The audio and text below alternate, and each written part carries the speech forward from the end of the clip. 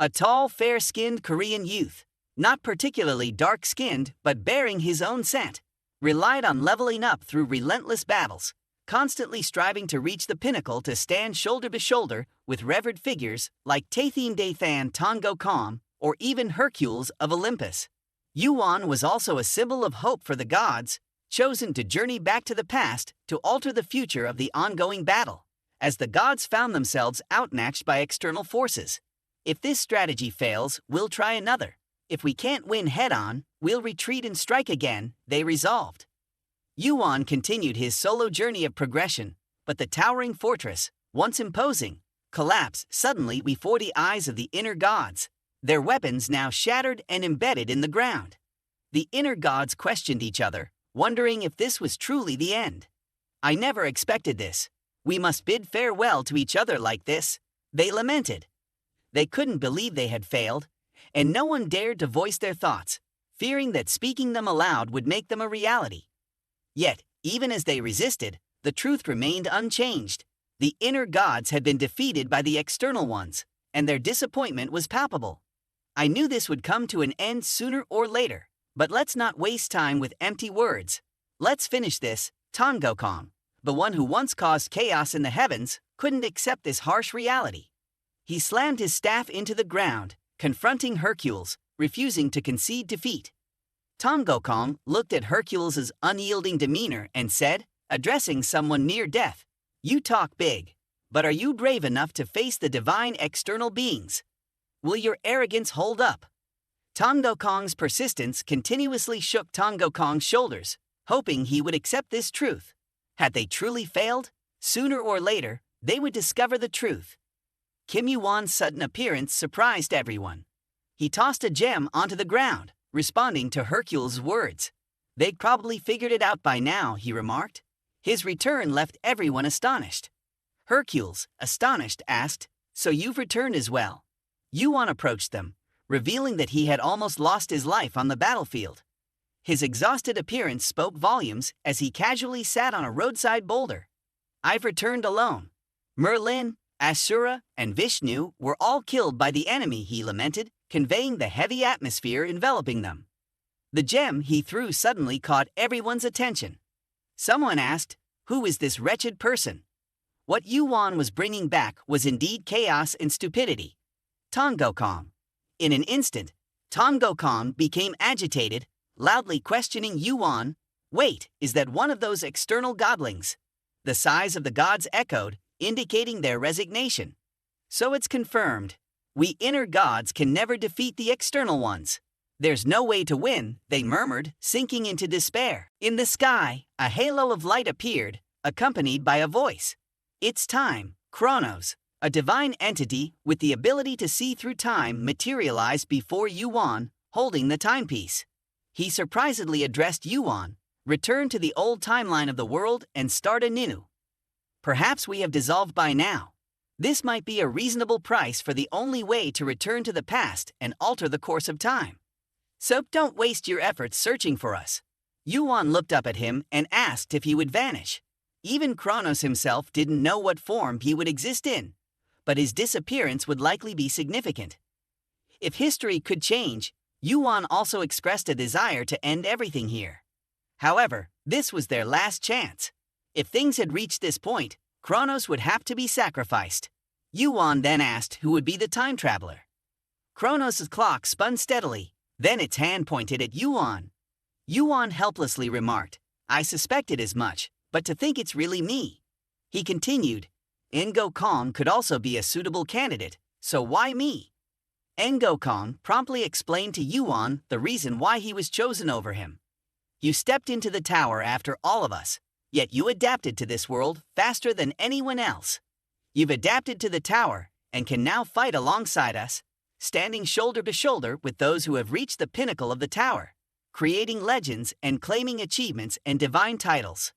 Hercules stepped forward, facing Yuan, and reiterated their previous conversation. He explained that entities on higher floors found it challenging to intervene in lower floors. Therefore, to change the tower, they had to start from the lowest levels. Hence, Yuan was their only choice. Before Yuan returned to the past, A god reminded him that their relationship might not be the same as it is now, so if they couldn't accept him, they should let him go. Mingo Kong advised Yuan to punch anyone who didn't understand, and to keep his head high if it didn't work out. The gods all hoped Yuan would be safe and successfully fulfill his mission, as he was their hope for changing their situation. The moment of farewell arrived, and Yuan accepted the watch from Chronos' hand. The clock continued to spin without stopping. Yuan presumed that he would face difficult times when he returned to the past. In an instant, Yuan found himself back to the beginning of it all. He looked at his current self, utterly surprised by the heady, sluggish body and the mysterious energies that once aided him now vanished. Yuan slowly grasped that his time had been reversed, not his body sent back to the past. With a sigh, he understood that he had to start from scratch. As Yuan pondered his current state, a sudden punch struck his face, sending him stumbling backward. The assailant stood before him, taunting, "Lucky you survived that blow." Observing the figure before him, Yuan noted that he was wearing the Cheongsal University uniform. Memories flooded back. He had indeed been a college student long ago, too preoccupied to remember. Feeling perplexed, Yuan leaned to the side, his tousled hair now askew. This version of Yuan was not the same as before. He muttered to the assailant, "Is it today or tomorrow?" Seeking a quick answer to avoid further punches, he hoped to spare himself. "Tell me quickly, and I'll spare you the retribution for those weak punches earlier," he said, referring to the blows he had just endured. The blonde-haired aggressor felt ashamed, but attempted to regain his composure by reaching to pat Yuan's head. "You think you're tough, huh? Learn some respect for your elders," he chided. At that moment, Yuan was no longer the Yuan of the past. He tilted his head to the side. His clenched fist shifted. Surprised, the assailant tried to process the change. But Yuan easily subdued him. With determined eyes, Yuan resolved to start anew. It was now 3 p.m. on Friday, October 31st, 2 hours before the start of the orientation session on the last day of the year. In Area B outside, the bustling street was packed, and the bar was crowded with people. Kim Young-hoon, who had just been thrashed by Yuan, walked in, loudly calling out, "Hey, you over there, why are you being so wishy-washy?" Myung-hoon quickly grabbed an uncomfortable glass of beer and asked his friend to stop talking nonsense. He kept insisting on more drinks for everyone. A friend inadvertently mentioned Yuan, which greatly irritated Myung-hoon. At that moment, Yuan struck Myung-hoon, causing his nose to bleed as he fell on the basketball court. Yuan told him, "I remember your face now. School might be on break, but you have nothing better to do. Anyway, you deserve a reward for trying so hard. There's not much time left." The more Myung-hoon thought about it, the more furious he became. Yuan's cryptic words puzzled him, and then Yuan left. Myung-hoon was determined to take revenge until Yuan couldn't lift his head anymore. Myung-hoon didn't want his friends to know that he had been thoroughly beaten by Yuan, so he quickly concocted a story. "I fought him, hoping he'll still have the strength to get himself to the hospital." At that moment, Yuan kept glancing at the clock. There were only a few minutes left before the new year began, which also meant the appearance of the Kia monster removal system. Just then, they accidentally spotted Yuan walking down the street with a suitcase. Myung-hoon couldn't help but feel surprised. He didn't understand why Yuan was here, but if Yuan had brought himself to this place, then Myung-hoon couldn't hold back. He quickly took off his mask and instructed his gang to greet them. They hurriedly chased after Yuan, loudly calling for him to come back. Yuan stopped in his tracks at the sound of Myung-hoon's call and turned to look at them. Myung-hoon glared at Yuan and asked aggressively, "What are you doing here, you brat?" Yuan paid no attention to them, only focusing on the time on the clock. Then, he kindly reminded them that it was almost midnight, and they should enjoy the last 3 minutes of the year before hell broke loose. After the reminder, Yuan swiftly threw the clock on the ground. Everyone present began to pay attention to the group. Myung-hoon's gang remained aggressive. He slowly approached Yuan, starting to act like a thug. "What nonsense are you spouting, you brat?"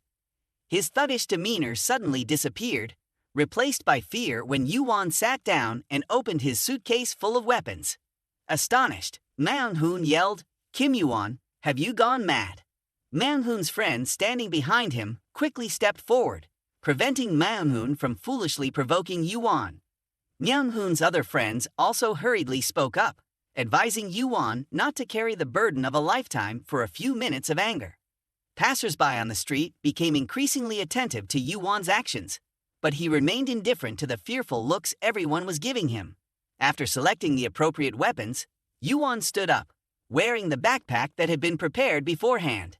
Then, he casually threw the pile of weapons in the suitcase onto the ground. As Yuan's watch struck midnight, fireworks lit up the sky, accompanied by a deafening sound that echoed in everyone's heads, causing the city's inhabitants to clutch their heads in pain. Yuan calmly approached Manhwa's group, informing them that their 3 minutes were up. Manhwa, still clutching his head, looked up at Yuan, not understanding what Yuan was trying to convey. Simultaneously, a message rang out in everyone's heads, announcing, Area 20.131, Population 12.014, training will commence. Survive against the zombie horde. They will be eliminated in 30 minutes. As people struggled to comprehend the situation, zombies began emerging from the ground, their agonizing cries growing louder by the moment. Everything unfolding before them seemed like a movie scene. Amidst the chaos, only Yuan remained calm. He steadily moved forward, his eyes focused on observing the surrounding situation. There were numerous zombies around due to the difficult setting chosen, where the higher the population, the more zombies there were. This was the only way to balance Zone D, with its large population and limited escape routes due to the restricted area. Many zombies lurked everywhere they could reach, meaning any area the group entered would soon be stained with blood. As reminders from the system echoed in their heads, everyone could activate their status window by saying the activation phrase. They were also provided with basic combat weapons. The civilians, both fearful and resolute, reassured each other about the basic combat weapons they received to fight against the zombies. In Yuan's memory, the theme of the first round was survival. He used to be very satisfied just to be alive, but now that wasn't enough. Yuan secretly took out a vial of solution, then poured it onto the knife in his hand. Now was the time for Yuan to start over. He charged straight towards the zombie, a knife cutting its body into two. The system's voice kept echoing, offering rewards for killing the first undead within the area, enhancing combat abilities and upgrading. Yuan furrowed his brow. Everything was gradually repeating itself once again. With his experience, Yuan easily overcame the initial challenges. The zombies rushed in to attack, only to become prey under Yuan's sword. With his current achievements, his rank continuously increased. People watched as Yuan effortlessly sliced through the zombies' defense. They whispered to each other, "Are those zombies really that weak?" People gradually gained confidence, actively taking up weapons to attack the zombies in front of them. A man felt empowered, wielding his hammer, and charged towards the zombies. The iron hammer pierced the zombie's shoulder, but it couldn't kill it. The sense of excitement vanished, replaced by fear as the zombie grabbed his neck, turning him into one of its kind. Yuan glanced at the scenes unfolding behind him. He wanted to tell them that they wouldn't be able to handle these zombies with ordinary strength. Although the zombies were slow and weak, they didn't feel pain and were difficult to kill. Moreover, being bitten could result in poisoning and death. While survivors attempted to climb higher floors of the tower, the zombies posed a formidable obstacle. Although they weren't easy to kill, they still had weaknesses, and the weakness of the zombie horde was the solution in Yuan's hand. Yuan retrieved the vial of solution he had prepared and kept it in his pocket, combining it with the weapon in his hand. The combination of these two things was the key to killing this zombie horde. In his previous life, Yuan had been fortunate enough to meet an uncle who had told him about this vial of solution. It was he who had asked Yuan, "Do you know what I did before getting stuck in the tower?" Then, he took out a vial of white solution and told Yuan, "I managed a salt farm. The first round of training for zombies, their weakness is salt." Yuan fought the entire horde of zombies alone. The system kept sending him unbelievable achievements. You have killed 100 zombies within 10 minutes of training. You have received extra attribute points. Yuan looked at the notifications in front of him. His extra attribute points were 3, and they would be randomly distributed when the training round ended. Yuan began to hesitate. He didn't know if he should use them or not. In the end, Yuan decided not to use them. He couldn't waste the hard-earned points. After killing scores of zombies, the survival challenge against the zombies was about to end in 10 seconds. Yuan calmly walked forward. After the first round ended, Yuan wanted to find a suitable place to rest. Just then, he heard breathing behind him. His steps abruptly halted, and he unconsciously looked back.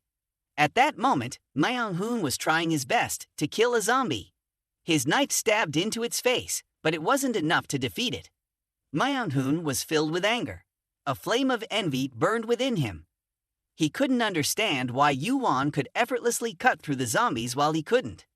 He wished he had the weapon Yuan was using. The zombies kept advancing, and Myung-hoon pushed him back.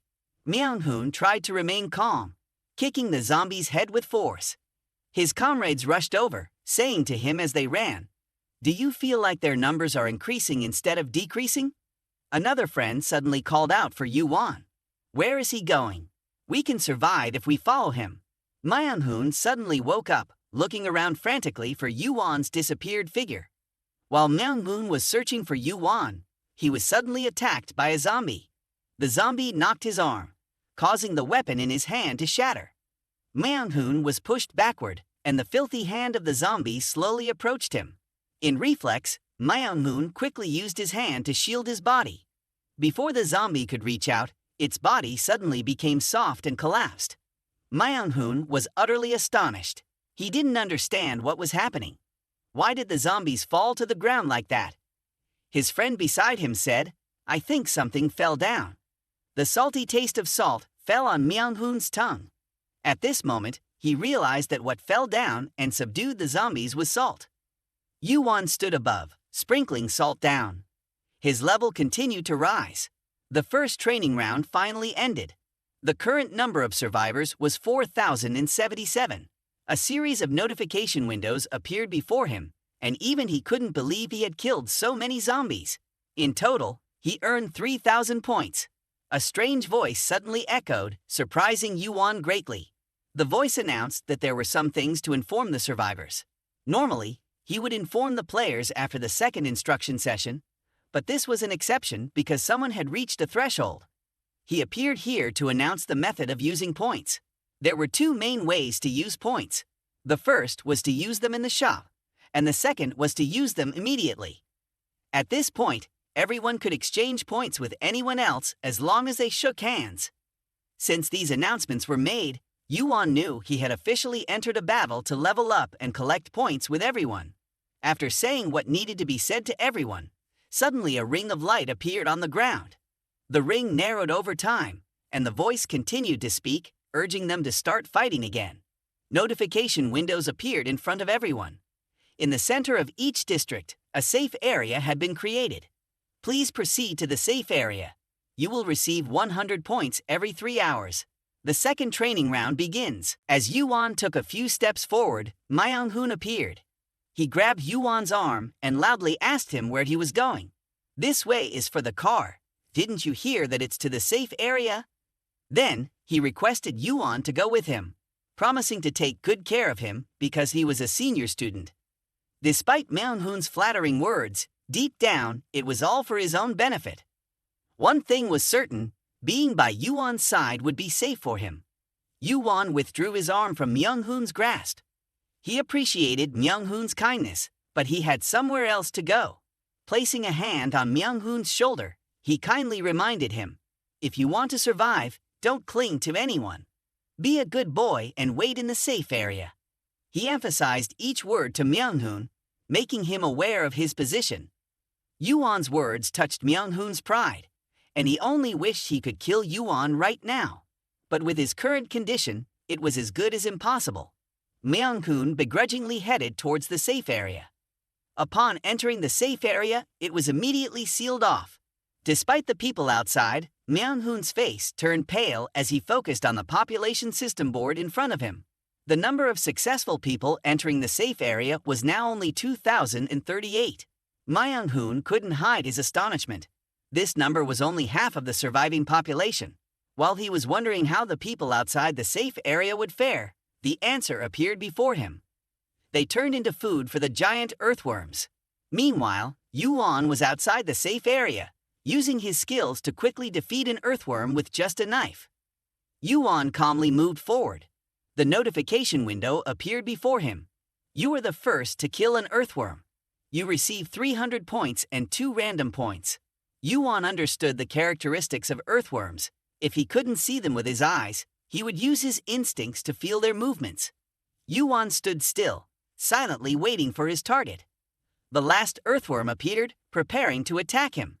Yuan quickly jumped up and stabbed the worm in its mouth, cutting it into 2 pieces. The reward window continued to appear before him. Yuan was truly surprised. He had only killed 2 worms but gained so many levels. He believed that with this level, he would earn a large number of points. Yuan went to a shopping center because earthworms lived underground, creating tunnels and nests there, making it the optimal location to hunt them. With his experience, Yuan quickly found the nest of the earthworms. The reward window appeared before him. Secret dungeon discovered. You discovered Station B. You receive 100 points. Yuan twirled the knife in his hand confidently, saying, I found their nest. Killing them will be as easy as pie. Yuan proactively attacked them. With just a sword, he swept through the nest of earthworms. Suddenly, a gem rolled out from within the earthworm's nest. Yuan couldn't help but be surprised. How could he get this gem during the second training round? Yuan picked up the gem, feeling intrigued. It seemed like these worms had become more attractive now.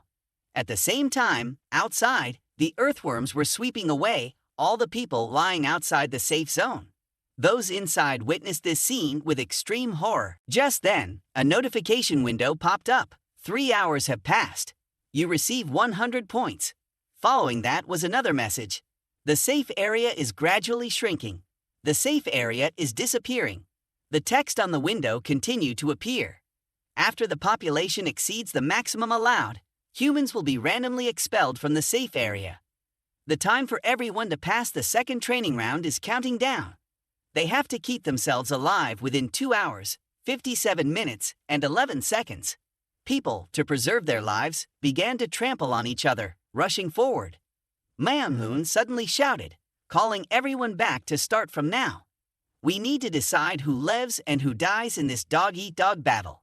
You all want to live continuously stirring in my body. Manhwa believed that if he didn't act now, his fate would be expulsion from this place, so he was forced to kill someone to stay alive. An old man quickly caught his eye. Manhwa grabbed his collar and said, I'll kill this old man. At the same time, Yuan was alone attacking the earthworm nest. He held a knife in one hand and a hammer in the other, actively charging towards the monster. Soon, Yuan swept through the earthworm nest, collecting numerous marbles. With the achievements he made, he leveled up to 20. And Yuan's inherited power was unlocked. Yuan breathed a sigh of relief. After 3 hours, he had finally achieved his goal. What he set out for, Yuan received as rewards: 3 random attribute points for successfully hunting down the earthworms and an individual attribute point. However, these weren't what Yuan was aiming for. He would wait until he caught what he desired. Currently, Yuan's unallocated attribute points were 5. He decided to distribute these points into his weapons. The old dull knife suddenly became sharp, and Yuan gained an additional 5 points of inherited power. This inherited power would be the fundamental attribute for all the strength he would earn later. There was no attribute more crucial than this power. Currently, Yuan's inherited power was 18 points. After that, Yuan left the earthworm nest. He had only taken a few steps when he suddenly stopped and looked up at the hole in the ceiling. Are you watching, kid? He said. A mysterious voice replied, How did you know? A small spirit appeared and spoke to Yuan, saying he had made this mundane task much more interesting. It expressed surprise when Yuan reached level 20 in just 2 challenges. The little jester floated around him, asking if he wanted to buy any items. However, what Yuan needed to buy was skills. The jester was taken aback. Yuan was the first to buy skills in the second training round. A skill list appeared before him, so vast that it seemed endless. The jester explained that these were all Yuan could buy in the training round. Yuan wanted to ask the jester something else but hesitated, afraid the system would suspect him of being a second-time player. After much deliberation, Yuan decided to choose the observation skill. The jester tried to dissuade him, even saying it wasn't a good skill.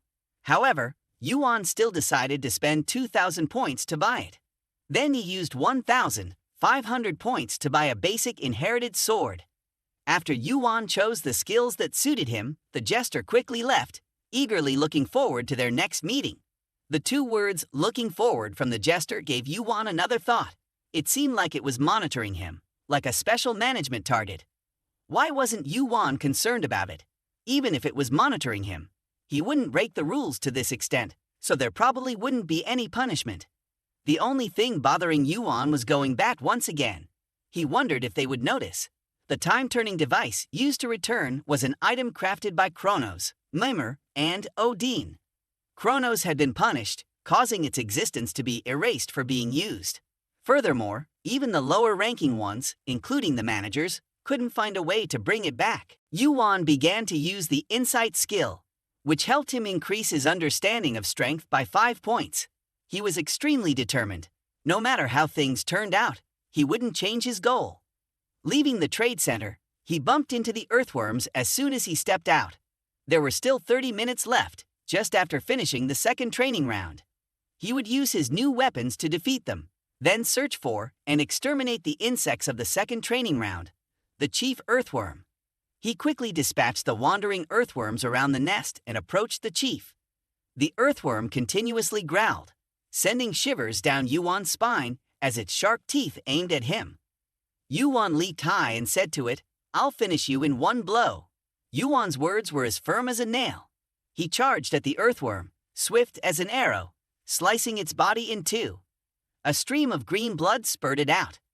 Yuan continued his onslaught, relentlessly using the weapons in his hands to strike at the trembling earthworm's body, causing it immense pain. Yuan looked eagerly at its current suffering, though he knew it couldn't respond. "What do you plan to do now?" he asked the earthworm. Despite knowing it couldn't answer, Yuan didn't give it a chance to retaliate. He continued to jump onto its body, employing his sword and hammer to attack its weak points. Even with the newly acquired insight skill, it still couldn't be defeated. Yuan continued to wield his sword on the earthworm's body, needing just a bit more to completely subdue this monster. Finally, he leaped high, leading the earthworm's body. The earthworm, ferocious, its sharp teeth awaiting Yuan. This was the moment Yuan had been waiting for. He actively charged into the earthworm's mouth, piercing through its thick skin, then emerging from the other side. At the same time, Myung-hoon, in a ruthless bid to save his own life, chose a person as a test subject to spare himself. The man knelt, trembling, begging Myung-hoon for mercy. However, Myung-hoon coldly slapped him, ordering him to shut up, asserting his authority. He pointed at the man's face and loudly declared, "Know your place. Everyone has agreed to choose someone to die within their territory." People were extremely disgusted with Myung-hoon's attitude, loudly rebuking him, saying that if it was his decision, then fine, but they didn't agree to it. Myung-hoon spoke while striking, saying everyone was the same except for one person, pointing his knife at the man's face. "Do you dare to resist? Because I will kill you myself, do you understand?" The people Myung-hoon selected were extremely frightened as the safe zone's time narrowed down, all because of one person who did nothing. They comforted each other. Myung-hoon looked around as the safe zone's time shrank, only 3 seconds remaining. His face once again showed astonishment. The countdown clock stopped, and a notification window appeared, stating that he had passed the second training round, and the safe zone wouldn't be withdrawn anymore. In Myung-hoon's mind, the question why kept repeating itself. Why could everything end so abruptly? You now possess 600 points, with 15 hours remaining until the conclusion of the second training round. The small clown appeared before Yuan, expressing admiration. You successfully killed it. Then you even declined the offer to heal your wound. As Yuan applied ointment to his wound, he replied, "If that's supposed to be a reward, I'll pass. This tiny wound can be healed simply by increasing my stamina." The clown, surprised by Yuwon's refusal, continued to hover around him, remarking, "It's truly astonishing to see an ordinary person excel to this extent, especially within the second training round." Despite the clown's chatter, Yuwon recalled the moment he dispatched the giant worm. He realized that the appearance of the sky, controlled by the lower levels overseeing the training, was delayed. The fact that the headworm, the guardian of the ecological system, had been killed by him meant there was obviously no predetermined reward. The clown, seemingly aware of Yuwon's thoughts, asked him, "Because you know, don't you? You'll receive a reward due to your special action. Seems like you already know about this world." Continuing to chatter incessantly beside Yuwon, the clown's comments left most people bewildered. Yuwon understood the situation, pondering his choices. The first option was the right to skip to the 5th training round, which also included information and rewards from the 3rd and 4th rounds. Yuwon, having already realized that the creator of these challenges was deliberately setting traps for him, chose directly to advance to the 5th round. The clown proceeded to explain the second choice: points. If it's points, then it's money.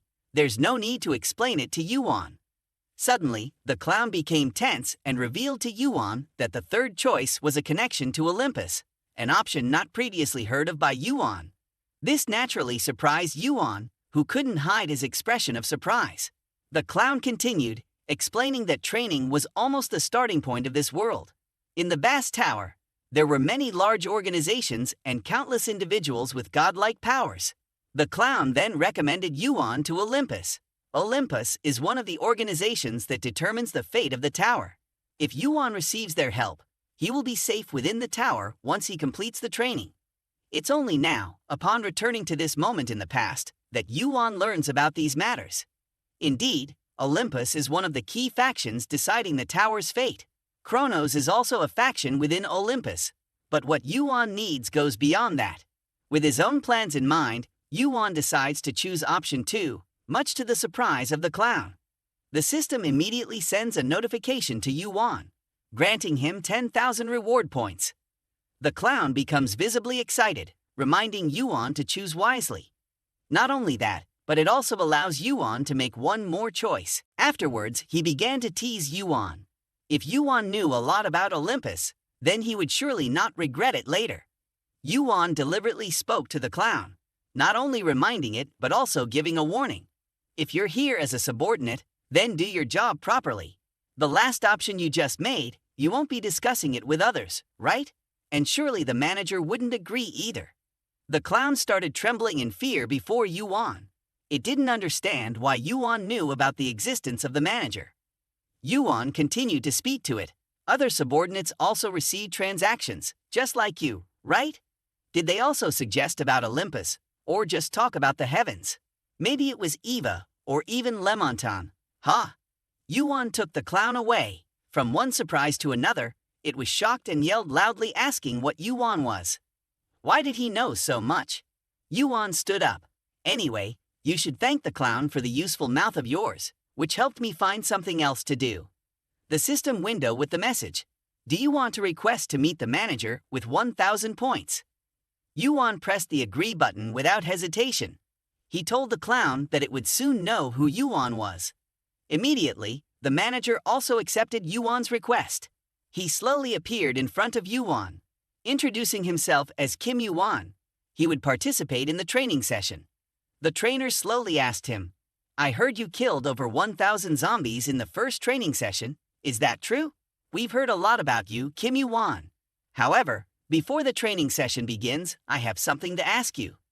Do you know of my existence, and how did you know the conditions for meeting?" Yuwon immediately answered him. It's because of the first rule of training. All training information must be collected by the individual's ability, not provided by the tower manager. A rule set by the manager himself. Yuwon understood the importance of gathering all information himself. More than anyone, the manager knew he wasn't lying within his management scope. He could distinguish all truths from lies. Instead, Yuwon revealed to him that there was interference with the tower. The manager couldn't help but be surprised. Why did Yuwon say there was interference with the tower? Yuwon even disclosed to him that Olympus maintained contact with subordinates. He received sponsorship from Olympus as a reward. The clown was now extremely scared. It wanted to explain everything. Just a misunderstanding with the manager. It begged him to listen to its explanation. But the manager didn't believe. His eyes turned deep red. He punched the clown violently, making it disappear into a pool of blood, leaving only a bloody mess on the ground. The manager's hands were bloody. He gritted his teeth, then said, "Those wretches from Olympus, they dare to expand their influence here. Above all, they dare to interfere here." Then he thanked Yuan for helping him eliminate those dirty elements. Yuan told him that during the training period, all participants' achievements must be converted into corresponding rewards. Moreover, Yuan had used many points to call him, asking what he thought about this. Before Yuan's words, the manager had his subordinates check Yuan's information, but found nothing unusual, no characteristics or points of attention. But for him, that was the interesting point about Yuan. The trainer, stroking his beard, said, "A lucky, an entity close to the cult, was killed in 2 training sessions. The second because of a normal participant." Yuan looked directly into his eyes. He would consider it a compliment from him. The trainer became more and more interested in Yuan. He sat down roughly in front of him. "Because Yuan has made great achievements, I will give you a reward worthy of you." He began to clap his hands, then said that Yuan already had a lot of points. Then he stood up and reached out to him. He said to Yuan, "You deserve at least this much." Yuan looked at the palm of his hand, thinking to himself that this was the method used to exchange points. It seemed like the reward wasn't as special as he thought. The 2 palms touched each other. His body emitted light, and Yuan received the master-level skill mana, the ability to restore mana, resist mana, and increased sensitivity to mana. Yuan smiled and thought to himself that this would satisfy him. The manager now had resolved his senior manager, so he had nothing more to do here. It was time for him to return. Before disappearing, he promised to meet Yuan again in the 3rd training session. After the manager left, Yuan was still in a state of shock. He stared intently at his hand, which had just been bestowed with a skill. He couldn't believe that such a skill would appear during the 2nd training session. But now, the effectiveness of his master-level mana was still low. However, it was a skill to control mana, a force controlled through the power of inheritance, and most importantly, everything within the tower was about mana. Yuan now had a mana sphere in his hand. With this sphere, he could control high-level mana once the inherited power reached level 40. Suddenly, the mana sphere fluctuated and actively left Yuan's hand, flying around. Yuan looked at the traces it left on the ground, feeling surprised. He didn't expect the compensatory effect of the skill to be this good. Although it was still unstable, it didn't bother Yuan much. He only needed this much for now. The expression on Yuan's face began to change. He knew he couldn't be satisfied with just collecting items and mimicking the powers he had before. Now, reversing time, he needed more, much more. The elements that would destroy the foreign gods seemed omnipotent. Earthworms appeared in front of him. Yuan quickly raised his weapon and advanced towards them once again, attacking them. With time running out before the end of the 2nd training session, there were only 10 minutes and 11 seconds left. Outside on the street, people were scrambling. The man who had just escaped death from the Grim Reaper's hand loudly requested Myung-hoon to allow them to live until the final moment. Myung-hoon hurriedly went to him, grabbed his collar, then dragged him behind him, loudly ordering everyone, "Those people, I told them to establish a new supply team and go out. Isn't that right? If you can't do it yourself, or should I let you go out alone?" He continued to manipulate people's emotions to control their lives. "Don't be too sad. We're all going to die anyway. But thanks to you, many of us survive." People's attention was suddenly drawn to someone walking outside the safety circle. They continued to gossip, thinking that the young man outside had a problem with his mind. So he dared to wander outside. In this situation, one of them suddenly shouted, "Wait, below you, be careful." Earthworms emerged from beneath the ground, aggressively standing in front of Yuan, making the earthworms extremely urgent, quickly aiming their sharp teeth towards him.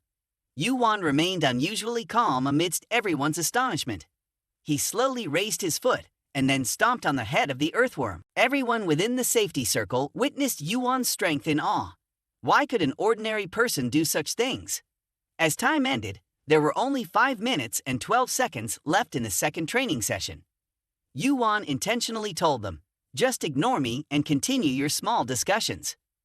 Yuan's system window appeared, showing that he now had 10,027 points, and his rank had reached level 26. Yuan originally came here just to claim his reward, but unexpectedly witnessed things that were extremely eye-opening. He looked up at the window, displaying the current number of surviving players, feeling contemptuous. It seemed that some unrelated individuals were acting like leaders. Manhwa, upon seeing Yuan, hurriedly ran over, wrapping his arm around Yuan like close friends. The players, seeing Manhwa's familiarity with Yuan, became even more fearful of Manhwa. Just by opposing him, the followers might have to lead the safety circle and could be the ones sacrificed. They immediately raised their weapons towards the selected players that Manhwa had chosen as bait for the earthworms. Manhwa wanted to talk to Yuan about the players holding food behind them, but Yuan cut him off, asking if he forced them to take items.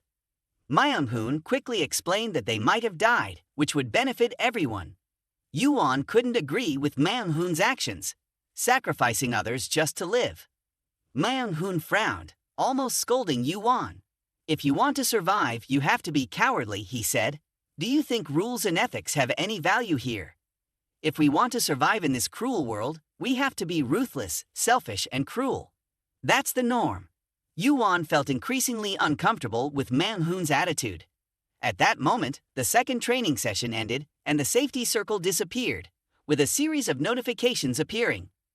500 points and items would be deducted from those within the safe zone due to someone dying, causing the loss of items. The notifications disappeared, and the items slowly left everyone. Yuan reminded Manhwa that if he wanted to survive like that, he could continue. But Yuan wouldn't participate, and neither should anyone else, but they shouldn't exceed the limits for any reason. Manhwa felt increasingly frustrated. Yuan was mentioning the word limit to him. As the second training session ended, the third training session began, and the task quickly appeared: killing 50 monsters in the area and collecting 50 essences within 72 hours before the area was destroyed. When the time ran out, the mission gate was activated, and monsters immediately appeared everywhere. Although the safety circle had not completely disappeared, if they continued to stay inside, there would certainly be only one flashing path. Manhwa couldn't accept the fact that he had to step outside the dangerous circle himself to kill monsters and collect essences. A different plan suddenly came to his mind. He told everyone that he already knew what to do, completely opposite to Manhwa's strategy of using dirty tactics to survive. Yuan quickly completed the second training session with the mana essences he had obtained from the earthworms. Up to this point, he had collected 132 essences. Yuan looked down at the horde of monsters below, wondering if he had collected enough essences to reach the threshold of 1,000. Slowly descending to the basement with his mana mastery, which was currently at 0.5% effectiveness, he reflected on his luck in gathering many essences during the second training session. However, it still wasn't enough to satisfy him.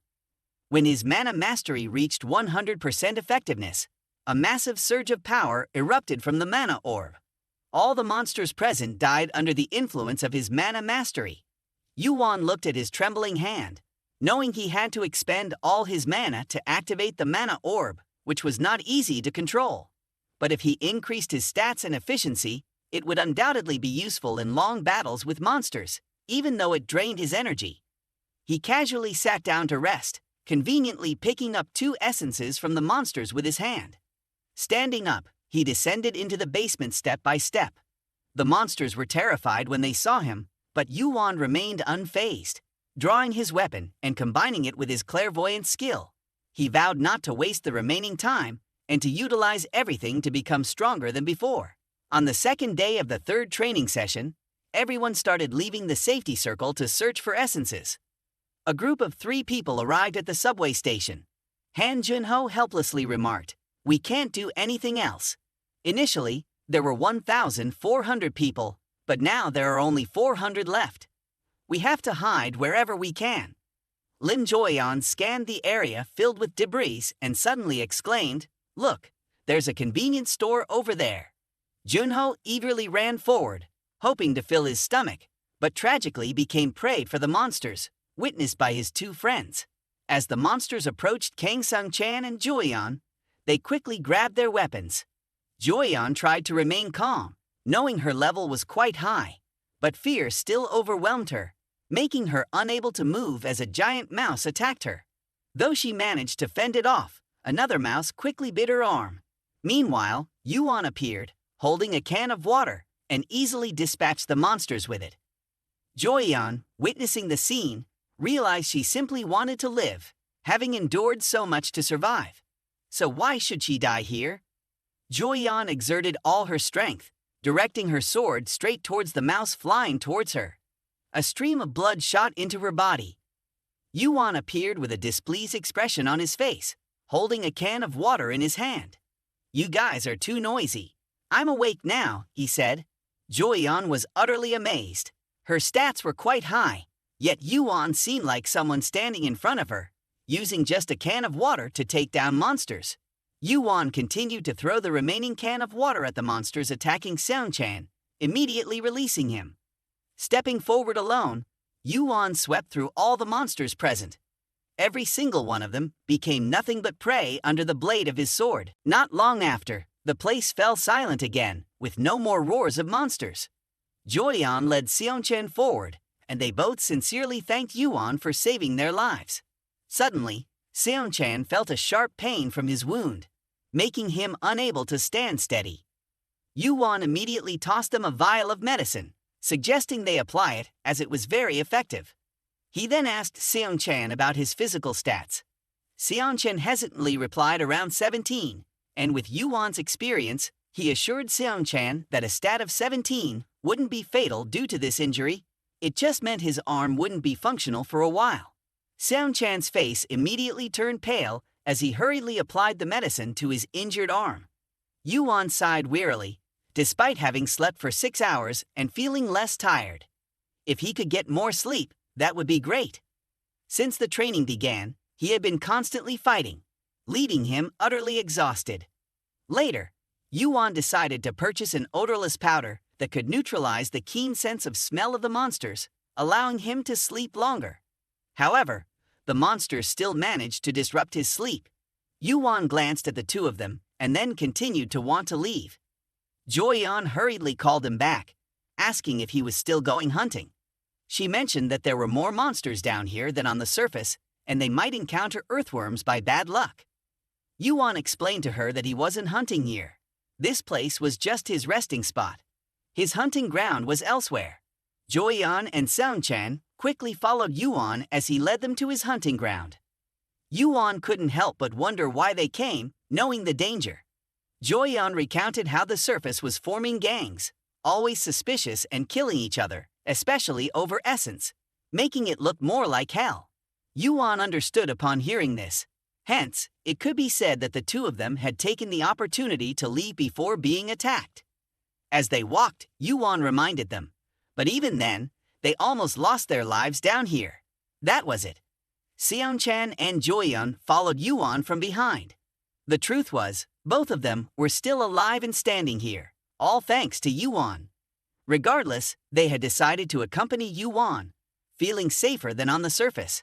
Suddenly, screams echoed from the cave ahead, surprising Seung-chan and Joyeon, making them slightly frightened.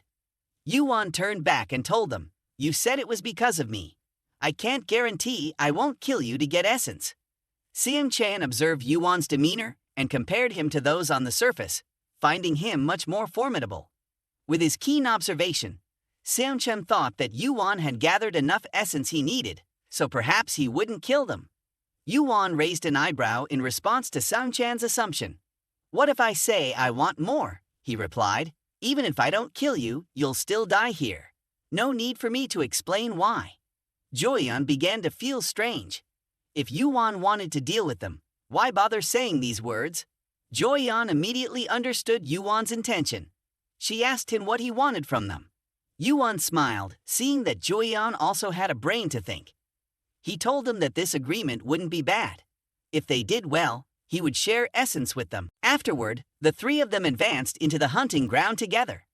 As soon as Seonchen stepped in, he ran out of breath. Tears streamed down his face everywhere he looked. Monsters were everywhere. Perhaps this was the not-so-bad agreement Yuan had mentioned. Standing in front of Seonchen, Yuan asked if his legs were okay. Seonchen replied that they were fine. Without hesitation, Yuan instructed him to run.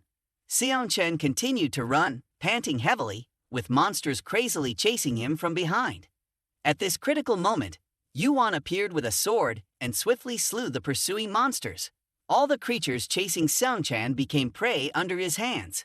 Witnessing Yuan's speed in hunting monsters, Seonchen couldn't help but be amazed, wondering how many essence cores Yuan had already obtained.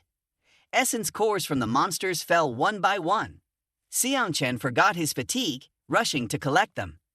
In just 2 hours, Yuan had already gathered 50 essence cores. Yuan arrived just in time and asked Seonchen how many he had collected. Seonchen replied, picking up 6 in total. Yuan generously gave one of the essence cores to Seonchen. Joyeon and Yuan had agreed on a plan. They would lure the monsters out for Yuan to defeat, and then Yuan would divide the essence cores between them. Seonchen handed over Yuan's essence cores, not understanding what Yuan would do with them. He and Joyeon hadn't even had a chance to lure monsters out for Yuan to kill. Suddenly, Seonchen asked about Yuan's current level, thinking that with Yuan's hunting speed, their level must have increased rapidly. However, Yuan replied that his level was still very slow, and that he needed to continue training to return to a normal level. This seemingly normal response astonished Seonchen greatly. He couldn't believe that someone like Yuan existed, with such a high level that couldn't increase further. Yuan reminded Seonchen that level was a confidential matter and should not be asked about, just like stats. Seonchen was left dumbfounded. Didn't Yuan just mention his physical stats? Yuan was startled to realize that he had inadvertently revealed Seonchen's stats. Yuan continued to advise Seonchen not to keep luring monsters out for him. He needed to take the time to lower his own level by hunting a few monsters himself. Besides gathering essence cores, he should also focus on increasing his level. Just then, Joyeon rushed out from inside, bringing along countless monsters for Yuan. Seonchen's expression changed. He had barely rested, and now they were back to fighting again. Yuan and Seonchen immediately charged into battle. Seonchen luckily managed to kill a monster, and his level immediately increased, dropping an essence core.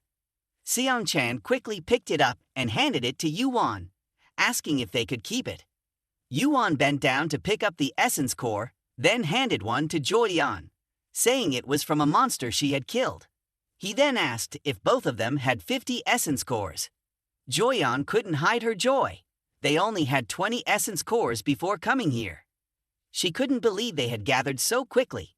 With only 2 hours, 57 minutes, and 15 seconds left in the third training round, Seonchen hastily told Joyeon and Yuan that they should leave if they were done. Joyeon whimpered softly, wondering if things were still chaotic outside. Seonchen sighed. The situation seemed worse than before, and he worried about everyone above. The three of them stepped onto the ground, the teleportation gate gradually turning red. People began to discuss among themselves. We're about to enter inside. Among the countless players present, a man kept his essence pouch close, having only collected 45 essence cores. He felt puzzled. The bald man beside him remarked on the scarcity of essence drops, suggesting that instead of risking hunting monsters, killing others for their essence would be faster. The man's face tensed with anxiety. Once the gate opened, there would be a bloodbath of competition and looting. The bald man continued speaking to Myung-hoon, addressing him as the boss.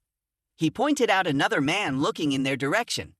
Myung-hoon approached him, suddenly becoming friendly, asking how he had been for the past 2 days. The man hastily rebuffed Myung-hoon's greeting.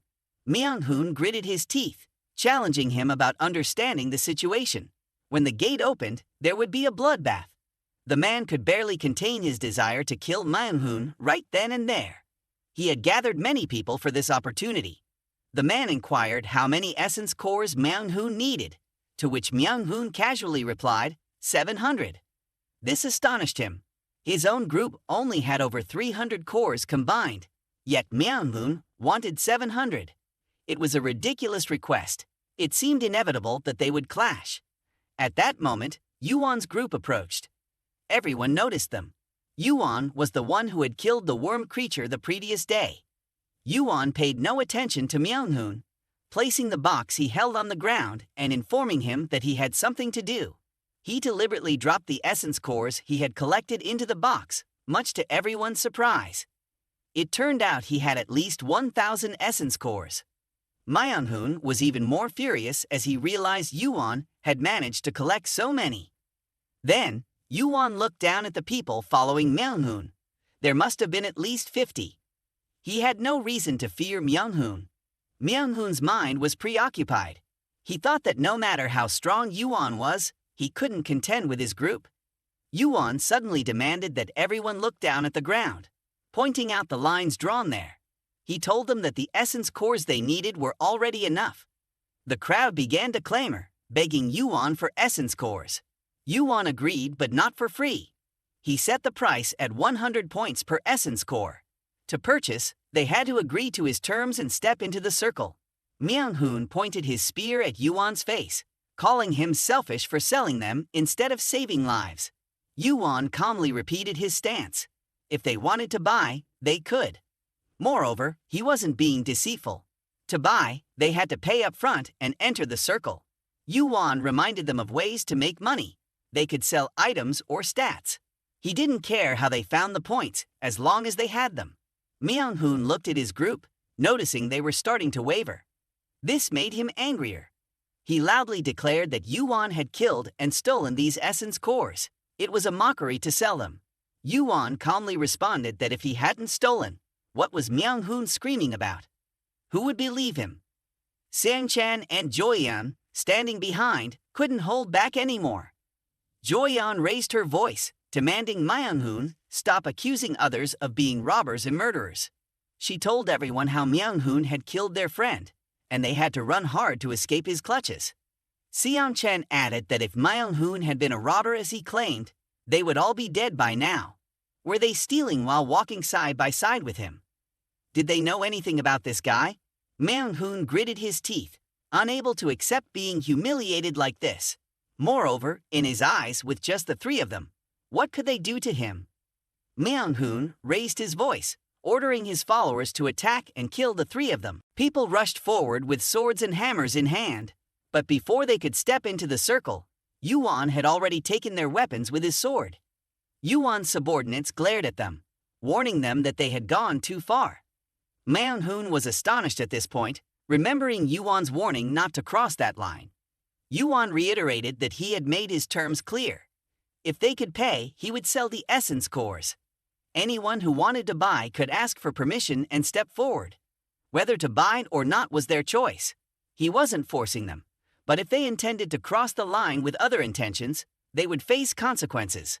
Myung-hoon, however, remained stubborn, encouraging his men to step forward and confront Yuan. The two mirrored surfaces in front of them couldn't make them see the truth. They kept stepping into the forbidden area, only to end up as Yuan's victims.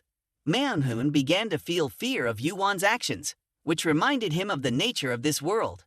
His steps unconsciously avoided Yuan's territory. The envy continued to gnaw at him. He tried to remain calm and started running forward, with thoughts of what he could achieve, how he could stay safe, how he could survive. Myung-hoon had lived, but he was now living a new life in a different world.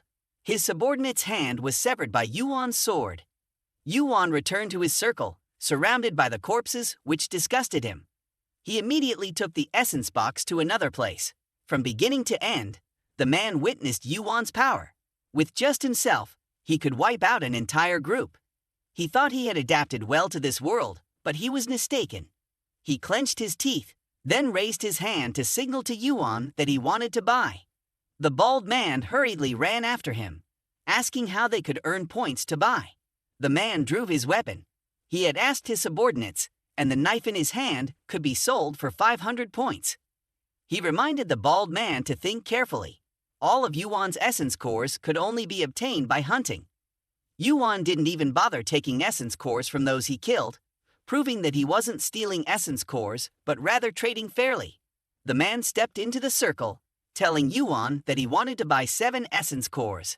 Then, he shook hands with Yuan, and the transaction was immediately successful. Once again, everyone clamored, calling for the clown's weapons to be sold, then buying Yuan's essence cores before stepping into the next training circle. His current points were 176,400. He quickly stood up to go somewhere else. Yuan wondered why he was leaving, then slowly approached Yuan. She told him that she and Seong-chan wanted to go with him but were rejected. Seong-chan, disregarding Yuan's refusal, accepted becoming his test subjects. If they lost their value, they could be sacrificed. Yuan bent down to pick up his empty bag, advising Seong-chan not to rely on others forever. Furthermore, he wasn't going anywhere. Then he handed his empty bag to Seong-chan and Yuan. "I don't have a single essence core left," he said. Seong-chan and Yuan couldn't keep their composure. They quickly interrogated Yuan, asking why he didn't leave 50 essence cores for himself. Yuan reiterated to them that he wasn't going anywhere and instructed them to hurry up and leave. This place was about to become chaotic. Yuan still didn't want to give up. She wanted to go with Yuan, but Seong-chan held her back, so the three of them split into 2 different directions. In Yuan's memory, the next training round was all about defense. Yuan walked and pondered when suddenly a man rushed up, urgently asking if he had sold all his essence. Then, in despair, the man collapsed, blaming himself for being too late. Yuan continued on his path, knowing there was only an hour left until the end of the second training round. Suddenly, he called out the keyword for the store, and the area around him began to shake, even though he didn't know why. Next up, a bearded man appeared before him, asking if he had called for him. Perplexed, Yuan questioned the man, stating that he hadn't called for any of his subordinates. The manager then explained to Yuan that he was in the process of recruiting, but was short on manpower, so he would have to cut some of them. One of the 3 linked individuals would have to take a few days off, and it was thanks to Yuan that most of his subordinates were wasting time there.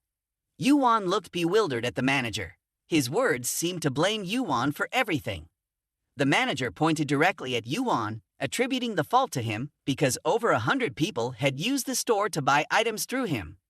Yuan sighed. Was this the reason the manager appeared here? Annoyed, the manager told Yuan once again that it wasn't just about the store. Yuan really didn't understand what was happening. Yuan furrowed his brows. He knew he was a special target for the manager. If the manager couldn't control something, they usually overlooked it. But this time, Yuan's case seemed different. The manager told Yuan that he had completed the 3rd round with 160,000 points, and his level was high enough to overthrow the training system. Yuan reiterated his determination to do what he wanted, as it was the path he had chosen. He still decided to use the store despite the manager's warnings. The manager, who had been managing for a long time, encountered someone as stubborn as Yuan for the first time. Flicking his hand, he immediately displayed countless items in front of Yuan. Yuan decided to use 10,000 points to buy a mid-level player's bag. He just needed to shout store and all his items would appear. Then he used 50 points to use a North Steel sword. Next, Yuan used his points one by one to buy the steel shield in the flowering armor. Yuan took off his coat and transformed into a new appearance. He was sure that the items he had just bought would be useful for the higher levels. He continued to buy 4 crystal stones and finally bought a good long sword. The manager couldn't help but be surprised when Yuan chose a normal sword to possess. It didn't stand out compared to the special items he had chosen. With only 5,400 points left, the manager looked at Yuan's demeanor and said that no one participating in the training could penetrate that cloak, but he would keep an eye on it. Then he disappeared. The system window displayed a message. The second training round has ended. Immediately after, the system window shattered into pieces. Those trapped in the second training round received a notification. You have failed. The destruction of this area will commence. Everything in the vicinity was gradually collapsing, and monsters began to emerge. Yuan looked up at the sky, It had been a long time since he had seen this sky. Yuan touched the magic robe he was wearing. It would protect him from the heat of the flames, a useful item to resist fire within the tower. Suddenly, he heard cries for help. Yuan slowly stepped outside. There were still 3 people trapped here. The 3 of them couldn't help but be surprised when they saw Yuan's current appearance. The ground immediately exploded beneath them. Yuan could only hear their painful cries for help. The system window appeared. The destruction by 174 giants will begin. The lowest level monsters, demonic creatures, started to appear. Yuan stepped forward, his weapons and armor ready. The monsters before him were indeed numerous, but not the most dangerous. Yuan eagerly awaited this reunion between him and it. The system window appeared again. Mid-level demon-tried creature Surtur has appeared. Surtur was known as a giant mountain during the Ragnarok event, but here, he was only as tall as a building. Surtur, the 176th Sin Demon, stood firm behind his subordinates. Yuan looked up at him, deliberately provoking him. "Are you going through menopause or something? You seem overly sentimental for just a demon." Surtur looked into Yuan's eyes. He felt Yuan's eyes were very familiar, reminiscent of the eyes of a monkey in the mountains. Surtur drew his sword arrogantly. "I wonder if you'll survive and leave here alive." Yuan began to advance. He easily surpassed Surtur's taunting. Surtur breathed fire, intending to burn Yuan, but when the smoke cleared, Yuan stood unharmed before him. "It's not just an ordinary cloak. Are you preparing to deal with me?" Surtur chuckled arrogantly. Yuan replied as he ran forward, "I am prepared for this, not just to deal with you, but to defeat you." Surtur laughed loudly. He really wanted to see how Yuan would defeat him. Yuan was the first to dare to speak these words to him. Yuan continued to advance, killing the monsters incessantly. His level continued to rise, despite Surtur's fire attacks damaging his iron shield heavily. Yuan kept moving forward, his level increasing continuously. He gained agility, strength, and inherited power. Yuan was also getting tired by now, despite wearing the magic robe. After enduring 2 hours under this heat, his entire body was heating up. Moreover, this explosion skin was too dangerous. It didn't cause much damage, but it couldn't be ignored. In Yuan's mind, he was thinking more comprehensively. He could use mana balls to attack Surtur from a distance, but it wasn't good for a long-term battle and consumed a lot of mana. His shield was also reaching its limit. It was about to break after withstanding nearly 100 explosions. Yuan thought, "Perhaps it's time for me to do that." Yuan looked up at Surtur and asked him, "Why don't you drop your butt down here and let these little shrimps scram?" Surtur calmly replied, "Because they are special items. Moreover, I am genuinely curious how you will deal with them during the training session." Surtur leaped down from his throne. Yuan continued to taunt him. "And what about you? Aren't you ashamed of just sitting around during the training session?" Surtur felt no shame. It was a punishment for the unworthy. Yuan, on the other hand, was worthy. Surtur swung his sword at Yuan and continued, "You possess all the elements to climb the tower, become a high-level player, and dominate the tower. But why are you still here? Are you planning to sacrifice yourself for those weaklings?" Yuan patiently reiterated what he had said before. He was here to hunt Surtur. Surtur suddenly burst into laughter. He was starting to find Yuan interesting. He decided to confront Yuan directly. Yuan quickly raised his shield. He was ready to use this technique now, confident that he would succeed. Surtur struck with a powerful blow, causing cracks to appear on Yuan's shield, which eventually shattered. Yuan found himself facing Surtur's enormous sword. He remembered what Engo-kan had told him about the reason for his possession of these eyes. It wasn't because he was weak. There was a special reason for his defeat in the 3rd training round. However, that didn't matter now. What mattered was whether he understood the destruction the training round brought. Surtur looked around. Yuan had disappeared before his eyes. He could sense that Yuan had not dodged his blow. But why did he feel uneasy? Yuan emerged from the rocky ground and told him that he thought he was dead after enduring this heat. Engo-kan's words kept circling in Yuan's mind. He had fought Engo Kong several times and understood how strong he was. But what made him the strongest was owning the pair of divine eyes. A notification window appeared in front of YuWon. He was eligible. He had opened the seal of the eye, and the Eye of Tranhan would appear. The hidden item was part of the system, appearing as an item or skill to assist players. YuWon received the Eye of Tranhan. YuWon breathed heavily. Despite wearing the robe that could withstand fire, he felt as though he had just been burned alive by Surtur's flames. He truly wanted to know Tongokong for enduring such pain to obtain these eyes. As Surtur stared into YuWon's eyes, he became increasingly irritated. YuWon's eyes resembled Tongokong's more if you looked at them. YuWon continued to retrieve the ice crystal, ice, and polar sword from his inventory. He never expected that one day he would feel respect for Tongokong, for what he had endured to gain such strength as he did today. The source of power in YuWon's body surged.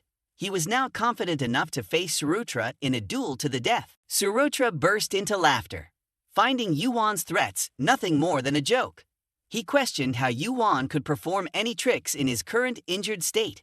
YuWon chewed on ice crystals, causing his body temperature to immediately drop and neutralizing the burning effect. The ice attribute was now added to his mysterious power. The heat surrounding YuWon gradually dissipated, and he stomped on the ground, gritting his teeth to endure the bone-chilling cold the ice crystals brought. Surtur stood opposite YuWon and thrust his sword at YuWon's chest. YuWon used his own sword to shield himself, and the combined force caused the surroundings to crumble. YuWon's system window appeared, notifying him of the activation of the fire resistance effect against Surtur's destruction flames. The fire resistance effect was now enhanced, allowing YuWon to resist Surtur's attacks more effectively. Surtur's facial expression suddenly changed as YuWon confidently stepped back, then unexpectedly leaped high into the air, decisively striking Surtur's body with his sword. Surtur cried out. He didn't expect YuWon to dare to confront him directly. As YuWon observed Surtur's reaction, he grew even more confident in himself, believing he could succeed and defeat him. YuWon landed on the ground, still facing Surtur. Surtur became increasingly frantic, conjuring a fireball to finish YuWon off. YuWon quickly activated the fire resistance effect of his Kim Tin Eye, allowing him to anticipate Surtur's attacks. Surtur threw the fireball at YuWon, creating a large explosion. When the thick smoke cleared, YuWon remained standing steadfastly in front of him. YuWon's system notification continued to appear, informing him that he had used the ice crystals, resulting in him being affected by a cold burn. Despite Surtur's fierce and terrifying strength, YuWon's body could no longer withstand the effects of the cold. With this prolonged cold effect, he had to end this quickly and deal with Surtur. Surtur grew increasingly frenzied, actively attacking YuWon. YuWon quickly moved to defend himself against Surtur's sword thrust. YuWon then accelerated to narrow the distance between himself and Surtur, deciding to use the secret blade skill to attack him. Surtur screamed, then involuntarily crouched down. YuWon seized this opportunity and continued to use the secret blade skill, swiftly moving around Surtur, then aiming directly at his head. The moment YuWon had been waiting for had arrived. He leaped onto Surtur's back. Surtur growled, calling YuWon a reckless brat who hadn't climbed the tower yet. Despite this, YuWon dared to use his fire resistance attribute against Surtur's fiery destruction within his body. YuWon felt deeply frustrated. He had employed measures to resist Surtur's flames, yet he still couldn't close the distance. However, this wasn't the end. He still had another plan. The fire resistance effect was gradually upgraded, and a system window appeared, notifying YuWon that his fire elemental resistance ability had been further enhanced. YuWon placed one hand on Surtur's neck and held a sword in the other, asserting to Surtur that he was the ultimate victor. He then plunged the sword through Surtur's head. The sword in YuWon's hand was completely damaged as a result. Surtur collapsed to the ground, and the system displayed a message. You have defeated the destruction event of the tutorial. YuWon breathed a sigh of relief. He had finally done it. He had defeated Surtur. But this was just the beginning. The system window continued to display notifications, revealing an unimaginable achievement. However, due to achieving an impossible task, his rewards would be temporarily postponed. The battle with Surtur had drained Yuwon's stamina, and when he opened his eyes again, the sky had darkened. Yuan quickly got up, then looked at the burns on his skin, remarking that they were still fresh, indicating he hadn't been unconscious for long. Although his body still felt cold, he felt considerably drained. Yuan thought that the battle with Surtur had almost cost him his life, all for the sake of obtaining the Kim Tin Fire Eye. He then approached Surtur's corpse, knowing that demons like him often carried valuable items. Moreover, since this was Surtur, there was bound to be something of value. Yuan swiftly began dissecting Surtur's body. Soon, he found the giant's heart within him. Classified as an elixir, the giant's heart had the effect of absorbing the strength of giants and a corresponding amount of magical power. Yuan quickly retrieved the heart, looking at it with a touch of regret. Although he wanted to use it immediately, he realized he wasn't yet strong enough. Furthermore, this heart would significantly alter his body, requiring him to be much stronger to withstand its effects. Suddenly, the voice of the manager interrupted his thoughts, asking if he was done yet. Yuan looked at him in surprise, not expecting him to come looking for him again. The manager, visibly annoyed, complained to Yuan about the disruption caused by him and others' complaints. The manager then informed Yuan that he would be taken directly to the final area as the 4th tutorial had begun and was nearing completion. Although reluctant, the manager extended his hand towards Yuan, shaking hands with him and stating that he needed to negotiate with administrators from other levels regarding Yuan's rewards. It had been a long time since he had completed this task. Yuan received 10,000 reward points and obtained the Thean skill, which increased all stats by 3 points. The Thean reward surprised Yuan more than anything. He thought he knew all about high-level skills but had never heard of an eradication skill before. As Yuan examined the information on Thean, he realized its potential usefulness, especially with its stat increase effect. Although the skill was still incomplete, Yuan saw its value in enhancing his abilities. The manager then asked if Yuan needed anything else. Yuan replied that he only needed a Duok. The manager raised an eyebrow at Yuan's extravagant request, but eventually accepted 10,000 points in exchange for the Duok.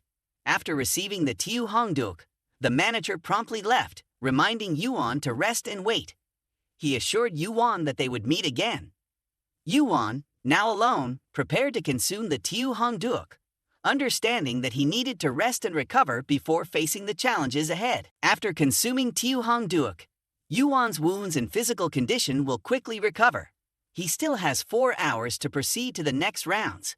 During this time, he must replenish his energy and prepare for the 5th instruction. Yuan slowly lowers his gaze to the 5th instruction. It's a battle against time. The ground begins to tremble. Yuan slowly opens his eyes. Hastily, he rises to see that everything has begun. He steps towards the teleportation window. The system activates. The final instruction phase is commencing. Yuan is swiftly transported to the player's area. He steps into the crowd. This is his first participation. The instructions come from various worlds, converging here, what the tower calls the final guidance. The system sends a notification to everyone. The final instruction phase will begin now. The conditions to pass the challenges are displayed. Baraganda Island is sinking slowly. There's only one condition to escape the island: to prove one's worth by defeating the boss on the island's peak. Contribution levels for defeating the boss will be converted into points. The final rewards will be determined based on players' points and remaining time. The time limit is 30 days. The island will sink when time expires. Yuan observes the surprised expressions of those around him, not surprised himself. Previously, time ranged from an hour to 4 days, but now it's 30 days. At this moment, Yuan sees no need to rush into battle. Moreover, he believes there is plenty of time to reach the goal, which is a good thing. However, on the flip side, it will take a whole month to defeat a boss. One of the elderly men suggests cooperation among everyone, only to be arrogantly rejected by someone wearing a cloak. His arrogance infuriates the proposer, who quickly raises a clenched fist towards him. The man furrows his brow, then takes a step forward, emitting a radiant aura. A mere wave of his hand causes everyone to levitate in midair. He is none other than Hargon, who claims to be the heir to the throne of Olympus, the descendant of the god Zeus. YuWon remains silent, observing. It's only the 5th training round, yet Hargon is already so powerful, explaining why he receives so much attention from the tower. Hargon's power stems from being a purebred, born and raised within the tower, and has decided to dominate it. YuWon originally had no interest in him, yet Hargon actively seeks him out, asking what YuWon is. YuWon doesn't even acknowledge Hargon's approach. Hargon points to YuWon's attire, asking again who he is. Is that the celestial fire armor? He asks, knowing it's not an item obtainable in the instructions. Hargon wants to know why YuWon has these things. YuWon calmly replies that he bought them with points, astonishing Hargon even more. He continues to ask YuWon what level he's at now, to which YuWon doesn't respond, feeling Hargon's inquiry is somewhat rude. YuWon's attitude piques Hargon's interest. He suggests teaming up with YuWon, only to be bluntly refused. YuWon even refuses to hear about Hargon's prestigious background.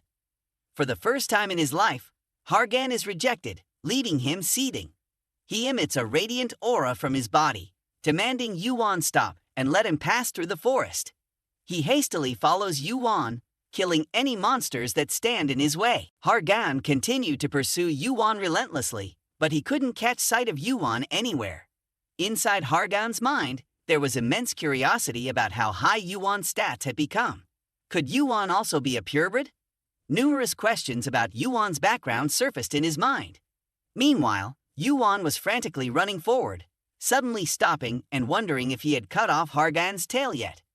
YuWon had to admit that Hargon was fast, although he was certain that Hargon's strength lay not in speed, but in pure power derived from Thean. YuWon recalled the guide manager's words about the instructions being completely disrupted. Perhaps he meant that the cause wasn't solely YuWon's doing. YuWon approached a cave, entering it to continue his journey. A stream of blood on the ground indicated that YuWon had defeated a Jobs, increasing his celestial fire armor's completion by 0.001%. YuWon successfully killed more Jobs, but his celestial fire armor's completion remained unchanged at 0.001%. YuWon sighed, realizing that to upgrade it further, he would have to kill stronger monsters.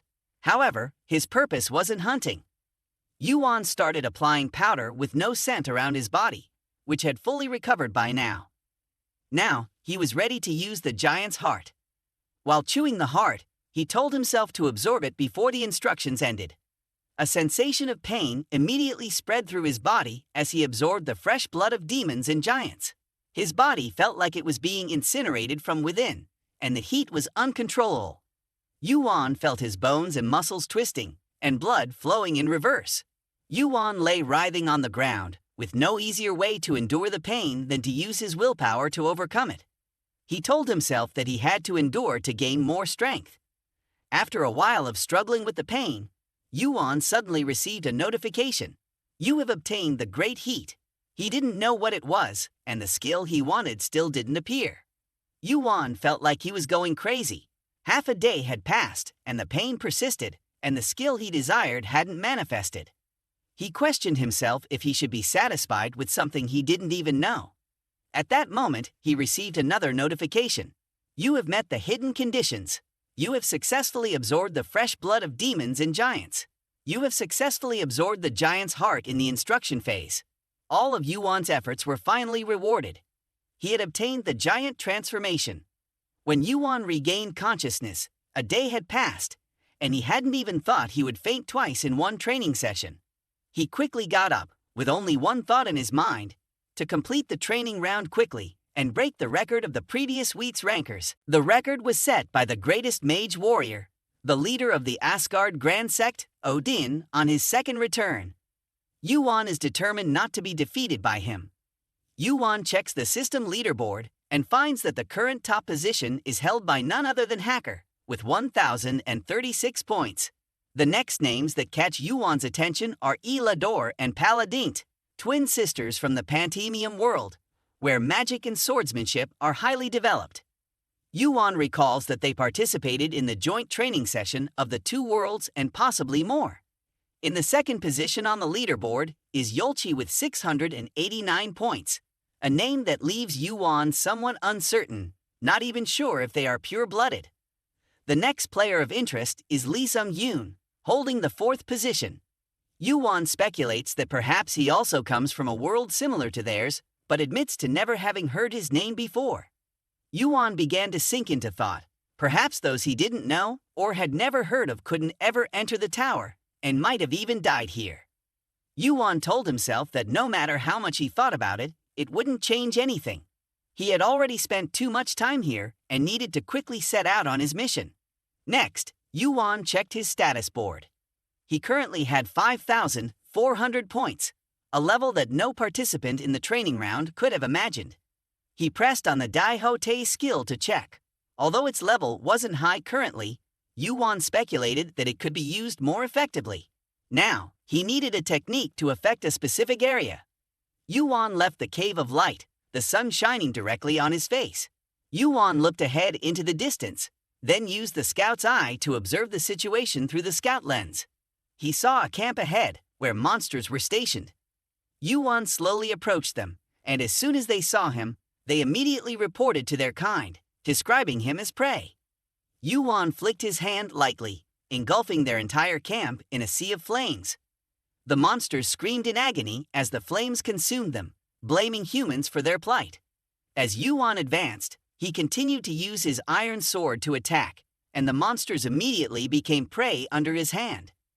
YuWon was currently ranked 15,104 with 67 points. He became more urgent as he only had 6 days left to complete the training round, determined to finish it faster than Odin. Meanwhile, Hargon continuously stared at the name Kim YuWon on the leaderboard.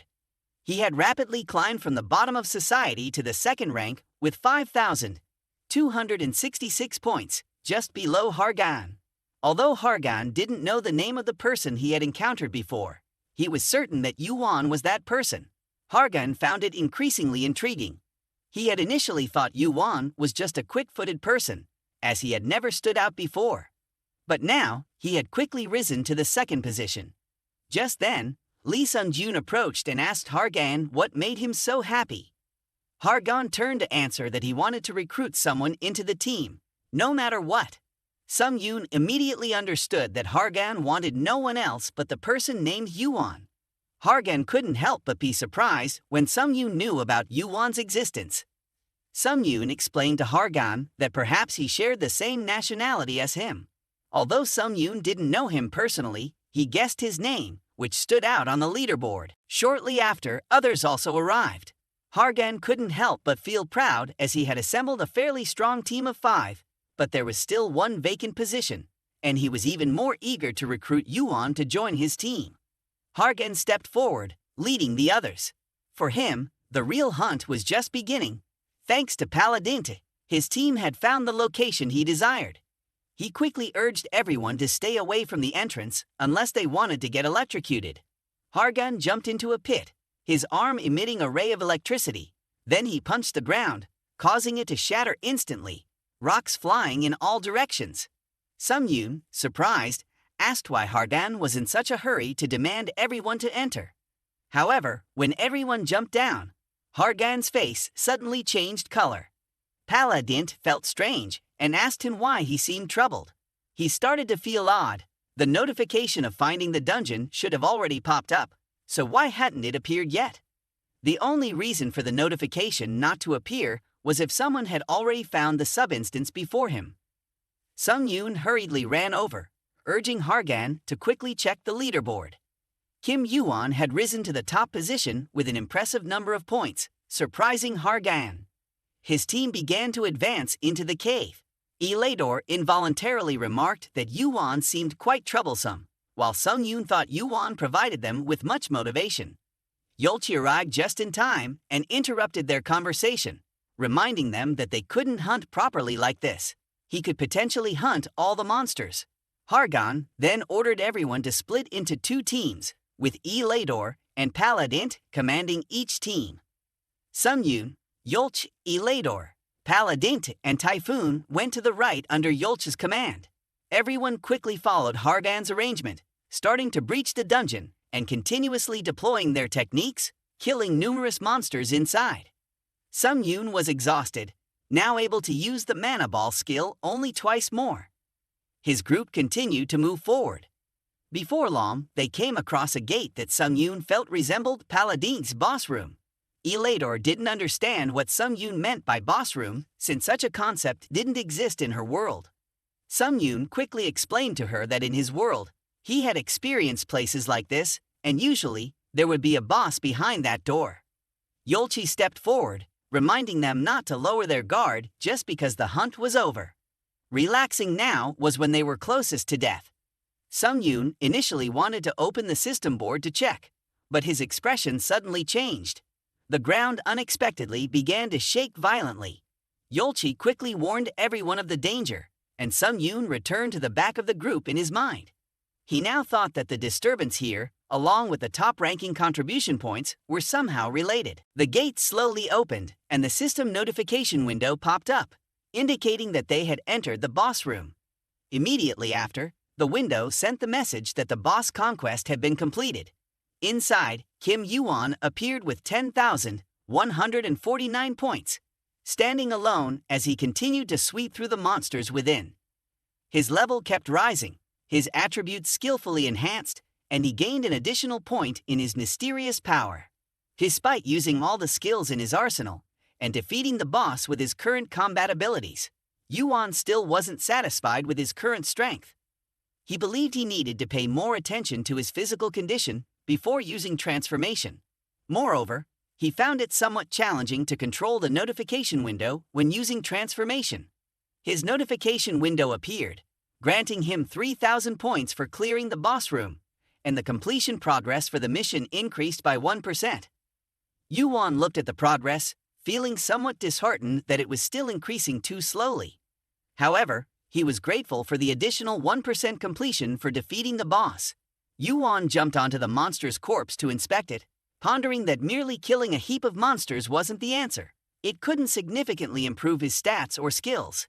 He reminded himself to focus on killing higher-level monsters or bosses, as there was no way to determine how much each skill would improve. Yuan wanted to increase the completion progress by perfecting all his skills.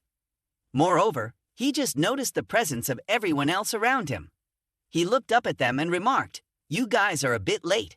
It was just a blink." Everyone looked at each other in disbelief that Yuan alone could kill all the monsters there. Sung-yoon couldn't hide his astonishment, wondering if their team leader could clear these bosses as efficiently. Afterward, Yuan looked down at the bloodstains on the ground, pondering how someone who grew up in the same world and underwent the same training as him could possess such formidable skills. Sung-yoon witnessed Yuan's strength firsthand, which made him understand why Hargon wanted Yuan to join their team. With that realization, Sung-yoon approached Yuan and asked, "Are you Yuan? Do you have any teammates around?" Yuan suggested that everyone look around, then responded to Sung-yoon, "I'm alone." Yuan's demeanor began to unsettle Sung-yoon. He was certain that their team needed Yuan. He was the dangerous asset they required. Sung-yoon then proposed to Yuan, "Would you like to join my team?"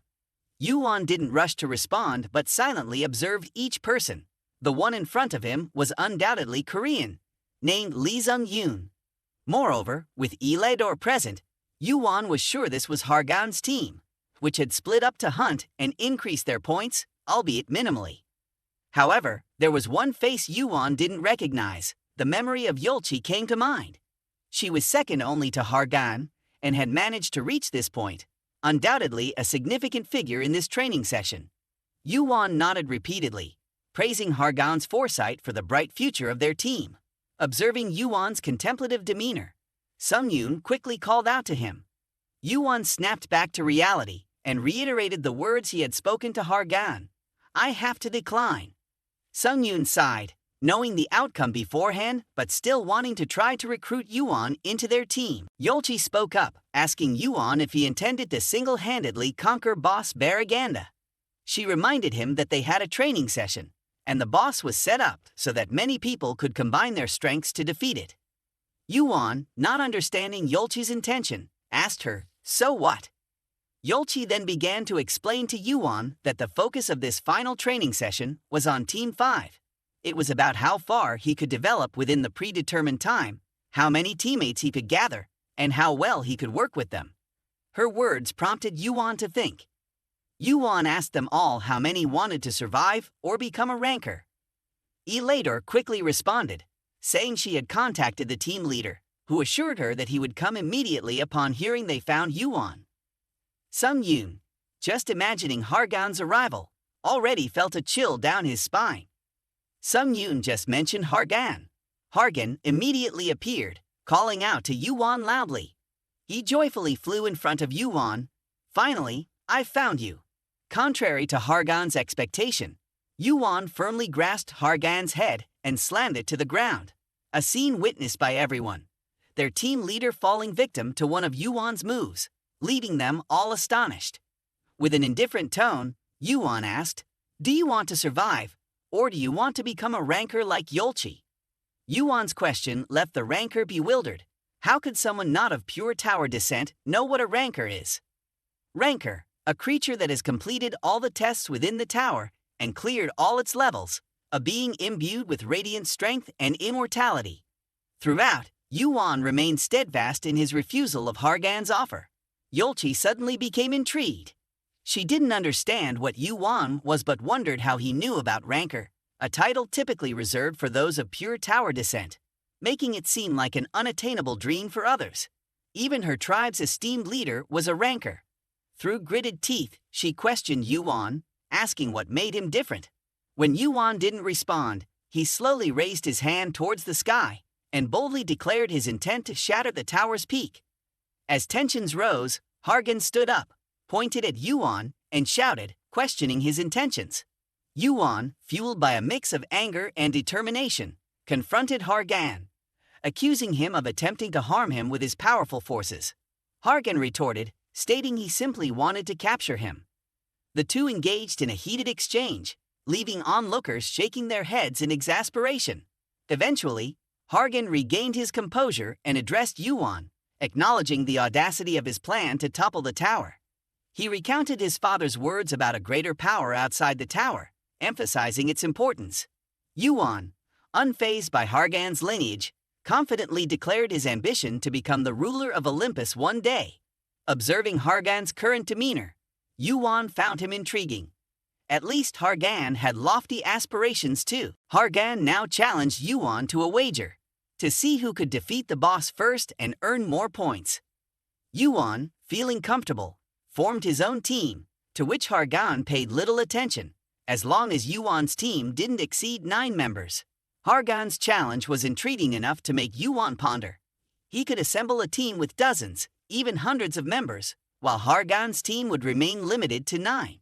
Hargon continued to propose to Yuan, stating that if he won, Yuan would have to join his team, whereas if Yuan won, Hargon would serve him as a senior. Yuan was surprised by Hargon's boldness, but had no interest in Hargon's seniority title. He only needed Hargon's help when necessary. This response excited Hargon, and they sealed the deal with a handshake, agreeing to meet on level 1 after that. Yuan left a parting remark to them, cautioning against pretending to be unfamiliar afterward. As Yuan departed, he left a message for them. "I don't want to pour cold water on this, but there's no need to rush. I'll pause time for a moment." After Yuan's words ended, the countdown timer stopped. The training round instantly halted, leaving Hargon bewildered. "Why did the clock stop?" he asked. Yuan turned back and revealed to Hargon the horrifying truth. Baraganda isn't just an island. It's a mythical beast. This is the first time I've disclosed this dreadful truth. Yuan explained further, revealing that the bosses appearing on this island were parasites, clinging to giant beasts and draining their strength. Baraganda sank because of these creatures, and if the sea flooded, the parasites wouldn't survive. Hargon began to doubt Yuan's words. He didn't know if he should believe Yuan, but the fact that Yuan knew things even Olympus didn't intensify his suspicions. With Yuan's identity becoming more enigmatic, he turned away from everyone and continued speaking to them. He revealed that time would stop until the system reverted to its original state, triggered by the intervention of a manager or subordinate. Yuan knew all this because Odin had informed him about Baraganda's secret. The 5th training round was a battle against time, with the remaining time after defeating the boss being the key. Odin hadn't actually killed Baraganda in a week as everyone thought. He had merely stopped time. Yuan reminded himself that he had to make the most of this time. When he became stronger and time resumed, the training round would end. Other participants were surprised to see the countdown timer stop, prompting them to become more urgent, fearing that it would quickly return to its initial state. At the same time, the system's jesters were in a frenzy because the training session's time had come to a halt. They cried out in despair, flying around and asking, "Am I going crazy? Someone quickly contact the manager. We can't find the parasite dragon anywhere." Meanwhile, Yuan seized the opportunity while time was frozen. He hurriedly searched as the monsters continued to assault them. His sword pierced straight into the head of a leader, horrifying the swarm of monsters witnessing Yuan's strength. From that moment on, they regarded Yuan as a monster. Yuan stepped forward, pulling his blade out of the beast, causing the leader to stare in fear as they hastily fled. Yuan glanced at the countdown clock and realized that time had resumed. He speculated that perhaps the subordinates had repaired it. Yuan stowed his weapon in the inventory and wondered if he should go to the Tower of the Gods right now. At the same time, all those participating in the 5th training round were gathering at the dungeon. Sungyun and Leaderboard observed the scene before them and agreed that they could only gain good points by defeating the lead. Therefore, skilled players were trying to join in. Sungyun attentively observed them, basing his judgment on the mana on their bodies. He believed they were all above level 20, and some seemed quite powerful in Yolch's eyes. Since they had made it here by any means necessary, they must be at a certain level if they wanted to enter the tower. She also told Sungyun that players who were not residents of the tower could still use mana. Those born and raised in the tower, like her and Hargon, if chosen by the tower, would be protected by the system and become pure. Yolch's words broadened Sungyun's perspective. He asked Yolchi if she thought they could defeat the lead. Sungyun's question left Yolchi struggling to answer. She didn't think there was a way to defeat it, but she couldn't predict anything because she didn't know Hargon's true strength. Shortly after, Hargon arrived. Sungyun looked around in surprise, wondering why Kim Yuan wasn't there. Leaderboard looked down below, stating that Yuan had been there for a while. Yuan from below looked up and saw Sungyun and Leaderboard. He also noticed the mana flowing on their bodies. They looked different from before, probably having leveled up significantly. As the bloodlines converged, Hargon waved to Yuan.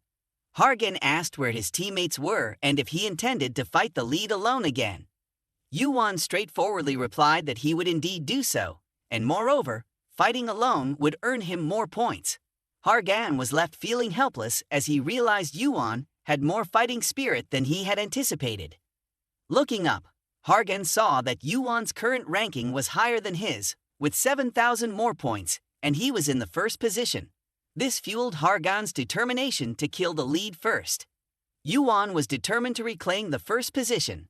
At that moment, another young man approached, expressing his desire for Yuan to join his team, only to be struck down by Hargon's thunderous punch. Hargon warned them all, "You insects, this is your warning," as they quickly fled, thinking Yuan had touched Hargon's teammate, and there was only the path of death. After that, Yuan quickly turned away and said to Hargon, "Time is crucial in the training round." Hearing this, Hargon behind him started praising him, saying, "It's been extended for a month, and you've cleared them in less than 5 days. You're amazing." He then suggested accompanying Yuan inside the dungeon. Ignoring whatever Hargon was saying behind him, Yuan jumped into the dungeon. A notification window popped up, indicating that they had entered the first boss room and to complete the mission to find the first boss. Immediately, a horde of monsters appeared in front of everyone. Yuan remained motionless, silently observing the situation. He armed himself and found the location of the first boss. However, to approach the boss, he needed to overcome many obstacles ahead. But fighting alone would be a waste of time. Therefore, Yuan decided to take advantage of Hargon's teammates to help clear the way. He initiated the attack with his skill, Dai Ho Tai sword, while Hargon, standing behind him, watched them with tension. Finally, they saw Yuan take action. Hargon, observing from behind, wanted to see how strong Yuan truly was.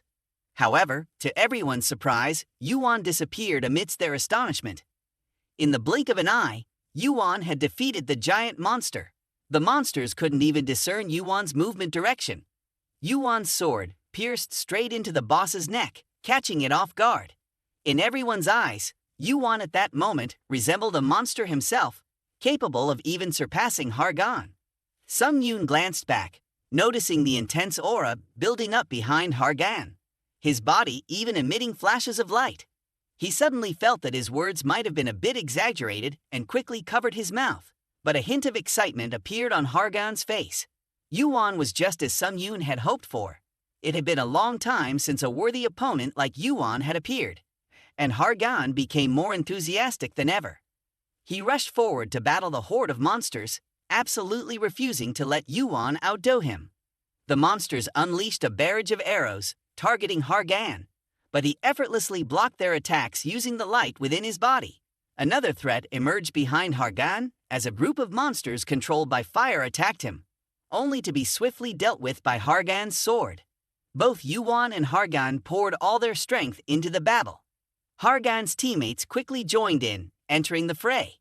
The twin sisters, Leaderboard, combined their powers and then urged Sung-yoon to clear the way. Sung-yoon hurried over, using his mana summoning skill to cast a barrier ahead. Yuan glanced back at their fighting style, somewhat reassuring him that they were strong enough not to hinder him. Furthermore, if they encountered trouble ahead, Hargon wouldn't hesitate to call for help. "Yuan, come here," Hargon suddenly called out. "I think there's something over there." Yuan looked up at the carved painting on the door, and they both believed it depicted a scene of war.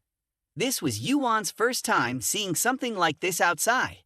He placed his hand on the door and sensed that something lay beyond it. Yuan slowly pushed the door open. Hargon watched his actions, hastily shouting, "So now you're planning to sneak in without saying a word?" Yuan ignored Hargon. After all, his initial plan was to fight alone. Hargon stood in front of the door, yelling loudly, "That's not the issue. We're a team, aren't we? You'll die if you wait a bit longer." Despite Hargon's warnings, Yuan continued into the room alone. From inside came a terrifying scream that sent shivers down the spines of Hargon's teammates outside. Even though they were all top players, hearing the roar from inside filled them with fear. Hargon, despite having information about the boss, had to admit that this boss was truly fearsome. Once everyone was fully concentrated, Hargon ordered them to enter. Leading the way, Hargon suddenly asked everyone to stop. Yuan stood motionless in front, his gaze fixed on the imprisoned monster ahead. Hargon's eyes widened as he realized it was a colossal monster, the boss Chimera, suffering under the restraints.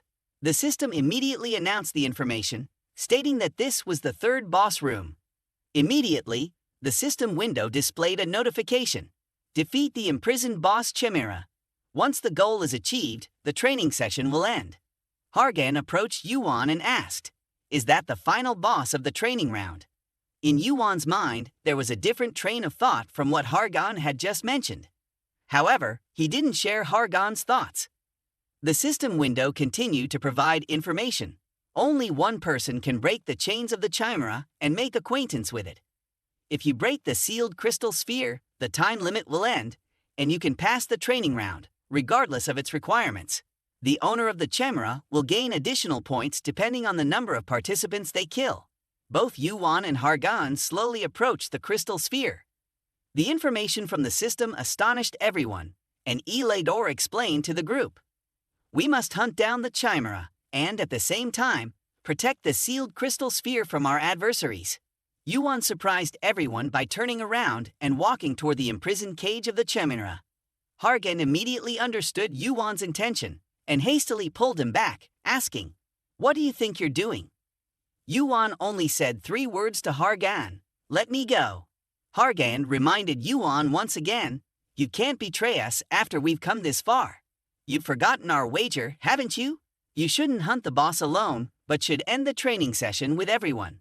Yuan looked at Hargon with determination, affirming that he would win the bet and be the one to end this training round. Hargon glared at him in disbelief. Yuan coldly uttered each word. That's why I wanted to do it alone. Then, he retrieved his weapon and shattered the sealed crystal sphere. The system window popped up with a notification that the crystal-sealed sphere had been destroyed. The Chimera boss would be released from its chains. The owner of Chimera was the player YuWon. The Chimera beast rampaged, destroying the iron cage and boldly stepping outside. Hargon grew more resentful by the moment. Why could Yuwon accomplish such feats? Yuwon disregarded what others thought of him and ordered Chimera to destroy the nearby wall. Chimera immediately obeyed, and the wall was quickly demolished. Yuwon addressed everyone, stating, "I am controlling Chimera now, and it won't attack you. From now on, I must face another enemy." Hargon's face froze in astonishment as he gazed at Yuwon. Yuwon continued, "Chimera is a creature created by combining countless monsters on this island." Then Yuwon asked Hargon who had created Chimera. The expression on Hargon's face turned stiff. Yuwon's words resembled Chimera's. Before leaving, Yuwon deliberately left a reminder for Hargon, insisting that regardless of whether he fought alongside him or not, he needed to make a decision. Then Yuwon left with Chimera. Sung Yoon hurriedly approached. He wanted to know what to do next. Hargon continued to ponder over Yuwon's recent words. He ordered everyone to proceed with caution, and together with his team, they ventured deeper into the dungeon. Before them lay a horrifying scene. Bodies piled on top of each other, their forms unrecognizable. Even Hargon hadn't imagined such a place could exist. Meanwhile, Yuwon and Chimera had entered another cave. No messages had been sent to the players about the information on the 5th training round's room 4. Therefore, Yuwon was certain this was where their adversary hid. As Yuwon stepped inside, the system displayed a message. "You have entered the 4th boss room." Inside, the room was chaotic, with unidentifiable bodies strewn everywhere. Yuwon calmly approached and asked, "Are you sleeping here, the creator of Chimera?" The creator, still immersed in his work, paid no attention to Yuwon's presence. Then the system issued a new command. "Defeat the boss, the creator of Chimera." Chimera confronted its master, who had created it with little enthusiasm. The creator continued to growl at Chimera until suddenly his action ceased. He then spoke to Yuwon. "Well, it's not the first time. Even though you control Chimera, you don't betray them but come to my room." He spoke with a mixture of amusement and excitement, not bothering to look back, but acknowledging Hargon's presence. Intentionally, he addressed Hargon and the person standing beside him. "You seem like Zeus's descendants. Perhaps just a bastard, but anyway, there's some benefit." Hargon, unable to tolerate his demeanor, stepped forward, confronting the creator of Chimera. "Who are you calling a bastard? Who are you?" Yuwon, on behalf of the creator of Chimera, introduced him to Hargon. He was Chiley, a ranker who had disappeared from the tower long ago. This information surprised Hargon. He had heard many tales about this name. Chiley had experimented with thousands of participants to create Chimera by combining countless monsters. Hargon was even more puzzled as to why such a dangerous person had appeared in the training round. Yuwon observed Hargon's expression of surprise and cautioned him not to be astonished. The consequence of such reactions was that one would end up losing disgracefully to a player, and, due to breaking the tower's rules, almost all of one's power would be lost. It was for this reason that Hargon had been forced to become the boss in the training round. For 1,000 years, Chiley's attention had been focused on Yuwon. He didn't know how Yuwon knew so much about him, and if Chiley wanted to know, Yuwon would answer. Yuwon pointed at his own eyes, asking if Chiley remembered this. His face darkened, and he suddenly grew angry, releasing mana towards Yuwon and Hargon. Yuwon and Hargon quickly used their powers to block his mana. Hargon furrowed his brows, questioning why Chiley, who had supposedly lost his power, could release such a tremendous amount of mana. Yuwon explained to him that the mana Chiley released wasn't his entire power. If he still possessed the strength of a ranker, both of them would have been incapacitated. Chiley, agitated, asked Yuan where he got those eyes from and whether they had any relation to that monkey. Yuan didn't answer Chilled directly but calmly diverted the conversation. Chilled became increasingly agitated, demanding Yuan to quickly answer his question. Yuan coolly told Chilled that he didn't come here to answer questions or satisfy his curiosity, but because he couldn't stand the existence of such an audacious person like Chilled in the world. Chilled screamed out, and the monsters he had been researching slowly rose. Sung-yoon and the others approached, and Sung-yoon asked Hargon if they only needed to take care of these creatures, right, leader? A fierce battle between players and monsters ensued. Thanks to Hargon and his team, Yuan didn't need to waste time dealing with Chilled's minions. Everything became easier for him. He approached Chilled, who watched his steps and used his dark coffin skill to trap Yuan inside. Chilled confidently told Yuan that the coffin couldn't be broken, not even by Chimera, emphasizing his pride despite his failure and loss of power. Due to Yuan's contemptuous behavior, Chilled even plotted to turn Yuan into his own Chimera using his dark coffin skill. Suddenly, a tremor shook the earth as rocks were flung up. Yuan shattered the coffin and stepped out, leaving Chilled astonished. Despite having lived for thousands of years, this was the first time Chilled had encountered such a situation. The expression on his face showed surprise as he witnessed the power of Olympus within Yuan. Yuan's arm possessed the strength of Chilled, the main character of the 12 constellations, and the bearer of the title of Giant Destroyer. Yuan activated his titanization skill, and his arm muscles surged with power, integrating with the strength of the giant. Despite obtaining the strength of the giant, Yuan's physical stamina remained very low. Yuan gritted his teeth in frustration, but for him, it was enough. Chilled began to cast a spell, drawing power into the staff on his hand, disregarding whether Yuan was a descendant of Olympus or not. In his eyes, Yuan was merely a small imitation frog. Yuan approached with his hand extended, demanding Chiley to shut up immediately. His hand seemed to choke the strength out of Chilled. Chilled persisted in using his dark coffin skill, summoning 3 times the power this time, imprisoning Yuan once again within the coffin. Outside, chains rapidly encased Yuan, but he quickly managed to dispel them. The battle intensified as Chiley continued to unleash his venomous dark skills against Yuan. However, Yuan faced them directly without fear. In that moment, he recalled his conversation with Hercules, who had instructed him on how to adeptly deal with the venomous attacks of Chilled, the creator of the Chimera. In an instant, Yuan neutralized Chilled's venomous attacks, leaving Chiley incredulous. He couldn't believe that someone standing before him could disable his potent dark venom. Refusing to surrender, Chilled unleashed his dark thorn wall skill to counter Yuan.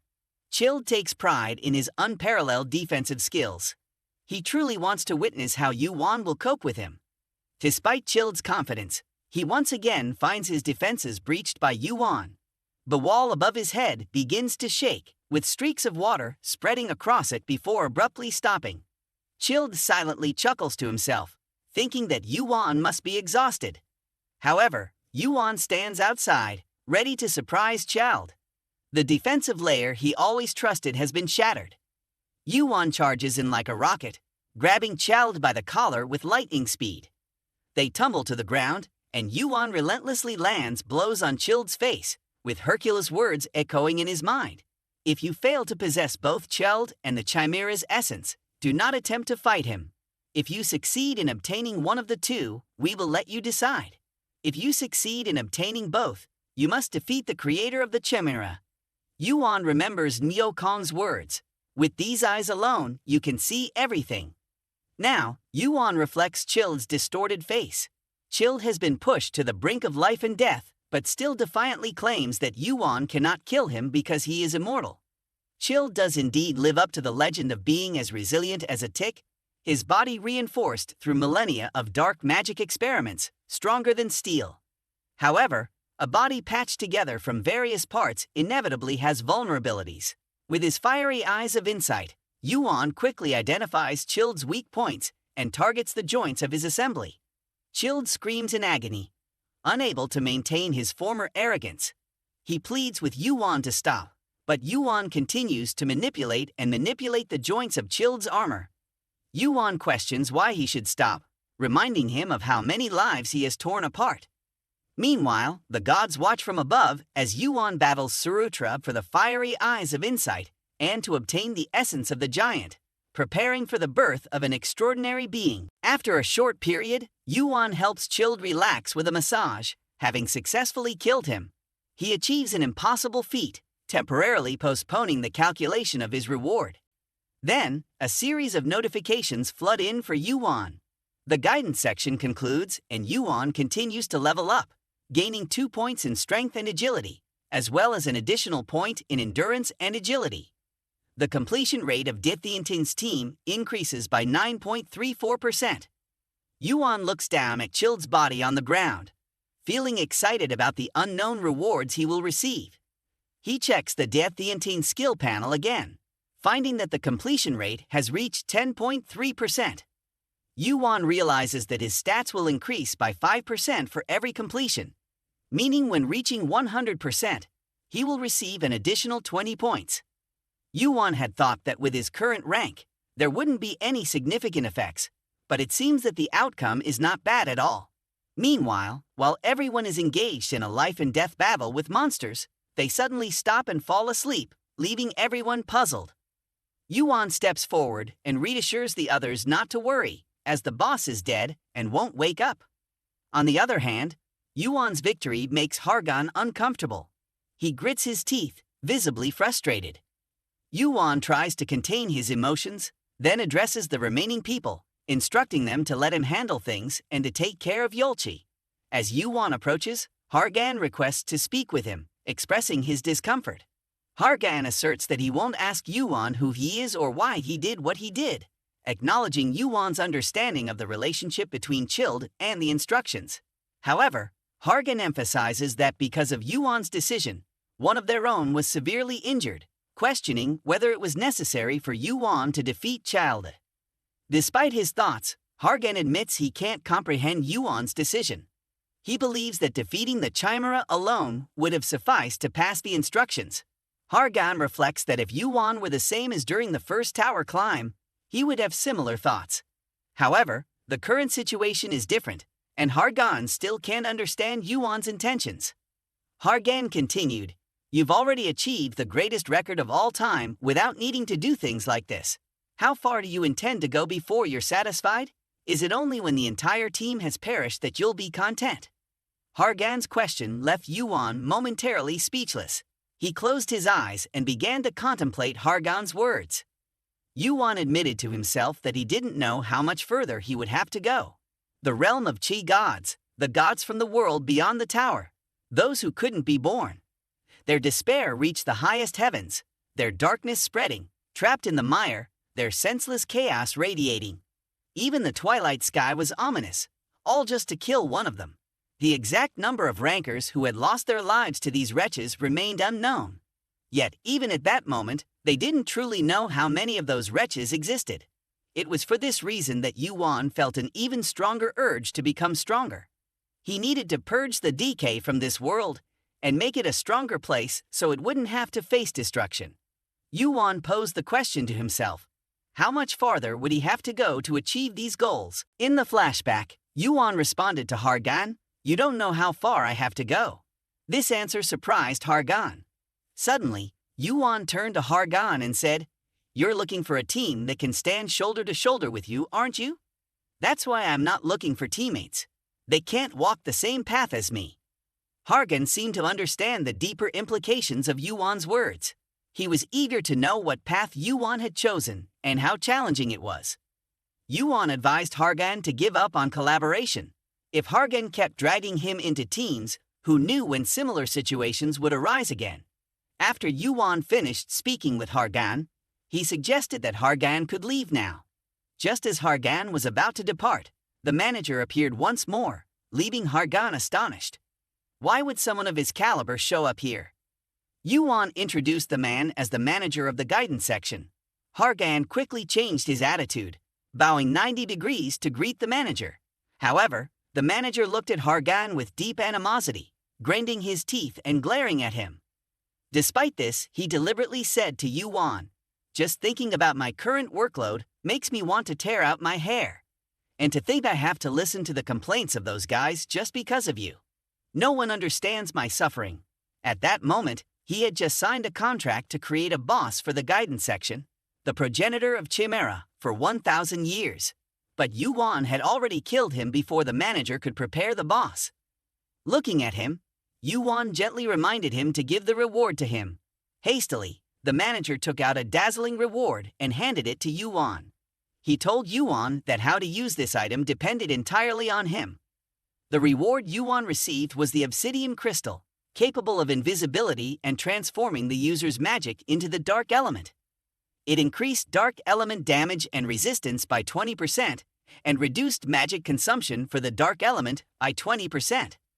This reward was unexpected for Yuan. The obsidian crystal, also known as the shard of the invisibility hat, was one of the items Yuan needed to find after returning to the past. However, he unexpectedly obtained it earlier than anticipated. With the current situation, Yuan already knew where to find the obsidian crystal. He just needed to find another shard of the lightning bolt. The manager nodded approvingly at Yuan, indicating that he met the requirements, and Yuan would be taken to the tower. All remaining individuals would also receive rewards based on their contributions. Before bidding farewell to Hargon, the manager revealed to Yuan that his reward was exceptional. Observing Yuan's demeanor, the manager believed that Yuan had already acquired it and would cause even more chaos. The leaderboard was quickly disrupted by Yuan, who led with an astonishing score of 6,748,888, setting a new record. Consequently, Yuan received an additional 50,000 points. Furthermore, he was given a mysterious A after defeating the Chimera's creator. Yuan was then escorted by the system to the first floor of the tower. As soon as he arrived, he hastily checked the rewards in the inventory, including the mysterious egg, which left him utterly surprised. He didn't even know what the egg was or its purpose. At the same time, Hargon was also teleported here. It wasn't just Yuan and Hargon. There were also other players who had passed the 5th training round. Members of various guilds had been present here since early on. They looked ahead at the other players, visibly surprised. Although there was still plenty of time left to complete the final training round, they hadn't expected to arrive here so soon. They quietly observed Hargon's situation, recognizing a few familiar faces. Hargon asked Yuan if he had any intention of joining any of the factions. Hargon continued to sigh, realizing that if Yuan hadn't bothered to form a team yet, then it was obvious there was no chance of him joining any organization. Despite this, Hargon had lost a bet to Yuan, so he would keep his promise to him. Suddenly, Hargon questioned the manager, wanting to know what had happened between him and Olympus, and why the manager's attitude was so unpleasant.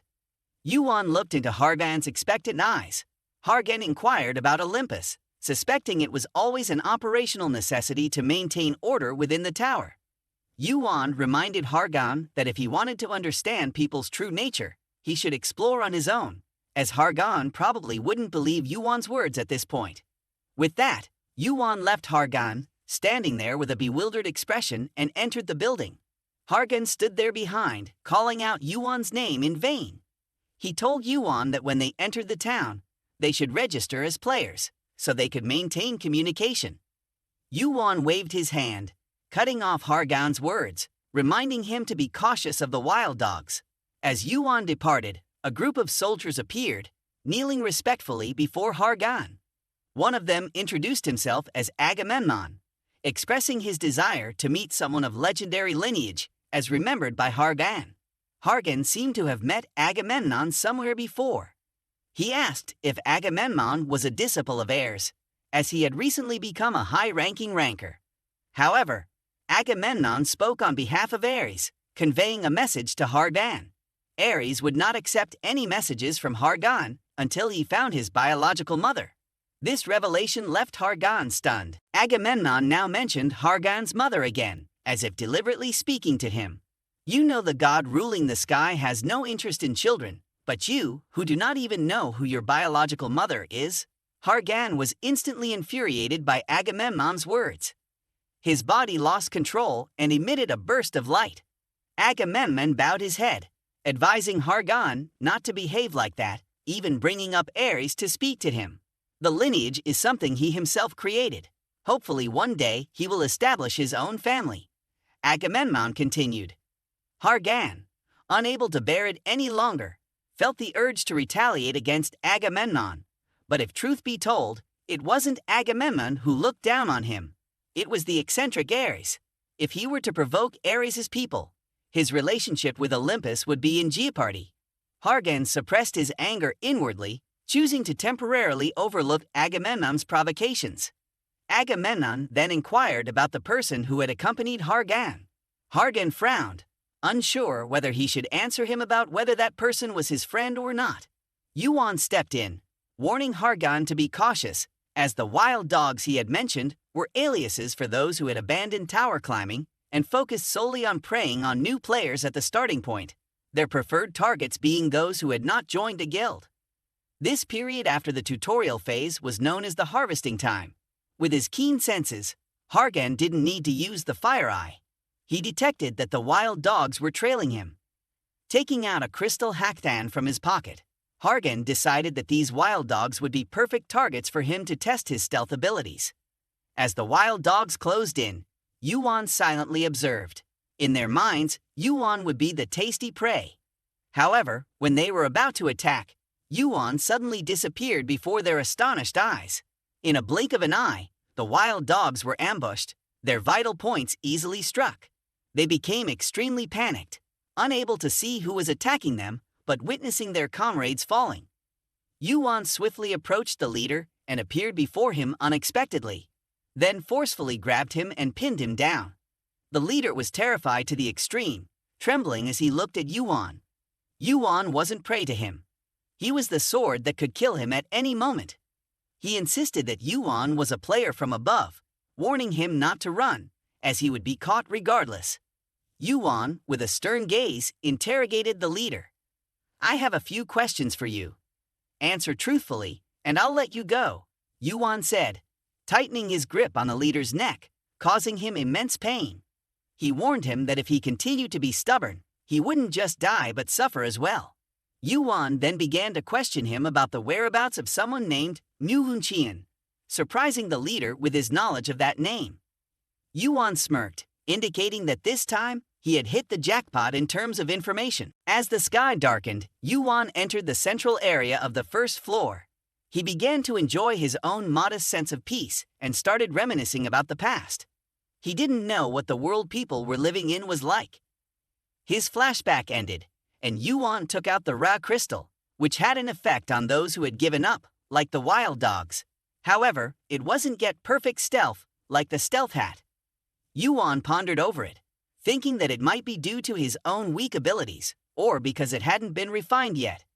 It was an item that people jokingly called an infinity stone, possessing a vast amount of magical power. If the power of this fragment were amplified, stealth would be nothing. Yuan didn't know its limits, but first, he would refine it because it might help him secure a position as the ruler of the sky and become the king of Olympus. As the person who possessed a fragment of Hades' lightning never fought without the stealth hat. They were artifacts that could ensure Olympus stood firm in the present and even further into the distant future, and the only one who could refine such an item was his uncle. Yuan began to search for his uncle to refine the Hakthan crystal. If he remembered correctly, it was somewhere around this street. He looked around everywhere, but couldn't find anyone to ask. Following his instincts, Yuan continued walking forward. On the way, he inadvertently encountered two beggars, a father and his son, asking him for a bit of food. However, Yuan coldly brushed past them. Suddenly, the beggar father turned and brandished a knife at Yuan. Yuan immediately dodged and knocked him down, after which his gang members rushed forward. Yuan easily dealt with them and continued on his way. After struggling on the street for a while, he finally found the place he was looking for. He pulled back the curtain and entered, but there was no one inside. From inside the room, an elderly man with gray hair stepped out. He looked at Yuan in surprise. "Isn't that Yuan? You don't seem to belong in this area. Are you lost?" Yuan looked around at the swords placed inside and told him that he had come to the right place, or was this not a forge? The uncle was even more surprised. He told Yuan that if he felt those scrap heats were good, he could have them, but he wasn't sure if they were better than Yuan's equipment.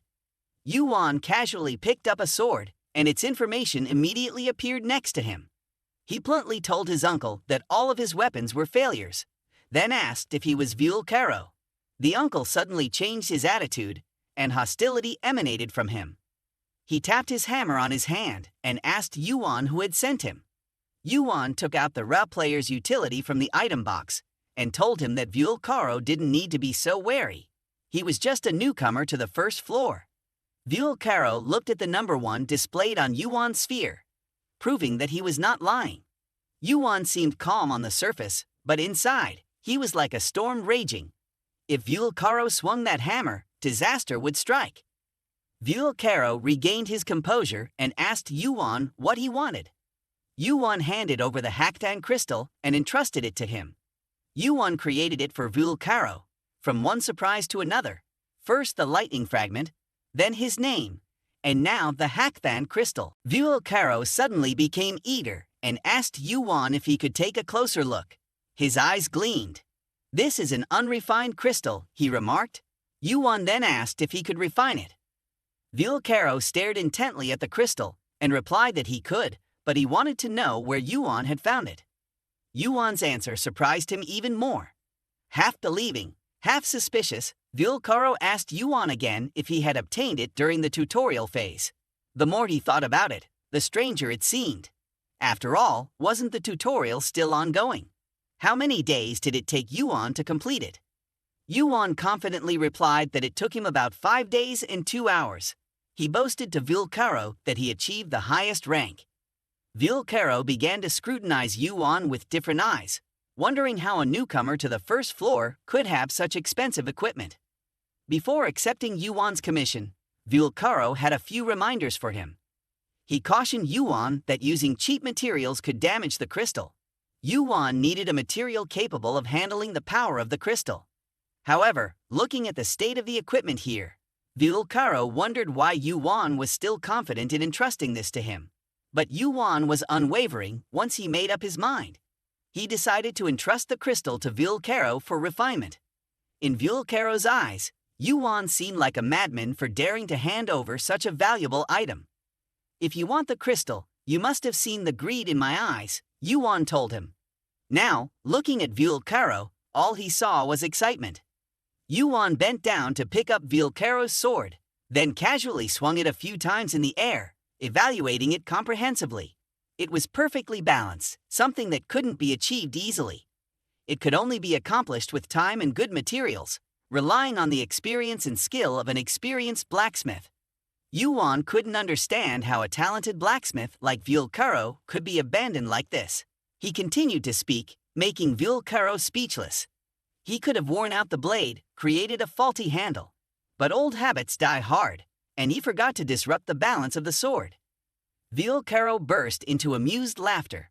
Yuan became more interesting in his eyes with each passing moment. He began to wonder about Yuan's identity, whether he was a purebred or a member of any guild. Yuan told him that he didn't belong to any guild, and he could also be considered quite similar to a purebred. Yuan's way of speaking intrigued Vulcaro even more. He agreed to take on Yuan's commission, to refine the crystal with all his abilities. However, he had one condition. Yuan had to keep the refinement and its location a secret. Yuan assured him that he would comply with this condition. Yuan left the forge and casually made his way to a nearby eatery. All he had to do now was wait for the completion of the crystal for himself. Since he had to stay on the first floor for a while longer, waiting wasn't a problem for him. Yuan ate his meal while lost in thought. Based on the information he had obtained from the wild dogs, their training session would take place in 2 days. While he was contemplating, a familiar face approached. Hargon sat across from him and said, "I've been going to various inns asking for someone named Kim Yuan. Despite my wide connections, I had to exert a little authority." Hargon quickly took out his player's orb and asked Yuan for his phone number. Yuan pressed Hargon's number while saying, "Who would have thought that one day I'd be asked for my number by a boy?" Yuan then unexpectedly asked Hargon when he planned to climb the tower. Hargon, while eating, replied, "In about 5 more days or so. I plan to level up in the outer areas first. I also want to improve teamwork a bit, so it'll take some time." Then, Yuan surprisingly suggested that Hargon join him in a task. Yuan wanted to eradicate the wild dogs at their root, and what was special was that Yuan wanted only Hargon to do this with him. Hargon was somewhat taken aback by Yuan's decision, and he needed more information before making a decision. At this point, Yuan didn't fully explain to Hargon. He arranged to meet Hargon again the next night to discuss further. As Yuan watched Hargon leave, he couldn't believe that Hargon valued the team he had created in the training session. Determined to advance together with them and climb the tower, Yuan's eyes suddenly changed. He intentionally spoke to the cloaked figure sitting at the nearby table. "I'm done here. Why don't you tell me what you need?" The cloaked figure took off his hood, approached, and shook Yuan's hand. "This is the first time we've met, isn't it? Nice to meet you. I'm a member of Olympus." Agamemnon expressed his surprise at the relationship between Yuan and Hargon. Despite that, he praised Yuan's decision as a wise one.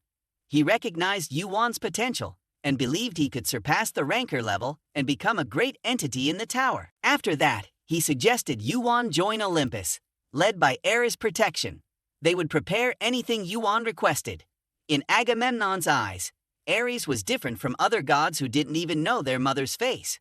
He was the son of the goddess Hera and Zeus, mighty beings who had been high-ranking rankers for a long time.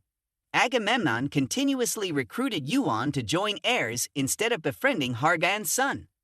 Yuan couldn't bear to hear more of Agamemnon's disgusting words and uncomfortably asked him to stop after finishing his tea. He quickly left, even refusing the invitation to join Olympus. He bluntly told Agamemnon that he would also decline any personal requests from Zeus' son, Hargon. Yuan not only dismissed Agamemnon, but also repeated the demeaning words about Hargon. He found them fitting for himself, stating that being a lowly offspring of Hera and Zeus wasn't something to be proud of. Agamemnon was infuriated by Yuan's audacity to speak such words. He wanted to retaliate but was interrupted by Yuan, who firmly stated he had only one answer: rejection. Agamemnon couldn't believe Yuan's defiance and regretted not being able to punish him directly. His face turned dangerously grim, questioning his subordinates how many wild dogs they could call upon. The intense aura emanating from him intimidated everyone. His subordinates hastily replied that they needed time to gather their forces. Agamemnon angrily slammed the table, shouting at them to kill just a few rookies, questioning why they needed such preparation. His subordinates quickly advised him to reconsider. Yuan defeated Hargon, and even with just a few wild dogs, he was unstoppable. Agamemnon sighed and ordered them to prepare around 100. He was plotting. After the harvesting period, he would personally kill Yuan. 2 days later, as promised, Hargon met Yuan. First, Yuan led him to meet someone, which took them a long time to locate. Yuan walked ahead, using his Kimtin Honhan to observe the situation. Hargon couldn't help but remember what Chiley said during the training session, specifically about the monkey, who turned out to be Thean Maly. Based on Hargon's knowledge, Maly was the most talented fighter in history, becoming a high-ranking ranker in less than 100 years since starting to climb the tower. However, Yuan not only controlled fire like Maly, but also had qualities like Apollo. Hargon truly wanted to know who Yuan really was. He looked down at Yuan's arm. Yuan even had the gigantification skill, something only Hercules, who killed tens of thousands of giants, could possess. But if it were just giants, anyone could have this skill. Hargon wondered if Yuan was also of the giant race. Suddenly, Yuan called Hargon's name, cutting off his thoughts. Yuan reminded him to behave courteously. Yuan walked inside and directly called out the name Yuan. The actions of the man in green immediately froze. Yuan continued, stating that he was looking for someone named Yuan. The man in green panicked and tried to run away, but there was no escaping Yuan's grasp. Yuan swiftly caught up to him, grabbing him firmly by the collar and forcing him to the ground. Yuwon couldn't react against Yuan's strength, unable to escape his grip. Yuan slowly revealed that Yuwon was actually Yuwon, a player from the martial arts realm who had abandoned tower climbing. He was the king of the wild dogs. Yuwon tried to explain to Yuan that he wasn't Yuwon, but Yuan had already made up his mind after seeing him attempting to escape. Yuan mocked him for trying to run away, despite his weak appearance. He then asked Yuwon if he had mistaken him for someone else just because he tried to flee. Yuan casually picked up a weapon belonging to Yuwon and showed it to Hargon, asking if it looked like a normal knife. Then he instructed Hargon to look down at the ground where Yuwon had fallen. Hargon quickly complied and noticed the poisonous substance on the floor. Yuan explained to Hargon that using toxins on other players was prohibited, and acquiring such substances was difficult, requiring permission from the association. Could an ordinary shop owner possess such a thing? Not to mention that Yuwon always kept it hidden in his sleeve. Yuwon was struck by Yuan's accurate accusation. He had no defense left and transformed from a threatening figure to a wrinkled old man. He asked Yuan where he got that information and how he knew his identity. Yuwon didn't even know his own situation. In contrast, he tried to intimidate Yuan, asking if he knew who was backing him. Just then, Hargon's hair color and eyes caught his attention, stirring a different thought in his mind. Hargon suddenly remembered Yuan's words before entering the shop, reminding himself to act courteously, which was precisely what Yuan demonstrated. Yuan's body emitted a radiance. Seeing Hargon's aura, Yuwon understood and hastily exclaimed, "So Olympus has betrayed me, huh?" Hargon was surprised by Yuan's actions and approached him, asking if he had just received a request from Agamemnon. Yuan continued, explaining that the ruler of the skies was currently interested in some matters on the first floor. His son had just completed his training. Yuan asked Yuwon when he planned to serve Agamemnon on the first floor until he was no longer within the three great gods' domain. He was simply a newcomer struggling to become a high-ranking ranker. If things went well, the ruler of the skies would personally protect the wild dogs. If they performed well, they might even be given an important position within Olympus. Hargon stood beside Yuan, listening closely to all of Yuan's words to Yuwon, but he couldn't understand what Yuan was getting at. On the other hand, Yuwon started to feel intrigued by Yuan's words. He quickly changed his attitude and respectfully asked Yuan what he wanted. Yuan began by asking him how many wild dogs there were in total. Then he handed Yuwon a piece of paper, requesting that he gather all of them at this location by midnight the next day. Yuan advised Yuwon not to let Agamemnon and Ares know about this. After instructing Yuwon on what to do, Yuan patted Hargon's shoulder and suggested that he leave. Hargon's emotions were in turmoil as there were still many things he didn't understand. As the two of them left the shop, Hargon urgently asked Yuan to explain everything in detail, leaving nothing out. Yuan calmly replied that what he heard was exactly what it sounded like. The wild dogs and Olympus were collaborating, making Hargon even more uncomfortable. How could he easily believe those words? Hargon was certain that the wild dogs were only using Olympus. In Hargon's mind, Olympus was something dark and sinister. Yuan cut off Hargon's words, stating that Hargon didn't know what Olympus was like, but it was time for him to see the true face of Olympus and not view everything through rose-colored glasses. Hargon bowed his head, recalling the manager's words, thinking about the pile of tasks he had just received, wanting to pluck Zeus's beard. Yuwon's face and words echoed in his mind.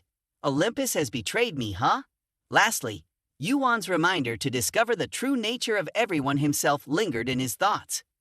2 days later, Yuan sat in front of the gate, looking up at Hargon. "It's almost too late. I might as well leave now," he said. Hargon hesitated for a long time before telling Yuan that he had been born and raised in Olympus. Olympus was his home and family. His father was a hero, but he didn't have many memories of his mother, not even her face, just her voice and one thing she'd had told him. "My son, don't forget Olympus's pride." For Hargon, the name Olympus was his pride. Yuan only wanted to know what Hargon's decision was.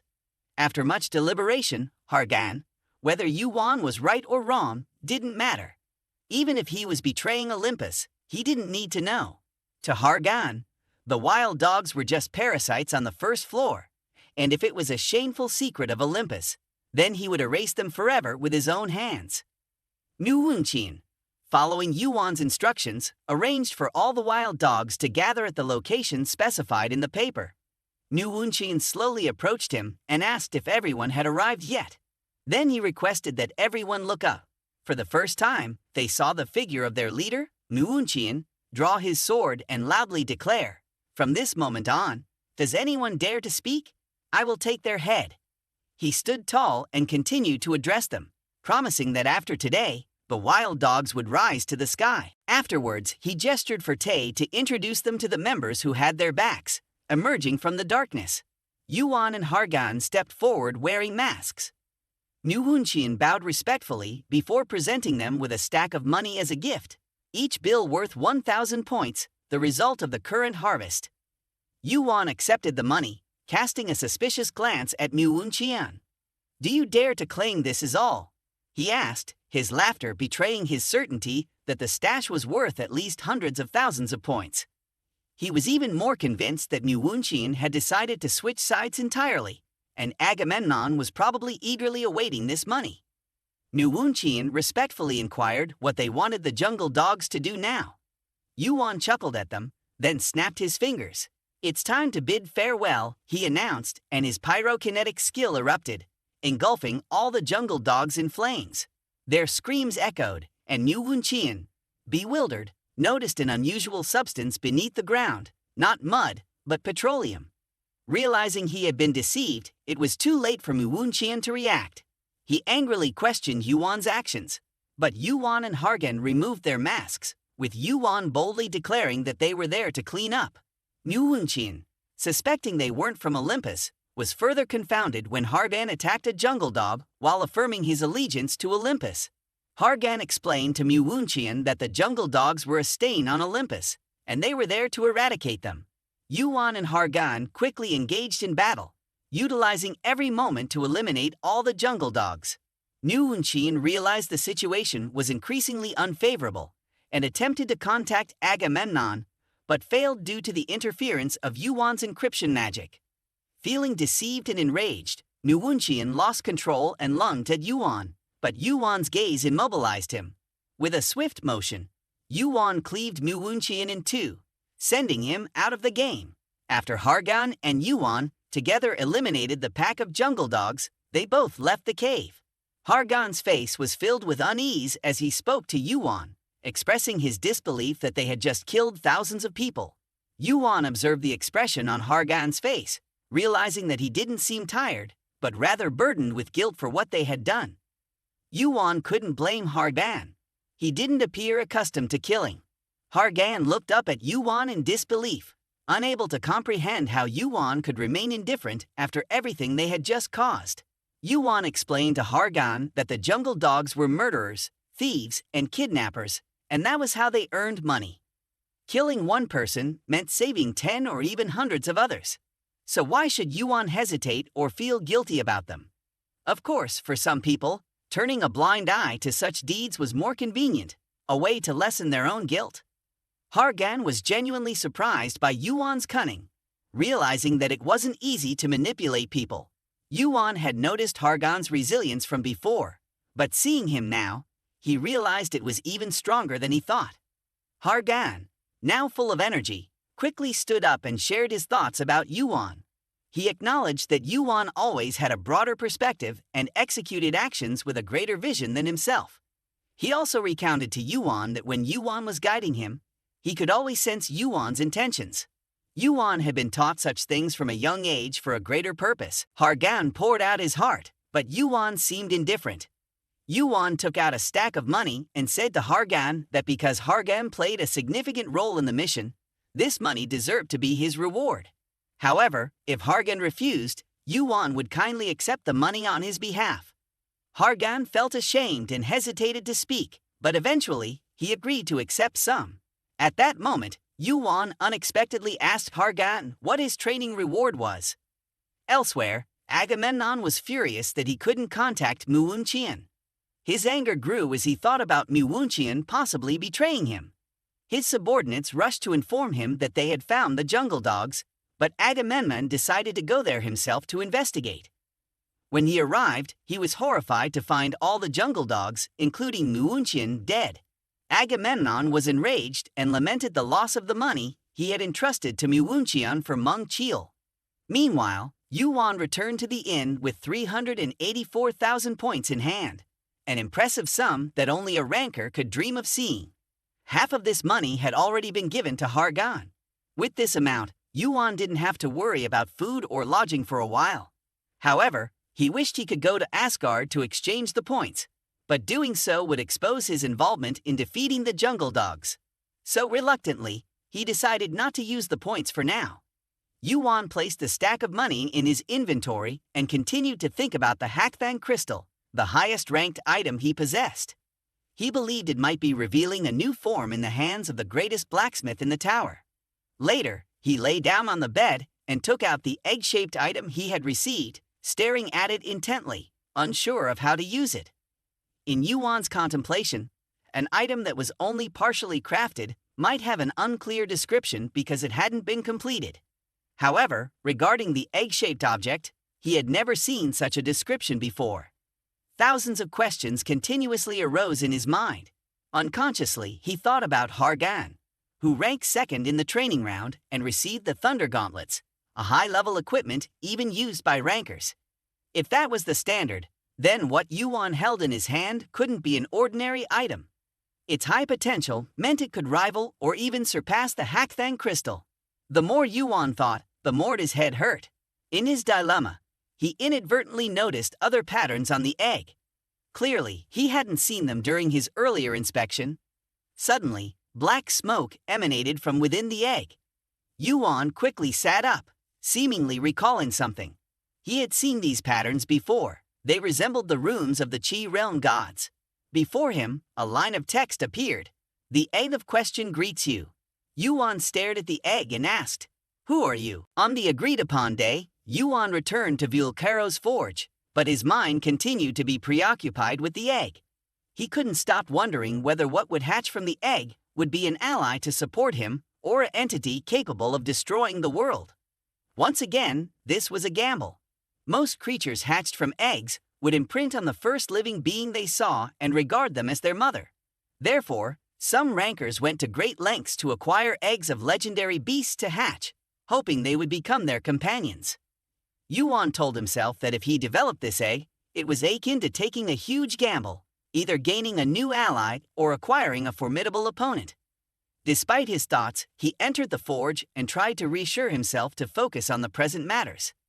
Vulcaro placed a black crystal on the table and mentioned that Yuan's previous submission was quite impressive. He explained that the purpose of calling Yuan here was to ask him some questions. Vulcaro asked to see the weapons and armor Yuan was using. If Yuan was using a sword, he wanted to know what type it was and its length and thickness. Yuan couldn't help but wonder why he was being asked such questions. Vulcaro then took out a vial of essence and mentioned that he had some byproducts from the black crystal. He wanted to use it to create a new item. He emphasized the potency of the crystal's essence, which exceeded that of most crystals in the world. Vulcaro's descriptions of the essence reminded Yuan of the hat that Hades used, which was also created from dust during the refining process. Reflecting on this, Yuan remembered that Vulcaro had mentioned needing a material commensurate with it. However, Yuan realized that he didn't have a matching material for the dust. Vulcaro immediately stood up, acknowledging that he didn't have a material like adamantite, but had something similar: mithril. He retrieved a mithril ingot weighing about 1.8 kilograms, stating that although it wasn't much, when mixed together, it could potentially create a piece of equipment. Yuan was familiar with mithril and knew that even half a kilogram of it mixed with other metals could produce high-quality items. The mithril ingot Vulcaro presented was worth at least 300,000 points. Yuan considered using the money from the forest dogs to purchase it from Vulcaro, but he currently couldn't afford it. Despite his regret, Yuan could only manage to purchase 1/3 of it. Caro seemed to understand Yuwon's thoughts and assured him that he would cover the difference. He didn't care if Yuwon tried to escape. He was even willing to provide the weapon Yuwon requested. The old man calmly explained to Yuwon that he wanted to craft based on his input. Furthermore, he mentioned that what Yuwon left behind here was worth 10 times more than the mithril ingot.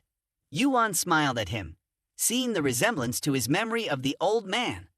Quickly standing up, Yuwon retrieved a sword from the inventory and told Caro that he needed a sword as he requested. As long as it wasn't too heavy for him to wield, the weight didn't matter.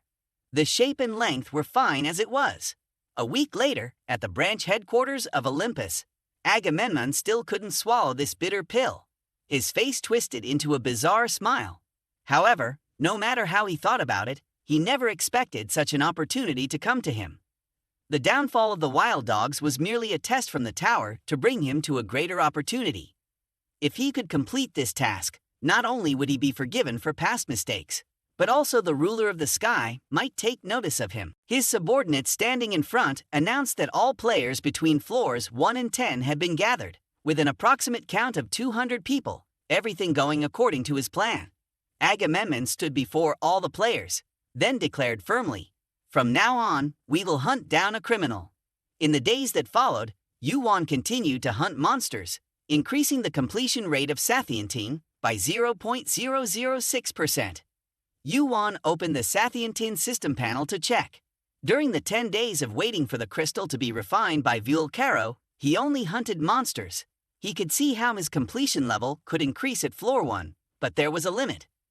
Not to mention the endless hunting, which would only allow him to level up one more time. Yuwon had no other choice. It was better than sitting idly.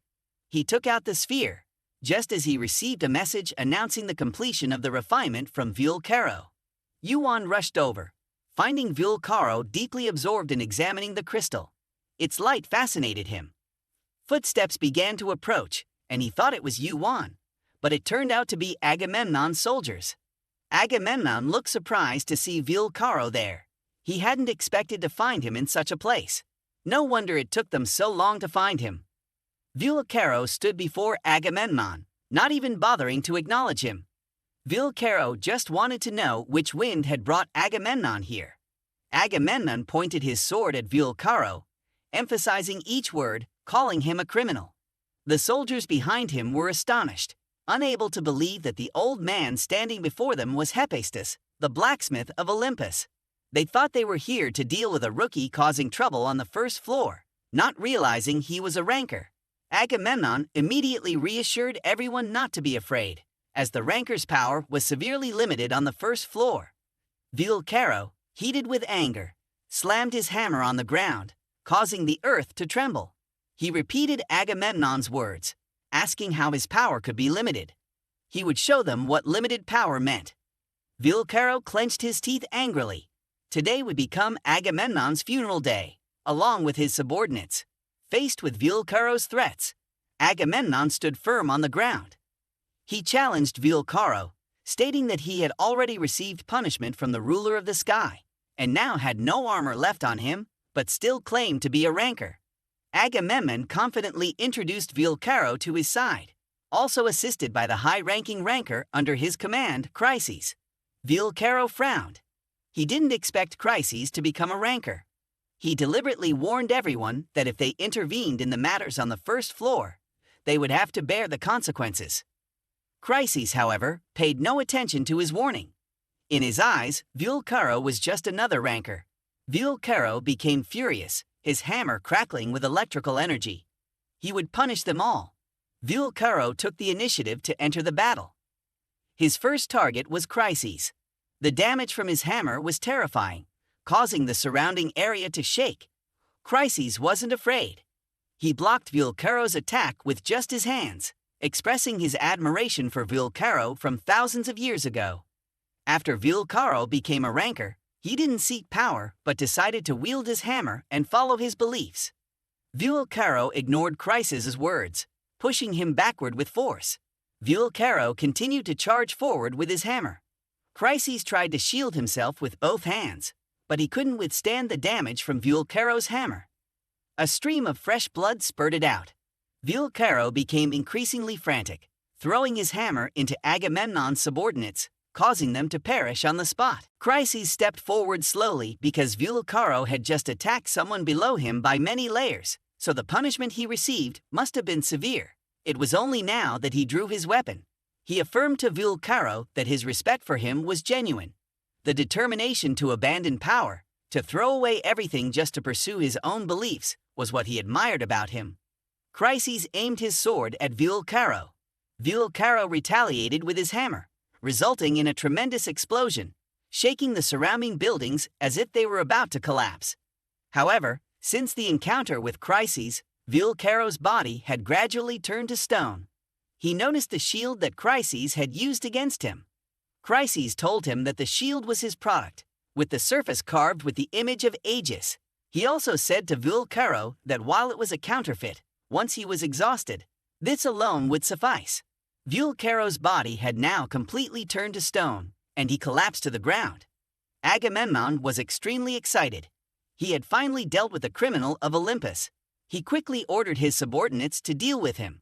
Just then, Yuan appeared, his voice echoing everywhere, saying that it wasn't acceptable. Yuan moved at lightning speed, making it impossible for them to see his movements. When they became aware, they found their feet had been taken from them. He approached Vulcaro and asked what the group was doing in such an important place. Agamemnon slowly approached, realizing that the stranger was actually Yuan, someone familiar to him. His subordinates behind him began to chatter, wondering if Yuan, the rookie, had set a new record in the instruction section. Yuan's eyes were only focused on Chryses at this moment. He had heard of his name as a high-ranking ranker, but the current situation made him feel even more amused. Two high-ranking rankers fighting in such a small rat's nest. He glanced around at the surrounding buildings. If the battle continued and the administrators had to intervene, Olympus would lose a considerable amount of influence on the first floor. Vulcaro suddenly made a surprising move, grabbing Yuan's leg and asking him if he planned to stay there until the petrification ended. Agamemnon, seeing Vulcaro's move, immediately regained his confidence. Aegis could only petrify once a day, not to mention whether Chryses' shield was genuine or fake. He didn't know how long it would remain effective. If the petrification ended and Vulcaro could move, then Agamemnon would only be a name. He couldn't afford to waste any more time. He immediately ordered Chryses to quickly deal with Yuan and then bring Vulcaro back. His subordinates hesitated to comply with his request because Yuan was just a rookie. Killing a rookie would result in punishment. Agamemnon drew his sword, taking away the subordinates' vital organs. He didn't care about their punishment, teasing them with his words. Whoever could kill him and bring him back as a prisoner would be given a management position on the first floor. The fear of his subordinates suddenly disappeared as they affirmed to Agamemnon that they would execute his order well. Yuan was also ready to enter the battle. He combined the power of great heat into his jade saber, which was surrounded by flames. He slashed through the air, and the fire from his saber immediately erupted, engulfing the soldiers. Yuan continued to use his heat vision to analyze their tactics, then charged forward, taking out several enemies. At that moment, a sphere from the enemy was thrown towards Yuan's feet, unexpectedly exploding. Yuan quickly backed away and defended himself, questioning them about their capabilities. Agamemnon, standing behind, continued to order his men to corner Yuan. Full of resentment, he wondered why they couldn't defeat a rookie like him when one of his subordinates had climbed up to the 10th floor. Agamemnon looked at Yuan's current appearance and realized that he couldn't possibly be a rookie. Yuan activated his skill of great heat, submerging the enemy in a sea of flames. He then turned to Vulcaro, asking him sarcastically if he planned to sleep forever. Yuan's system window appeared, showing that his heat vision was resisting against the shard of the sun.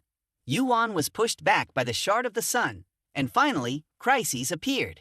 Chryses slowly approached, asking Yuan about his relationship with Vulcaro. Yuan simply stated that he was a customer of Vulcaro.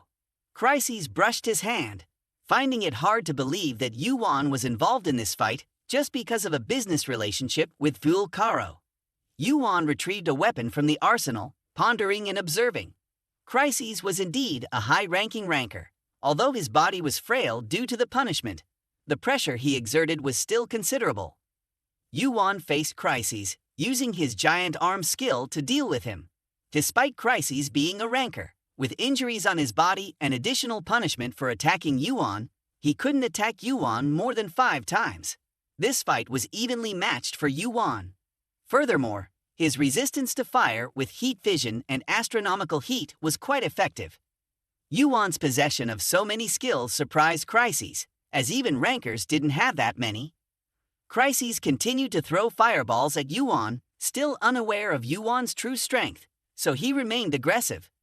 Yuan didn't dodge the fire but used his giant arm to block the shards of the sun. However, both his heat vision and astronomical heat were unable to withstand Chryses' shard of the sun. The burning effect was activated, and Chryses' flames continued to rush towards Yuan. Yuan quickly used his explosive break to block, realizing that he couldn't afford to give Chryses a chance to breathe. Chryses' flames became increasingly fierce, covering the sky with black smoke. Yuan's astronomical heat continued to fail, and the burning effect increased to level 2. Yuan's face became tense. If things continued like this, he feared he would be burnt by the sun's shards.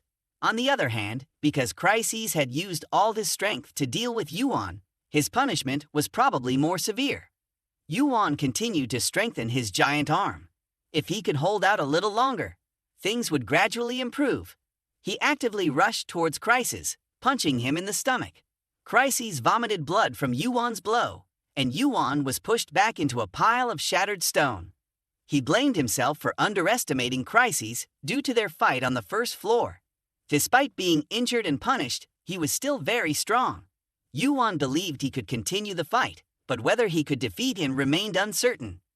Yuan quickly stood up, thinking he might fly away. It turned out to be Vulcaro's workshop. Just then, he saw a sparkling crystal beside him. After enduring intense attacks from Yuan, Chryses was experiencing his punishment from the tower. He intentionally attacked a lower-ranked player many times. He felt the tower's punishment, which aimed to prevent those who lost control and protect the safety of lower levels. Agamemnon approached, thanking Chryses for what he had done. Then he quickly ordered his subordinates to capture Vulcaro and check the number of casualties and injuries. Agamemnon wanted to ask Chryses' opinion on how to handle Yuan. Chryses requested to leave Yuan here, stating that their mission was completed. They had violated the tower's rules by causing chaos on the first floor, and he wanted to avoid unnecessary killings. Matters took a turn unlike what Chryses had anticipated. Yuan broke through the wall, holding the sparkling crystal in his hand. Agamemnon wanted to swiftly take Yuan's life, but Chryses intervened, warning Agamemnon of Yuan's danger. Chryses sensed the dark mana emanating from Yuan. Even though Yuan appeared dazed, that mana could not be mistaken. Agamemnon, unconcerned with Yuan's mana, pushed Chryses aside and confidently advanced to deal with Yuan, but Yuan vanished before Agamemnon's eyes. He moved swiftly, overcoming all obstacles and reaching Vulcaro's side. Agamemnon quickly realized Yuan's intentions and ordered his men to rush in, ensuring that Yuan couldn't rescue Vulcaro. However, everything was too slow. As they exerted themselves to rush forward, Yuan slammed his hand down onto the ground. The earth immediately shook, and Agamemnon's men stumbled, some even thrown outside, their fates uncertain. Chryses, witnessing Yuan's actions, became intrigued and began to regard Yuan with a different perspective. Agamemnon frowned, loudly admonishing Chryses that it was not the time to be amazed. Chryses retorted that his mission was only to bring Vulcaro back and reminded Agamemnon that he had promised to handle Yuan himself. Chryses approached, controlling the flames surrounding Yuan. Yuan, unexpectedly, was controlling 2 mana types with different attributes, something even a ranker couldn't do. This further confirmed Yuan's extraordinary nature. Chryses, now very interested, began to recruit Yuan under his wing, offering him everything he desired, even surpassing what Vulcaro provided. But Yuan reiterated his refusal, just as he had declined Agamemnon's offer. The flames within Chryses intensified, and Yuan mocked him. asking if he still thought he could fight. Yuan's attitude only fueled Chrysis's irritation. He formed a massive fireball, preparing to engage Yuan in a life-or-death battle. Yuan furrowed his brows, realizing that Chrysis was prepared to risk everything. He wondered if Chrysis truly wanted Vilcaro to the extent that he was willing to start a catastrophic war.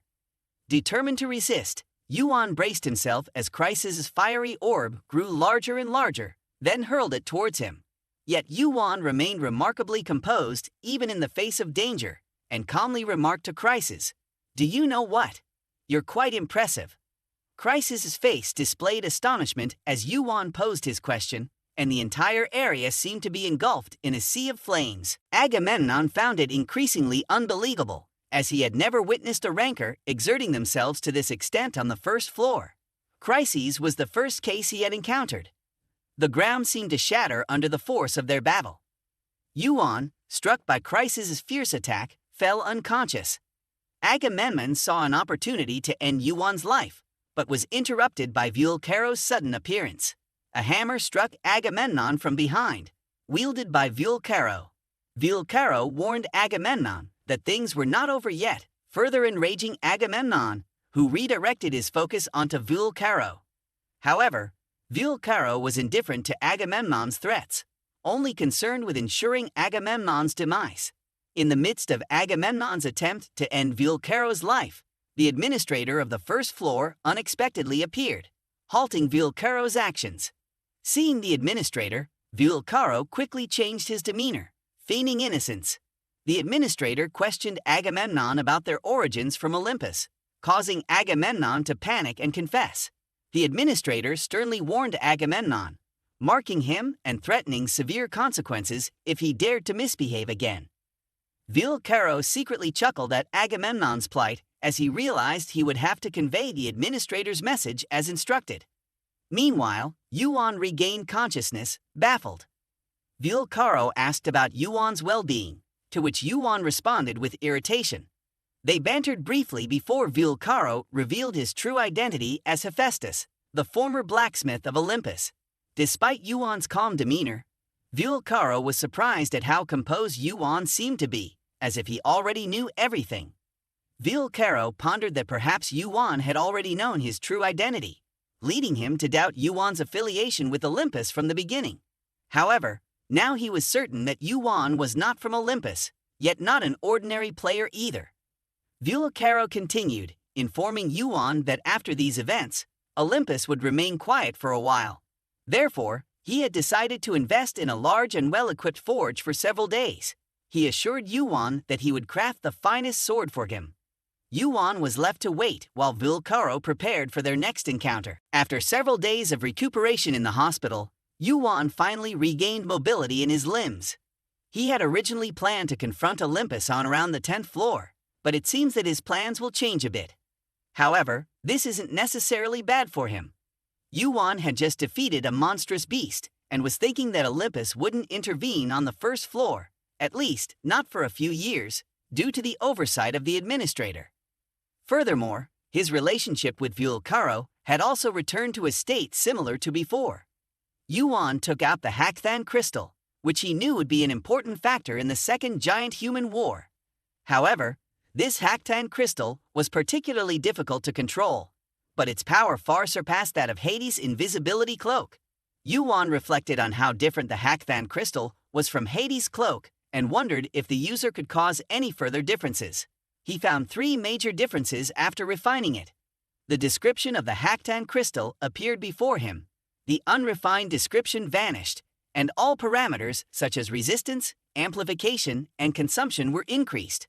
Looking at the phrase "limit display" above, he believed he couldn't use its full power. He tightly held the crystal in his hand. The Thean crystal seemed more like a catalyst to summon greater power than an object to contain it. After using the crystal for a day, he began to understand how to use it properly.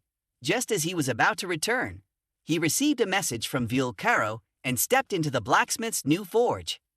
Vilcaro promptly handed him a weapon, but inside the box was nothing. Vilcaro asked Yuan to take another look. Obediently, Yuan reached inside and found an invisible glove.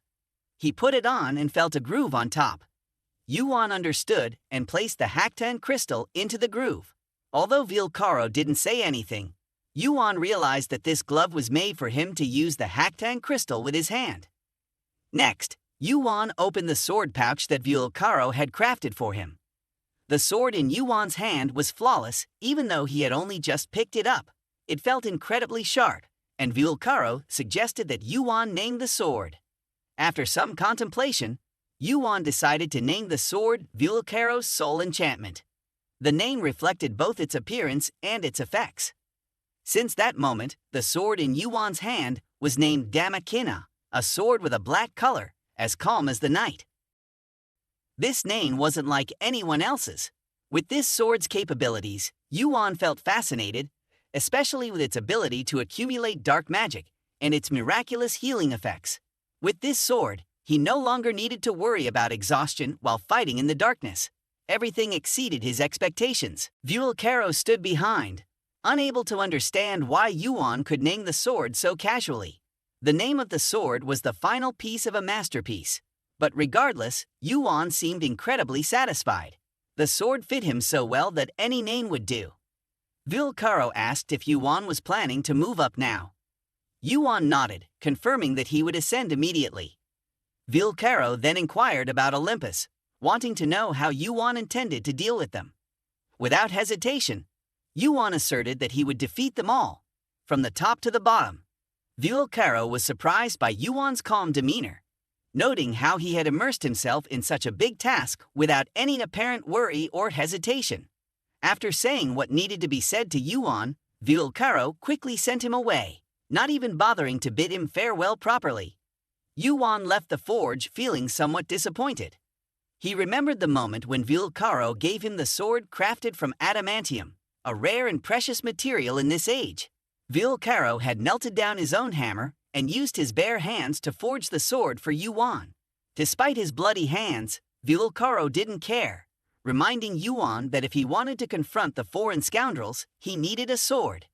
Then, Vilcaro swiftly dismissed Yuan, not even bothering to bid him farewell properly. Yuan tightly held the sword that Vilcaro had forged for him, feeling grateful for the opportunity to meet him again. In another place, the examiner Shuri, while indulging in chocolate, observed Yuan's increasing interest in him. A newcomer who had set a new record in the guide section 12 days ago, evaluated as Class S, even defeated Hargon to rise to the top. Shuri was eager to see how Yuan would perform and wondered if anyone on this floor could challenge him. Yuan calmly entered the testing area of the first floor and glanced at the current leaderboard. Tongokong still held the top position, followed by Hercules. The test was simple: defeat all appearing opponents. Yuan couldn't help feeling envious as he recalled only managing to pass 12 rounds back then, far behind Tongokong. Next, he noticed Hargon ranked 12th with 16 rounds, even higher than before, partly due to the powerful gauntlet he left behind. Yuan drew his sword, determined to find Hargon, even though he didn't know which floor he was on. The system window appeared, announcing that the test would begin now. In Yuan's memory, this was a test unseen by anyone, where the more enemies defeated, the greater the reward. So, anyone aiming for the ranker position would try their luck here. Yuan's first opponent quickly appeared, roaring and rushing towards him. Yuan immediately used his secret skill, Bai Dao, Secret Blade, to attack, easily defeating him with just one sword strike. The system window then appeared, notifying Yuan that the completion rate of his skill, Diet Thin Tin, Heavenly Destruction, had increased by 0.008%. Yuan swiftly passed the test of the first floor, smirking at how simple it was. However, he knew this was just the beginning of what he had to do. The system asked if he wanted to try the next challenge, and Yuan's second challenge began immediately. Shuri watched from above, astonished by Yuan's achievements. Yuan effortlessly slaughtered the OS monsters, which wasn't surprising, as Hargon had done something similar before. However, Yuan's speed in passing the first round was unprecedented in history, even faster than Tongokong, who held the titles of Tething Dathan and Daching Thangfat. Yuan continued to advance without rest, preserving his mana and stamina by not using any skills. Shuri seemed to understand Yuwon's target. He was not focused on this challenge, but on a bigger goal, surpassing the achievements of high-ranked rankers. With his current strength, Yuan quickly reached the 15th round. The system window appeared again, offering the next challenge, which Yuan accepted without hesitation. He proceeded to the 16th round and then to the 19th round. This time, he used his Hoanan, Fire Eye, combined with the Bai Dao skill to create a powerful attack, but the monster managed to withstand his assault. Yuan didn't expect the monster to resist his attack or that he couldn't prolong the battle further. The flames surrounded him, and his Kong Lo Ho, giant transformation, skill was activated, but his mastery and endurance were too low.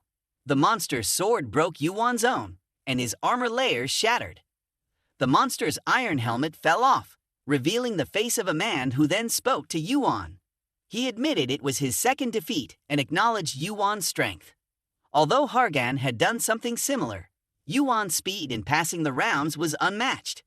Before closing his eyes, he thanked Yuan for reigniting his fighting spirit, allowing him to experience the joy of battle once more.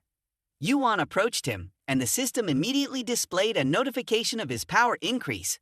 Strength, agility, and endurance all increased by 1 point.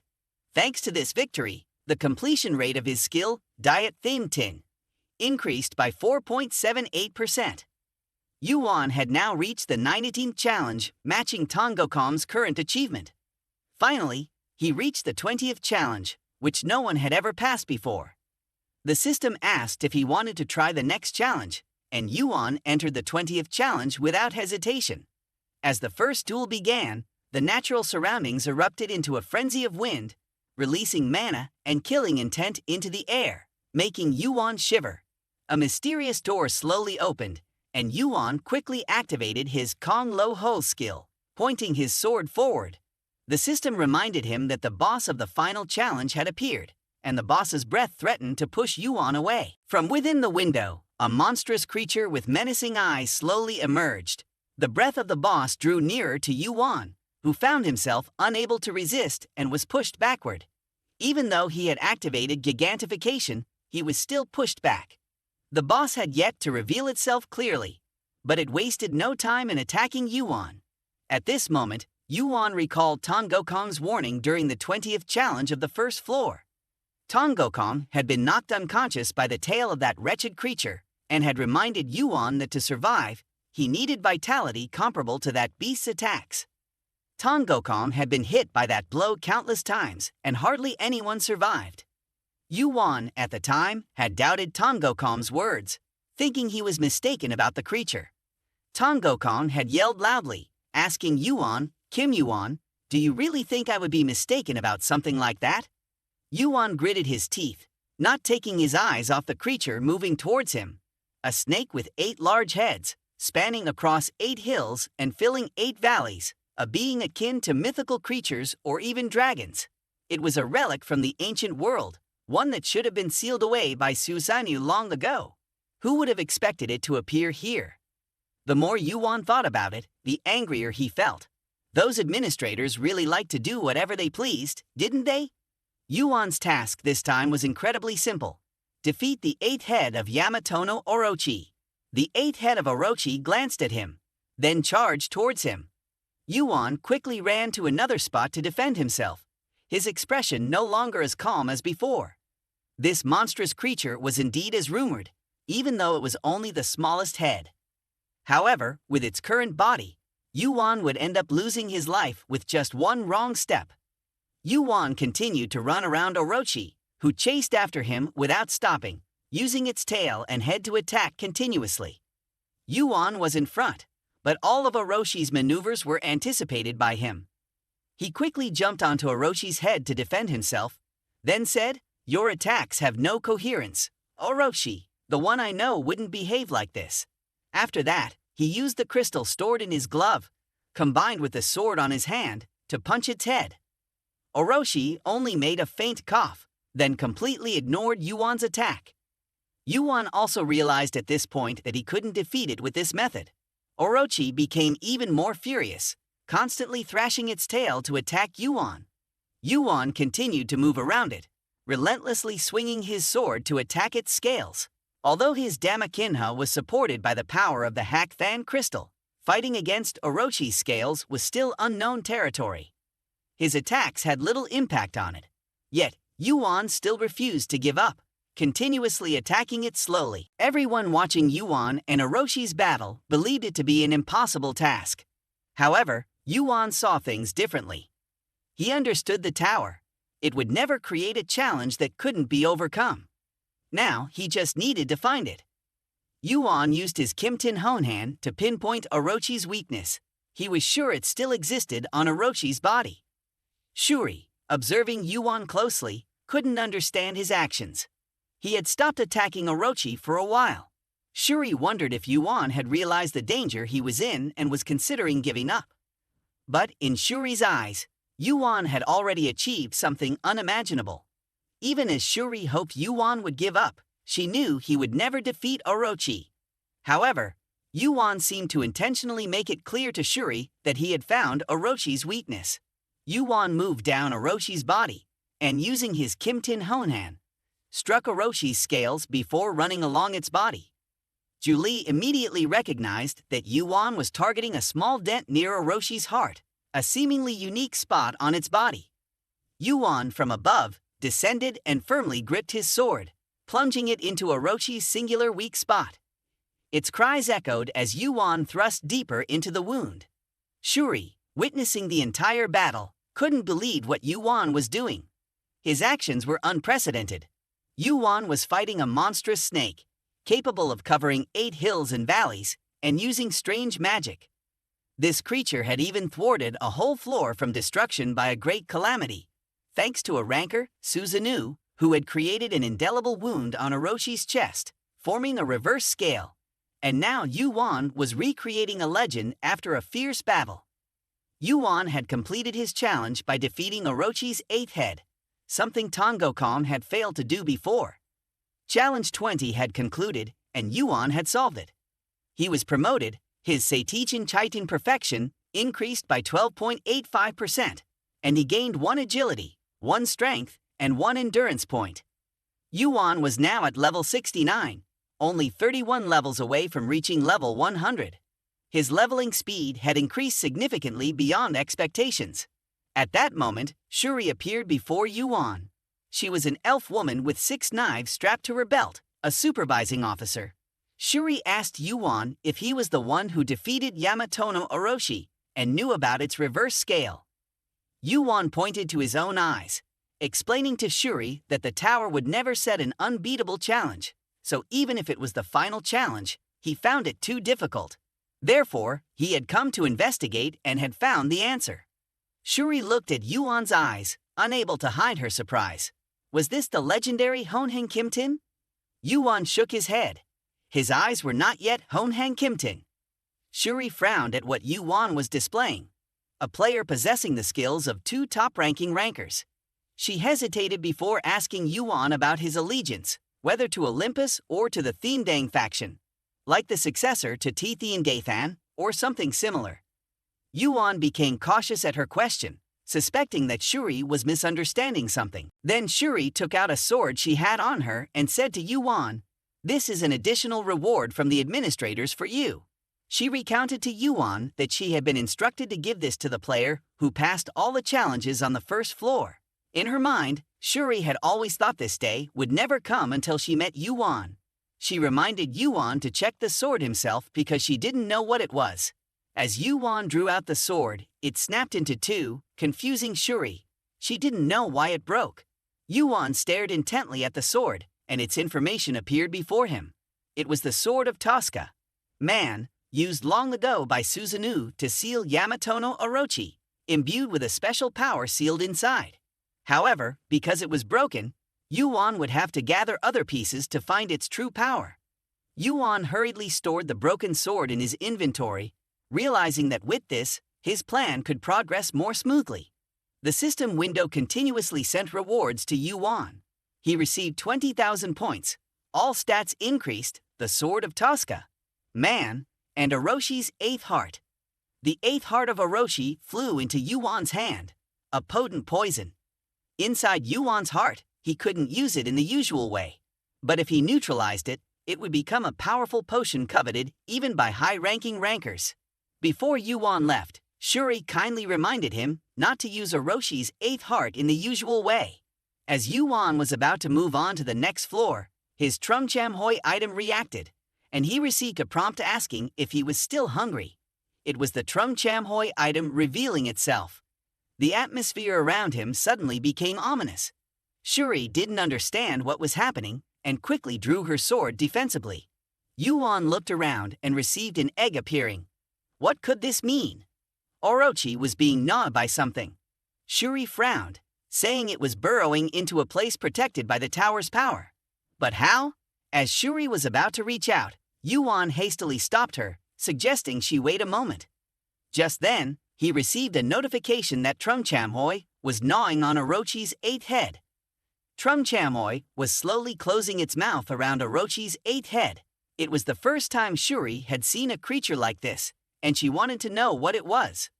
Surprisingly, she told Yuwon she wouldn't inquire further, because the rights to the corpse belonged to him. But was this his skill? Yuwon didn't know how to explain to Shuri, so he simply said, "I think it's something similar, but honestly, I'm not sure." Yuwon then asked if the egg was full yet, and the system confirmed it. Trumchamhoi was singing. Yuwon looked at the scene before him, feeling a mixture of horror and curiosity. It looked like a monstrous being but behaved like a child. He really wanted to know what it was. Then he received a notification that Trumchamhoi had fallen asleep. Yuwon quickly opened the system menu to check, and the egg had not shown any reaction for some time. Suddenly, the egg's hatching rate increased by 13.85%. Shuri loudly asked Yuwon from behind, "Do you know what just happened?"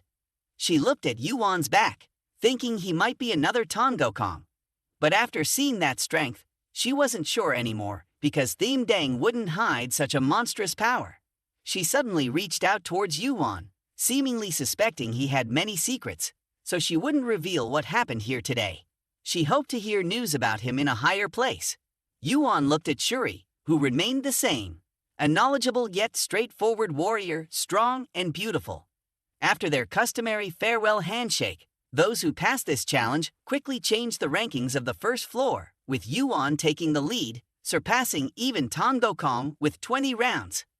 This news quickly became the talk of everyone, as the person who broke Tongokong's record hailed from Earth, a place they had never heard of.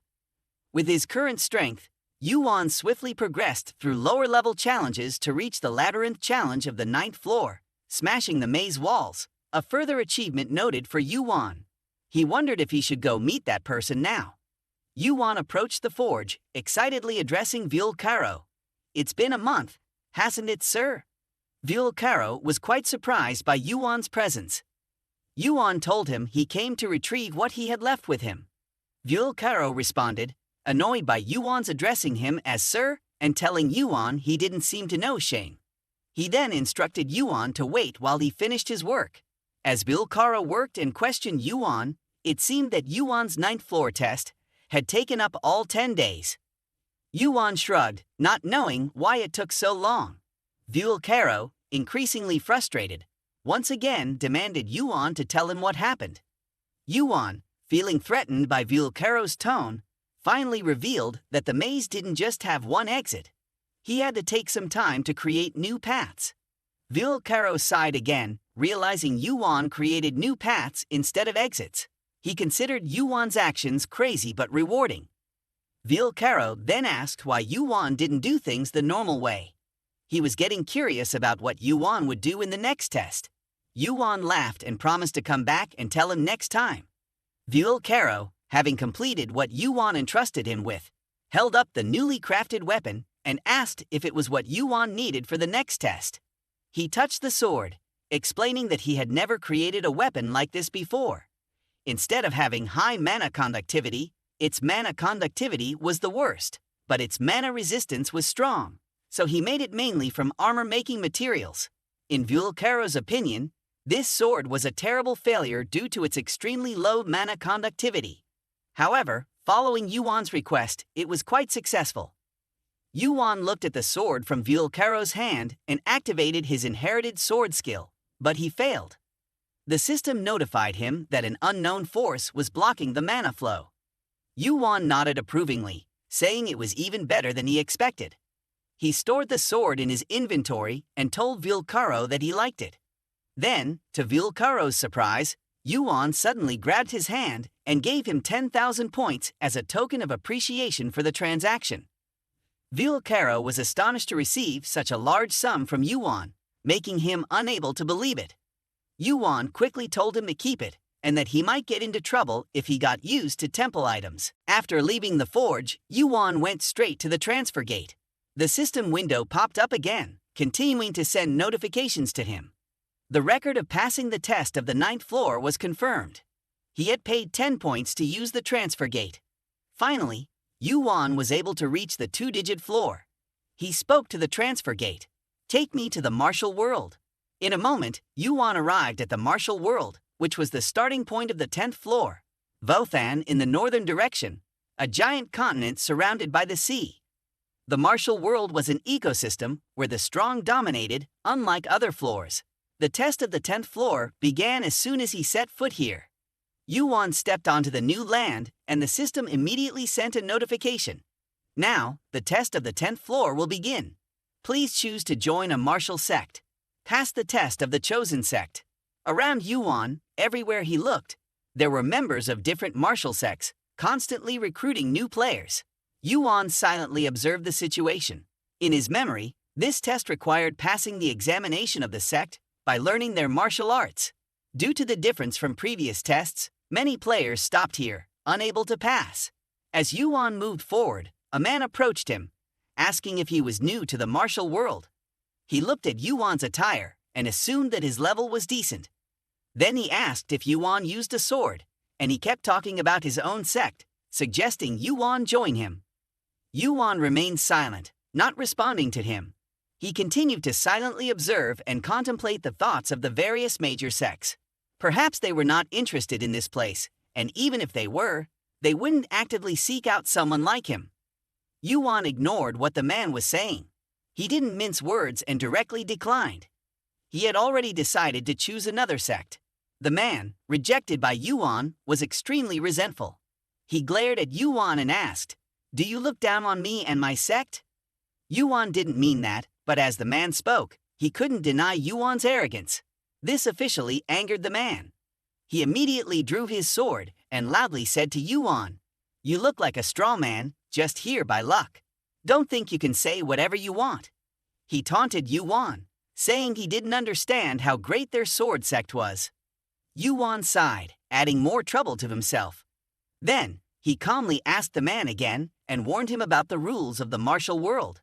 He couldn't let his sect be insulted like this, and he warned that causing trouble with new players would not be good for the sect's reputation. The resentful man asked Yuan if he looked down on his sect. Yuan didn't try to beg and warned him that if he continued, he would have no choice but to fight him. When the man saw Yuan's gaze, he involuntarily stepped back. The onlookers began to discuss, curious about what had happened, while Yuan didn't seem to notice he was there. The man, still unaware of Yuan's true strength, remained extremely aggressive. But when he saw Yuan's gaze, he involuntarily stepped back. The onlookers began to discuss among themselves, wondering what had happened. "Isn't that Yang Wonel?" they whispered. "The embarrassment of the sword sect. I heard he's been causing trouble lately. What is he doing here?" You know, the head of the sword sect is so eager for outsiders, they speculated.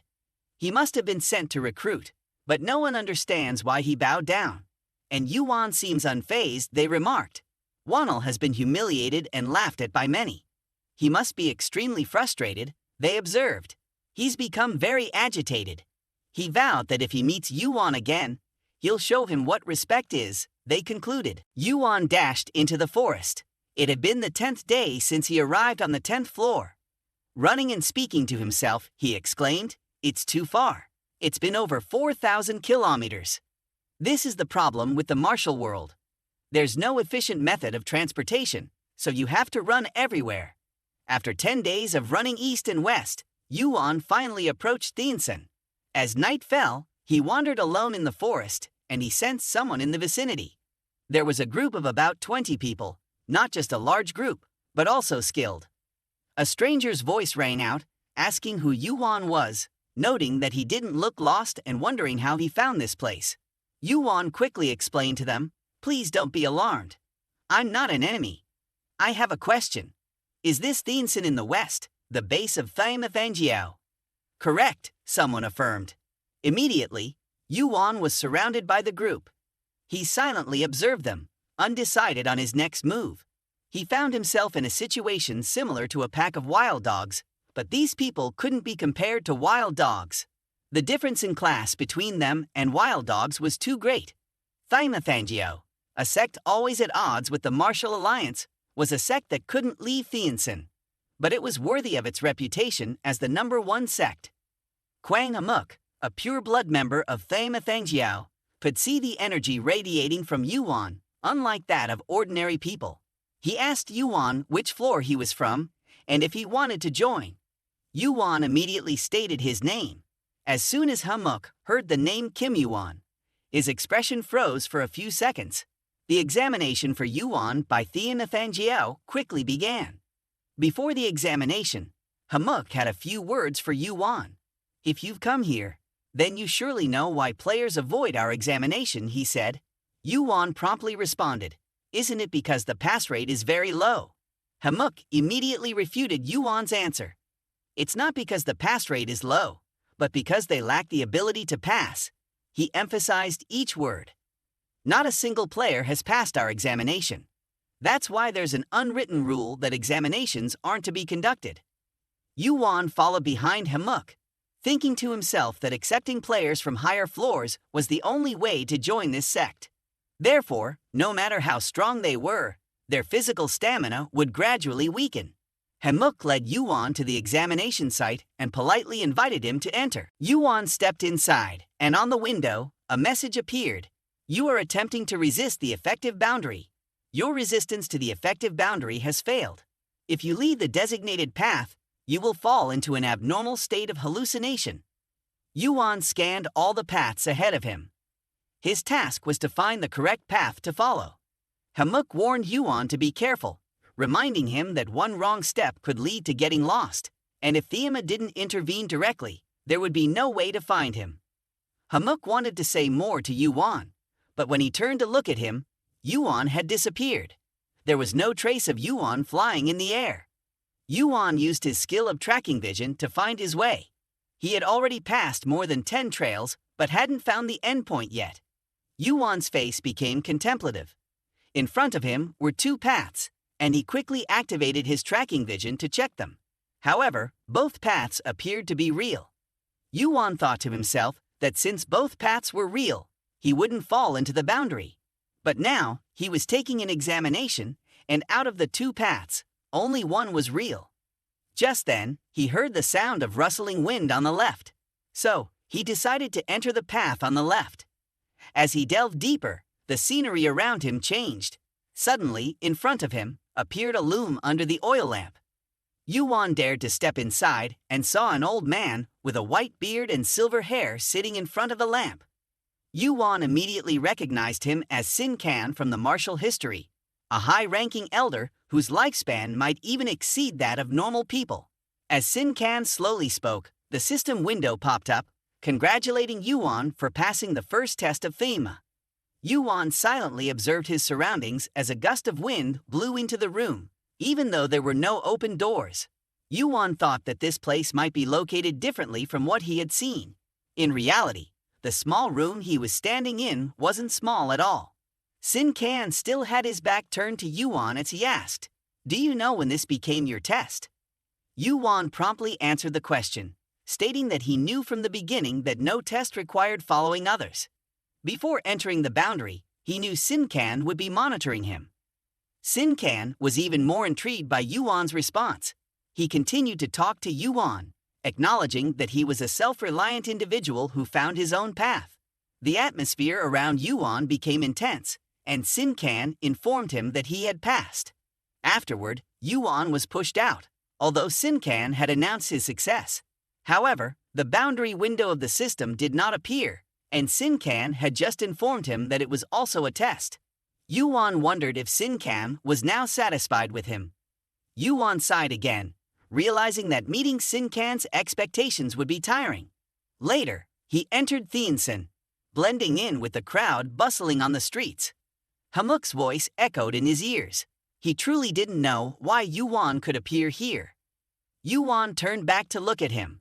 "I'm wondering if it would bother you to know the truth," he said. He just told Hamuk that he arrived here first. Hamuk was even more surprised when Yuan said he arrived first. He stared at Yuan, pondering. "You managed to cross the boundary, huh? Even faster than those who know the way."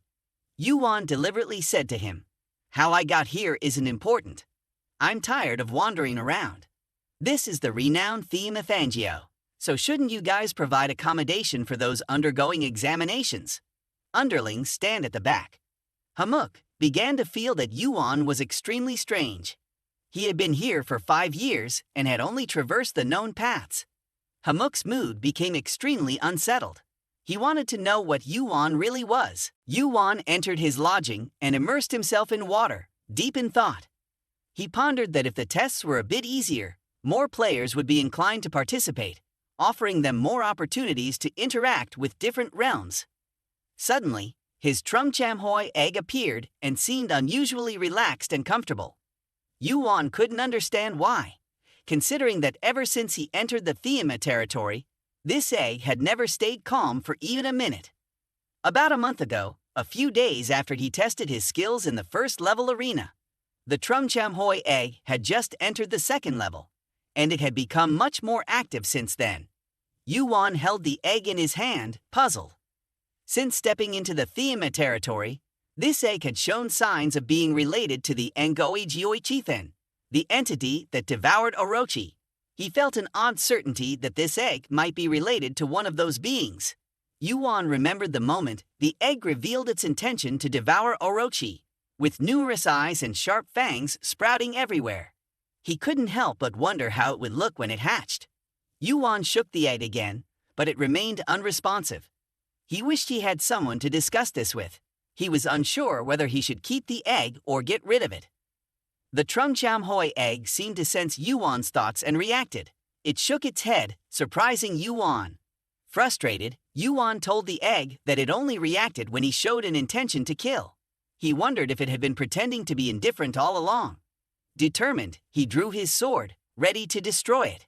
However, the egg continued to display the words, "Trumchamhoi feels shocked," even after Yuan struck it with his sword. Despite his efforts, the egg remained unchanged, except for the message indicating its current emotional state. Yuan looked at the egg, still pointing his sword at it. Although it had previously demonstrated the ability to manifest physically, as it did with Orochi, it seemed to regard Yuan as its master.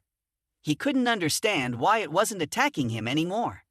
Feeling helpless, Yuan could only sigh and continue observing the egg for a while longer, unable to comprehend its behavior. Time passed by, and the egg was now being soaked in warm water by Yuan. Its current state appeared before him. Trumchamhoi felt warm. Yuan, puzzled, asked, "Do you like it?" The egg immediately nodded. The more Yuan pondered, the less he understood this egg. Sometimes it responded, sometimes it didn't bother. After satisfying itself, the egg quickly sank into slumber. Yuan continued to immerse himself in thought. Was there a connection between the Ngoi Gioichithen and Thean Maly? Yuan only hoped that he wouldn't have to enter the lion's den the next day at the Thean Maly. At the meeting of the elders of the Thean Maly, Tham Chua Thuong Von began by saying, "A challenger, since Chumjariyam until now. He's the first in 30 years, isn't he, Heavenly King?" Qian Von nodded in acknowledgement, saying more precisely, "It's been 34 years. Then they began mentioning the name Kim Yuan. Heavenly King Da Vuong immediately responded uncomfortably, knowing he always stayed secluded in Thean. But he'd been warned numerous times that ignorance was no excuse, especially about matters outside the tower. Heavenly King Kim Vuong slammed the table in frustration, reminding the 3 Heavenly Kings that bullying wouldn't solve anything. He demanded to know who Yuan was. The name Kim Yuan wasn't unfamiliar to many. In the tales of the three heavenly kings, Yuan stood out at the top of all the rankings since the instructional part. Kim Yuan still couldn't believe it. After all, rumors were just rumors, and they often exaggerated the truth. The three heavenly kings interrupted Kim Yuan, pointing out that if the rumors were true, how would the tower's records be explained? The tower didn't lie. This wasn't something that could be changed just by words. Kim Yuan immediately wanted to meet Yuan. He wanted Thean Maly to initiate it.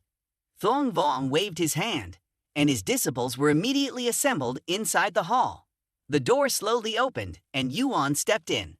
Thean Maly wondered about Kim Yuan's fearless demeanor, gradually drawn to him despite facing the heavenly kings. Yuan, unfazed, approached, evaluating the situation with his eyes fixed on the four heavenly kings. Thean Maly, Dao Yuan, Kim Yuan, and Yuan, the four heavenly kings standing atop the Thean Maly sect. Yuan wondered to himself why the four heavenly kings, responsible for the second test, weren't from Thean Maly. Yuan asked Yuan, "You're the one who passed my test." Indeed, he looked different. "I hope the rumors aren't baseless. Let's start the second test." At that moment, Deputy Captain of the Hakbao team, Chimera, stepped in, apologizing for interrupting and requesting the four heavenly kings to grant Yuan a challenge. After discussing, they decided to follow Jiryong's suggestion. Yuan evaluated Jiryong's current demeanor, considering that Jiryong had only shown hostility, and the tower had already begun punishing him. He might be very strong. Yuan deliberately remarked, "This doesn't seem like a real test from the demonic sect, does it?" Kim Yuan, seeing Yuan's words as reasonable, decided to reward Yuan with one of the Thean Maly sect's elixirs, Sick Quiet Dan. Yuan's mouth curved up, instantly getting into a fighting spirit. The system window appeared. "You have accepted the challenge from Deputy Captain of the Hakbao team, Chimera." Yuan also saw Jiryong's current status. Some limitations on Chimera had been reduced, and some penalties minimized. Yuan's only task was to defeat Chimera and earn his recognition.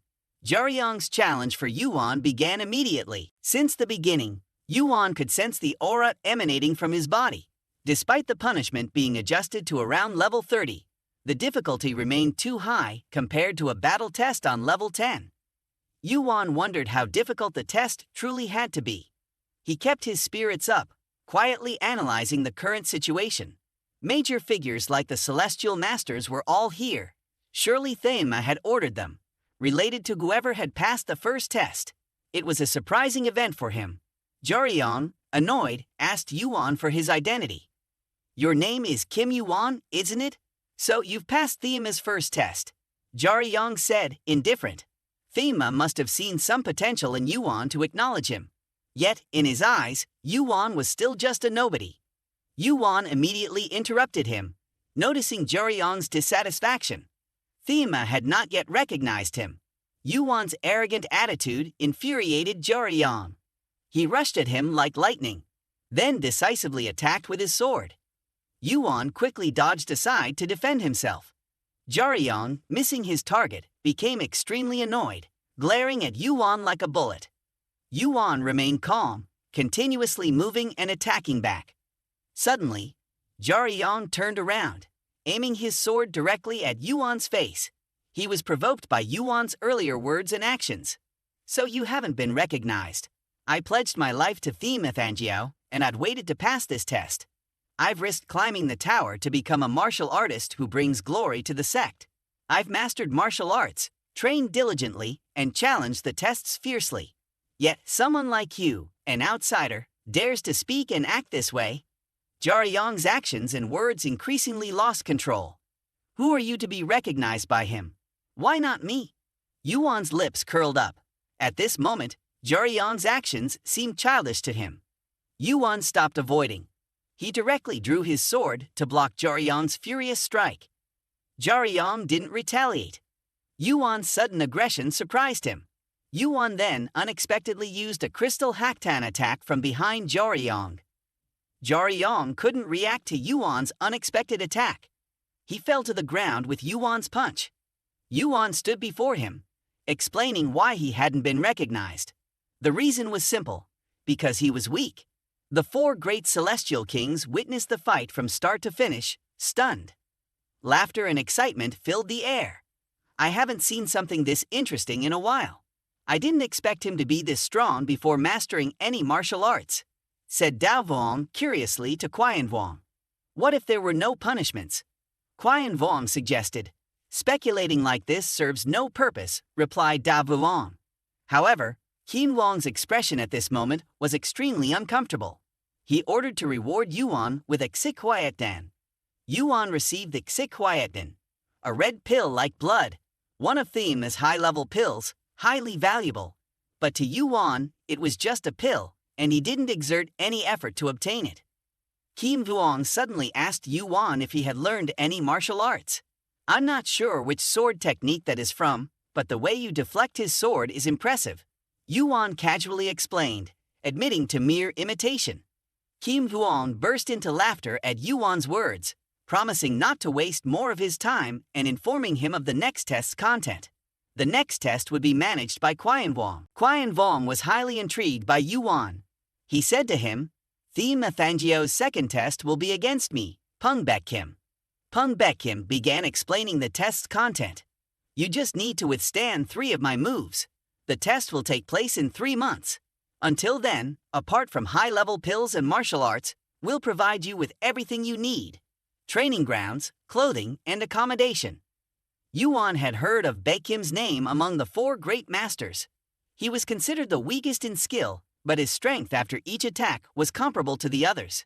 With the power he possessed, Yuan was certain he would face punishment, but this was still a ranker-level fight, making him think they didn't intend for anyone to pass the test.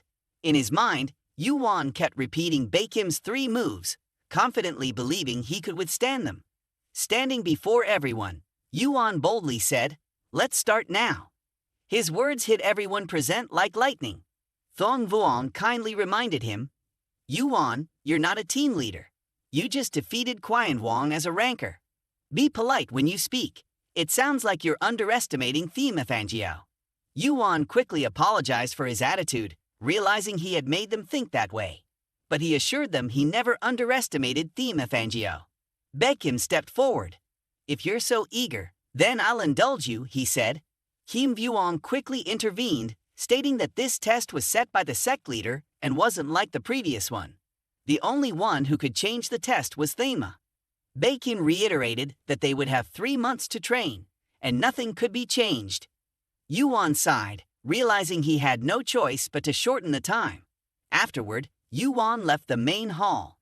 On his way back to his room, he accidentally overheard the disciples' conversation. Following behind Qian Vuong, he couldn't believe Qian Vuong was personally guiding him. He wondered if it was out of curiosity about him or if there was some other intention. Yuan quickly asked, "Is this also an order from the sect leader?" Mugek paused for a moment, then told Yuan it wasn't an order from the sect leader, just his personal interest. Mugek expressed his anticipation after meeting Yuan directly, feeling like Yuan could pass the sect leader's test.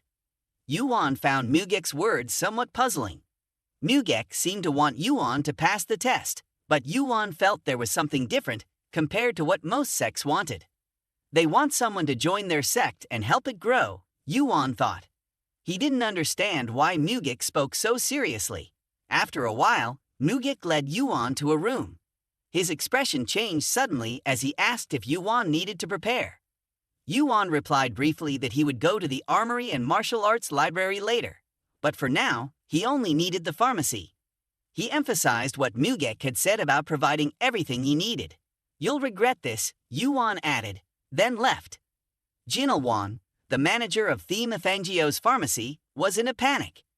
Yuan said he would take all the pharmacy's items, at least a few hundred pounds of them, enough for the sect to wage war against the martial arts alliance. Jinilwan wondered how Yuan would use these items. He hesitantly reminded Yuan that any remaining items after 3 months must be returned. Yuan felt a bit annoyed. He quickly cut Jinilwan off, saying he would compensate for any excess items. Jinilwan watched Yuan's figure disappear, feeling a bit bitter. He kept reminding Yuan not to forget to return the surplus items. On that evening, Yuan lit a fire and headed to the training cave of Thean Maly. He looked around cautiously, silently observing the situation. The place was designed to only open from the inside and couldn't be breached unless the door was broken down. Yuan then began taking out all the medicinal materials from the pharmacy. All the herbs poured out like rain. He quickly sat down and started consuming each medicinal item. The system window successively sent notifications to him.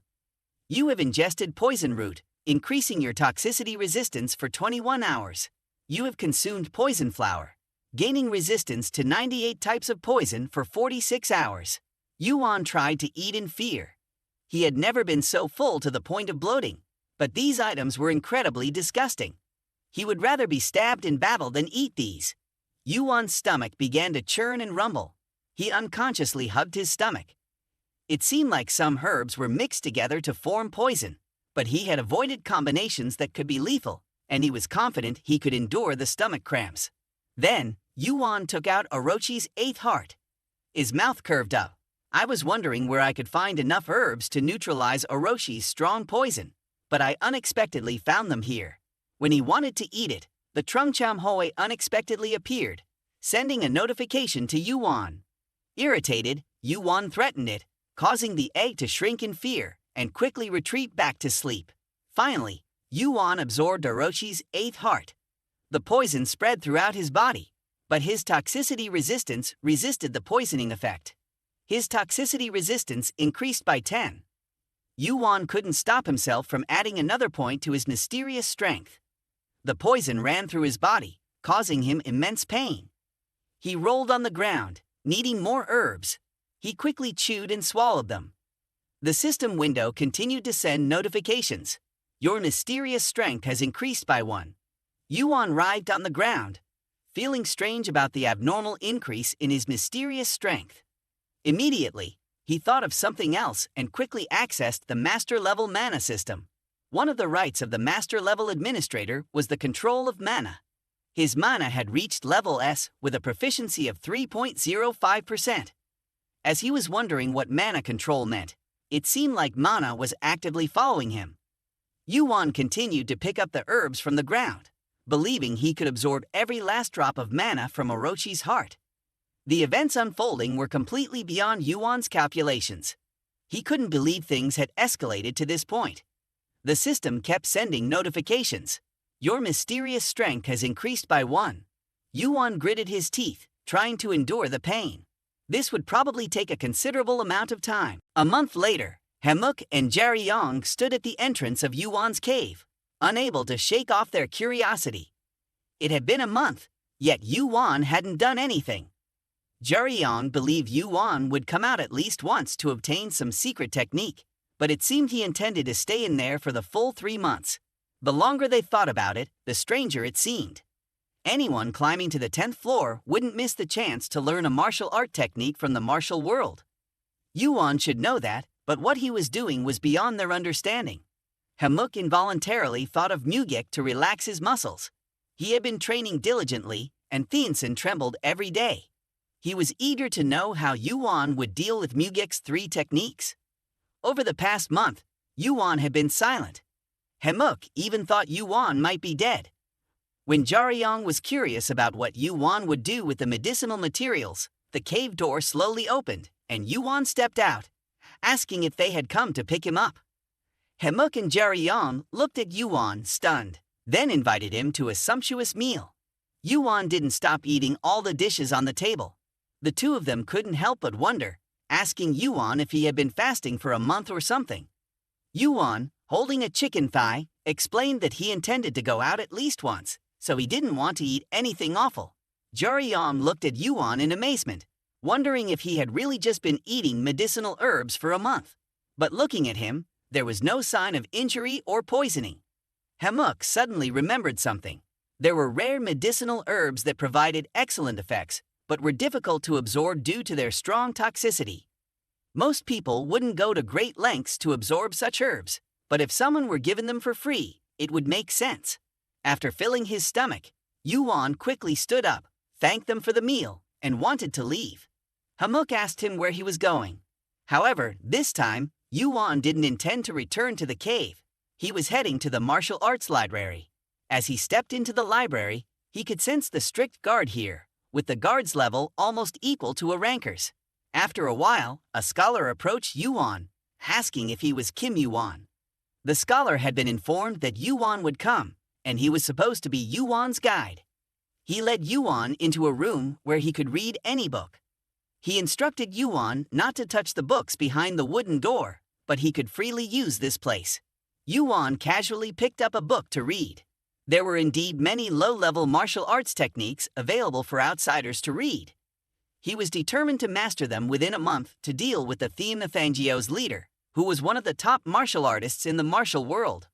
Among the countless books, he had to find the Thean Maly. On the other hand, YuWon had been thinking. Yuan had spent a month in the training cave and another month reading martial arts books in the library. His subordinates had also looked into it, but all they saw was Yuan spending all this time reading books in the library. YuWon felt increasingly puzzled. What Yuan had done and was doing was truly strange.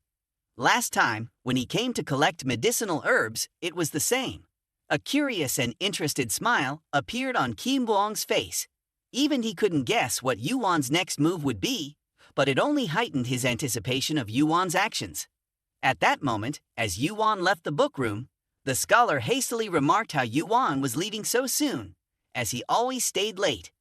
Yuan casually replied that he had found what he needed. Another month passed, and YuWon Baekim also received news about Yuan from his subordinates. They reported to the YuWon that Yuan had spent 1 month in seclusion and another month in the martial arts library. YuWon's attitude was similar to YuWon's. He didn't understand what Yuan was trying to accomplish. It seemed like 3 months of training for Yuan were all in vain. YuWon joked with his subordinates, but it seemed like everyone was eagerly awaiting the appearance of the new talent, so he would try not to kill Yuan at the Thean Maly arena. At the martial arts arena, the martial artists had gathered early. While they were discussing Yuan, YuWon stepped forward, immediately drawing everyone's attention. He angrily demanded they stop talking. This wasn't just an ordinary fight, it was a test for Thean Maly. Everyone needed to adhere to the rules. Yuan appeared at this moment, slowly stepping onto the arena. Just as he set foot, YuWon reminded him that he was late. Yuan drew his sword without courtesy, retorting that he thought he was on time. The main character always appears at the end, and Yuwan's attitude remained unchanged from their first meeting. YuWon didn't want to prolong the time any further. He truly wanted to know how much progress Yuan had made in the past 3 months. Yuan arrogantly replied to YuWon, saying he would regret giving him those 3 months. The system displayed a message for Yuan, warning him to dodge or block YuWon Baekim's 3 moves. YuWon couldn't wait any longer and rushed in. Yuan began to face his first move, witnessing the ground shaking and blinding light as YuWon attacked with Thean Maly. Yuan quickly used his sword to defend himself, successfully avoiding YuWon's first move. YuWon now had a higher opinion of Yuan, as he had correctly chosen how to avoid his attack. He had Yuan defended directly, otherwise he would have been bleeding by now. YuWon then started his second move against Yuan. He moved his arms lightly, but in Yuan's eyes, he saw YuWon's movements as incredibly fast. He then executed a series of punches with a technique called Batch Baloy at Yuan. Yuan immediately used his skill of insight to see through YuWon's punches, continuously dodging and evading. Then he moved in front of YuWon, blocking his punches. YuWon continued to speak, remarking on Yuan's evasive moves. In YuWon's mind at that moment, Yuan's movements were not only fast, but he also sensed that Yuan could predict his movements. YuWon finally understood why Yuan was so confident. His eyes blazing with fire, he stepped back, continuing to speak to Yuan. This time, YuWon raised his hand high, with his palm emitting a bright light full of electric energy. He confidently told Yuan that as long as they stood under the same sky, he wouldn't be able to evade this time. YuWon looked up at the sky, observing the atmosphere around them. He believed that Yuan's final move would affect the surroundings of the arena. He quickly told the other two kings to erect a barrier to ensure the safety of the spectators. Meanwhile, Yuan frowned, puzzled by the actions of the kings. What was so special about this technique that made them act this way? Yuan looked up at the sky, seeing dark clouds covering the entire horizon. With this scale, it would cover the entire arena. He knew he couldn't dodge it, but the larger the scale, the weaker its power. He was confident he could withstand this move. Yuan activated the power of his martial arts, covering his arms with a protective aura. Yuan stood beside him, beginning to unleash his technique. He asked Yuan if he wasn't going to dodge anymore. That might have been the right choice, but he had chosen the wrong opponent. After accumulating enough power, Yuan executed his third move, named Thean Maly, to test Yuan. The ground shook, thunder roared, and lightning flashed everywhere as Yuan's technique shook the earth. Everyone witnessing the test was affected by Yuan's power, feeling like they had just returned from the realm of death. They all wanted to know Yuan's current status, whether he was alive or dead. Yuan stood firm on the ground, having successfully blocked all three of Yuan's moves. A window popped up, congratulating him on passing the second test of Thean Maly. Finally, Yuan could breathe a sigh of relief. He had successfully countered the combination of martial arts and skills of Yuan, which was truly astonishing. Yuan stared at Yuan, thinking he couldn't block it, but Yuan had done it and remained unharmed. Yuan became more intrigued by Yuan, asking if he wanted to continue. Yuan's eyes gleamed. He saw the punishment looming over Yuan from the tower, indicating that Yuan might unleash all his power now. This was what Yuan had been waiting for. A surge of energy emanated from Yuan, catching Yuan's attention. It was Thean Maly.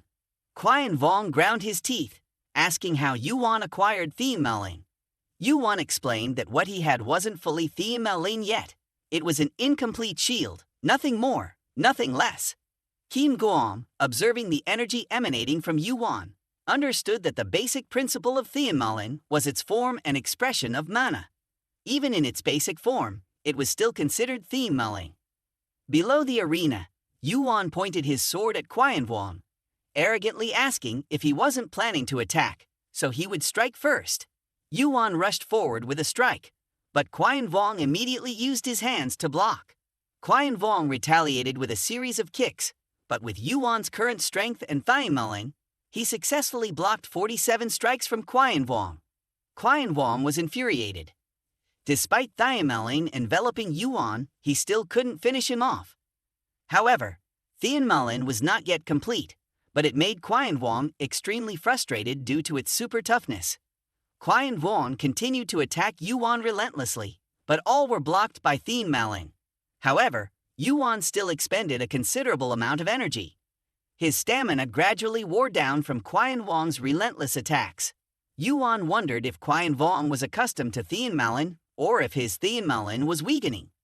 Yuan kept his distance from Yuan, realizing that Yuan might not last much longer. Yuan sensed Yuan's increasing strength and the escalating punishment from the tower. He quickly activated his Kyunhanho skill to resist Yuan's attacks. Yuan charged at him recklessly, just as Yuan activated his mana skill. Yuan's body became increasingly painful due to the tower's punishment, but he persisted and delivered a decisive blow to Yuan. The ground trembled once again as Yuan called out to Yuan.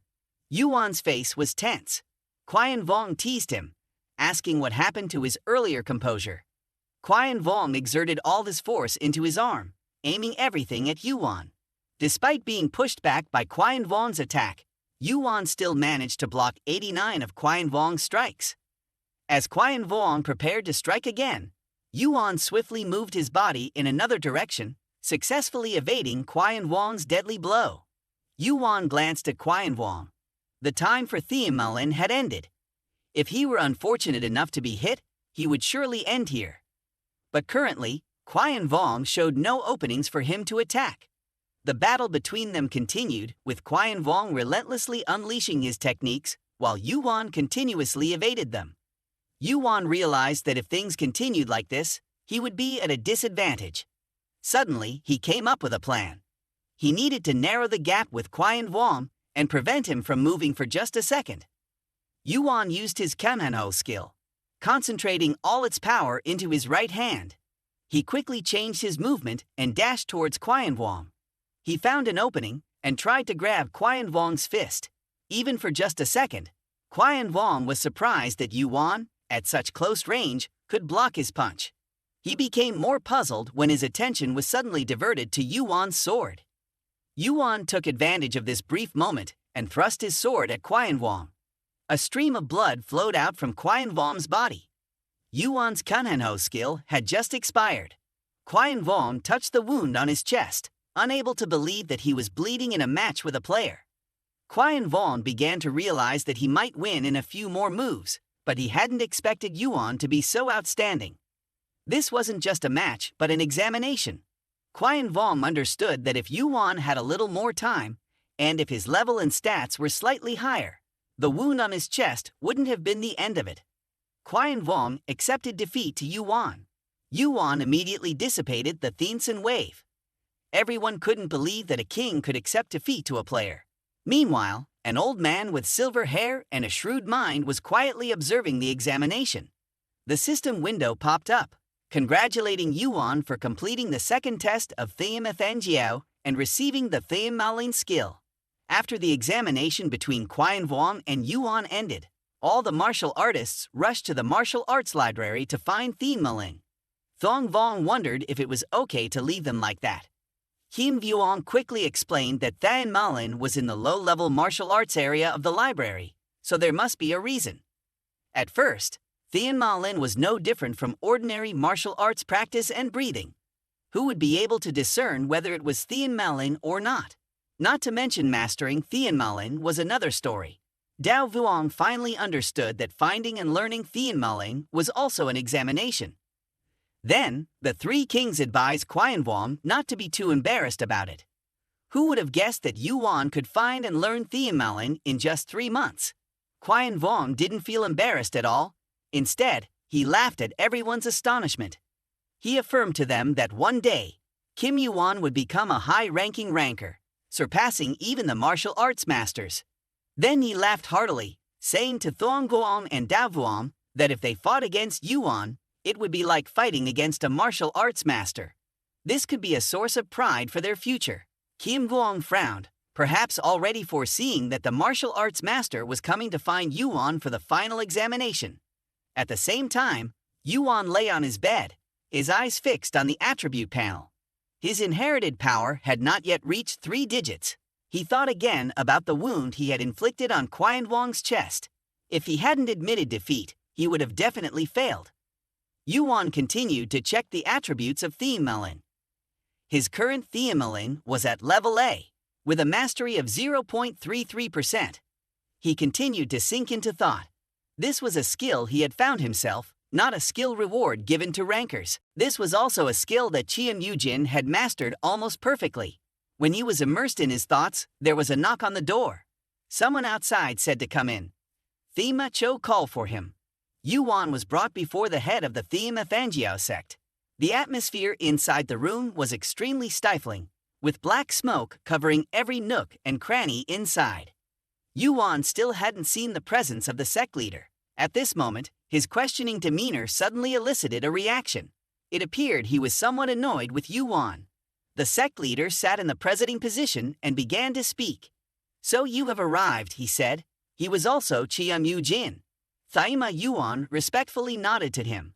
Upon hearing that Cho had called for him, Mujin's eyes suddenly fell on the sword on Yuan's person. He praised it, saying it was a good sword, one he wanted to obtain. Yuan immediately rejected his offer, explaining that his uncle would chew him out if he didn't keep an eye on his own weapon. Mujin, upon hearing this, knew exactly which uncle Yuan was referring to. He told Yuan that he had once had the opportunity to use one of his uncle's swords. Mujin stood up. The idle chatter had ended. It was now time for the final test. Yuan was extremely surprised by Mujin's decision. He shook his injured arm and said, "Even with my arm like this?" Mujin paid no attention to Yuan's injured arm. Whether it was injured or not, the test wouldn't use it. Yuan sighed. Mujin's personality was such that nothing could stop him. A thick fog appeared around Yuan, and he quickly activated his tracking eye. He wondered if this was some kind of illusion. Mujin's voice echoed in his ear. "What are you doing? Why aren't you coming in?" Yuan slowly stepped into the illusion in front of him. Unlike before, it was more precise and complex. The system reminded him that the tracking eye was resisting the illusion's soul-shaking influence. Suddenly, a hand appeared and pulled him inside. The system window displayed a message. "You have entered Thean Cave, the final test of Thean Maly." Mujin, still standing in front of Yuan, asked him to follow. Yuan obediently followed behind him as he led him to another cave and asked, "So, you've mastered Thean Maly now?" After receiving Yuan's answer, he continued, "Then you should have no trouble controlling it now." Skills and such had made the world a better place. In Mujin's eyes, Yuan was already an excellent martial artist. He hoped Yuan would take good care of it. Yuan was now extremely puzzled. He couldn't understand why Mujin was saying these things. Just then, Chimera reacted. It began to shake slightly. Ahead, Yuan saw something extremely strange. Not only that, but it emitted a shocking energy. He gradually realized this power came from outside the tower. Could this be the reason for the reaction? Since entering Thean Maly, Yuan had been puzzled by what Thean was. The system sent him a message. The skill Kuho is being shaken by mysterious power. Thean explained to Yuan that it was Thanho. Mujin recounted to Yuan an ancient prophecy passed down from ages past about the decision of the demon sect to settle in Theanson and discover this flame. The demon sect existed to protect this flame and find its master. The first Thean of the demon sect, the second Thean, even his master, they all disappeared after devoting their lives to this cause. Even he would be the same in the future. After learning his story, Yuan asked Mujin if he truly believed in it. Mujin continued, explaining that Thean Maly was a sect before it became a martial art, and the foundation of a sect would waver if faith was shaken. After an endless time, stronger factions than Thean Maly emerged. Thean had no choice but to use cunning to protect Thanho. So he declared to the world that from now on, anyone who wanted to join Thean Maly had to undergo the demon sect's test to prove their worth. Yuan finally understood that Mujin had created the test and used the sacred to protect Thanho. Mujin admitted to Yuan that the purpose of creating the test was to hide and protect Thanho. With a fake test, the difficulty of this new test had been increased. Yuan continued to ask him if anyone had ever reached this point. The first person to see this was Kim Guang Shinmugek. However, he still couldn't defeat Thanho. Mujin slowly raised his hand. Now was the time for the final test to begin. He said to Yuan, "Endure this fire until you are recognized by Thanho." The system window appeared with a message in front of Yuan. "When you surrender to this test, it will end." The fire behind him grew more intense. Yuan's current demeanor unconsciously reminded Mujin of Tongokong. He had endured more than 40 days and nights in the furnace of the 8 trigrams, but that test was for Tongokong. As he approached the tower's peak, Mujin was extremely curious. He wanted to know if Yuan could survive the sacred flame. Although Yuan had obtained Thean Maly and had endured blows from Qian Vong, all of that became meaningless against this mysterious power. Yuan seemed no different from a lowly human facing the most sacred power. However, Yuan didn't falter in the face of Mujin's claim. He approached Thanho and activated his tracking eye to resist it while also activating the fire seal on his body to counter Thanho. Thanho's flames intensified against him, but Yuan told himself to stay calm. Chimera began to react again. Displaying its message before Yuan, Chimera appeared before Yuan's eyes, and he loudly demanded order from the egg. If it consumed everything, there would be nothing left for him. Yuan placed his hand on his chest, feeling a sensation he hadn't felt in a long time. Entities that could evoke greater fear than death, surpassing normal perception and understanding, flooded back into his mind. Memories of battles against external deities flooded back, reminding him that if he felt fear, he wouldn't have the right to possess it. Standing before Thean Ho, Yuan spoke firmly. I don't know what you are, but I've grown tired of those external deities. He stepped forward, and piece by piece, fragments of memories reappeared in his mind. Long, arduous battles against external deities. Setting aside his sword as he struggled to survive in this crumbling world, determined to fight when returning to the past, where despair reached the heavens, and resentment was confined in the swamp, where the impossible was born. In a never-ending battle against them, Yuan had resolved himself hundreds, thousands of times, alongside comrades who bled alongside him, and after returning to the past, climbing from the lowest floor of his heart, instead of becoming weaker, it had become much stronger. Yuan touched his chest again and continued, I've come here for one reason only, to defeat you. The flames surrounded Yuan, and he gritted his teeth, enduring its heat. No matter how much pain he endured, he would surpass it, complete the final test. All his efforts were rewarded. The system window announced that he had passed the test of Thean Maly, and with the achievement of passing the test, Yuan received the title of Deputy Head of Thean Maly.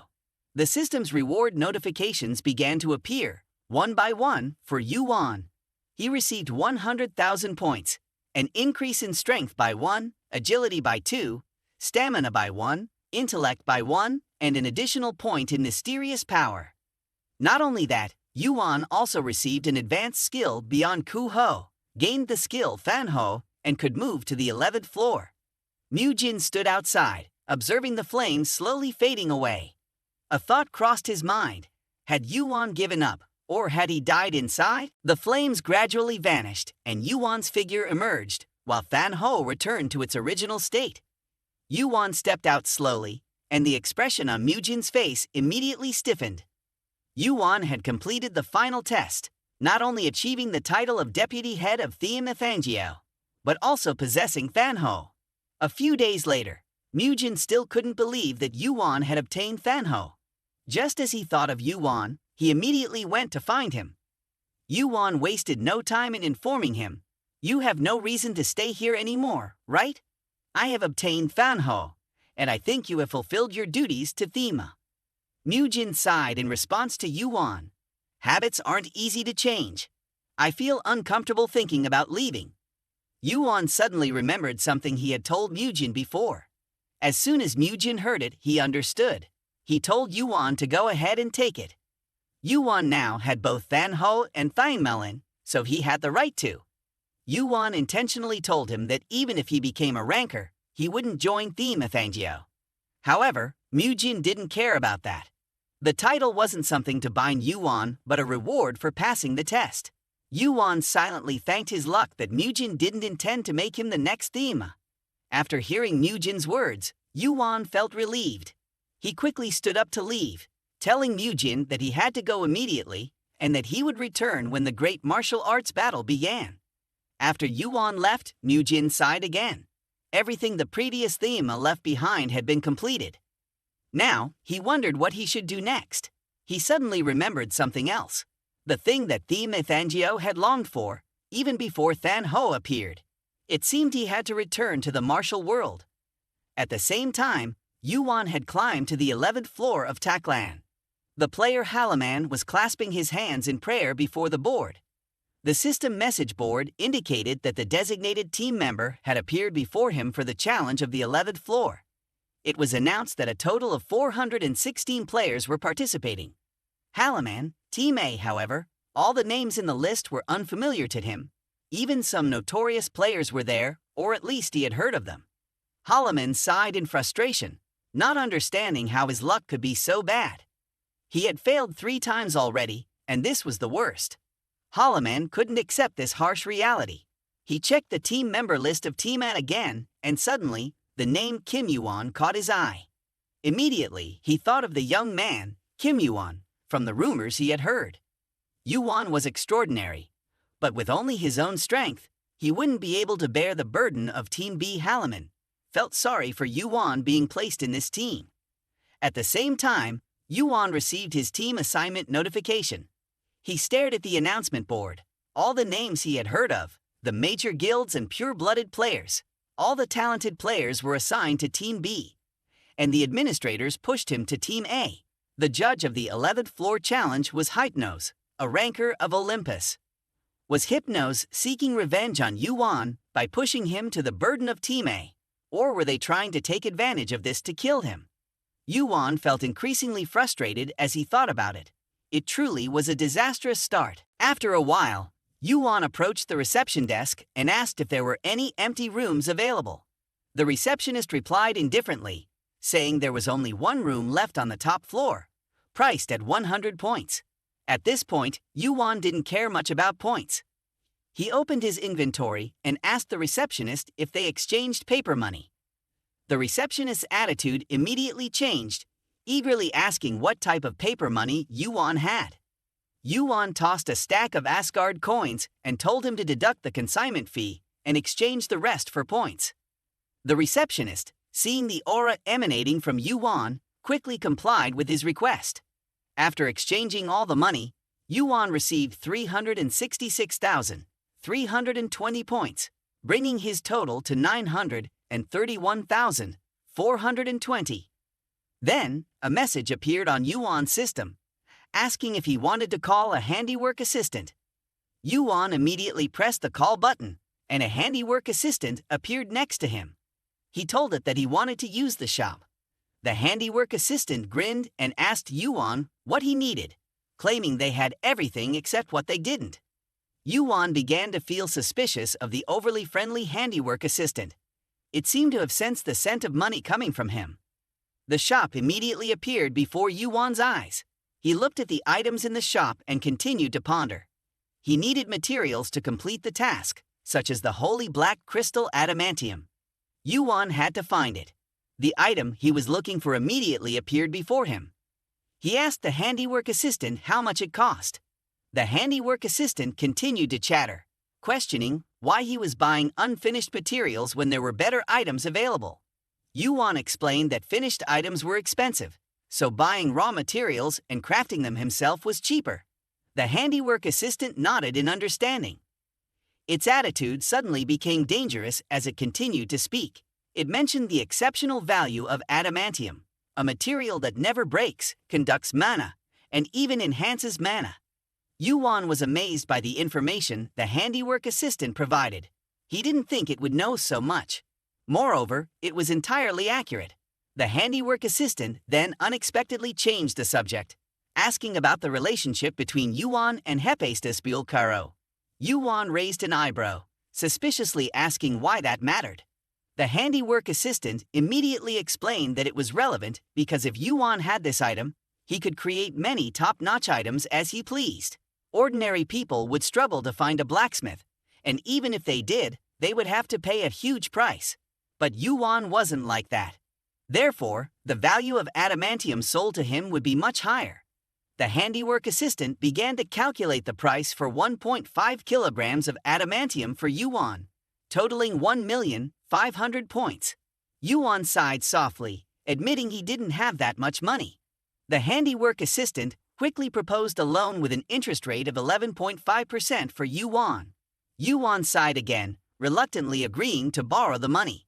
However, he felt disheartened. The handiwork assistant happily thought Yuan would borrow money to make a purchase, but Yuan's intentions were different. He informed it that he would buy elsewhere. His words immediately shook the handiwork assistant's psyche, feeling like a knife stabbing into its small heart. It hastily changed its attitude and promised to lower the price for Yuan. Yuan once again declined. He could still buy other items. The handiwork assistant continued to try to persuade Yuan, but his decision remained firm. Yuan reiterated his earlier statement, saying he wasn't buying. The items couldn't be sold, leaving the handiwork assistant extremely confused. It reluctantly lowered the price from 1,500,000 points to 1,200,000 points. However, Yuan still replied with a simple no. In its helplessness, the handiwork assistant said it couldn't reduce the price any further, as that was the lowest possible price with no profit margin. Yuan sighed deeply, realizing if the handiwork assistant wanted to sell that badly, he could buy it for 850,000 points. The handiwork assistant reluctantly agreed, feeling bitter about Yuan's coercion. In its inner turmoil, it couldn't decide whether to sell or not. whether to sell or not. The handiwork assistant spoke with tears in its eyes, begging Yuan to raise the price to 900,000 points, or it would incur a loss. However, seeing Yuan's current expression, it knew its plea was unlikely to succeed. It quickly sold the adamantium to Yuan for 850,000 points. After obtaining the adamantium, the first thing Yuan thought of was to give it to Vulcaro. Yuan began to think. He didn't know what schemes Olympus might be plotting in the test, so he couldn't leave the Haktang crystal behind. Perhaps it would take about 1 to 3 months to complete this, which was not an easy task. He could only patiently wait and couldn't rush.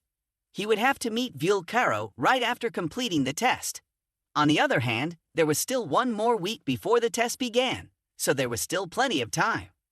Yuan was thinking about whether to take a stroll in the Taklan maze of the 11th floor dungeon. Nangung-hoon's team quickly defeated the monsters ahead. They were very confident in their strength, even proudly saying to each other that they could go straight to the end without much difficulty. Nangung-hoon immediately reminded them to hurry and sweep this place to rest before the test. As they moved forward, they talked about the team allocation in the task. In their eyes, Team A was a bunch of short-lived ones, but there was still one person that made them wary, named Kim Yuan. They had heard that Yuan was a ruthless person, even passing the test of Theme Athangiao. Nangung-hoon once again reminded them to stop chattering and move fast. No matter what the situation was, they had to try their best. The name Kim Yuan had been heard by Nangung-hoon many times. Although he had not seen Yuan's face, he didn't know where Yuan came from, but he was sure of one thing. The person named Yuan was very talented. He hoped to have the opportunity to confront Yuan in the test. Nangung-hoon's team continued to move forward until the guide signaled them to stop. In front of them now was a pile of sludge surrounded by flames. They didn't know what was ahead. Then suddenly something flew towards them. Nangung-hoon quickly chased after it, destroying it as soon as it fell to the ground. When they saw it, they were amazed. It was the Asgard dungeon boss. They kept wondering if someone had conquered this place already. But strange enough, it was even more than just burning. Yet there were no scars on the floor or ceiling. Nangung-hoon looked at the wound on the boss's body and silently valued that the boss died not because of burning. On the boss's body was a sword wound about 3 meters long. He believed that someone had pierced through area, softened by the heat in just one blow. In his mind, a thought immediately arose. The person capable of killing a boss in one blow could only be a ranker. He thought again and felt it wasn't right. No logic. A ranker would not raid dungeons on lower floors. The more he thought, the more he felt it wasn't right. There was no other explanation for this situation. Nangung-hoon suddenly changed his plan, ordering everyone to abandon the dungeon and quickly return. The answer about the dungeon destroyer that Nangung-hoon wanted to know was revealed. Yuan with the name of Asgard just collected standing outside. He started singing a little. At least it had to be 1,000 points, or he could keep it and use it, far exceeding his expectations. Yuan continued to take out the Fanho to check. If he didn't use it, he wouldn't know how to use it to its full potential. Although his mastery level was still low compared to the rank, the firepower was not strong, but that didn't matter. A flame erupted by gnawing the emotions of the enemy. Emotions were very difficult to control, no matter how strong the will was, and the power of this skill changed depending on that, which was the scariest part of the power of the gods. But now he had it, he couldn't wish for a better skill. When the mysterious power and mastery level increased, it would be much stronger. Thanks to that, Yuan increased his mastery of the heavenly energy a little. The peak of perfection of his Chi energy was now 91.67%. Yuan returned to the inn, hoping that everything would continue smoothly. As soon as he stepped into the inn, all eyes were on him. Halaman, upon seeing Yuan, hesitantly asked if he was Kim Yuan. Yuan looked at everyone with a cautious gaze, unsure of what they were planning. Halaman hurriedly explained that they were members of Team like him, introducing himself as Halaman. He mentioned the unfavorable team arrangement, with half of the players in their team dropping out before the test began. However, the remaining half still believed in Yuan. Yuan still didn't understand what Halaman was saying, questioning why it concerned him.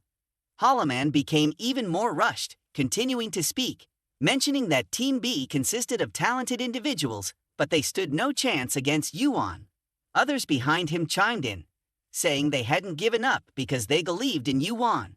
However, Yuan coldly poured water on their enthusiasm, stating that they might all be out of points, and the test fee could be as high as 100 or 1,000 points, a significant sum for lower-level players.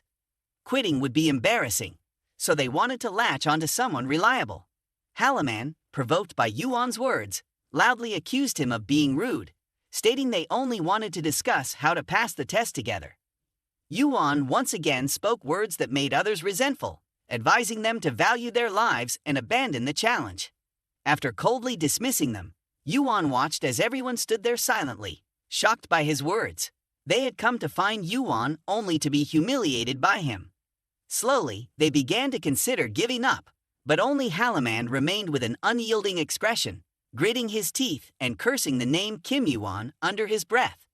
Meanwhile, the administrator of the 11th floor challenge, Hypnos, couldn't understand why Yuan had been placed in Team A. The power disparity between the two teams was significant, even from his perspective as the administrator. He felt it was unjust for Yuan, and couldn't comprehend why someone with such promising potential was being targeted. However, it was the decree of the mighty Olympus to eliminate players. Hypnos couldn't defy it. He mounted his creature and left to prepare for the 11th floor test. Just then, he received a message from Hera in the dark forest. Elilam Yuan opened the challenge board for the 11th floor test. There were a total of 251 participants in the challenge, but Yuan's Team A had only 51 members, a vast difference compared to Team B. Finally, Hypnos appeared, and the first person to catch his eye was Yuan. He truly didn't expect Yuan to participate in the challenge, even though it was already clear to him that it was a trap. Hypnos stood on a rock and introduced himself to everyone. He explained that the challenge of the 11th floor was flag snatching. The goal was to collect as many flags as possible, scattered throughout the sealed forest that had been closed off by the administrators for a long time to conduct the challenge. There were various monsters of all levels in the forest, and the flags could be found everywhere on the ground, on trees, and even on the bodies of monsters. Hypnos emphasized that the more flags a team collected, the better their chances of winning. He then pointed towards the forest, where the flags could be found. Hypnos reminded the players that this challenge was about flag snatching, not flag picking. They could steal flags collected by the opposing team, and the method didn't matter. Intimidation, killing, anything was allowed. In the end, there would be a king chosen randomly from each team, and the number on the flags held by the king would be doubled. This wasn't chess, so they didn't need to worry about team members failing because the king died. However, if there was a strong king, it would be even better. After understanding the rules of the challenge, Yuan couldn't help but disdain a challenge based on luck, where the weakest player would become the king. After Team A announced the challenge's details, Hypnos immediately declared the challenge started. Shortly after, notifications from players' windows were sent out one by one, informing everyone. Suddenly, Halaman's body glowed, leaving him astonished as he couldn't believe he was the king. He was extremely confused, not knowing what to do. Yuan sighed as he looked at Halaman's demeanor. With Halaman's personality, he couldn't understand how he managed to climb to the 11th floor. Halaman, upon seeing Yuan's figure, hurriedly chased after him, asking where he was going. Yuan, annoyed, retorted to Halaman, accusing him of relying on others to protect him. Yuan claimed that he would protect Halaman, so Halaman should calm down and not engage in battles with anyone from Team B. At the same time, Nam Dong-hoon's Team B was extremely excited, confident in their victory. The stark difference in numbers compared to the opposing team heightened their enthusiasm. However, Nam Dong-hoon seemed worried about something. Roll, the angel, appeared beside him, asking why he was worried. Nam Dong-hoon received healing and buffs from Roll, but he still remained vigilant. Nam Dong-hoon expressed his suspicion to Roll, questioning the significant power difference between the teams, even though it was supposedly random. Roll reassured Nam Dong-hoon to relax, emphasizing that the difference was substantial, and he should take it easy. Nam Dong-hoon continued to ponder, feeling like he saw someone emitting a golden light when the challenge began, but he couldn't recall their face. Yuwon's Team A wasn't as likely as Team B, with only 59 flags compared to Team B's 110. However, they remained optimistic, believing they could defeat the enemy's king and take the lead with this difference. Halaman inadvertently overheard their conversation and immediately thought of Yuan as the only one in the team capable of achieving that. Yuan had instructed Halaman to stay calm before coldly leaving him behind. Halaman wondered when Yuan would return. As they inadvertently mentioned Team B, not knowing where they would start from, Team B suddenly emerged from the bushes, with a member wearing a dangerous expression warning everyone to be careful. The system sent out simultaneous notifications, warning that players from the opposing team were hunting and to protect the flags from enemy attacks. Team B slowly advanced, feeling sorry for Yuan being in Team A. However, even if it was Yuan, there wasn't much he could do if the king was defeated. Moreover, if Team B captured the king, they would receive a large amount of contribution points. They quickly drew their weapons and attacked the members of Team A.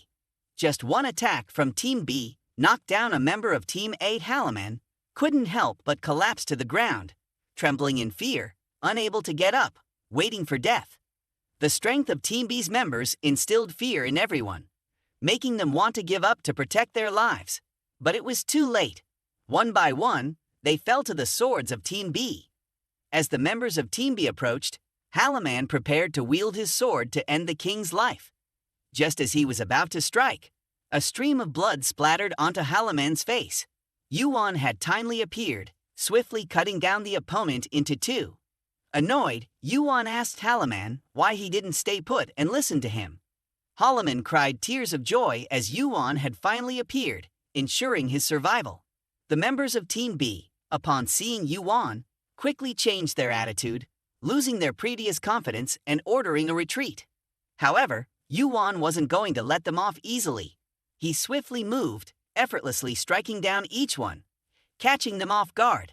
Another opponent stood up, wielding two swords to block Yuan's attack, but Yuan swiftly dealt with him too, cutting him into two. The lucky survivors realized they were no match for Yuan and quickly surrendered, handing their flags over to him. Trembling, they begged for mercy, offering their flags and pleading for their lives. Yuan, feeling pity for them, accepted 2 flags from the opponents, along with 20 contribution points.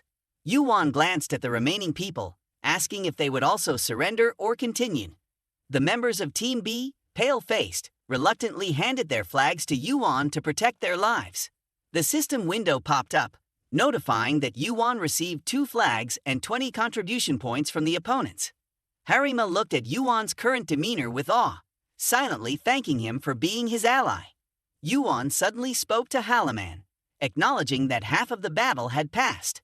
Halaman hesitated before answering Yuan, wondering why Yuan said that when the challenge had only begun 4 hours ago. Yuan looked around and asked where the other teammates were. Halaman explained that they had scattered, claiming they needed to collect a few flags first. Yuan agreed, noting that as long as they didn't get robbed, it was fine. Then Yuan counted the flags he had found, totaling 27 flags. Halaman was surprised that Yuan had managed to collect so many flags. Yuan modestly replied that 27 flags were still quite a lot for him. After that, Yuan opened the challenge board. He glanced at the number of flags Team A possessed, feeling increasingly puzzled. Team A had 64 flags. If they have collected so many, he thought, then Team B should have 67 flags, right? Yuan furrowed his brow. I think it's time for the flag-stealing phase of the challenge, he said to Halaman. Listen carefully, Yuan continued. By now, they gathered a considerable amount. They'll start thinking that hunting players from the opposing team will be more effective than hunting monsters, and they'll target the king more directly. Halaman was extremely anxious. Your life is getting harder to protect, Yuan reminded him. So from now on, you should stay at least 20 meters away from me. Even I would find it difficult to win without the king. Yuan emphasized each word to Halaman. You must stick close to me. Don't forget the 20 meters, got it? At the same time, after Yuan persuaded players to return to Team B's gathering place out of pity, they hurriedly recounted everything to Namgung-hoon. Namgung-hoon, with a disappointed frown, pondered, is there anything more humiliating than this? Even though most Team B members are skilled players, they fled from YuWon, even when it was 10 against 1. After understanding the situation, Roll spoke slowly, saying, Yuan has allied with the king of Team A, right? So it's likely he'll continue to protect their king. Then she suggested to Namgung-hoon, contact everyone, Salawov, Keichel, and other skilled players. Namgung-hoon skeptically asked Roll what strategy she would use. Roll explained to him, there's still plenty of time. We can't keep running forever. We've lost a few people, but Team B still has many skilled players, not to mention you and me. A decisive factor, or do you have a better idea? In response to Roll's words, there was only silence, like a silent sky. Roll silently affirmed that everyone had agreed to her plan. Then Salawov appeared, providing treatment for all present players. Roll continued speaking to everyone. Let's go capture the king and Yuan, shall we? As time passed, it had been 12 hours since the challenge began. Yuan led Halaman, but having the dumbbell with him didn't diminish his combat power. He continuously stole flags from Team B players. Halaman had to admit it was a tough test minus 200 people trying to fight against a monster named Yuan. With the flags he had just obtained in his hand, Yuan now had 1,000 points with 100 flags, but it still wasn't time to deliver them to the king. Observing Halaman's current state, Yuan kept pondering. He was protecting Halaman while moving, so there shouldn't be any major problems. But if Halaman had his flags stolen, or, worse, was killed, the situation couldn't be salvaged. Yuan rethought his strategy. The safest option was still to hand the flags over to the king before the test ended. Halaman, both frightened and impressed, said to Yuan, just seeing you is enough to make people scared. Halaman's words reminded Yuan of something. Earlier, Team B players had immediately abandoned their flags upon seeing him. Another thought immediately crossed his mind. Could they recognize me, or is there another reason? Yuan asked Halaman in surprise. Have they exchanged information? I think they've informed each other that I'm the king and that you and I are together. We're comrades. They must have agreed to surrender the flags and flee if they encounter me. Halaman was completely confused. He couldn't understand why they would do such a thing. Don't they know that without capturing flags, they can't win? He wondered aloud. Yuan shared Halaman's thoughts. I'm sure they have some other scheme, he said. At that moment, a sudden arrow shot towards Yuan and Halaman from behind. Yuan swiftly caught the arrow, easily snapping it in half. Yuan finally understood why Team B fled upon encountering him. It was to preserve their teammates' lives. A besiegement formation known as Thean Maly, commonly used in martial arts circles, had been employed. Taking a deep breath, Yuan felt regret for not directly confronting and defeating them. He turned to Halaman, his sword held aloft. Halaman, fearing for his life, believed Yuan would execute him. However, Yuan merely drew a circle around Halaman, instructing him not to leave its confines.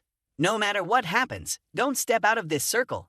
Consider yourself dead if you do, Yuan warned. Halaman, increasingly panicked, asked Yuan if he meant he would die right there. Yuan patiently repeated his warning, emphasizing that Halaman should remain within the circle. Halaman wanted to say more but was cut off by Yuan's stern reminder. I told you from the beginning. If you don't listen to me and wander off like before, you will die for real, Yuan stressed. Despite Yuan's reassurances, Halaman remained anxious, continuously questioning Yuan. Do I just need to stay inside this circle? Will I survive then? Yuan couldn't believe Halaman was more talkative than he had imagined. He repeatedly assured Halaman that as long as he stayed within the circle, he would undoubtedly survive. Yuan quickly turned and ran forward. Halaman hurriedly followed from behind. Yuan immediately turned back, threatening Halaman with his sword. I told you not to leave the circle, he reminded him. Meanwhile, under Roll's command, Team B slowly and methodically followed their plan. However, some didn't understand why they targeted the king first. One person explained, 55 people have to join forces just to defeat one person, Yuan. He's that powerful.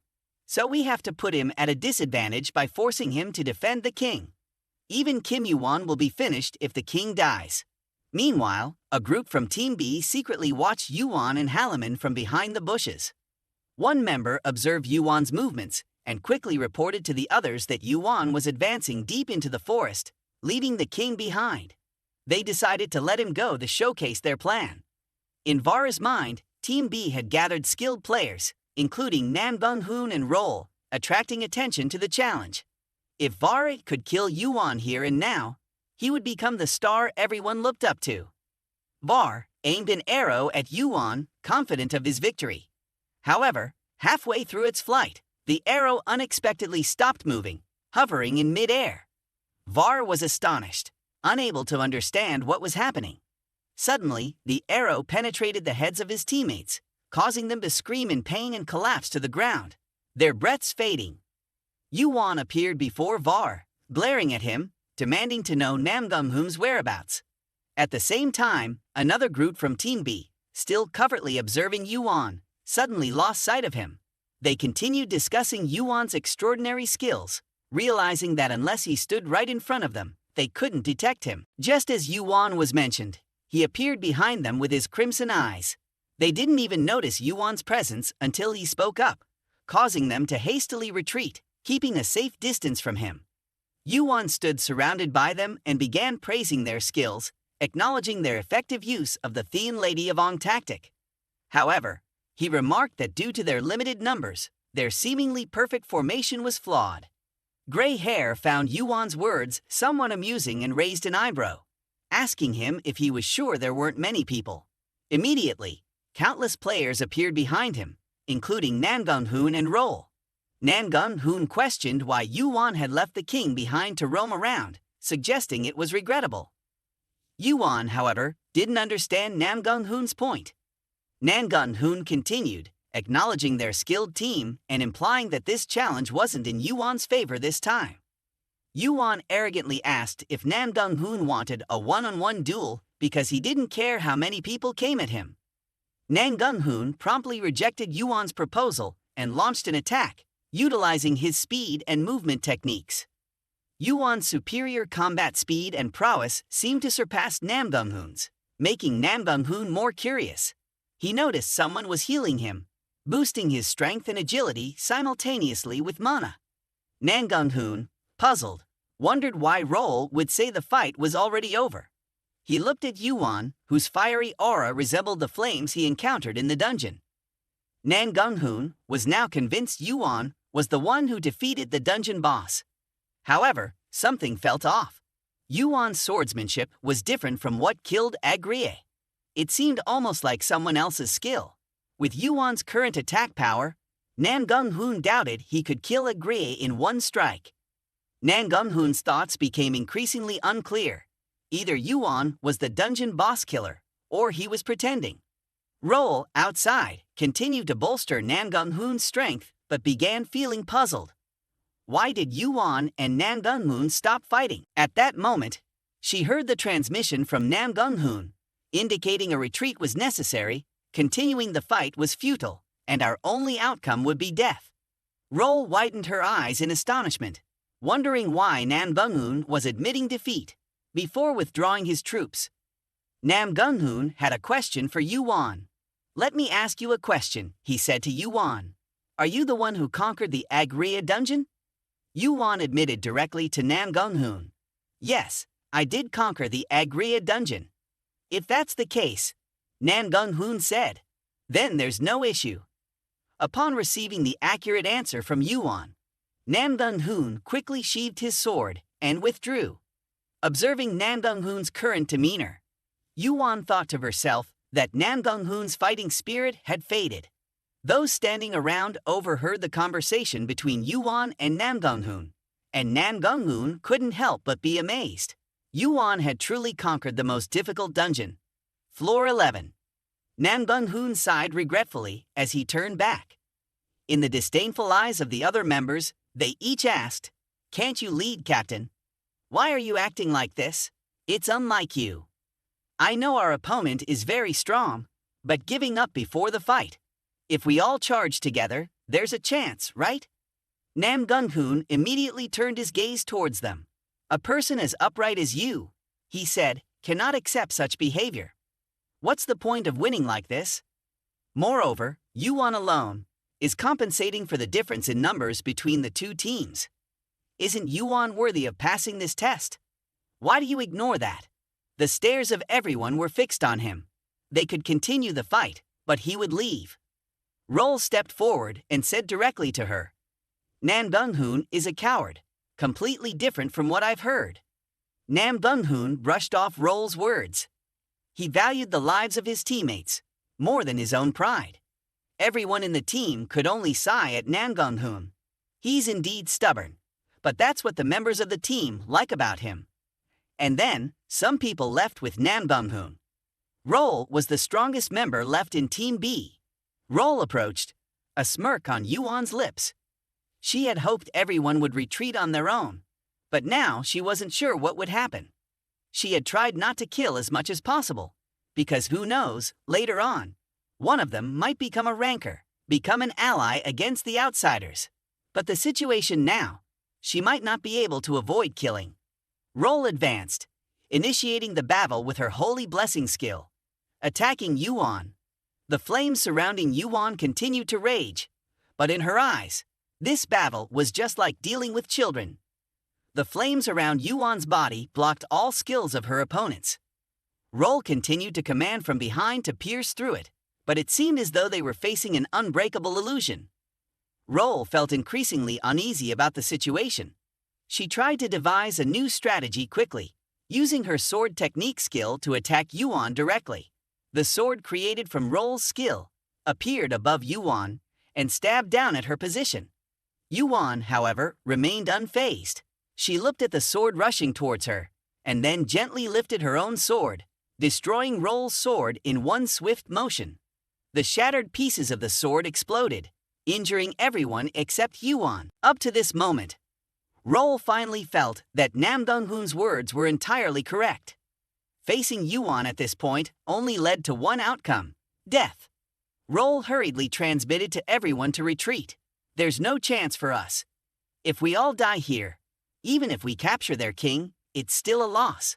But this time, Yuan didn't easily let them off the hook. She defiantly said, if you're planning to flee, then leave your flags behind. Then I'll spare you. Roll looked at Yuan in disbelief. Could Yuan hear their transmissions? Yuan smirked at them. You don't need to listen. I can guess what you're thinking. In the end, they obediently handed their flags over to Yuan. When Roll handed 8 flags to Yuan, she asked her, are you really not going to kill anyone? We might have lost all our flags, but we'll gather more, Yuan replied. You're alone now, and there's no king anymore. During the remaining time, Yuan interrupted Roll once again, not even letting her finish her sentence, and directly asked her what she wanted. Yuan's straightforward demeanor began to pique Roll's interest. She had heard rumors that Yuan had turned down sponsorship offers from major guilds, but Yuan's offer was on another level. Roll could be certain that Yuan would receive even better treatment than her. Yet again, Yuan cut off Roll's words, waiting for her to finish her offer to join the guild. Roll smirked, surprised at how quickly Yuan could refuse. Roll still didn't want to give up. Even though Yuan had refused to join the guild, she still wanted to know Yuan's player ID. Yuan once again refused, and she knew Roll's intentions. Roll couldn't understand why Yuan would reject such a beautiful girl like her. She wanted to know Yuan's ID solely for Yuan's benefit. The fact that Yuan didn't give up, even in the face of such injustice, showed that she had a clear goal. Roll emphasized to Yuan that she couldn't climb the tower alone, while she could receive a lot of help from powerful guilds. Why struggle on this difficult path alone? In Yuan's eyes, guilds and sponsorship only hindered her. Guilds fought for power within the tower, perhaps due to pride, greed, and suspicion, which destroyed everything. Therefore, she couldn't accept help from them, and always tried to grow stronger on her own, so that in the worst-case scenario, she could become the pillar of support for the tower. Yuan sighed at Roll. She didn't understand why everyone wanted to know. why she chose to climb the tower alone like this. She casually explained to her, "It's simple. I can climb the tower alone without a guild or sponsorship." On the other hand, Halaman was waiting anxiously for Yuwon's return, feeling uneasy all the time, hoping Yuwon would return to him quickly. At that moment, far in the distance, the forest suddenly lit up with flames. The flames instantly surged towards Halaman, and a strange voice echoed. He managed to dodge, but it was just instinctive. A group of people emerged from within the forest, approaching Halaman and saying, "Do you want us to kill you? Why just stand there like a sitting duck?" They informed Halaman that Yuan was currently facing Namgung-hoon and Roll, but it seemed that the strength of Namgung-hoon and Roll was no match for Yuan. Halaman slowly stepped back as his foot touched the circle. Yuan's words echoed continuously in his mind. Two streams of thought immediately appeared in his head. Running away would only result in getting caught sooner or later, and he had no chance of winning anyway. But if he didn't leave the circle and stall for time, he was sure Yuan would come back. In Halaman's mind at that moment, there was only one choice left: to trust and follow what Yuan had said. Halaman drew his sword out, and he seemed to transform into someone else. Not only that, he even challenged them to come at him. In the eyes of the others, Halaman must have been so terrified that he couldn't distinguish between strength and weakness, which was why he dared to speak out like that. They all threw throwing knives at Halaman at once. Halaman used his sword to shield his chest. Although he wasn't injured, the force of the throwing knives pushed him backward. He almost left the circle. A man impatiently rushed at him, kicking him in the chest, causing him to fall to the ground. The man easily lifted him up. Halaman gritted his teeth in pain and muttered, "As long as I don't leave the circle." At the moment when the man was about to finish Halaman off, an invisible force pushed him into the air. Halaman got up, feeling bewildered. He only saw a trail of smoke resembling Yuan in front of him. Meanwhile, after finishing her conversation with Roll, Yuan thought of Halaman again. She only hoped that Halaman would keep his promise to her, then everything would be fine. Yuan suddenly glanced towards the forest, intentionally saying that everyone had left. Then, a light flickered from within the forest, accompanied by a voice. "Do you know since when you've been as insightful as rumored?" The flame slowly turned into a man, and everything from top to bottom was black. The man silently evaluated the person in front of him, using such a large flame without any burn marks. Such power wasn't just impressive. He hadn't encountered any skill that could burn like this. He thought that if he saw it, he would want it. Yuan began her conversation with him by asking why the overseer was here dressed like that. The man in black was stunned by Yuan's question. Could she really see his face? Yuan not only saw his face, but saw it very clearly. The man in black looked into Yuan's eyes. Indeed, Yuan was exceptional, just as rumored. His expression gradually became visible. Hypnos revealed behind his mask. Yuan surprised him greatly. He thought she would chase after the king as soon as the test began, but she unexpectedly fought alone against Team B. Yuan activated her analyze, continuously being wary of Hypnos. He was a famous Olympus ranker with the skill of illusion. Yuan started to feel strange. Hypnos, a ranker, was interfering in the official test. If the administrators found out, along with the events on the first floor, they would surely pay a heavy price. Yuan's lips curled up. The Thanho flames continued to surround her, countering the mana that Hypnos was releasing. Hypnos started to feel strange. Normal players would fall asleep as soon as he released all his mana, but Yuan remained calm. Hypnos had a thought. Yuan was resisting his mana with her will. Previously, Hypnos thought that the high-ranking members of a large guild were overdoing it when they focused only on one player and sent a ranker to hunt them down. But now, he understood why his superiors were so anxious about Yuan's appearance. With that in mind, Hypnos continued to use his Nightfall skill on Yuan, gradually closing in on her with his mana. Nightfall created illusions on all living things in the area and forced them into sleep. This time was different from before. Yuan's body began to shake. Hypnos stood beside her, continuously advising Yuan to give up, telling her that resisting was futile. He would give her a beautiful dream, but Yuan's eyes gradually closed, unconsciously lowering her head. Hypnos slowly approached YuWon, hypnotizing her with his words while placing a dagger against her neck. After a few moments, as he prepared to take her life, YuWon suddenly woke up, swiftly slashing a path across his chest. Hypnos was stunned, unable to believe that YuWon could resist his illusions. He quickly stepped back, increasing the distance between them. With a hint of disdain, YuWon remarked that Hypnos had no right to speak such words, especially considering the things he had just said. She wasn't intending to boast about fighting a cowardly overseer of Olympus, but perhaps she wouldn't mind sharing the story. Although Hypnos remained stubborn in his stance, YuWon emphasized that her actions wouldn't align with what he expected. She continued to receive strength from the night, her mana doubling in potency. Faced with YuWon's determined resistance, Hypnos gradually realized the extent of her abilities. Despite being an Olympus ranker himself, he couldn't underestimate her anymore. They engaged in a battle, each step bringing them closer to their opponent. Both of them attacked simultaneously, their weapons clashing in a dance of deadly strikes. As the fight intensified, Hypnos attempted to overwhelm YuWon with his darkness-based skills.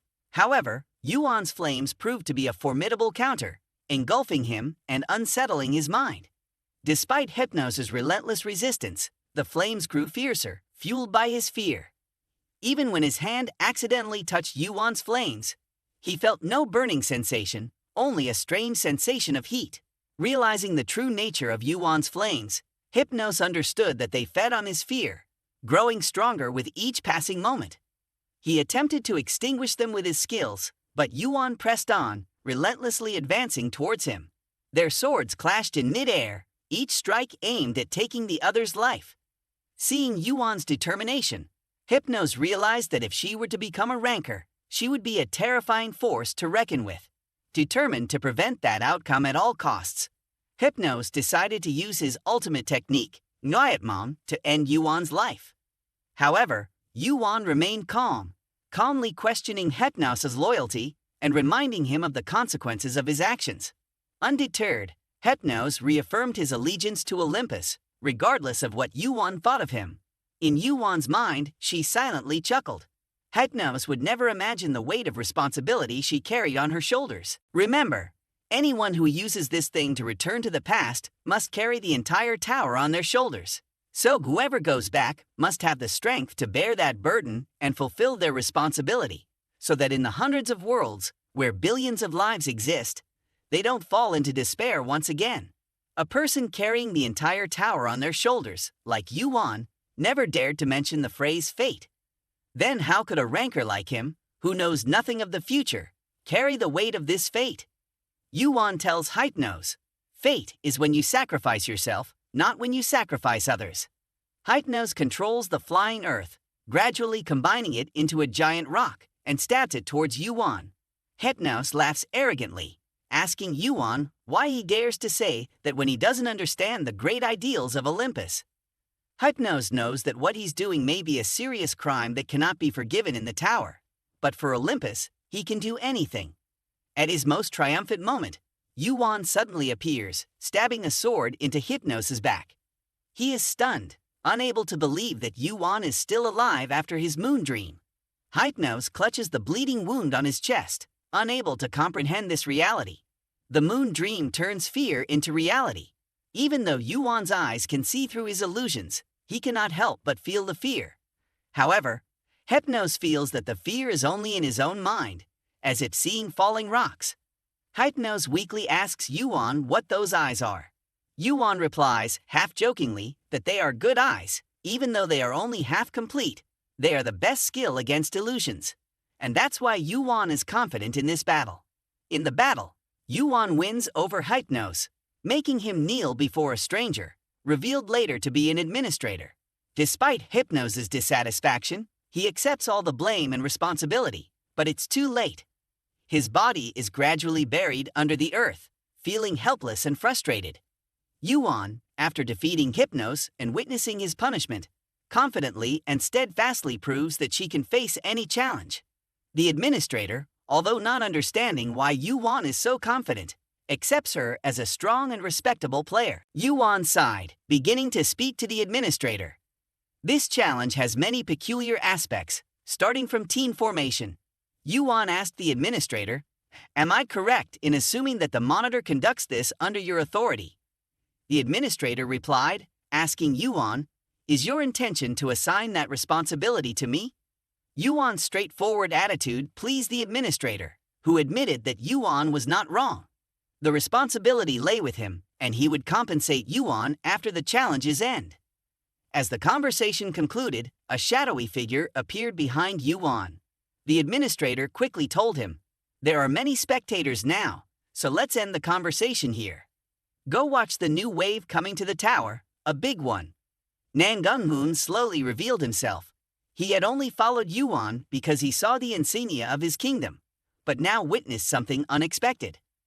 Nan Gung-hoon spoke to Yuan, acknowledging that everything had been planned. Then, a series of questions arose from their side, seeking explanations from Yuan. Nam Gung-hoon stared at Yuan, realizing it wasn't the first time a ranker had lost to a player. Thean and Tongokam had also defeated rankers while being players. But considering the opponent was Olympus, Yuan would undoubtedly have a greater impact than Thean. Nan Gung-hoon asked Yuan what she would do now, knowing Olympus was in a critical situation. From now on, the giant consortium would see her as an enemy. Yuan directly replied that she would continue fighting until she defeated the king of Olympus. Nan Gung-hoon couldn't hide his astonishment, wondering why Yuan spoke like that.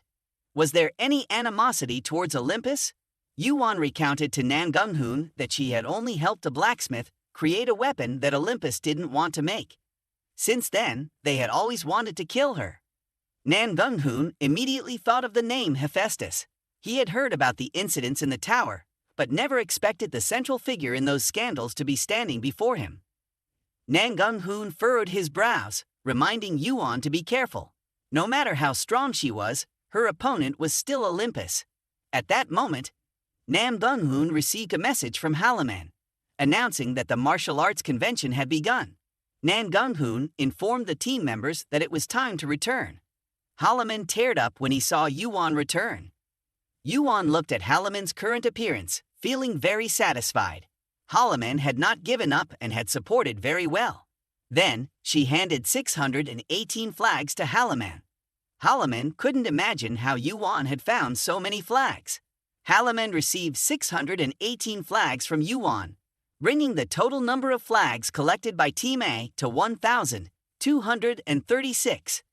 Team A also received 12,360 points. The challenge ended with Team A overwhelmingly victorious, leading to a shuffle in the 12th floor rankings.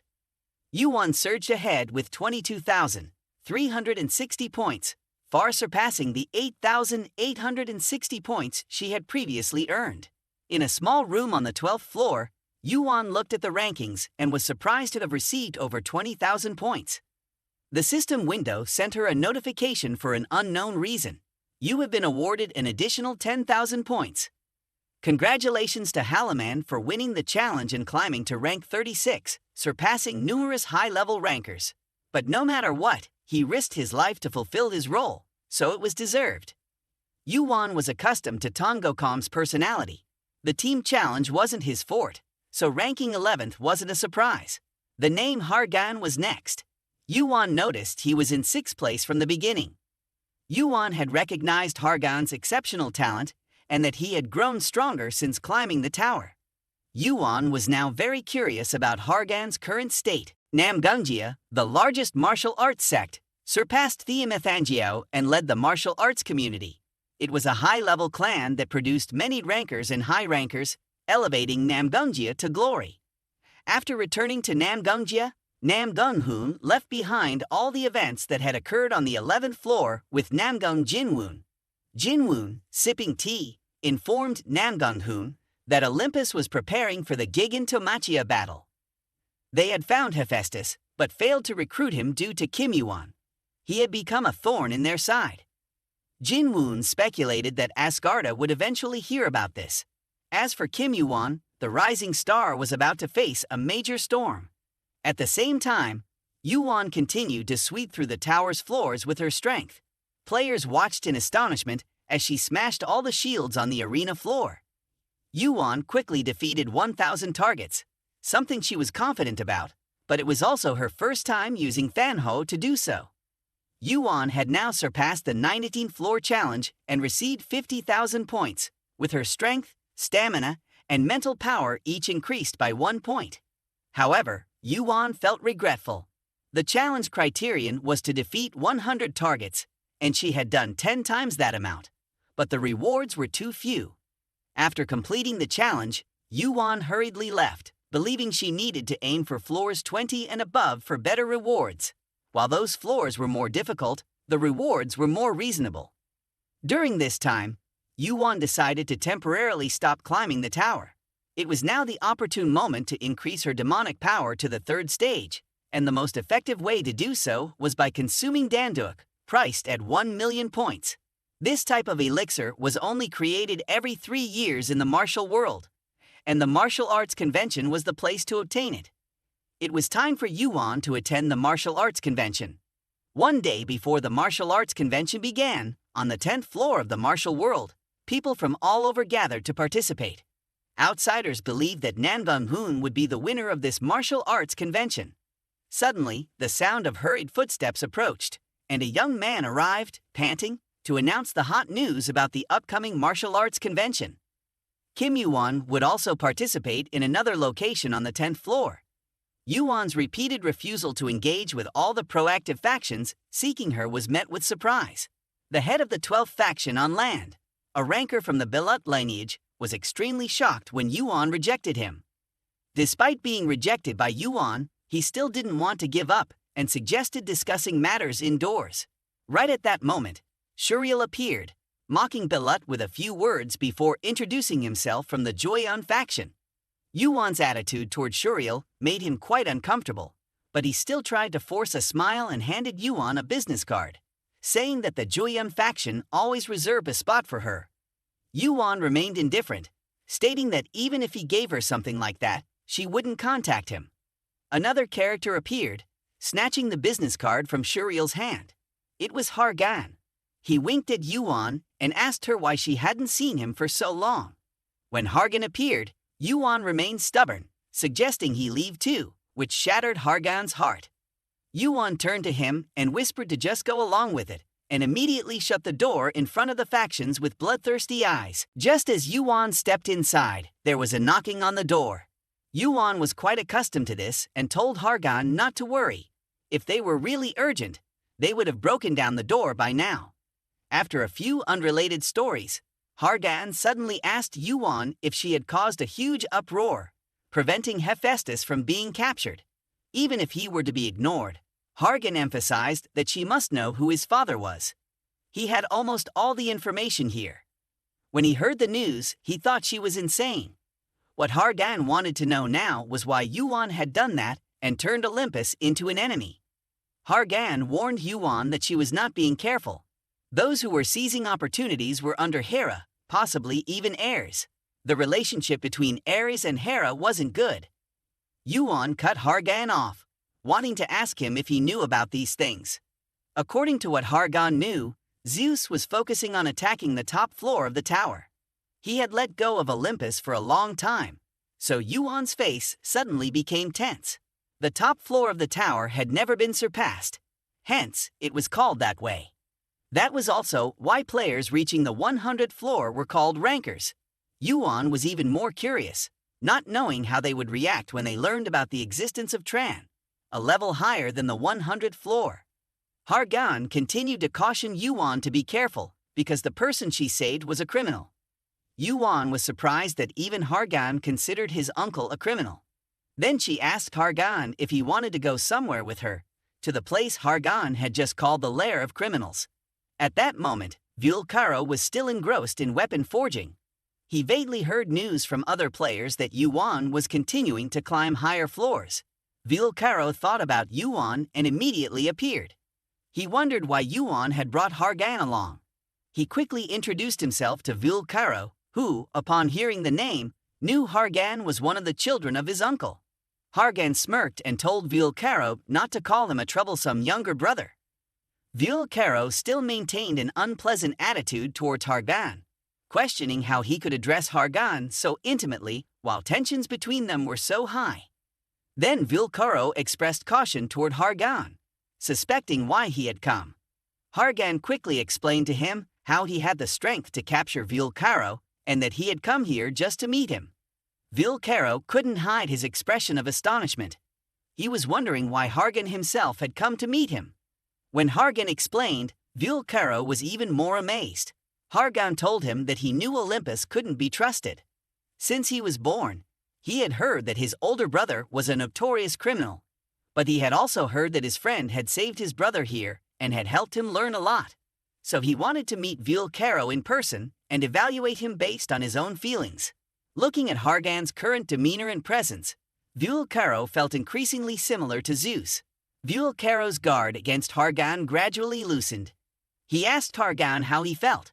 After just a few conversations with Caro, Hargon couldn't be sure what kind of person he was.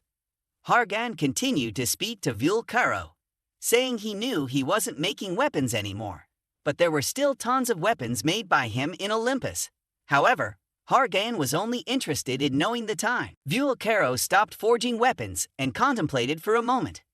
He recounted to Hargon that after the battle with the giants, he had ceased weapon forging. The giants, a race ruled by their innate strength and robust physique, had been accused by some for their intimidating power. Yet, it was thanks to them that Olympus had reached its current position. Therefore, Olympus had once stood by them. The giants considered Olympus their ally, even their friend. Caro, too, considered them his friends. However, those friends were pierced through the heart by weapons he had forged. The battle between the giants, named after Zeus and instigated by Olympus when the giants were excluded, had a very simple reason behind it: politics. Public reaction to Olympus wasn't favorable, and now Olympus had exclusive control, like the giants. All giants, Olympus and rankers from various guilds fought each other for territory, making the battle fierce and terrifying. The sound of swords clashing reverberated throughout the heavens like thunder, and the ground inside the tower was stained with the blood of countless individuals. Caro's giant friends all sacrificed themselves to increase Olympus's influence and erase its loss of credibility. When Caro recounted these events to Hargon, he couldn't keep calm. Immediately, thoughts raced through his mind.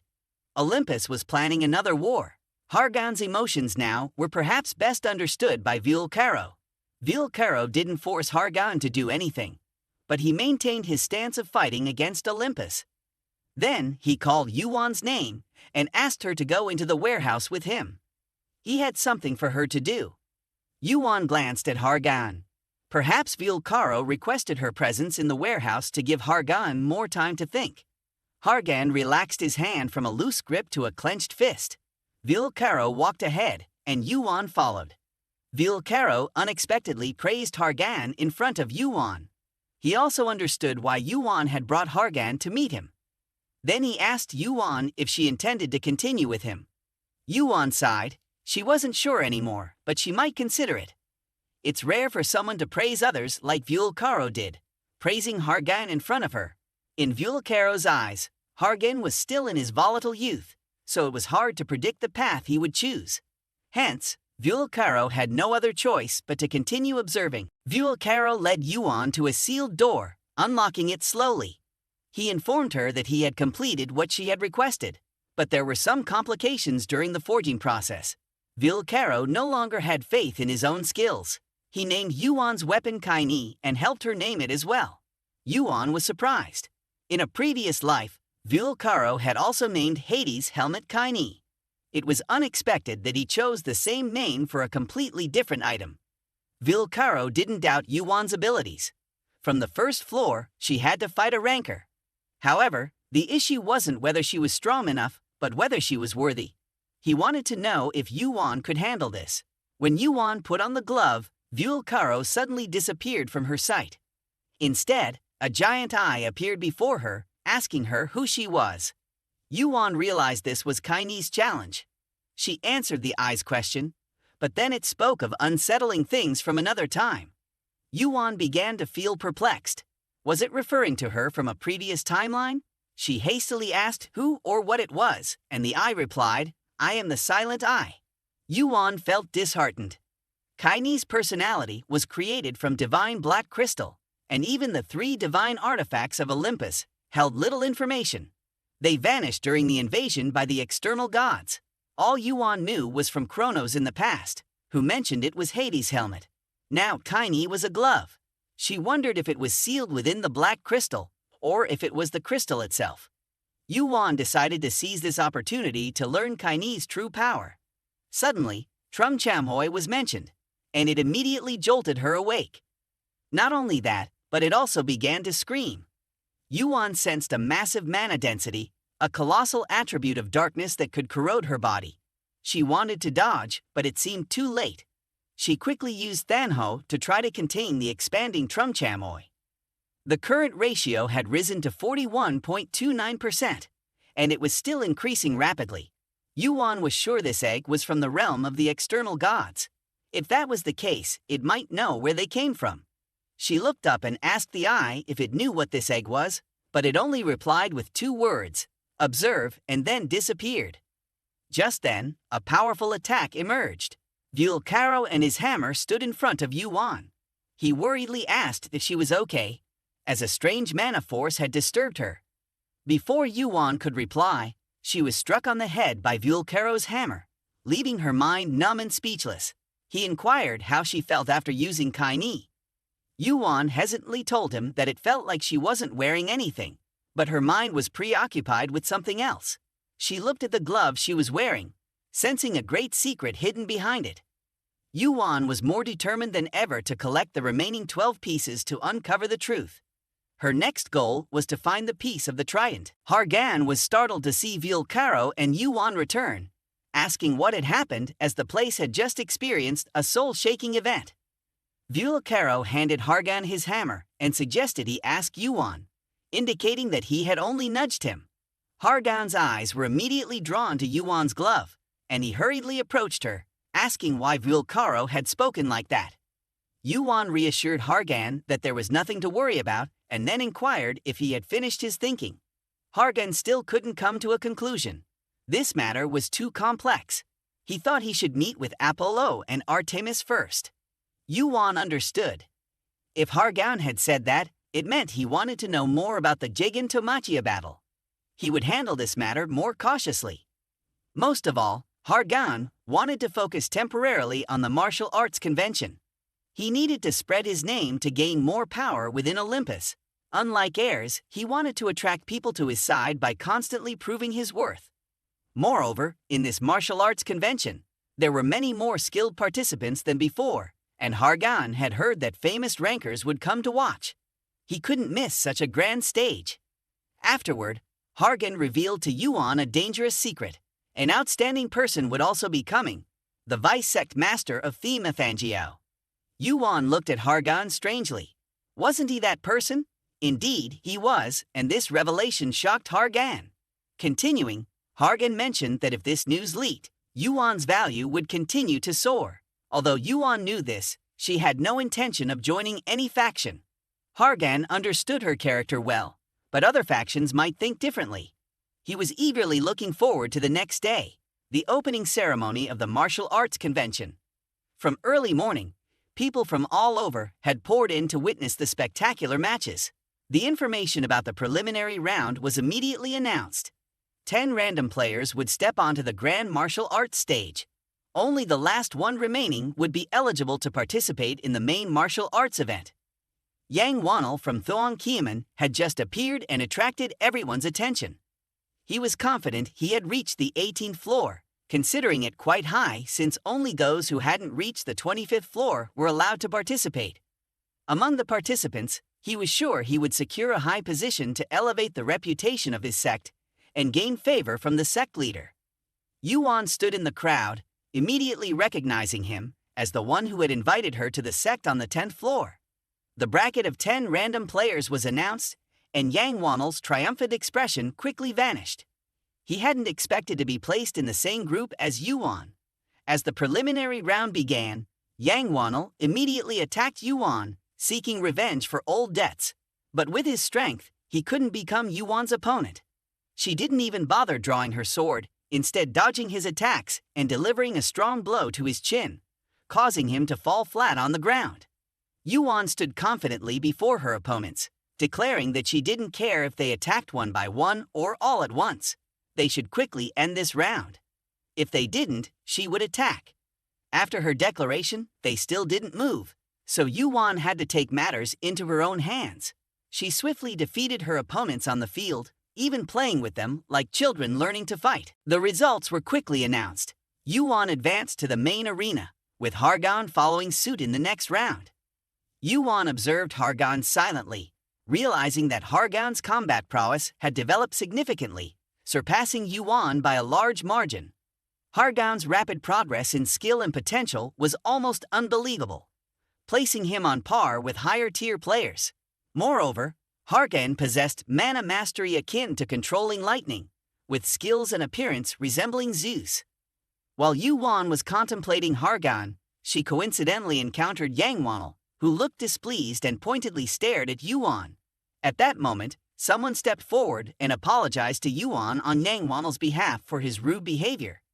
Yuan found this person's appearance strange and cautiously inquired about his intentions. He introduced himself as Moonso-bark, the leader of the Thean sect, expressing his hope for Yuan to collaborate with his sect. However, Yuan immediately declined, showing no interest in his proposal. Despite Yuan's rejection, Moonso-bark persisted and revealed another secret. Thean was not just a sect, but a martial arts school. Although they could be part of the martial arts community, they were originally a sect. Moonso-bark continued to try to persuade Yuan, but she remained resolute in her refusal. Then he recounted to Yuan the glorious history of Thean, mentioning that although the sect had weakened somewhat, it was the first to carry on the traditions of the martial arts world. Yuan listened silently, realizing that this sect was not widely known, and Sobark was perhaps the only ranker within it. Feeling that it was a waste of time, Yuan wanted to leave. Sobark then placed his hand on Yuan's shoulder, his demeanor changing from jovial to dangerous as he spoke to Yuan, making it clear that this was not an invitation. Yuan looked at him, sensing that someone would inevitably try to recruit her sooner or later, but Sobark's behavior felt extremely strange to her. Yuan calmly reminded Sobark that he knew what would happen if a ranker caused trouble at the tournament, mentioning Namgunjia. This seemed to agitate Sobark further, who suggested that Yuan's arrogance stemmed from having Namgunjia's support. However, Yuan expressed disdain for Sobark's behavior. Sobark, realizing that Yuan understood his power, changed his approach again, insisting that he only wanted to ally with her and expressing confidence that she would understand the benefits of joining Thean. Before Sobark could finish, Yuan interrupted him, firmly rejecting his offer once more. Despite Sobark's persistence, Yuan remained steadfast in her refusal. Frustrated, Sobark tried to physically intimidate Yuan by pushing her back and drawing his sword to threaten her. However, he knew it wouldn't be easy to force her, especially with the lively tournament going on. Feeling the pressure to conclude the matter quickly, he reconsidered his approach, realizing that his punishment couldn't be prolonged. As Sobark pondered his next move, Yuan reiterated her lack of trust in Namgunjia and her belief in herself. Sensing the tense situation, Sobark quickly backed off and sheathed his sword. Yuan stood her ground, prepared to face whatever consequences may come, while Sobark, acknowledging Yuan's formidable skills, reluctantly accepted the punishment of having her join Thean. With a hand still on Yuan's shoulder, Sobark contemplated his next actions, eager to bring this encounter to an end. Just then, Yuan surprised everyone by speaking up. Actually, I believe something. A familiar voice from behind Sobark chimed in. I was wondering where you were. What are you doing here? It was Peng Bet Kim, the vice sect master of Thean. Sobark was astonished to learn that Yuan was actually the vice sect master of Thean. Confused and troubled, he realized that in his memory, there was only one place in the martial arts world where the term sect master was used, and the person standing before him was none other than the vice sect master of Thean. As Sobark began to feel fear, he knew that if a fight were to break out, he would surely lose, and it would only lead to enmity with Thean. Reluctantly, he apologized to Yuan and quickly left. Once Sobark left, Yuan immediately questioned Baekhyun about who had spread the rumor that the vice sect master of Thean was participating in the tournament. Baekhyun's laughter broke the tense atmosphere, and Yuan then instructed him to investigate and handle the matter appropriately, hinting that Jujijia, the supporter of the head of the Thean sect, should also be looked into. Baekhyun mentioned he had dinner plans with Namgungjia after the tournament, where he would discuss Yuan's instructions. Yuan then entered a room where Mujin was waiting. Mujin poured her a drink, but Yuan sensed something was off. The mana of Thean was flowing into her cup along with the tea, making it feel heavy, as if a waterfall was cascading into it. Yuan realized this might be some kind of test. As the tea continued to overflow and cracks appeared in the cup, Yuan reminded herself to remain calm and prevent it from breaking. Meanwhile, Kaine's mana leaked out, perhaps reacting to Yuan's emotions. Observing Yuan's current state, Mujin made small talk, hinting that the tournament's grand scale was due to its rewards. Yuan then asked Mujin why he personally came here. Mujin explained that he was here to recruit new disciples and expand their influence. Yuan expressed her concern and reiterated her lack of interest in being vice sect master or being tied down to any group. She warned Mujin that if she were forced into the role, it would cause backlash from the disciples. However, Mujin assured her that no one could oppose her will. Yuan intentionally provoked Mujin by suggesting that she might destroy Thean. Mujin, seemingly unfazed, accepted the possibility of facing difficulties alongside Yuan. His calm demeanor puzzled Yuan further. She questioned why he was so easily following her lead. Mujin seemed to understand Yuan's thoughts and simply told her that if she didn't understand, she should remember one thing. Nothing else mattered except for one thing. Then, in a solemn tone, Mujin announced to Yuan, Vice Sect Master Kim Yuan, from now on, you are Thean. Elsewhere, the martial arts sect leaders were gathering to discuss this year's Grand Martial Arts Tournament. When the conversation turned to the name Kim Yuan, Sobark's expression suddenly changed. He revealed a secret. Kim Yuan is the deputy sect leader of Thean. This discovery left everyone in the meeting in utter dismay. Sobark continued to explain that the ranker of Thean had called Kim Yuan the deputy sect leader and wanted to welcome her. But Kim Yuan had refused and warned him not to approach her with such hostile intentions. From Sobark's account, those present, who already harbored resentment toward Thean now felt an even greater aversion to the sect. Sobark understood that within the martial alliance, Thean was considered a threatening force to power.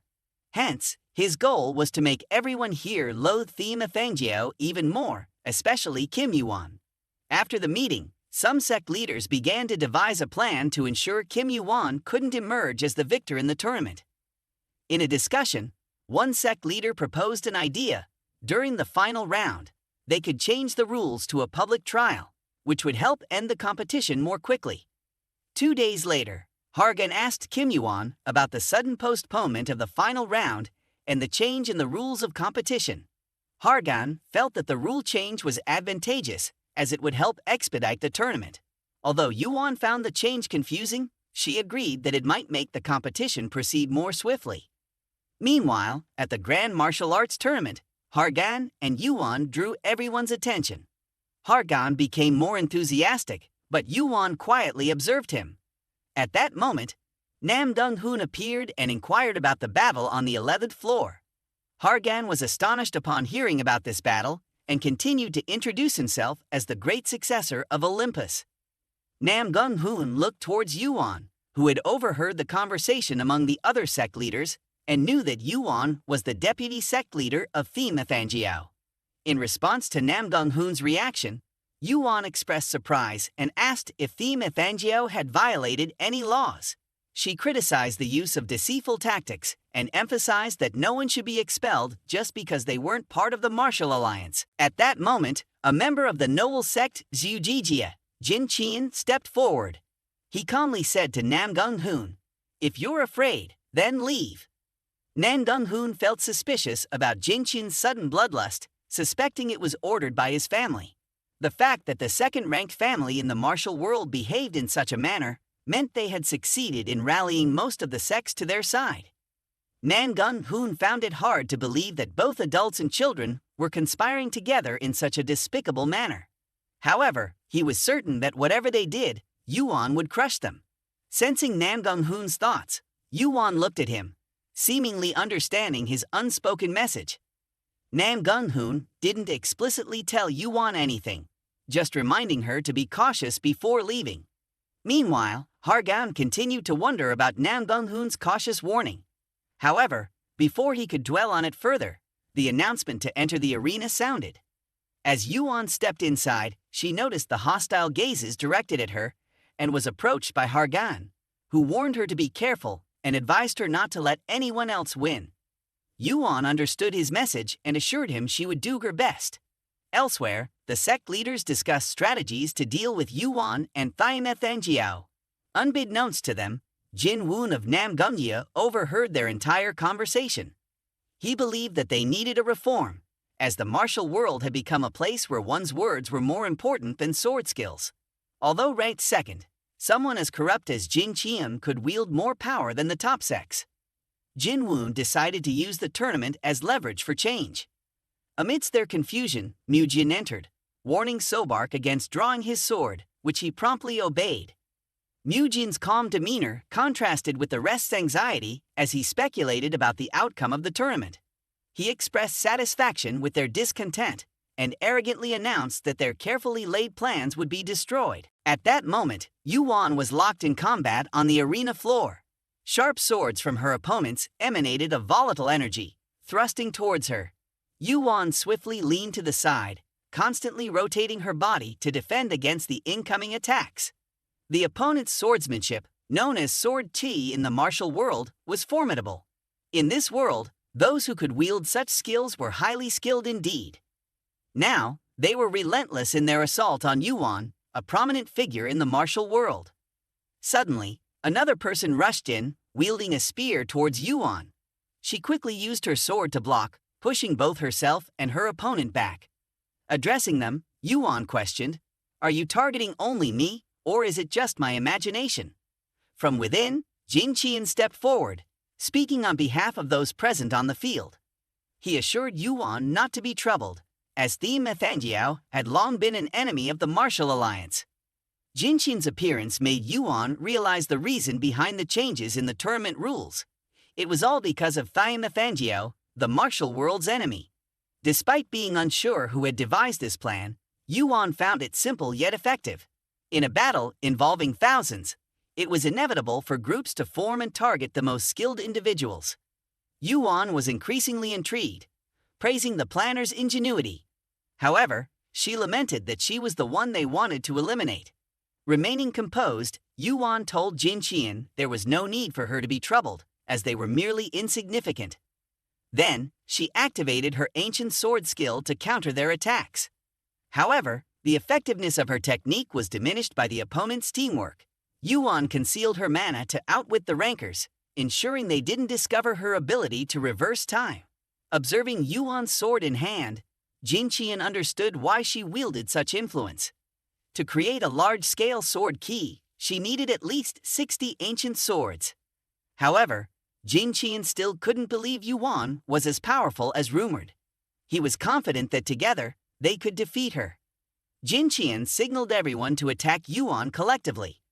Just then, Hargon appeared and dispersed the attackers from the arena. He stood before Yuan, loudly reprimanding the assailants for their disgraceful behavior. Yuan was equally surprised by Hargon's sudden appearance. Jin Cheon, unimpressed by Hargon's intervention, insulted him. Hargon retaliated, mocking Jin Cheon for his arrogance. Enraged, Jin Cheon attempted to strike Hargon, but his attack was effortlessly repelled. Hargon continued to provoke Jin Cheon, eventually landing a powerful blow to his abdomen. Jin Cheon, the son of Zeus, was astonished by Hargon's audacity. In a fit of rage, Jin Cheon ordered his allies to target Yuan, while he dealt with Hargon. However, Hargon swiftly evaded Jin Cheon's attacks, inflicting severe pain on him. Jin Cheon finally spoke, questioning why Olympus and YuWon were enemies. Hargon was surprised by Jinqin's knowledge of this matter. In 3 seconds, due to Jinqin's unintentional words, Hargon speculated that Yuan might have guessed that Juge and Olympus had allied to eliminate her. The more Hargon thought about it, the more disgusted he felt, wondering how despicable they could be. Hargon continued relentlessly attacking Jinqin, rendering him unable to react to Hargon's strikes. Jinqin's wooden staff was partially burnt by Hargon's attacks, leaving him bewildered. Despite Jinqin's belief in his genius and leadership, he found himself unable to defeat Hargon. Jinqin's dreams were dashed as Hargon easily overpowered him, leaving him weak and vulnerable. Hargon scorned Jinqin, stating that if he hadn't interfered, Jinqin might have defeated Yuan on his own. Jinqin, struggling to defend himself, was overwhelmed by Hargon's assault. Eventually, he surrendered, acknowledging Hargon's superiority. The other members of Jinqin's faction quickly followed suit, abandoning their weapons and fleeing the arena, leaving only Yuan and Hargon to face each other. Before their battle commenced, Yuan wanted to ask Hargon 2 questions. She inquired if he felt any regret for going against Olympus. Hargon hastily replied, affirming that he knew the consequences of his actions and harbored no regrets. Then, he urged Yuan to ask her next question before engaging in combat. Recalling their past encounters, Yuan reminded Hargon of the time she had defeated him with a single punch, causing him to momentarily lose consciousness. She questioned how he could forget such an event, which marked the first time he had been defeated by someone other than a ranker. Hargon's gaze fell upon Yuan's sword, noticing she now wielded a different one, not in its legendary state. This revelation stirred his excitement, as he believed Yuan must unleash all her hidden powers in their battle. Their elite-level confrontation intensified, with Yuan using her sword to block Hargon's punches. Each strike created immense pressure, causing the arena to tremble. The atmosphere crackled with electricity and Yuan's mana, making it difficult for spectators to discern the unfolding events. Meanwhile, elsewhere in the arena, Nam Dun-hoon had just emerged victorious in his own match. Observing Hargon and Yuan's battle, he marveled at Hargon's strength, feeling a sense of rivalry with him.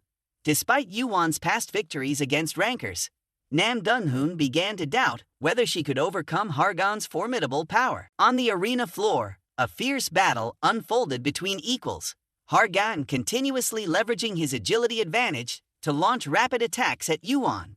Yuan even found himself pushed back by Hargon's onslaught despite his reluctance. He had to admit that Hargon's speed had been elevated to a new level. Undeterred, Hargon kept pressing forward towards Yuan. Yuan hurriedly extended his hands forward, immediately using them to block Hargon's advance, just as he had done in their first encounter. The arena continued to bear the brunt of the fury from both Yuan and Hargon's attacks. Cracks appeared on the sword in Yuan's hand, acknowledging Hargon's considerable strength. Hargon glanced at Yuan's sword and remarked, "Seems like that stick of yours is about to break. You'll be fine, won't you?" While Hargon was self-satisfied, addressing Yuan, "Is that all you've got? What have you been doing all this time?" Before he could finish his sentence, blood gushed from Yuan's arm, catching Hargon off guard. Observing Yuan's calm demeanor despite receiving a thunderous blow, Hargon couldn't help but acknowledge Yuan's physical prowess. Yet, Hargon, with his inherent belief in his inherited power, remained confident that he could surpass Yuan. Stepping forward, he knew it was time for them to continue their duel. Yuan always stood ready, waiting. Hargon continued his assault, charging towards Yuan. He aimed to target Yuan's weapon and shatter it. With each blow, Hargon exerted more force on the sword, causing the cracks to multiply until it finally shattered under the force of Hargon's fist. A victorious smile graced Hargon's lips as he finally achieved his goal, albeit briefly. However, Yuan responded to Hargon's triumph with a rather impressive statement. The expression on Hargon's face suddenly turned into confusion. Shouldn't he be the one in the dominant position? Why was Yuan speaking so casually? Suddenly, the atmosphere was engulfed in mana, causing Hargon's movements to freeze. Yuan's mana pushed back against Hargon's electrical surge. A punch from Yuwon's hand landed straight on Hargon's face, catching him off guard. By the time Hargon realized it, it was too late. He was knocked down flat on the ground by YuWon. Now, only YuWon remained standing on the arena floor. The system broadcasted to everyone in the martial arts world that the winner of the martial arts tournament belonged to YuWon. YuWon looked at the sword that Hargon had just destroyed, feeling a sense of regret. It was a good sword for mana control practice, but now it was broken. YuWon remembered Vulcaro's words, realizing that he had fulfilled Yuwon's request to make the mana-conducting ability of the sword on his hand as bad as possible. YuWon glanced at Hargon lying unconscious on the arena floor, knowing that due to the suppression of his inherited power, his skills would appear to be on par with Hargon's. In YuWon's eyes, putting on a show wasn't enough to fool the rankers. It might deceive them for a while, but he's still worried about the final blow to defeat Hargon. Just as the wooden MC appeared, it announced to everyone in the martial world that the winner of the 834th martial arts tournament was YuWon. Then it wanted to interview YuWon for a few questions, asking how it felt to win. YuWon casually responded to the wooden figure, saying it felt good with just 2 words. Afterwards, the wooden figure took out a pill. It continued, saying, "Now, I will begin to award the prize. As everyone knows, the prize is the Xik De Dan Duok. According to the trainer, it is a special elixir with extraordinary effects." YuWon accepted the pill. The goal of obtaining the Xik Dan Duok had finally been achieved. Continuing on, YuWon would proceed according to his plan. He would continue to ascend the tower to the 20th floor. The result of the martial arts tournament was quickly announced before all the sect leaders. Zhuge Jinqian, the head of the sect, could not hide his resentment on his face. He wondered why Hargon would side with YuWon. Wasn't he Zeus's son, YuWon's enemy? Why were the people here changing their attitudes as soon as they learned YuWon had won? They began to praise him endlessly, even considering YuWon to be the martial world's lucky charm. Mujin looked at their expressions with disdain. Not long ago, they were sneering at Thean Maly to his face, but now they were calling the vice-sect leader of Thean Maly the martial world's lucky charm. Mujin couldn't hold back his anger. He stood up, loudly asking Jinwoon Namgung Jinwoon, "Why did you lure Thean Maly here?" Mujin remained calm, despite Jinqian's agitation. He reminded Jinqian not to call Thean Maly by the name Demon Sect. He also said that he didn't lure Thean Maly here, but extended a formal invitation to Thean Maly, inviting them to become allies of the martial world. Jinqian became even more agitated, wondering how the martial world alliance could become allies with the demon sect. Jinwoon immediately cut Jinqian off, stating that at least his decision would be better. He invited Olympus to join Jinqian. A surge of air emanated from Jinqian, as he emphasized each word of the martial world's issues, stating that they should only be settled by those within the martial world. Jinqian wondered why Jinwoon had said those words, and if there was some hidden meaning behind them, and why it was related to Olympus. Jinwoon warned Jinqian to be ashamed, and Jinqian's angry expression vanished. Jinwoon then knew everything, but Jinqian couldn't understand why Jinwoon remained silent until now. Was it because he was afraid of confronting Jinwoon's main sect, and now that Thean Maly had joined his side, Jinwoon could control the power and begin to counterattack? Everyone present, from their respectful attitudes towards Jinwoon due to a single statement, to the looks of animosity towards Jinqian, who they had trusted, all because Jinwoon wanted to offer the martial world to Olympus. Mujin suddenly spoke up, disrupting the tense atmosphere, wanting to ask them one more question. Who is the person named Moon Sobark? All eyes moved towards Sobark, who was standing there. A few days later, at the training grounds of Namgungjia, YuWon stepped inside the cave entrance. As he entered, he looked around, knowing that renting this place for 10 days would likely cost him a huge amount of points. However, as the winner of the martial arts tournament, YuWon had the right to use the cave for training. YuWon remembered his past life, the first time he set foot in the dream tower of his clan, Nangunghun. That was also why he felt this place seemed so vast before, but now it appeared tiny. YuWon sat down in the middle of the cave, taking out the grand pink elixir he had obtained from the warehouse. His inherited power had now reached 99 points. Although there was only one more point to reach the triple digits, Yuan knew that obtaining this last point would be extremely difficult. In Yuan's memory, he had heard about this in his past life. Depending on the user, the effects of the grand pink elixir would vary greatly. In the martial world, they often talked about ki flow and breathing techniques, but the most important thing was focus. Perhaps how much mana Yuan could contain would be the issue. Yuan hastily swallowed the elixir pill.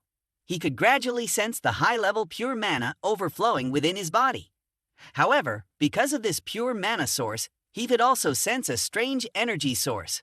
Moreover, thanks to his masterful mana skills, this strange energy source seemed to obey him. But for Yuan, even with this, it wasn't enough. Each drop of sweat from Yuan continuously dripped down his face. If this continued, Yuan might fail. His inherited power was slowly changing. At the same time, on the 20th floor of the tower, one of the 12 islands of Portugeneptu, the cries for mercy of two children echoed incessantly. The crowd detaining the two children not only showed no compassion, but also insulted them loudly for crying so much, saying things like, "Are you guys Hargon or something?" They were not even 10 years old yet, but were over 4 meters tall. The damn giants. After the ruthless insults towards the two children, they commanded that the two children reveal the legend of Portugia, the ocean stone. There was a tempting legend lying deep beneath Portugia. Whoever found the ocean stone would become the god of the ocean. The two giant children hastily denied it, saying it was just a baseless rumor. They knew nothing. Horlang, a member of the Xiklang Guild, stepped forward. He gently drew his sword in front of the two children, trying patiently to talk to them. Of course, we don't believe it much either, but we've also heard a fairly reliable rumor about giants hiding the ocean stone somewhere. This is a rumor from Olympus, so it's somewhat credible. The boy, although extremely frightened, still stood in front, protecting the girl. He shouted loudly, "You know our relationship with Olympus." But Horlang immediately interrupted the boy. He knew the relationship the boy was referring to, but if he could get an answer from the giants, it would be lucky for him. If not, killing the giants wouldn't be a big deal. Furthermore, the 20th floor was under Olympus's jurisdiction, so no one would care if 1 or 2 giants died. After finishing the vile words to the two children, he pointed his sword directly at the boy's body, threatening him. If he wanted to keep his life, he should quickly reveal the truth. Otherwise, he wouldn't hesitate to be ruthless with the children. A strange voice suddenly echoed in broad daylight. Who dares to do such a vile act? Yuan slowly revealed himself before them. Horlang caught a glimpse of the fluttering red cloak and guessed who the owner of that voice was. At that moment, Yuan activated his tracking skill, increasing his sensory perception from 10% to 25%. Yuan recalled the sensation in the training cave, where he saw a massive amount of mana flowing at an incredible speed. He couldn't slow down that mana flow, but it seemed like the mana wanted to belong to him. After struggling with the immense mana flow, Yuan's inherited power increased by 1 point. All of Yuan's efforts had paid off, as he had reached a power level of 100. An innate skill had awakened due to reaching a certain milestone, increasing his sensory perception to 50%. Yuan slowly approached them, activating his combat sensory skill. With this skill, he could gather information about all kinds of objects and living creatures within a 50-meter radius. Yuan drew his sword. If they thought Yuan was playing the hero, he would show them what real power was. It wasn't just a game. The crowd immediately felt Yuan's strength, even though the official match hadn't started yet. Horlang hurriedly stepped forward to intervene. He felt a hint of familiarity when he saw Yuan's face. Memories rushed back. He remembered who was standing before him. His mouth lifted slightly. I didn't expect to meet the deputy head of Thean Maly here. The two giant brothers, Bor and Engia, were also surprised by Yuan's appearance. When their subordinates wanted to attack, Horlang quickly stepped forward to stop them, suggesting that perhaps the soldiers of the devil were waiting to ambush them. Before leaving, he left a disdainful remark, "Damn giants, consider yourselves lucky." Horlang's face suddenly became sinister. He knew that Kim Yuan was always a thorn in Olympus's side. This was also an opportunity for him to score points with Hargon. In his mind, he just wanted to reach the headquarters quickly.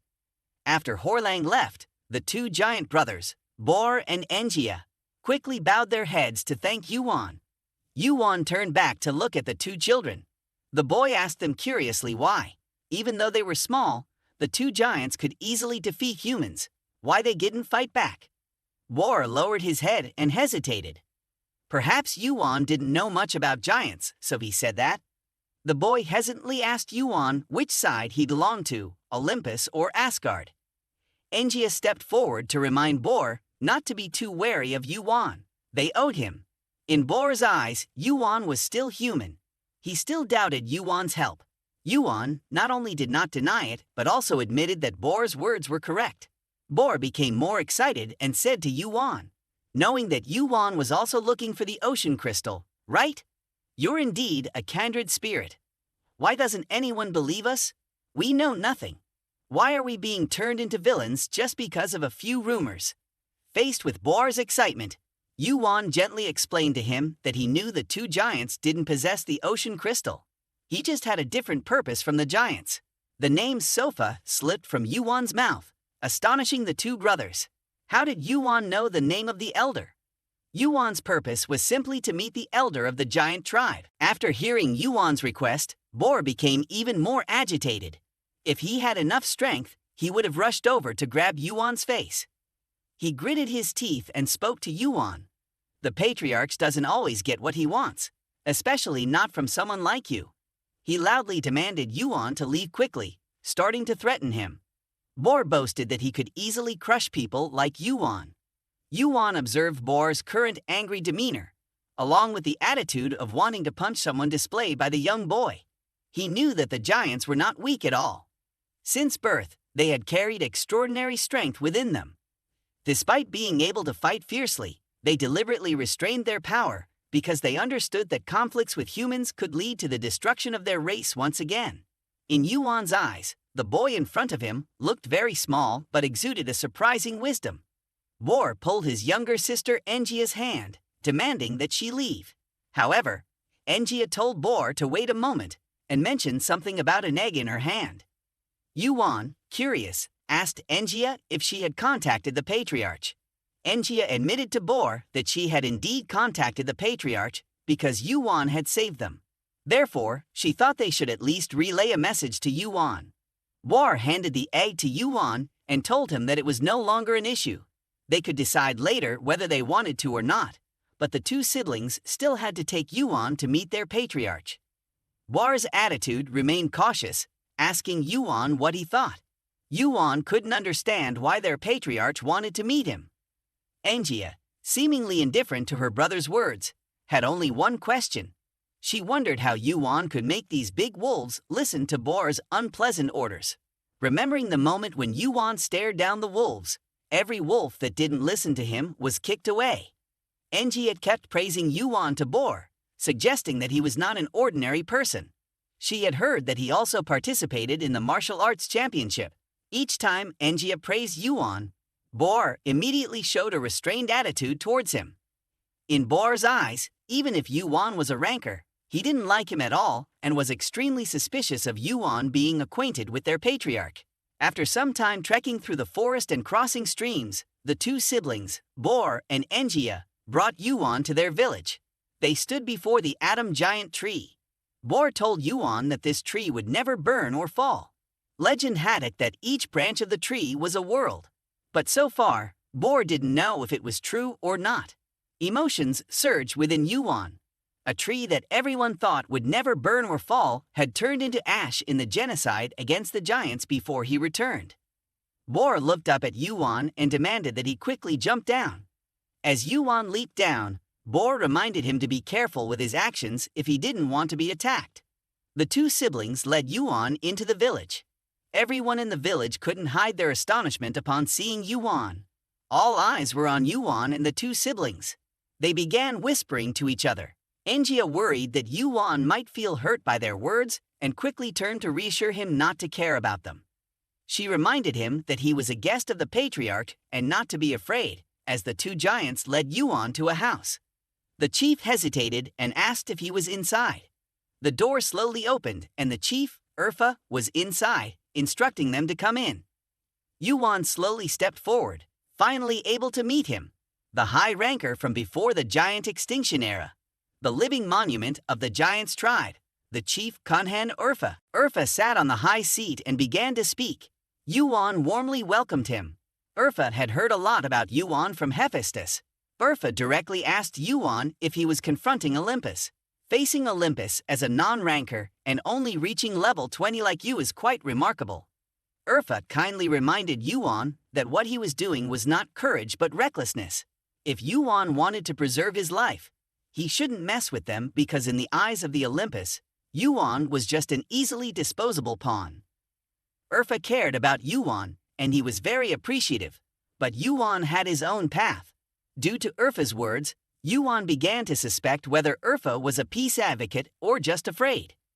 Yuan's aggressive attitude made Urfa unable to remain calm. He stomped his foot, and an aura immediately rose and merged into the air. Yuan anchored his feet to the ground to prevent himself from being pushed out of the room. He continued to speak to Urfa. He could tell Urfa knew about this already. Olympus was preparing for war with the Kunhan tribe. It had come to this point, yet Urfa still intended to sit still and let his tribe be wiped out. Why? Urfa looked into Yuan's eyes and saw no fear. Instead, there was determination. Furthermore, Urfa's mana did not want to harm Yuan. Urfa admitted that what Yuan said was correct. If things continued like this, his tribe would collapse. It was just a matter of time.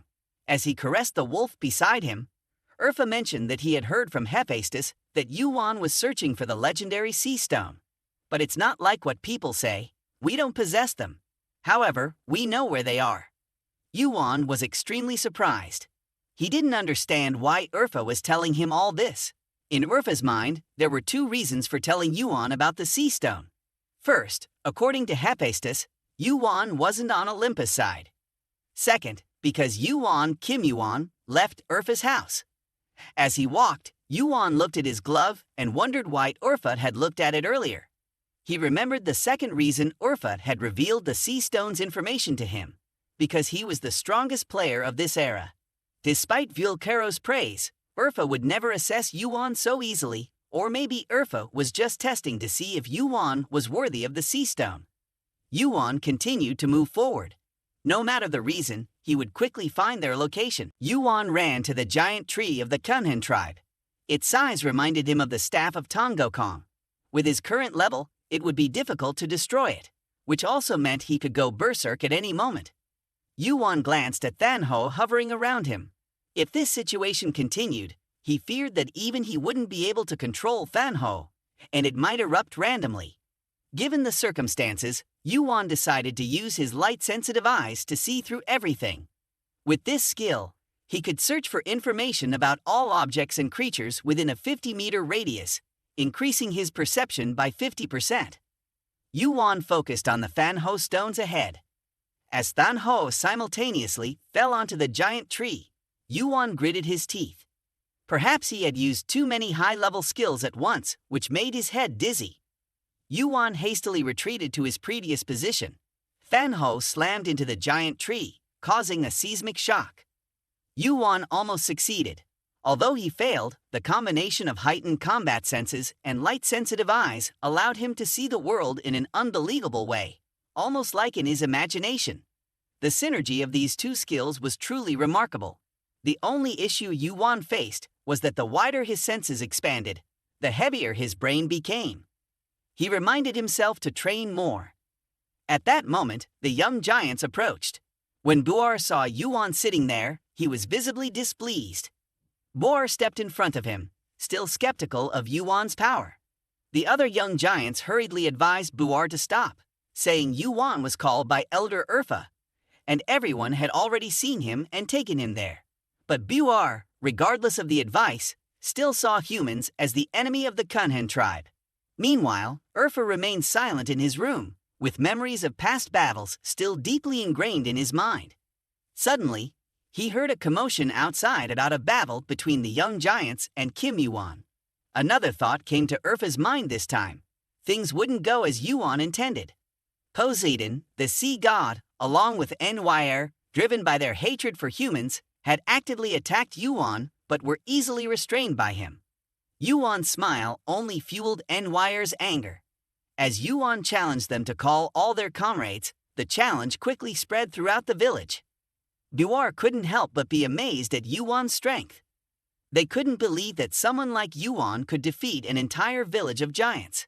As the giants charged at Yuan, he effortlessly knocked them down to the ground one by one. Not only that, Yuan activated his Kunhanho skill, making his arm no different from that of a giant. Muscles bulged as Yuan reminded them not to come at him one by one but to attack together. From within the crowd, the two siblings, Buar and Engia, slowly emerged. The villagers immediately cheered, astonished to see them here too. It was unbelievable. They were witnessing the descendants of the giant deity fighting. This was also the first time Yuan had heard of the descendants of the giant deity. He sensed that these two children were stronger than him, far beyond what he had imagined. War eagerly spoke to Yuan, expressing his itching anticipation since their first encounter. He wanted to see just how powerful Kim Yuan truly was. Unable to refuse Buar's enthusiasm, Yuan accepted the challenge. Buar charged forward, and Yuan activated his skill of foresight. He read the information from Buar's arm, gracefully dodging Buar's punch and countering with a direct blow to the ground. Yuan continued to defend against Buar's relentless attacks. However, all of Buar's movements surpassed Yuan's predictions, even faster than he had anticipated. Buar suddenly shouted and charged at Yuan from behind. Yuan quickly shifted his position, using his sword to block Engia's fist. Despite his efforts, Yuan was still pushed back by Engia's force. Yuan was extremely disoriented. These two siblings were indeed much stronger than he had thought. It seemed impossible to defeat them without using mana. Yuan reassessed the situation. After all, this was just training. He decided to only use the skills he had practiced. Yuan continued to advance while Buar kept attacking. The young boy asked Yuan why he never spoke lightly or heavily like his younger sister. There was only one answer. Engia was stronger than Buar. Together, the siblings complemented each other. One attacked Yuan from the front, while the other tried from behind. Both landed punches on Yuan's body, unintentionally causing an explosion that shattered the ground. However, when the smoke cleared, Yuan was nowhere to be seen. At that moment, Yuan was hovering in the air, 2 meters away from his previous position, thanks to a skill he had trained with the equipment he purchased on the 11th floor. This skill allowed him to walk on air. Yuan suddenly appeared in front of the siblings. With a gentle stroke of his sword on Engia's shoulder, Buar became extremely agitated. He saw Yuan as cunning. Buar quickly ordered his sister to continue attacking. With his skill, Yuan continuously dodged the attacks of the siblings, moving unpredictably. Both Buar and Engia were getting tired. Engia asked Buar if he thought Yuan knew their attacks in advance. Buar admitted that since Yuan didn't counterattack, he couldn't predict what Yuan wanted to do, but he wouldn't let Yuan have his way anymore. Buar slowly stood up, his mana emanating from within. Engia was horrified, reminding Buar that they would be punished if they used mana like this. Yuan found it strange. Buar wasn't even a ranker, yet he was being punished for using mana. Yuan continued to use his foresight, determined to anticipate Buar's next move. When Buar's hand almost touched his face, Yuan saw its vulnerability and swiftly dodged. Buar was amazed and astonished.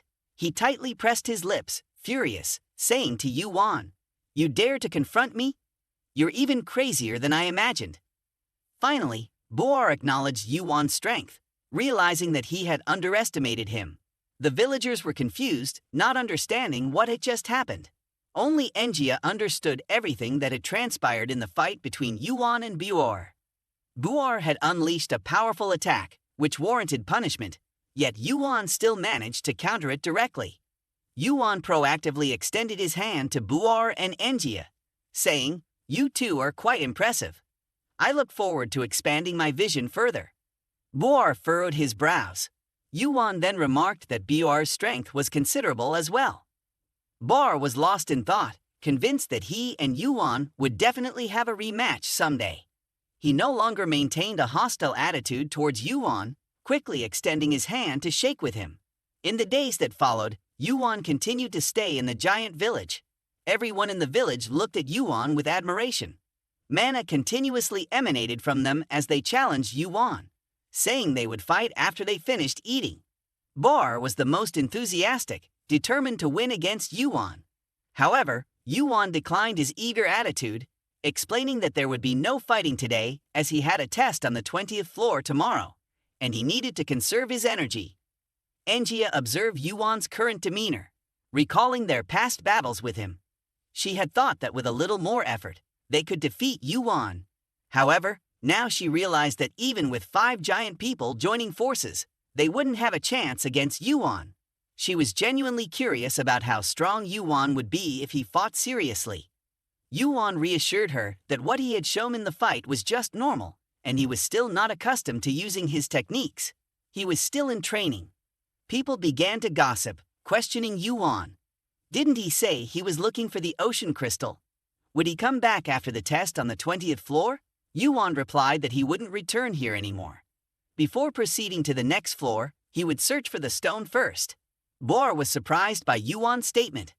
How could Yuan have time to search for the stone when the test was tomorrow? Bor became even more curious, wondering if the stone was related to the test on the 20th floor. Yuan also told them that Urfa and even the giant deity knew about it, but they didn't mention it. Manhwa was increasingly agitated. If it was that important, then the giants should monopolize it. Why would they want to give it to Yuan? The more he thought about it, the angrier he became, unable to believe that Urfa could do such a thing. He knew everything but remained silent, disregarding the giant's suffering. Other giants quickly advised him to calm down. Manhwa couldn't calm down like them. He felt he hadn't said anything wrong. It was precisely because of Urfa's silence that they had almost lost their lives countless times. Moreover, it wasn't just him. It was everyone in the village who had to endure that. He couldn't understand why the stone was so important that it surpassed their lives. Yuan understood Manhwa's dissatisfaction, but from the perspective of a former enemy, he understood why Urfa did what he did. Yuan explained that if outsiders got the stone, everyone in the village would die. Silence was better than destruction. All the pent-up resentment had erupted, and Manhwa became increasingly agitated. He rushed at Yuan and shouted, demanding to know if Yuan knew what he was talking about. Yuan easily knocked Manhwa down and rebuked him, saying that if he didn't know, he shouldn't speak nonsense. Afterward, he let go and left. Manhwa continued to cause trouble, disregarding everything. He was determined to go and get some clear answers from the elder. Bor stepped in, reminding Manhwa to stop and wait. They still didn't know if what he said was true or not. If they wanted to confirm, they could find out after the test tomorrow. Although Bor appeared calm on the outside, he couldn't help but think. He really wanted to know what the elder and his father had hidden. Yuan returned to his room. He had been using his clairvoyance and sensorial perception for 10 days straight, causing him a severe headache. Just as he closed his eyes, Kaini emitted mana again. Yuan continued to ponder why Kaini released mana and reacted to his body. It was because of the trident, the representative weapon of the sea deity Poseidon, or perhaps the remains of the trident's prong. Yuan's Kaini kept reacting when he reached the 20th floor. He was thinking about the possibility that the prong fragments were similar to the origin of Kaini, or the mysterious Haktan crystal. They might also be pieces that reacted with each other. If those 3 fragments were originally one, then it wouldn't be surprising that they reacted together. If his intuition was correct, he could use them as a Jada. If Kaini could be the key to the test, that would be excellent. If Yuan wanted what he was thinking to be true, he had to find a way to awaken it. As Yuan was drifting off to sleep, something called out to him again, asking him to open his eyes like before. His Kaini, manifested as Than Ho, appeared, whispering in his ear, "We need you so Hephaestus can leap with joy." Yuan immediately opened his eyes. The eye that had appeared in the forge once again appeared before him. Bor and Engia went to the 20th floor test area together with Yuan. Buar looked around and was reminded of Tanthu Island. There, he had almost been killed by a Chimera. Whenever he thought of this, Buar didn't know where to hide his face. He quickly shifted the focus to Yuan, trying to forget about that incident. He loudly asked Yuan why they were going together, even though they were told to escort him to the test area. Yuan shook his head, saying he didn't know why. Maybe it wasn't a normal test. Engia then told Yuan that normally their side would pay attention to the test, but they couldn't come due to fear of this place turning into a battleground. Yuan was reminded of Urfa's decision and the cautious nature of the giants. They had hidden themselves since the Gigantomachia battle. Their biggest enemy, Olympus, couldn't ignore this sudden change. If everything failed, the giants would lose their trust in Yuan.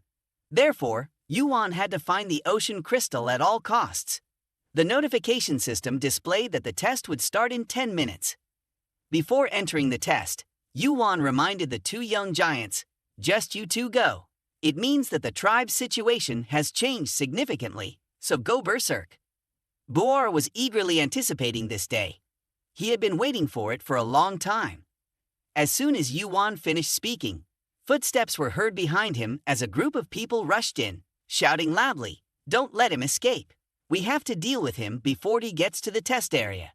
In their eyes, dealing with the giants seemed straightforward, and they became even more bloodthirsty. However, what unfolded before them was not what they had anticipated. Buar stepped forward, straightened his hand, and pointed at one of them, knocking him down to the ground. Despite being held firmly in Buar's grasp, the man still defiantly threatened them. Engia stepped forward and punched him squarely in the face, causing a complete change in their demeanor. Buar looked at their terrified expressions and felt extremely excited. He informed them, "I'm sorry to announce this, but from now on, we will fight with all our might. So let's play a bit for now."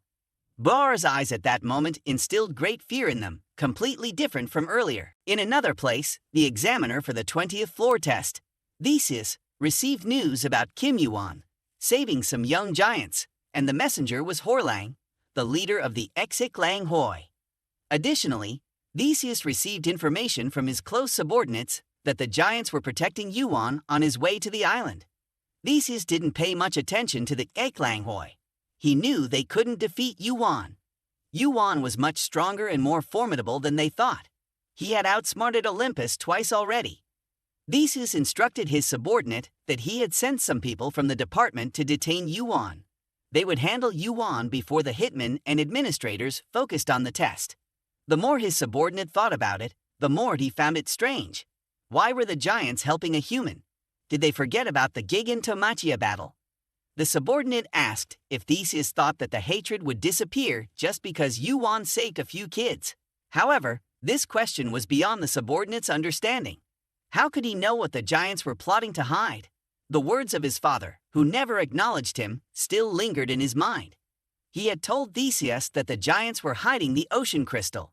He ordered Theseus to find it when he became the examiner for the 20th floor.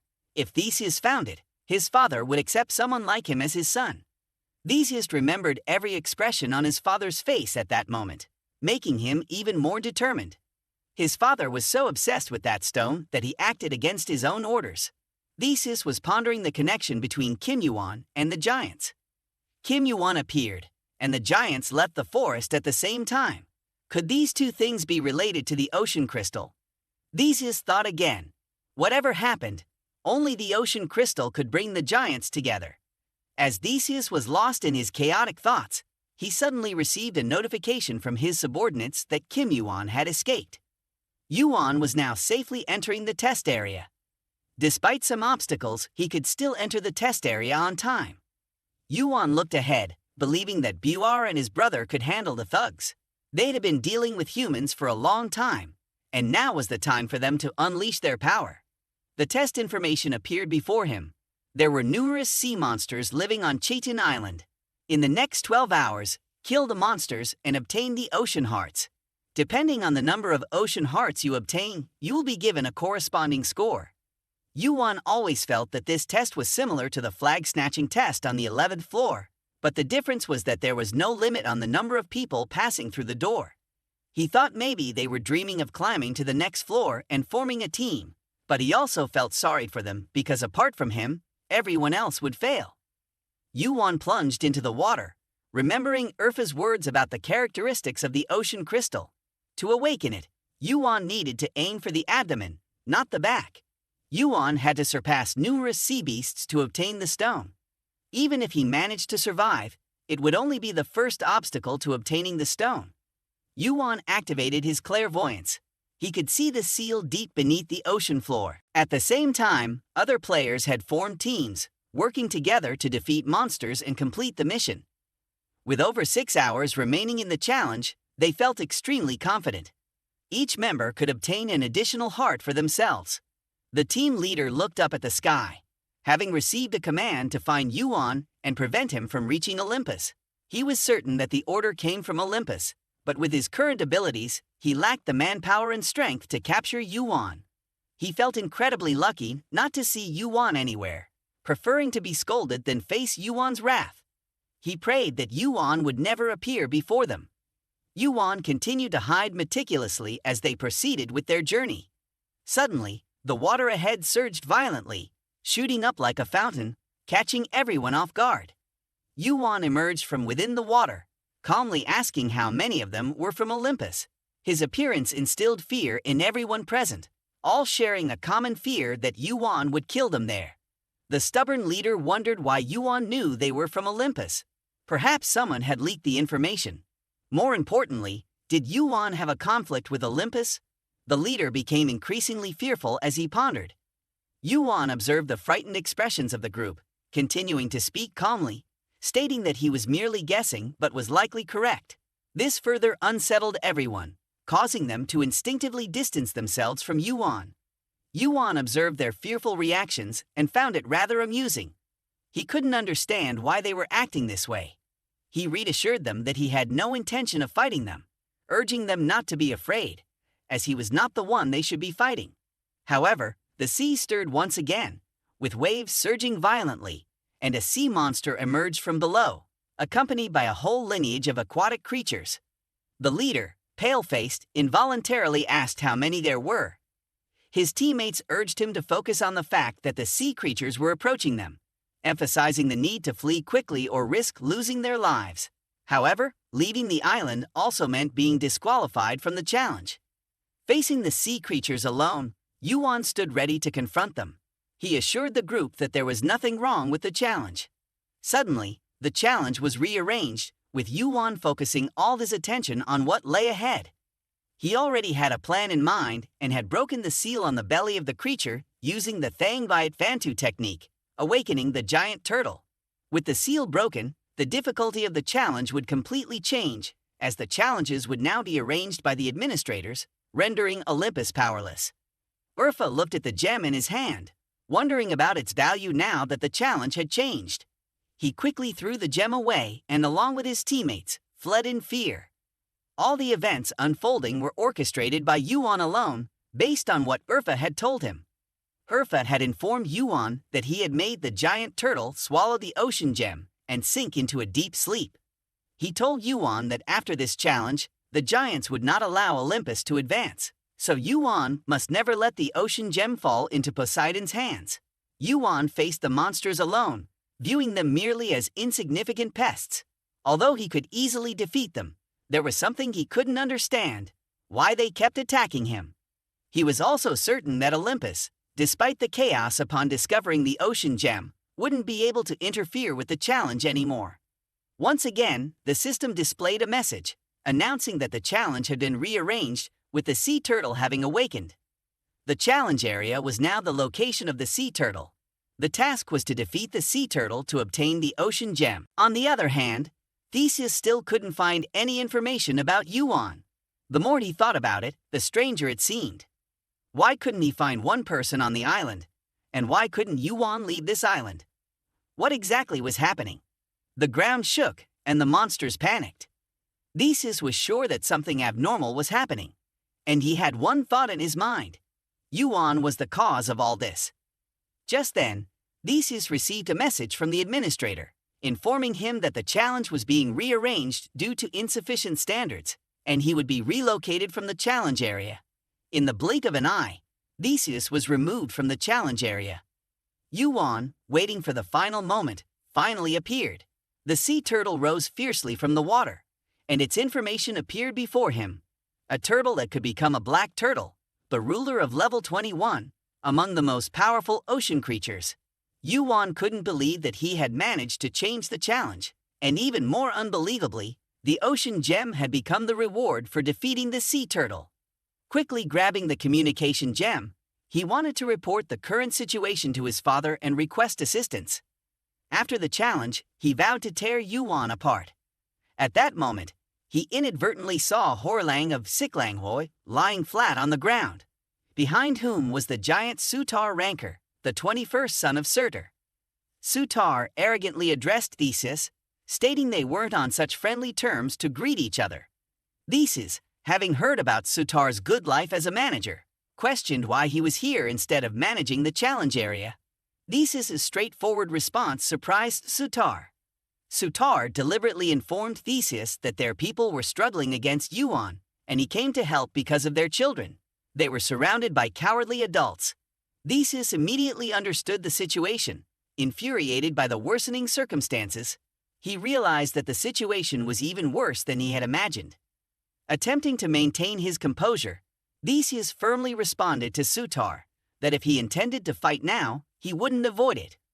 Warning Surtur not to interfere with the challenge, no matter who he was, Theseus' subordinates immediately gathered around him, waiting for his command. Surtur's laughter echoed as he asked Theseus if he thought the giants would fail the challenge. He loudly announced to Theseus that they were following the orders of the elder leader, Urfa, and would now support the player YuWon. Inside the challenge, YuWon was fully engaged in combat with the sea turtle, unleashing relentless sword strikes upon its opponent.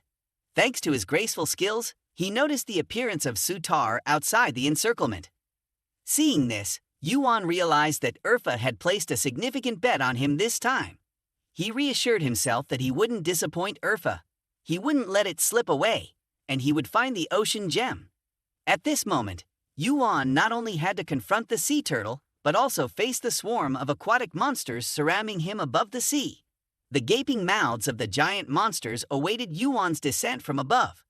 He kicked off one of the monster's abdomen for momentum and flew directly to the sea turtle's position. Activating the special effect of his moonlight sword, Yuan's stamina immediately increased, with his mana recovery speed boosted by 112% thanks to the darkness. The mana recovery speed was further increased by 112%, and his mana deficit was amplified by 56%. The Thanho within him began to emit, seemingly incinerating all the creatures in the vicinity. Moreover, a sword mark appeared on the sea turtle's neck. Facing the colossal sea turtle before him, Yuan spoke to himself, determined to succeed. He recalled the ancient legend passed down through the ages. Whoever finds the ocean gem would become the god of the sea. The sea turtle that YuWon had to defeat was not just a legend, it symbolized the sea god itself. Utilizing every opportunity, Yuan dashed into the sea turtle's body. Its stomach was like a dungeon, not only containing Yuan, but also the pursuing monsters. It seemed they were truly attracted by the ocean gem, or the mysterious allure of the ocean's crystal. Yuan cautiously moved forward, with the seawater unexpectedly rushing in from outside, carrying numerous monsters inside. Yuan quickly activated the Twilight Sword's cloaking ability, disappearing from their sight. The monsters, losing momentum, collided with each other, frantically searching for Yuan's figure. Suddenly, one of the monsters sensed something in front of it, letting out a roar and opening its gigantic mouth as if to devour whatever was in front of it. Yuan, standing before it, swiftly used his sword to block its mouth, which was aimed at him, and with determination, he sliced the creature's body into two. The system displayed notifications that the completion rate of Sathian had increased to 0.001%. Then came a series of similar notifications. Yuan stared at his attributes, thinking that he would have enough points to complete this task. However, considering the completion rate of Sathian, it would take a while. With that in mind, Yuan realized that he didn't need to hunt the Ryu shrimp inside the giant turtle's stomach anymore. Continuing to move forward, Yuan observed while searching for the ocean sapphire. Suddenly, a thought crossed his mind. The ocean sapphire might be lying somewhere on the ground within the giant turtle's stomach. However, he couldn't predict exactly where it would be. He believed that the most dangerous place could also be the safest, such as the core of a giant creature like the sea turtle. Yuan relied on Kaine's reactions to move forward, knowing he would face many monsters. So he focused on minimizing injuries as much as possible. At that moment, Yuan remembered something crucial. He was using his clairvoyance because it was quite dark. However, relying solely on sight would reduce the predictive ability of clairvoyance. With these limitations in mind, Yuan decided to abandon some of his sight and focus on other senses. He activated the combat sensory skill while the twilight flame appeared in his hand, illuminating the area. The monsters inside immediately recognized him and rushed towards Yuan. Observing the monsters in front of him, Yuan's lips curved up. He realized that he had reached the heart of the monster pack. All the monsters rushing towards him became prey under his sword. Yuan swiftly moved across their bodies, turning them into two halves. However, as they continued to rush towards him, Yuan realized that he couldn't defeat them all. In fact, there were even more monsters than he had encountered during the tower climbing process. Yuan continued to unleash sharp sword strikes against them, but he sensed that his mana and other stats were gradually depleting.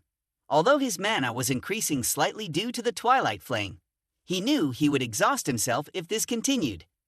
Just before reaching his limit, Yuan decided to end the monster's attacks here. With only half of his mana remaining, Yuan seemed to be nearing his limit. He reminded himself to stay calm and keep his eyes open, hoping for something to appear before he exhausted the rest of his mana. However, the monsters continued to charge towards him. Yuan quickly moved in another direction, causing one of the monsters to fall under his sword. At that moment, his eyes caught sight of something sparkling. The last thing Yuan was looking for had appeared. Yuan slowly approached it. In front of him lay a giant red rock, surrounded by countless sea creatures. Yuan aimed his sword at them and asked sarcastically if they were enjoying their party down there. With a surge of mana, Yuan demanded that they leave if they didn't want to meet their demise. The owner of the ocean sapphire appeared before them, stepping forward like Hermes, protected by Athena, and radiant like Apollo's sun chariot. These were all great works, exemplifying the craftsmanship of the finest blacksmith, such as the Hephaestus Tower. But if one had to choose the most beautiful work, it would be Theseus' Death Thunderbolt, an object capable of obliterating an entire island with a single strike and allowing the user to manipulate the weather at will. Yuan stood before the ocean sapphire, surrounded by ferocious monsters ready to tear him apart at any moment. If they dared to touch the ocean sapphire, it could rival Theseus' Death Thunderbolt. Adamantium could completely transmit the power of the black crystal, the ocean sapphire, and the sky crystal. Of course, the strength of these objects also depended on the skills of their wielders. Yuan recalled how the invisibility cloak of Hades was crafted by one of Hephaestus' disciples, but this version was Hephaestus' own masterpiece, far superior to Hades. Yuan's appearance drove the monsters into a frenzy. They screamed warnings at him while simultaneously attacking. Yuan remained unfazed, his sword glowing as he summoned the powers of Hades. The monsters were cut into pieces by Yuan's sword and vanished along with the flow of mana. Yuan sensed that they had been swallowed by something. Suddenly, excruciating pain shot through Yuan's body, as if his right arm were being torn apart, despite his action strength being over 100. He realized his body couldn't withstand its power, but he knew he only had to endure it 2 more times to secure the ocean sapphire. Yuan continued to execute his 2-meter stride skill, increasing his jumping distance by 50%. He remained proactive, charging into the monsters, unleashing continuous strikes with his iron sword, dazzling the creatures. But Yuan didn't stop there. He activated his Thanho skill, burning the monsters and activating the celestial pathway, increasing his movement speed by 100% for 5 seconds. With all his remaining strength, Yuan used his clairvoyant skill to locate the exact position of the ocean sapphire. As a dim light appeared before him, the system sent a notification, and his invisibility cloak reacted. A piece of Kaine in his hand gradually responded. Yuan had found the precise location of the ocean sapphire. Channeling all his remaining strength, he shattered the red rock holding the sapphire. The rock shattered into pieces, and the giant turtle immediately sensed the pain. The monsters were astonished as they saw Yuan for the first time, witnessing his destructive power. They desperately craved the ocean sapphire, crawling towards the shattered rock. As one monster opened its mouth to swallow the sapphire, Yuan split it in two with a swift strike. His body was covered in red fluid, and he looked at the monsters before him, then at his trembling right arm. He reminded himself that he couldn't see anything because of the cloak, but his right arm was definitely in bad shape. To use it perfectly, he needed to increase his action strength and stamina. Yuan claimed what rightfully belonged to him, his face displaying a dangerous demeanor as he demanded the monsters quickly move aside. Outside the examination area, Surtur continued to guard the front, ignoring Theseus's mocking words. In Theseus's eyes, the people before him were fools. How could Yuan defeat the ocean's monsters? But with the current situation, he could only wait. However, when the test ended, he would eliminate everyone present. Suddenly, the giant turtle let out a cry, and everyone looked towards the violently shaking sea, like a tsunami. The system sent a notification to everyone. Player Kim Yuan had passed the test. Theseus gritted his teeth in frustration. He couldn't believe Yuan had won. The giant turtle immediately ordered his subordinates to quickly find and bring Yuan back. Surtur promptly responded to Theseus's order with one of his own, absolutely forbidding Theseus's men from touching Yuan. The battle between water and fire began. Theseus took out his trident and arrogantly mentioned his past encounter with Surtur. Surtur, disgusted by Theseus's attitude, loudly asked if he felt no shame being the son of Poseidon. Theseus, unaffected by Surtur's provocation, calmly replied that he had never been proud of his father. He stated that history repeated itself. The battle erupted, and Theseus seemed to have the upper hand. His subordinates successfully defeated Surtur's giant underlings. Surtur looked around in confusion, wondering if he would be trapped with them again. Would he allow that bloody past to repeat itself? The violent sound of crashing waves abruptly halted the tense battle. Sea monsters emerged from the depths, accompanied by the appearance of a high-level sea monster, Leviathan, the boss of level 20. Everyone looked at each other in confusion. Why were so many sea monsters appearing? Weren't they supposed to live independently? Theseus frowned, finally understanding why his father desired the ocean sapphire so much. Whoever found it would become the sea god, and the ancient legend passed down through generations would become reality. Yuan stepped forward, his voice calm. I apologize for speaking these words while you are struggling, but I am exhausted. So please, all of you, leave now. Theseus seemed intentionally oblivious to Yuan's intent. He demanded Yuan hand over the ocean sapphire and then rushed towards him in excitement. Yuan frowned at him, realizing he wanted to pick a fight. Theseus controlled a stream of water to float towards Yuan, then directed it to strike him. Yuan effortlessly created a barrier, blocking his attack. With disdain, Yuan remarked, "Without water, you're nothing but a fish." Theseus, now furious at Yuan's provocation, couldn't touch a hair on Yuan's head. His trident continuously trembled. If he wasn't mistaken, something was disrupting his power. A colossal force capable of neutralizing mana and water equipment. Only the ocean sapphire could do such a thing. Theseus, desperate for recognition from his father, accepted the punishment from the tower and crazily charged at Yuan. Yuan quickly activated his analytical skill, observing Theseus's attack. He swiftly approached Theseus, unleashing a devastating sword strike. Theseus hurriedly used his trident to defend, pushing both himself and Yuan back. Yuan frowned, realizing he shouldn't let Theseus overpower him. Theseus continuously aimed his trident at Yuan, but each attack was blocked by Yuan's sword. The punishment from the tower inflicted increasing pain on Theseus, yet he refused to give up. He was determined to obtain the ocean sapphire and gain his father's recognition, becoming a true heir of the sea god. Theseus activated the magic of his trident, releasing a tremendous burst of power. Yuan almost succumbed to his force, but quickly used his 2-meter step skill to jump away, increasing the distance between them. He wiped the blood from his mouth, realizing he knew Theseus's weakness, but he needed to be cautious.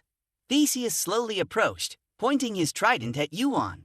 He arrogantly declared that after defeating him, he would kill all the giants Yuan had allied with.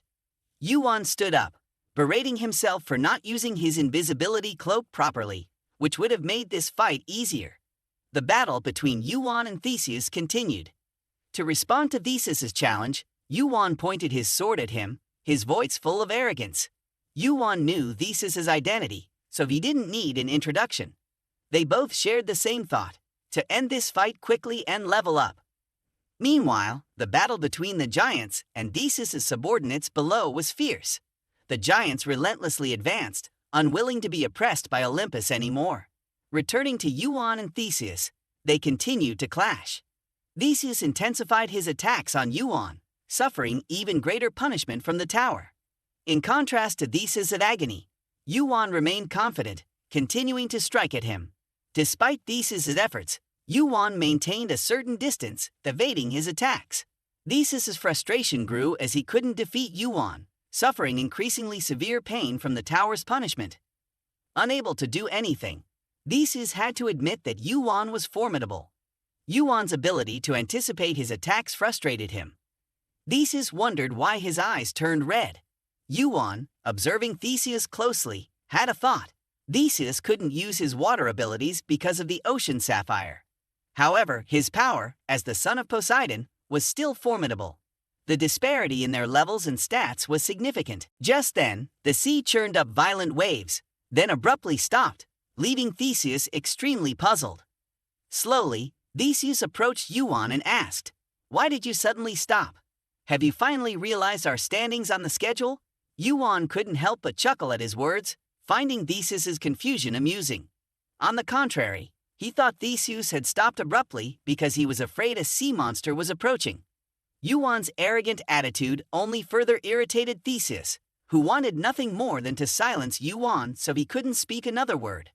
A torrent of hatred surged within him, and as he prepared to attack, his subordinates unexpectedly appeared before him, demanding he withdraw.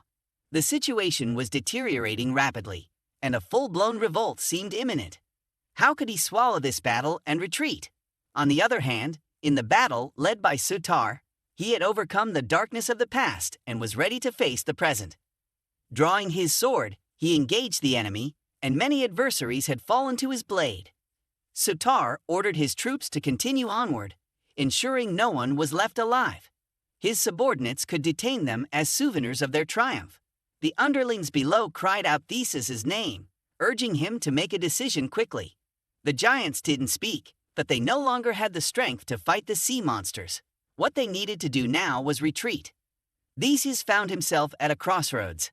Either withdraw or continue the fight. The more he thought, the more conflicted he felt. What he had always desired was right in front of him. How could he retreat now? With his subordinates by his side constantly urging him, he was ultimately forced to withdraw. His subordinates immediately obeyed Theseus's orders and retreated to their base. The sight of his millennia-old enemies retreating was extremely satisfying to Surtur. He wouldn't easily let them go, showering them with countless flames until they were all incapacitated on the ground. Surtur approached Yuan and asked, "Have we won?" Yuan, holding the ocean's crystal in the palm of his hand, replied to Surtur, "Perhaps the burden has finally been lifted." After all this time, Surtur had finally been relieved. This time, they wouldn't struggle to run anymore.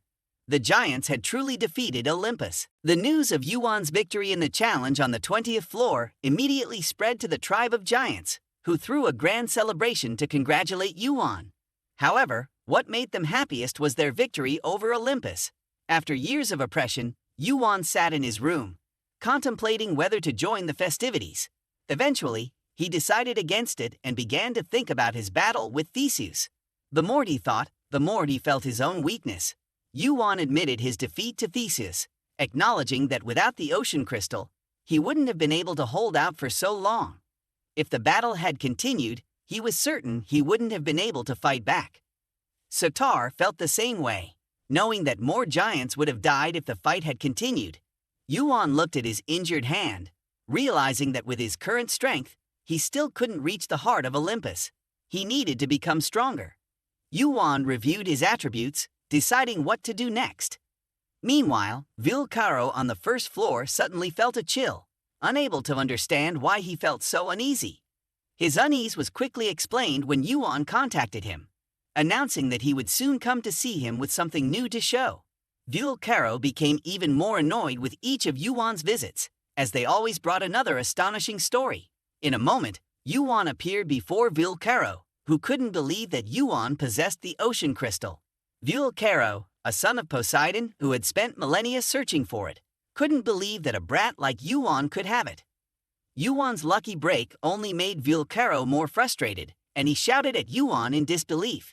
Despite Vilcaro's anger, Yuan calmly explained that Olympus would soon release him.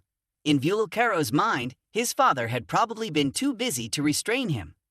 Despite Yuan's intelligence, he couldn't know what was happening within Olympus, but he could still turn the tables.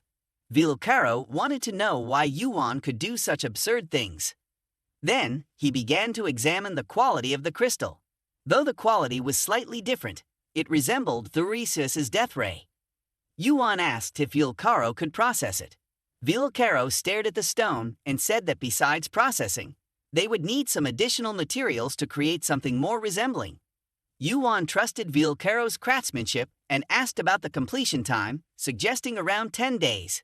This surprised Vilcaro, who thought it would require adamantium. Yuan unconsciously said he would try to get it as soon as possible. A seemingly normal sentence, but unusual coming from Yuan. This left Vilcaro extremely astonished. Yuan was even richer than Vilcaro had imagined. After entrusting the task to Vilcaro, Yuan quickly departed. He planned to make the most of his time in Olympus, focusing on leveling up. Vilcaro couldn't help but feel suspicious of Yuan's current dangerous demeanor, wondering if Yuan intended to cause more trouble. Yuan left Vilcaro with the reassurance that he would be duly compensated for his help. As Yuan left the forge, he reflected on how shocked Vilcaro must be feeling. If the old man knew everything he had done, he would surely take a step back. At that moment, Trung Cham Hoi showed a dynamic reaction towards Yuan. Yuan glanced at the attribute board of the egg, seeing that its hatching rate had reached 41.29%. He told the egg to wait a little longer, assuring it that it would soon meet its siblings. The egg immediately nodded in agreement, surprising Yuan. He asked if the broken parts of the tower were gathering together, anticipating a joyous occasion when that happened, and whether the egg would be able to eat them. The egg continued to nod in agreement, and Yuan hoped it would patiently wait a bit longer before he fed it. Its food would be placed where Odin had indicated. Additionally, Yuan decided to wait and see if the relationship between Odin and Poseidon truly matched what Hercules had described.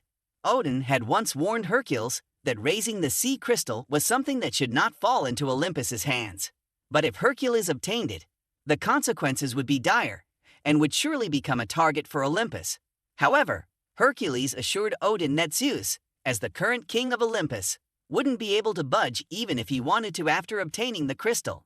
If Zeus advanced further, the entire army of giants would follow suit, leading to a complicated situation. They also discussed Poseidon, Hercules' son, and his cautious nature.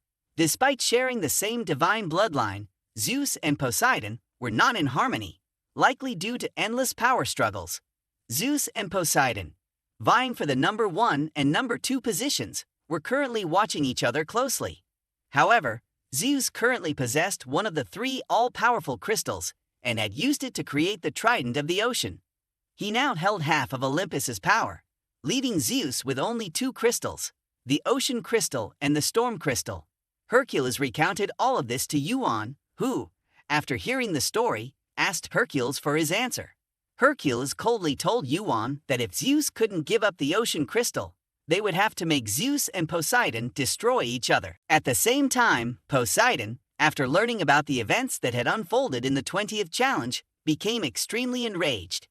His third son, Orion, was deeply frustrated, unable to understand why he had to bear his father's wrath just because Poseidon had suffered a defeat. Orion began to blame Zeus, cursing him as useless. Orion bowed his head and reminded his father of the divine warning not to interfere with the giants, but his words only further infuriated Poseidon. Poseidon went on a rampage, destroying objects and yelling curses, accusing Zeus of not wanting him to touch the ocean crystal, and implying that Zeus wanted to take over Hephaestus's role. After venting his anger, Poseidon regained his composure and asked Orion if he thought Zeus was playing dirty tricks on him. Orion hesitated, but instead of directly answering his father, he made an unrelated remark, angering Poseidon even more. Poseidon clenched his teeth and muttered two words, "Power struggle." In his mind, Zeus was always the same, skilled at making excuses, prioritizing pragmatism, and never bleeding even if stabbed. Regardless of Yuan's talents, Poseidon saw him as just a player. From now on, Poseidon decided to temporarily halt tower climb and focus on monitoring Yuan. Whenever he thought of Yuan, Poseidon couldn't control his temper, throwing everything around him. He questioned why he should restrain himself when he was the reason for players joining and meeting the standard requirements.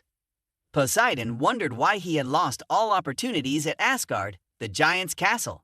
Meanwhile, the giants approached Odin, asking if he had heard about a player possessing the ocean crystal. Odin found this incredibly interesting, especially because the owner was a snotty kid.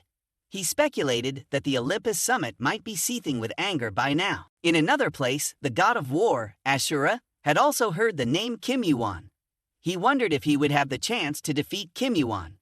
The news of Yuan owning the ocean sapphire had even spread to the mountain fruit, where Ton Gokong was training. Ashura found this increasingly intriguing. He had thought Yuan was just a brat, but he didn't expect there was some courage in him. Ashura was genuinely looking forward to what would happen next. Then, Yuan used 1,000 points to rent a horse-drawn carriage to reach the first floor. Kim Yuan advanced forward. He heard others say that no one had ever been able to break the statue on the first floor of the tower. They never thought that one day, this statue would collapse on its own. Yuan activated his clairvoyance to begin retrieving weapons. He glanced around, quickly searching for the statue everyone talked about. Suddenly, a beam of light shot straight up into the sky in front of Yuan. He hurried forward. Odin had mentioned this to him. This particular thing wasn't part of the first floor. Before Yuan returned to the artificial dungeon created by him to be explored hundreds of years after this moment. Yuan still remembered that the remaining two children of the three disaster children had found the missing piece to complete the weapon of the three gods, the sacred object of Susanoo. Like that, the comrades, the brothers of it, were in his hands. So he was quite sure he could find them. Although Yuan felt extremely guilty about what he was about to do, he would still be the one to take them. Yuan pinned the sword straight down to where the light was emitted. The system immediately displayed the line, "You have unlocked a hidden dungeon, the sacred object of Susanoo." Yuan immediately stepped inside. He looked at the towering tower in front of him.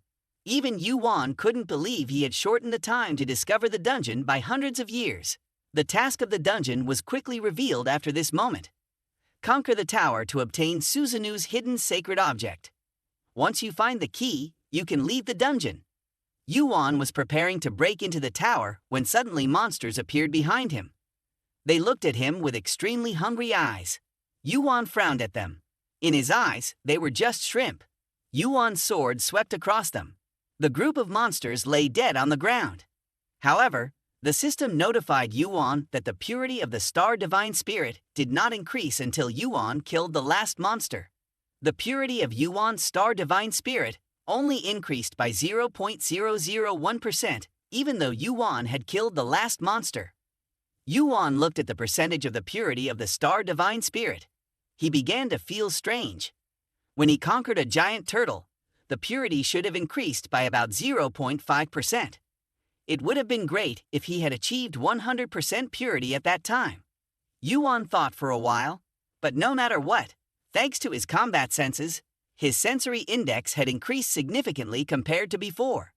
Moreover, now he was at level 80 compared to other players at the same level, which was a significant advantage. The tower demanded that Yuan must advance to the 100th floor to overcome Susanoo's challenge. Yuan looked around at the towering spires everywhere. He felt that the width of this tower was not commensurate with its height.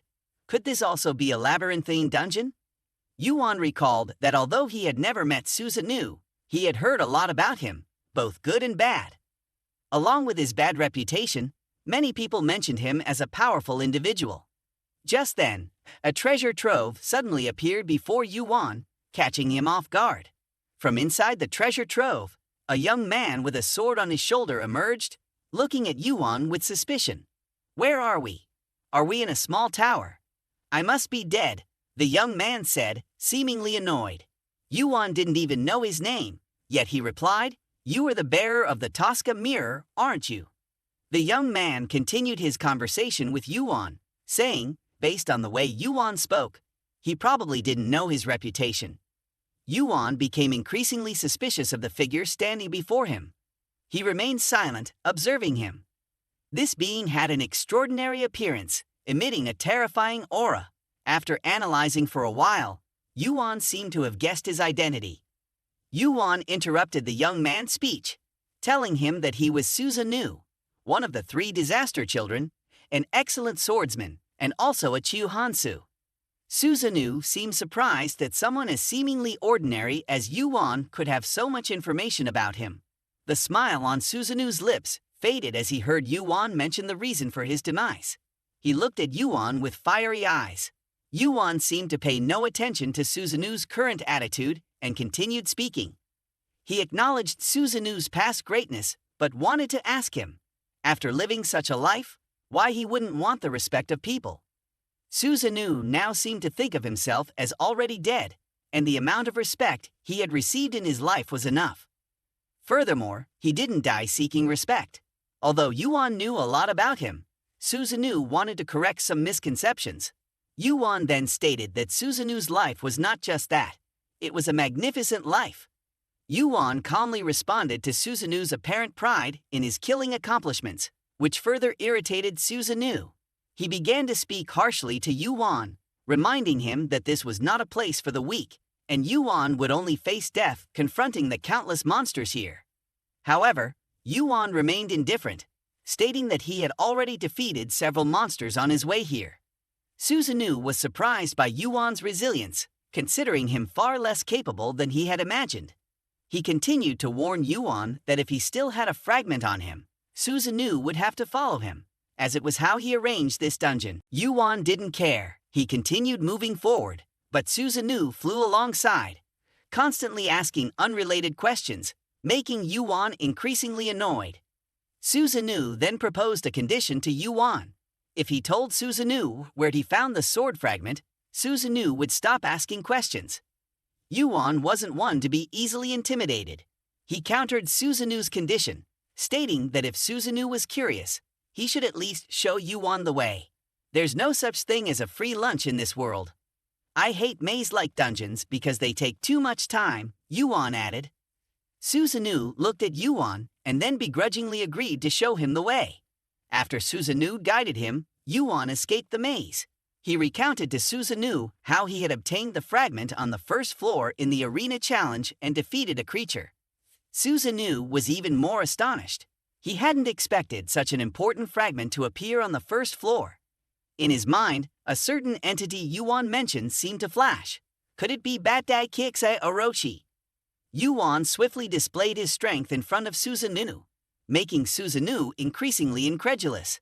The latter silently observed Yuan, a kid wearing peculiar gear who managed to catch Orochi. Susanoo was genuinely curious about Yuan's identity and how he accomplished such feats as defeating Orochi on just the first floor challenge, especially as a regular tower climber. As Susanoo continued to question Yuan, asking why he broke through walls, Yuan's sole reason was to level up, increase his strength, endurance, and agility. Breaking through Susanoo's tower walls also resulted in Yuan leveling up and increasing his attribute points. Yuan then used his sword to deal with the souls and undead floating nearby, forcing them to disperse. He then questioned Susanoo if they all died by his hand. Susanoo's life had claimed many, and perhaps he didn't remember if they died by his hand, but if they appear here, it was likely so. Yuan looked at Susanoo with disdain. Climbing the tower meant stepping on corpses to ascend, a horrifying reality. Slowly, Yuan pushed open the door to the next floor, having encountered all sorts of people in his life, but Susanoo was a first. Susanoo smirked. Someone who had just reached the 21st floor dared speak to him in such a manner. Yuan had only climbed to the 10th floor of the main tower. Yuan entered the room, and a thick mist obscured the forms of the monsters lurking within. The mission displayed on the system: defeat the corresponding enemy in rune number 1. After passing rune number 1, rune number 2 will open. Proceed through rune number 5, then you can move on to the next floor.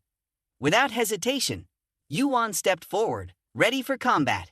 He used his Thanho technique to attack the monsters, instantly incinerating them. Yuan swiftly proceeded to break through the doors of the next rooms. However, Susanoo kept interrupting, asking if Yuan wanted to know anything. As Susanoo reminded Yuan about the nature of the creatures they were facing. Having been slain by Susanoo himself, Yuan became increasingly convinced of the rumors surrounding Susanoo's infamous reputation. However, he remained determined to proceed. As Yuan continued to climb, he absorbed the resentment of the slain creatures, a phenomenon he couldn't understand. He also pondered over the voices he heard after defeating something, wondering about the meaning behind the system's message regarding absorbing resentment. Finally, Yuan reached the 40th floor and discovered Susanoo's treasure, collecting the cloak of the 4 great spirits. Donning the cloak bestowed upon him by the elemental spirits of fire, water, wind, and thunder, Yuan felt a surge of power coursing through him, enhancing his elemental resistances. 42 days had passed since Yuan entered Susanoo's tower, during which he began to hear voices after defeating enemies, a high-level skill of the Chiu Hansu. This prompted him to consider its connection to Kaini, although the true nature of the phenomenon remained elusive. Meanwhile, Susanoo continued to observe Yuan, noting his exhaustion and the gloves on his hands. He sensed the gloves' special abilities and wondered why Yuan hadn't used them yet, suspecting they weren't merely ordinary weapons. When Yuan requested guidance on how to use them, Susanoo nonchalantly remarked on their similarities, prompting Yuan's suspicion. Yuan's thoughts turned to the gloves and their potential beyond summoning infernal beings, considering the enigmatic history of their former owner, Hades.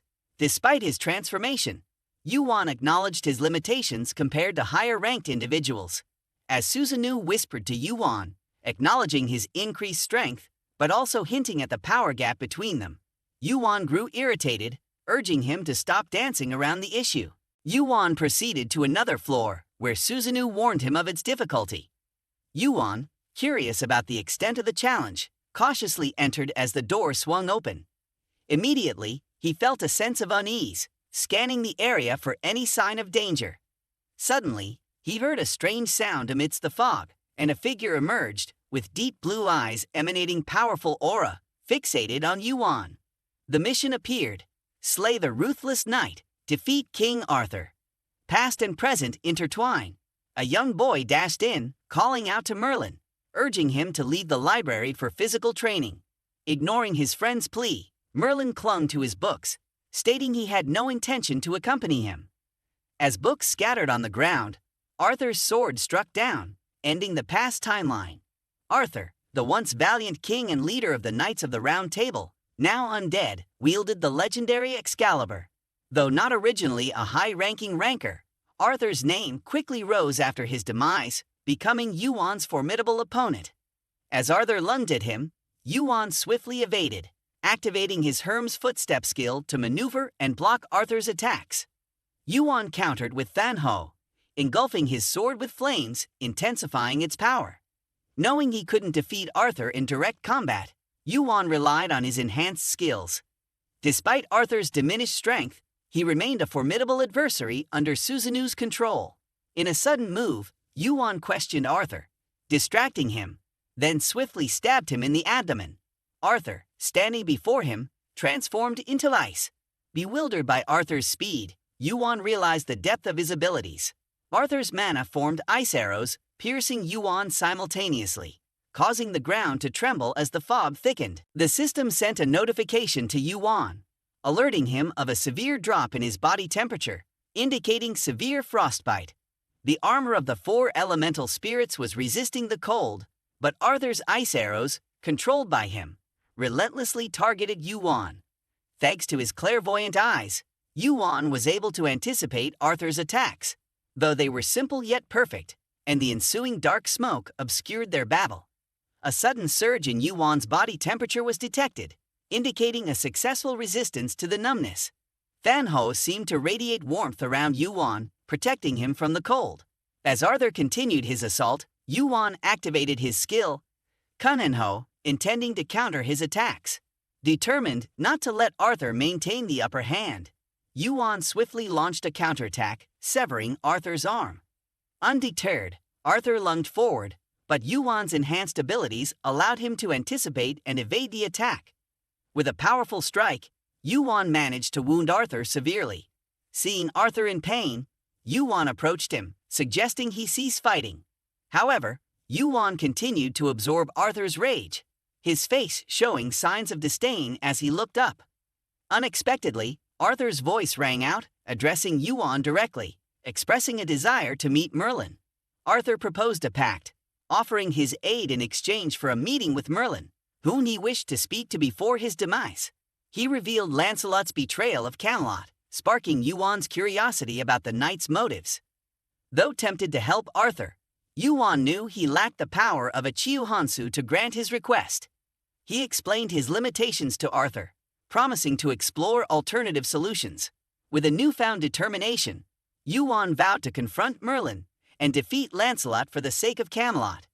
Thanking Yuan, Arthur's body disintegrated into dust, which Yuan collected within his gauntlet. The system notified Yuan of his acceptance of Arthur's plea, indicating that Arthur would commence his mission to purify Camelot. Upon completion, Yuan would earn Arthur's unwavering trust. Yuan had thought it a simple request, but it turned out to be a choice shrouded in mystery, hinting at unforeseen consequences. Until Yuan defeated Arthur, Susanoo did not appear. Upon his arrival, he immediately began speaking, declaring the futility of this end, asserting he would become a useful undead. Yuan picked up his sword and began questioning Susanoo's motives, asking if he didn't just kill Arthur randomly. Susanoo maintained his sinister tone, informing Yuan that if he climbed to the top, he would answer all his questions. Yuan urged Susanoo to hurry, eager to complete the test and take a break. At floor 50 of the ranking management tower, Tongokong was furious, demanding everyone stop stammering and answer his questions. The administrative director intervened, admonishing Tongokong and continuing to respond to his inquiries. Unable to extract personal player information, Tongokong stormed off, leaving a wave of discomfort among the others. As they pondered Yuan's situation, they reminded each other not to share anyone's information or ranking. The administrative director felt a bit sad, realizing they couldn't share player information, yet they knew very little about Yuan, despite their knowledge of the tower. Yuan had been on level 21 for 3 months without any signs of continuing to ascend the tower. Despite feeling fatigued, he persisted in completing Susanoo's tower. Having passed level 99 of the test, his level reached 96, significantly boosting his stats. Sitting in a corner, Yuan activated a ladder, preparing to tackle the final challenge on level 100. Susanoo reappeared, questioning why Yuan was sitting quietly. Yuan's progress to level 99 surprised Susanoo, who had often wondered if Yuan was a ranker. Approaching the final door, Yuan informed Susanoo that he was no longer a ranker. Susanoo was surprised, struggling to understand Yuan's true intent. As the door to the final level slowly opened, Yuan stepped inside. Susanoo's soul vanished instantly, leaving behind a familiar yet distant voice echoing in Yuan's ears. "You've done it. You killed me." Yuan felt puzzled, murmuring, "But you killed Arthur." The voice persisted, and Yuan realized the ultimate boss might be Susanoo. Susanoo continued speaking cryptically, referring to Yuan's past as a possible ranker. Yuan responded vaguely, frustrating Susanoo, who just wanted answers.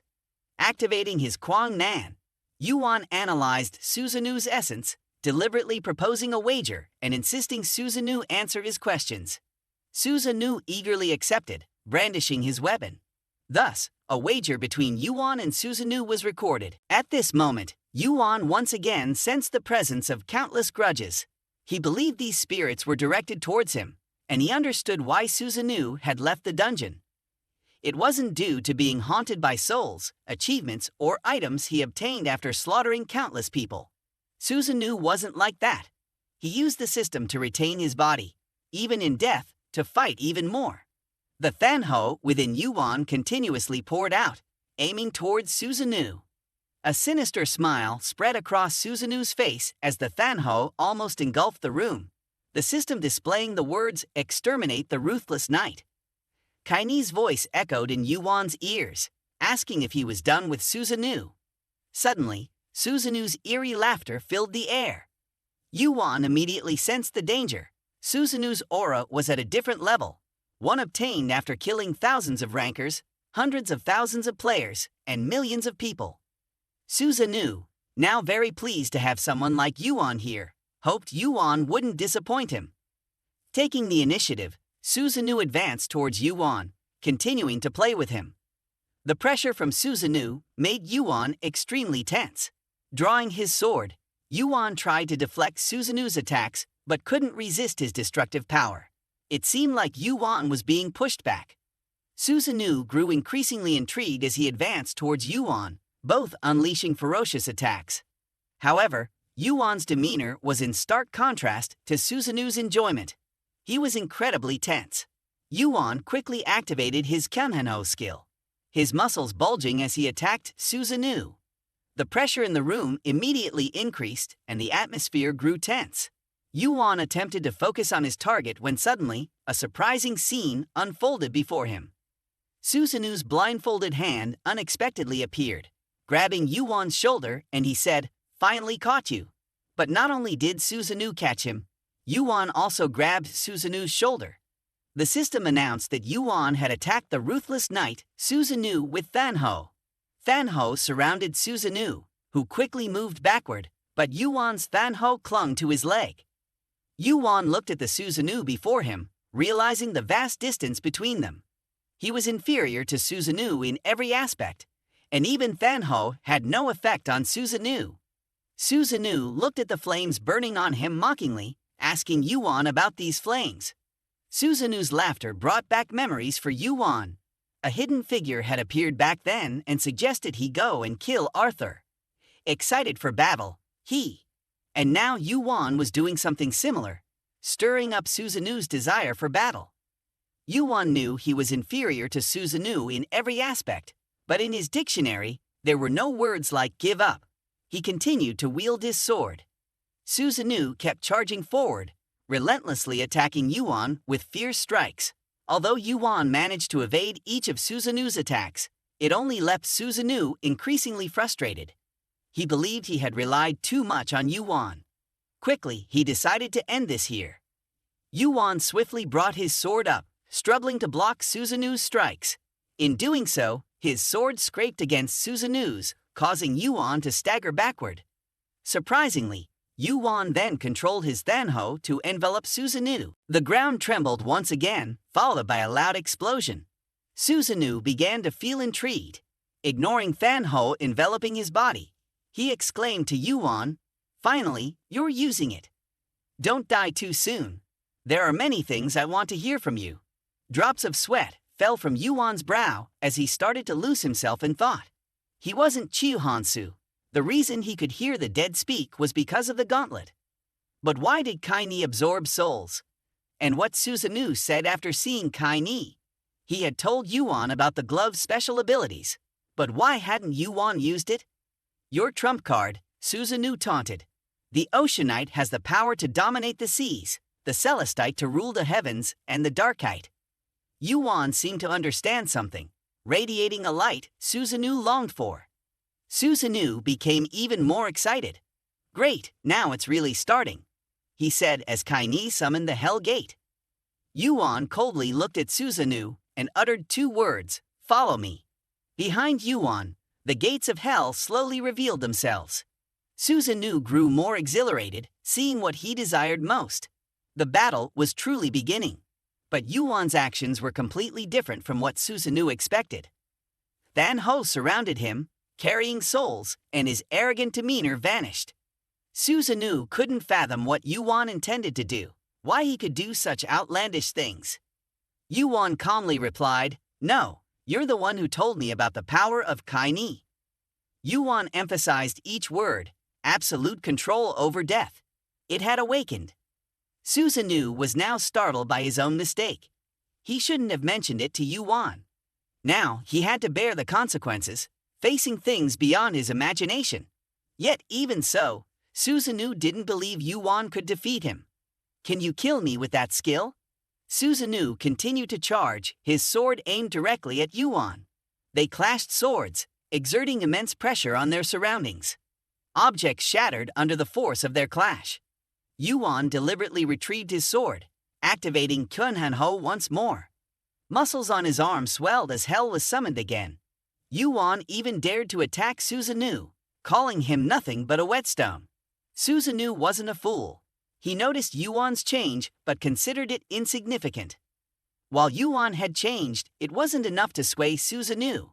In Susanoo's memory, Yuan's eyes, resolute and never giving up, would always find a solution, no matter the circumstances.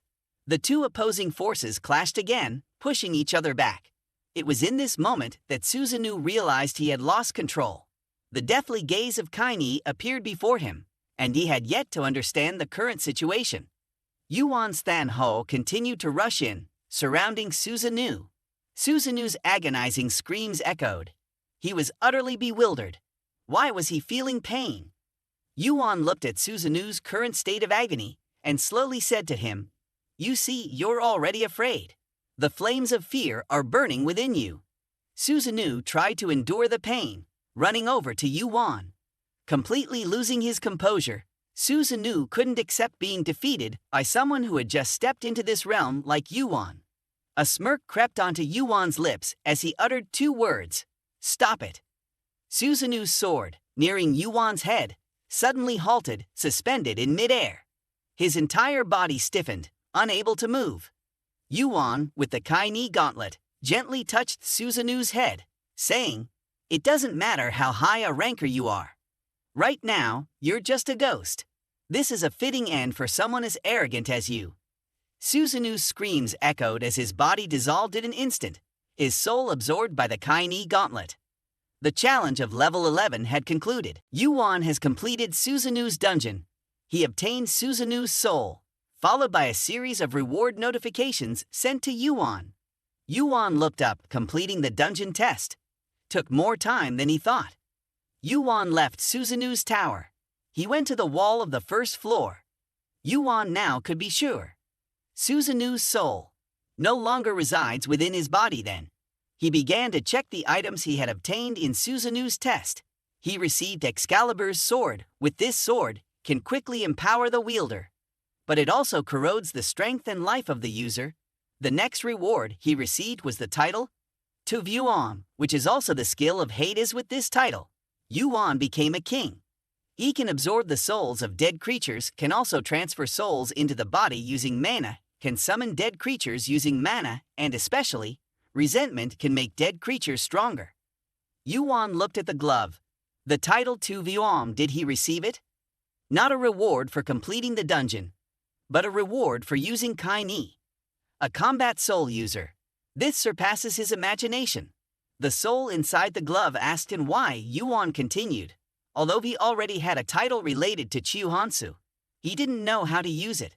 The soul reminded him, the creatures in Susanoo's tower have both body and soul.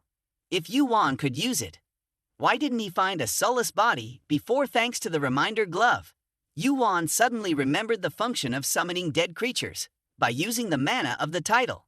Yuan just looked at the glove and continued, seeing that he had become a master of a Chiuhansu. Thanks for the help. The soul inside the glove began to feel uncomfortable. How could Yuan compare him to a lower Chiuhansu? The soul emphasized each word to Yuan. I am Arthur, the king of knights. Immediately after that, Yuan summoned his first undead creature. The soul of Arthur flew out from within the glove and entered the lifeless body. Arthur was extremely angry with this appearance.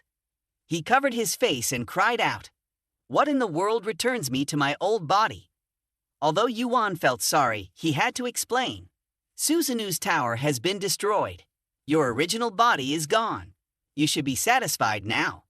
Yuan then looked back at the glove. He asked the soul inside if he could go now. Susanu should fulfill his promise. The soul of Susanu escaped from within. He appeared in the form of a flame, feeling extremely uncomfortable. He couldn't believe that he himself would one day take on this form. Uncomfortably, he asked Yuan, "So, do you want to ask anything related to this fool?" What Yuan wanted to ask was indeed related to Arthur. He wanted to know who killed the Night King. But even Susanu didn't know the answer. He also didn't know who killed Arthur. In the eyes of many, Susanu was despicable, but he kept his promise. Although he didn't know who killed Arthur, he could show Yuan his memories. Susanu immediately said, and he took Yuan into his memories. The conversation between Susanu and a mysterious figure immediately appeared before Yuan. Yuan stood still, listening to every word of the dialogue between Susanu and that mysterious figure in black. He heard it all. The face of the one who had proposed Susanu to kill Arthur seemed like Yuan had encountered somewhere before, a supernatural being, a creature that could become anything and do anything, and was also an ancient entity that had infiltrated this place before. That was none other than the manipulative outsider. The outsider spread his wings.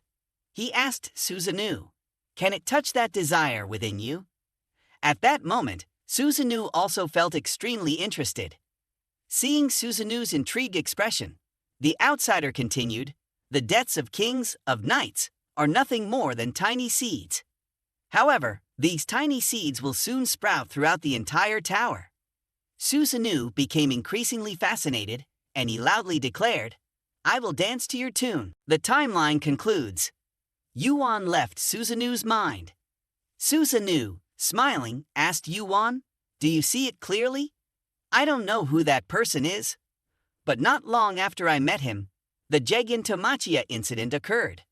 Although I couldn't fully enjoy it, due to Hades' interference." Yuan remained silent, listening to Susanu's words. Yuan's expression fell under Susanu's gaze. Curiously, he asked, "You seem to know that person's identity very well."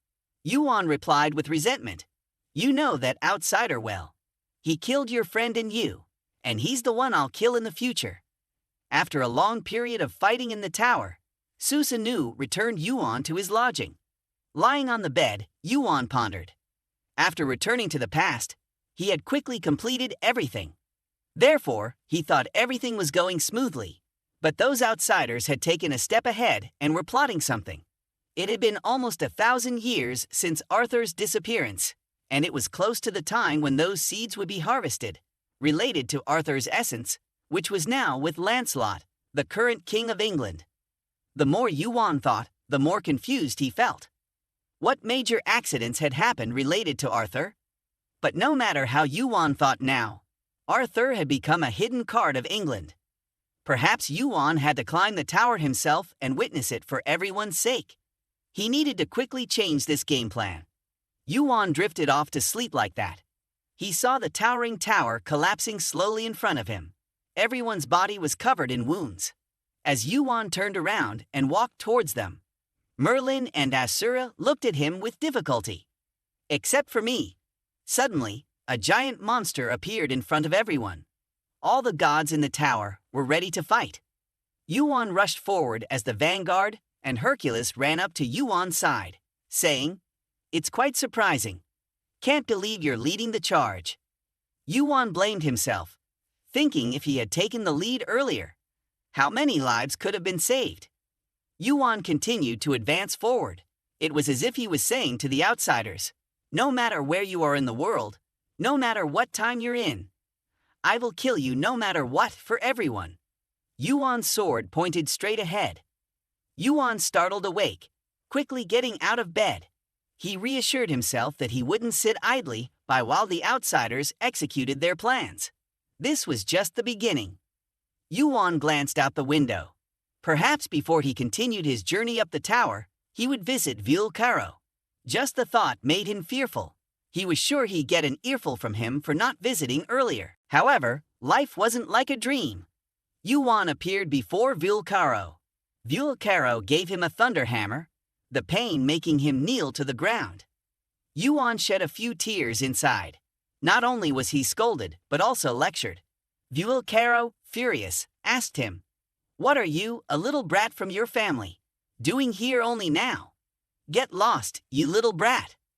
Yuan slowly picked up the hammer and handed it to him. Trying to endure the pain, he said, "I feel like you'll calm down if I take a hit.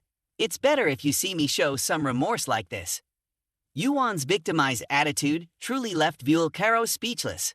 Vulcaro, fuming, asked him, "Lately, you haven't been participating in the tower challenges. What have you been doing for the past few months?" Observing Vulcaro's demeanor at this moment, it seemed he was genuinely worried about Yuan's absence. For the past few months, he even knew that Yuan hadn't been participating in the tower climb challenges. Yuan recounted to him, "I just completed a hidden dungeon, so it took up quite a bit of my time." Vulcaro looked at Yuan with a strange expression. In his thoughts, perhaps Yuan would continue to venture into strange places and continue doing things unlike anyone else. Then he threw something to Yuan. Yuan hastily opened it. It was a refined crystal for sailing on the sea. Vulcaro had helped Yuan refine. Yuan looked at the information displayed on the crystal before him. Other than a different attribute, it wasn't much different from the Haktan crystal. However, there was a line of text on the attribute card that puzzled him. "Rule the vast seas." Vulcaro unexpectedly asked Yuan to lend him his glove. Yuan immediately threw the glove to him. Vulcaro explained to Yuan that he would create an additional space for him to carry another ocean crystal. Yuan couldn't hide his joy. Only Vulcaro had thought of him. Vulcaro pursed his lips, saying he was just completing what he had started. He told Yuan to wait for about half a month, then he would return the glove to him. Vulcaro quickly got back to work, reminding Yuan that it would be great if Kaini could use 2 types of power, but he could only use 1 piece for 1 item. Yuan looked at Vulcaro, starting to feel conflicted. Perhaps he should give him some hints about the future. He suddenly asked Vulcaro if he could make Kaini stronger. Vulcaro looked at Yuan suspiciously, wondering what he meant. Yuan explained that it meant making an item stronger. He began to suggest to Vulcaro by saying, for example, using different components or just using mana alone. The expression on Vulcaro's face suddenly froze, as if he had thought of something from Yuan's suggestions. Yuan watched Vulcaro's expression intently. Unconsciously, Vulcaro muttered, "Is this one a genius or what?" Yuan was amazed. Vulcaro had just called him a genius. He kept bombarding Vulcaro with questions, asking if he had just called him a genius.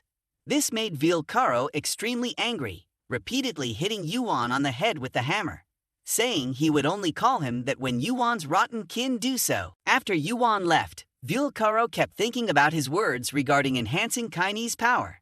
He had asked Vulcaro if it was possible to enhance it using different components or just mana. The more Vulcaro thought about it, the more he felt Yuan had potential. Perhaps he could accomplish great things in the future. At that moment, outside Vulcaro's forge, there were continuous damp noises. Vulcaro stood up uncomfortably, remarking that it was early in the morning. So who was banging on his door so loudly? Immediately, a sense of unease rose in Vulcaro's heart. Could it be the Olympian gods coming to find him? He picked up his hammer and slowly walked to the door, which opened wide in an instant as Tongokong stepped in. Vulcaro immediately recognized the familiar figure of the rotten monkey. He began to speak to Tongokong, saying that even his butt could recognize Tongokong's house as a relative's place, asking what business had brought him here. He sarcastically remarked that Tongokong's real body was probably busy arguing with the celestial beings by now. Tongokong felt a bit hurt. It had been a long time since he had seen Vulcaro, but he didn't expect him to be so harsh. Vulcaro looked at the weapon Tongokong was carrying and asked him why he had switched weapons.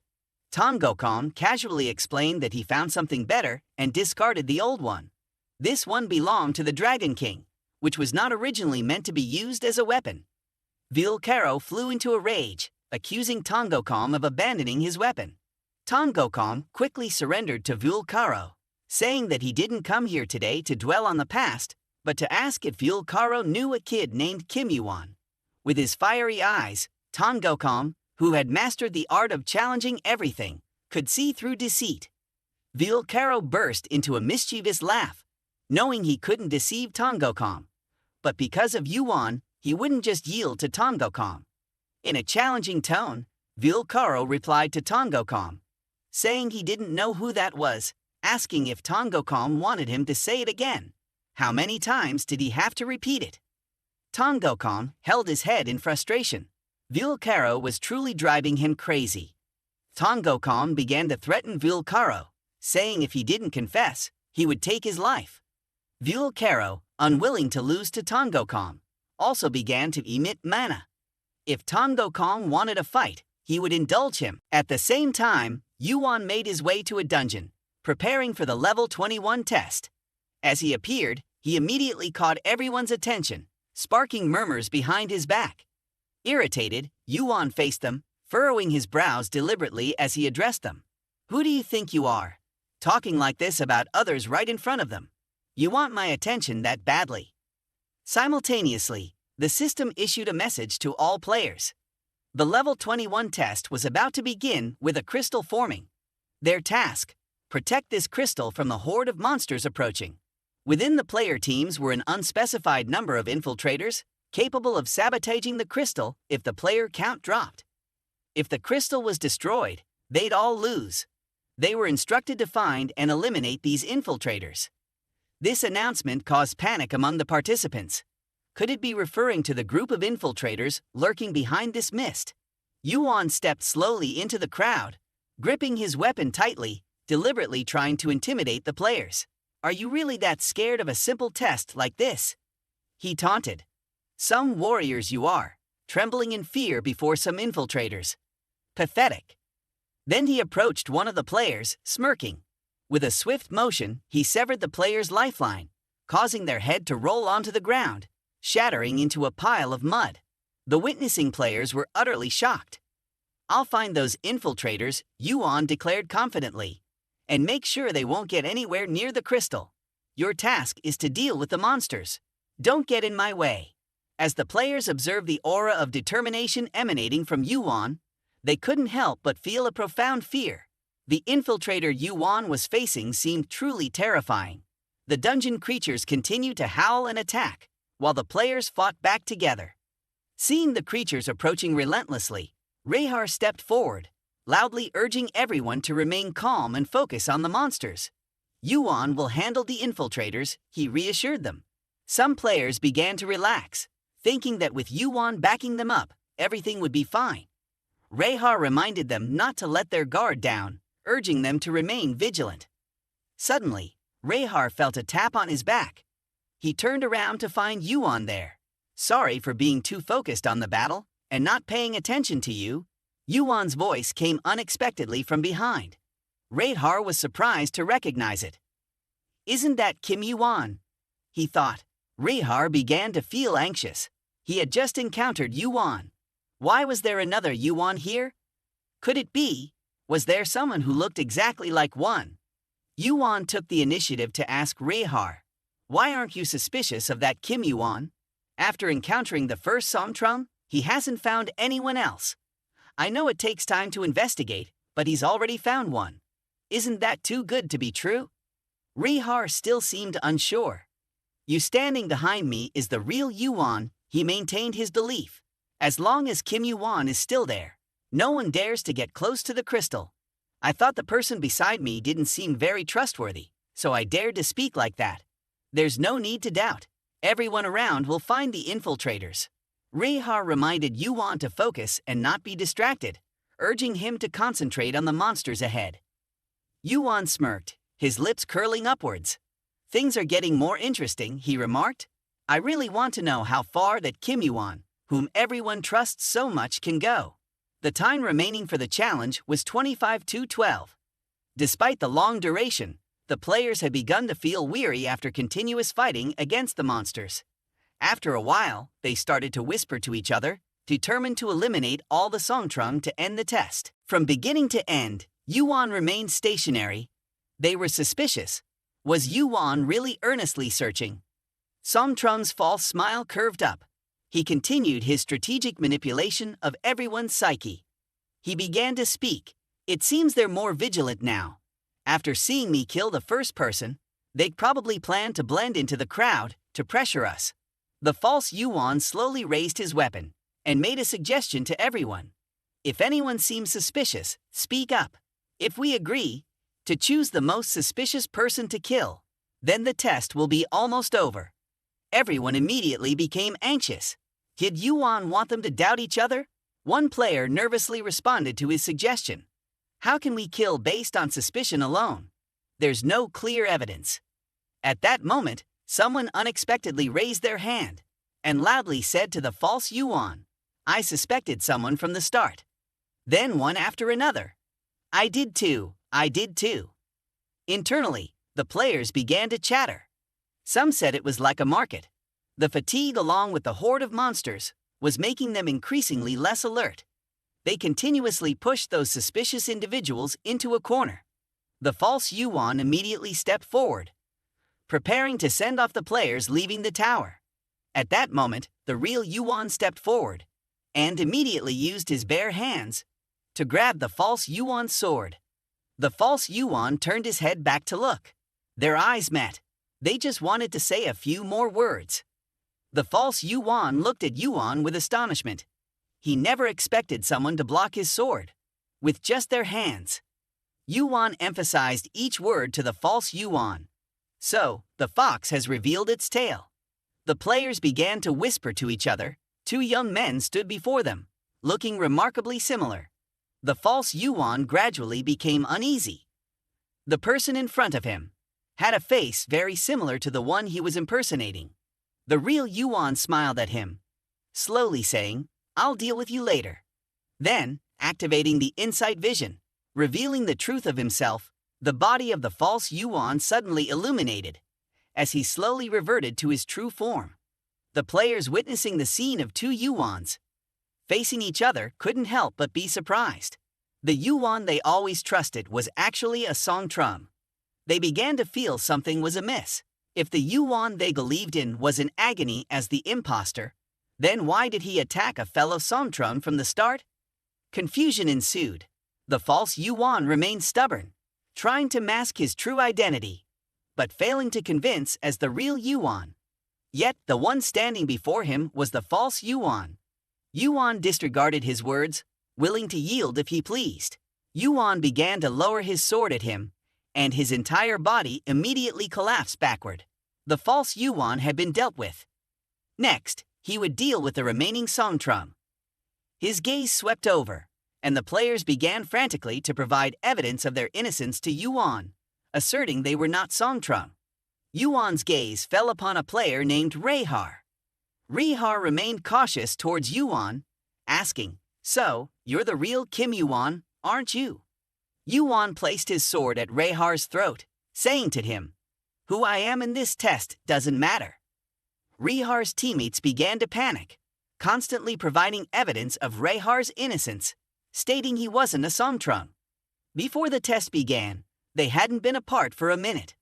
The corners of Yuan's mouth curved up. "If there's a team, then it's impossible for one of us to be a Songtrum, right?" Then, unexpectedly, he gripped Rehar's neck. Confused, Rehar asked Yuan what he meant by that. Rehar's teammates started to become agitated, loudly demanding Yuan release him, wanting to know who he was targeting. Rehar clenched his teeth, attempting to push away Yuan's arm, but Yuan still had the upper hand. Rehar's efforts ended with Yuan gaining control, immobilizing him with a knee joint lock. Yuan's swift counterattack left Rehar unable to retaliate, his body reverting to its initial rigid state before slowly transforming into a viscous substance. The members of Rehar's team were thrown into extreme panic. How could their leader possibly be aligned with the Songtrum? The surprising reaction of Rehar's comrades didn't escape Yuan's notice. From the start, he had suspected Ra. After all, he was also a member of the Songtrum. Yuan feigned astonishment as Reihar's sword pierced through his head. Impersonating a Songtrum member, playing the role of a mere player. Quite the act, Yuan remarked with genuine surprise. Manipulating your own psyche, huh? You've certainly broadened my perspective. Yuan loudly challenged the Songtrum, urging them to cut the chatter and settle the matter once and for all. Activating his sword, Yuan swiftly dispatched all the imposters. The trial on level 21 quickly concluded. The system sent out a notification to everyone, informing them that players could now move on to the next level. Shortly after, as everyone had transitioned to the next level, within the dungeon, there remained a young man named Mamos. Slowly awakening, he found a figure sitting beside him. Yuan. As soon as Yuan noticed him waking up, he immediately urged him to sit up.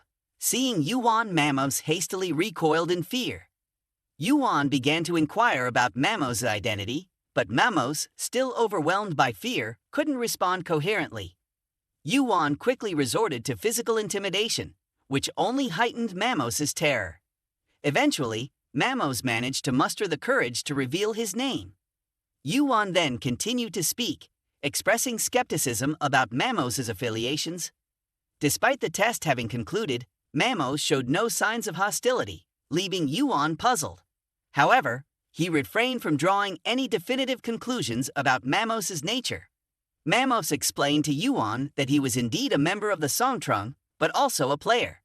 Yuan immediately recognized Mamos as a pure-blooded demon and inquired about his lineage. Mamos hesitated before disclosing that his father was Belial, the Demon King, the ruler of all Songtrum. Yuan promptly used his insight to confirm the veracity of Mamos' words. According to Yuan's knowledge, the Demon Lords Guild had to be on par with Olympus, placing Mamos on equal footing with Hargon. Yuan further questioned Mamos about his intentions and whereabouts. Mamos sighed deeply, indicating that his story was lengthy and inappropriate for the current setting. However, he suddenly shifted his demeanor, expressing admiration for Yuan. Mamos confessed to being a devoted fan of Yuan, having closely followed his journey since the initial test on level 1, and becoming a fervent supporter after witnessing him in the martial arts competition. He promised to reflect on his actions and vowed never to behave similarly again. Yuan, typically composed even in the face of danger, found himself perturbed by Mamos' words. What was particularly unsettling was Mamos' sincerity, without a trace of deceit. Yuan speculated that perhaps Mamos had assumed his identity out of extreme admiration. Regardless, Yuan believed that getting acquainted with Belial's son didn't pose any immediate threat. As Yuan stood up, he forgave Mamos but had another request. He asked Mamos for his contact information, stating that since he had forgiven him, Mamos should assist him with a favor. A month later, Yuan unexpectedly received a message from Mamos. He said, "I've been invited to participate in the next challenge, buddy. Haha, long time no see." Yuan chuckled at the familiar phrase from Mamos, reflecting on how approachable this kid seemed. Yuan continued to ponder over the crystal ball. In just 10 days, Mamos had climbed from level 22 all the way to level 24. If Olympus didn't intervene, it would be even easier. So, considering Ra's progress in climbing the tower, from now until the final level, it probably wouldn't pose much of a challenge for Yuan. However, one thing puzzled Yuan: Mamos' sudden message. He couldn't understand why Mamos would reach out to him.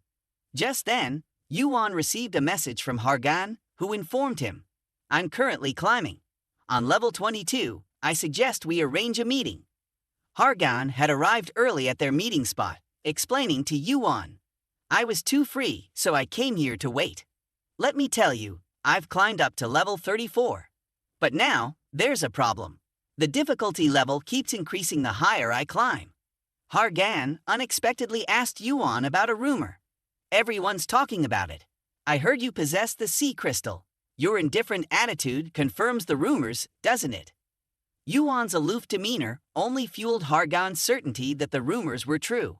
Hargon continued, "Thanks to you, now Olympus is in chaos. My father and I are practically avoiding each other. The atmosphere is tense, and you can guess what's coming next. Olympus will be busy settling internal disputes, leaving no time to spare for you. Hargon kindly reminded Yuan, "In the future, you might actually be killed. So, I'll give you two options. Either surrender the crystal or submit to Olympus. If not, find a place where you can protect yourself, like Asgard or the Celestial Realm." Yuan silently listened, setting down his teacup on the table. He seemed indifferent to Hargon's words. Hargon hurriedly asked Yuan if he had finished speaking. "Have you finished?" Yuan asked calmly, seemingly uninterested. Hargon, taken aback by Yuan's apparent lack of concern, quickly asked if Yuan had any intention of leaving. Yuan responded casually, "What's with all the repetitive questions, buddy?" Then he inquired if Hargon had decided where he was going. Hargon began to raise his voice, exclaiming, "Of course, I've made a decision. Why else would I be sitting here talking to you? If I've made up my mind, then I'll talk. Otherwise, what's the point of meeting you?" Hargon then reverted to a serious tone, reminding Yuan to be careful when reaching level 25, as the central area of Anquak would likely have a trap waiting for him. After Yuan left, Hargon immediately contacted Apollo, recounting his conversation with Yuan. He expressed frustration with Yuan's stubbornness and wondered what was going on in his head. Next, he asked about Apollo's current situation. Apollo replied that he was still contemplating and seemed trapped in a cycle of indecision. Hargon earnestly questioned Apollo if he wouldn't regret his decisions, encouraging him to focus on becoming a ranker and further strengthening himself. Hargon followed Apollo's advice, cautioning Yuan to be vigilant in the central area of Anquak. Apollo sighed deeply, regarding Yuan as merely a lone player who might be arrogant. However, Hargon disagreed with Apollo's assessment, acknowledging Yuan's formidable strength and citing examples of his victories against formidable opponents like Chryses, Hypnos, and Thesis. This time, Hargon believed that the outcome of the trap would be different. At the same time, Yuan also began the challenge of the 24th floor. This challenge required players to stop the Dangu horde, with the number of Dangu summoned increasing with each stage. At the end of each stage, players would receive 10 points, and killing a Dangu would earn them an additional 5 points. If they wanted to summon a Dangu from the enemy side, it would cost them 10 points. Teams were not allowed to move outside the designated area, and players would lose if they exceeded the allowed range or surrendered. The remaining teams would then complete the test. Mamos ran up to Yuan, showing great excitement. He felt fortunate to be placed with Yuan's team. He even proposed to accompany Yuan to the next floor, but was declined by Yuan. Mamos was very curious about what Yuan intended to do on the 25th floor, as Yuan remained mysterious about it. The challenge quickly began, and the boundary circle appeared around each team. Each player was given a certain number of points. Yuan currently had 10 points. Yuan silently observed the situation. This challenge was similar to the previous one. With this number of points, they could only summon one Dangu. Members of the Kim Yuan team began to relax their guard because Yuan was with them. Mamos, standing beside Yuan, whispered, "See, everyone trusts you now." Yuan replied, "They will regret it soon." This response left Mamos puzzled. The system started sending notifications one after another about a Dangu being summoned. Hundreds of Dangu were approaching. Members of Yuan's team shouted, "It's already this crowded on the first floor? How many Dangu are there in total?" Mamos chuckled inwardly. "They're summoning so many cows. Shouldn't that help us earn points?" After observing the scene of the opponents continuously summoning Dangu, Mamos finally understood the deep meaning behind Yuan's words. "I understand what you meant earlier," Mamos said. "They will choose to attack the team with the highest chance of winning, right?" His words were suddenly choked off. Yuan was activating the Manosphere skill, creating 10 floating Manospheres above Mamos' head. Mamos intended to say something more, but Yuan interrupted him, saying, "Let's discuss later," and then began controlling the Manospheres to attack the horde of approaching Dangu. In just a moment, Yuan's Manospheres completely wiped out the horde of Dangu, disappearing from the ground. Yuan reminded everyone in his team to hold out as long as possible since the challenge had already begun, and everyone needed to put their best effort against the other players. His team immediately understood YuWon's intention. If they just stood by and watched, they would undoubtedly be eliminated. But in Mamo's eyes, YuWon looked extremely cool. In the area of Team 3, the members were gleefully discussing amongst themselves. It seems like we hardly encounter any Dangu, right? Exactly as I thought. Everyone seems to think the same.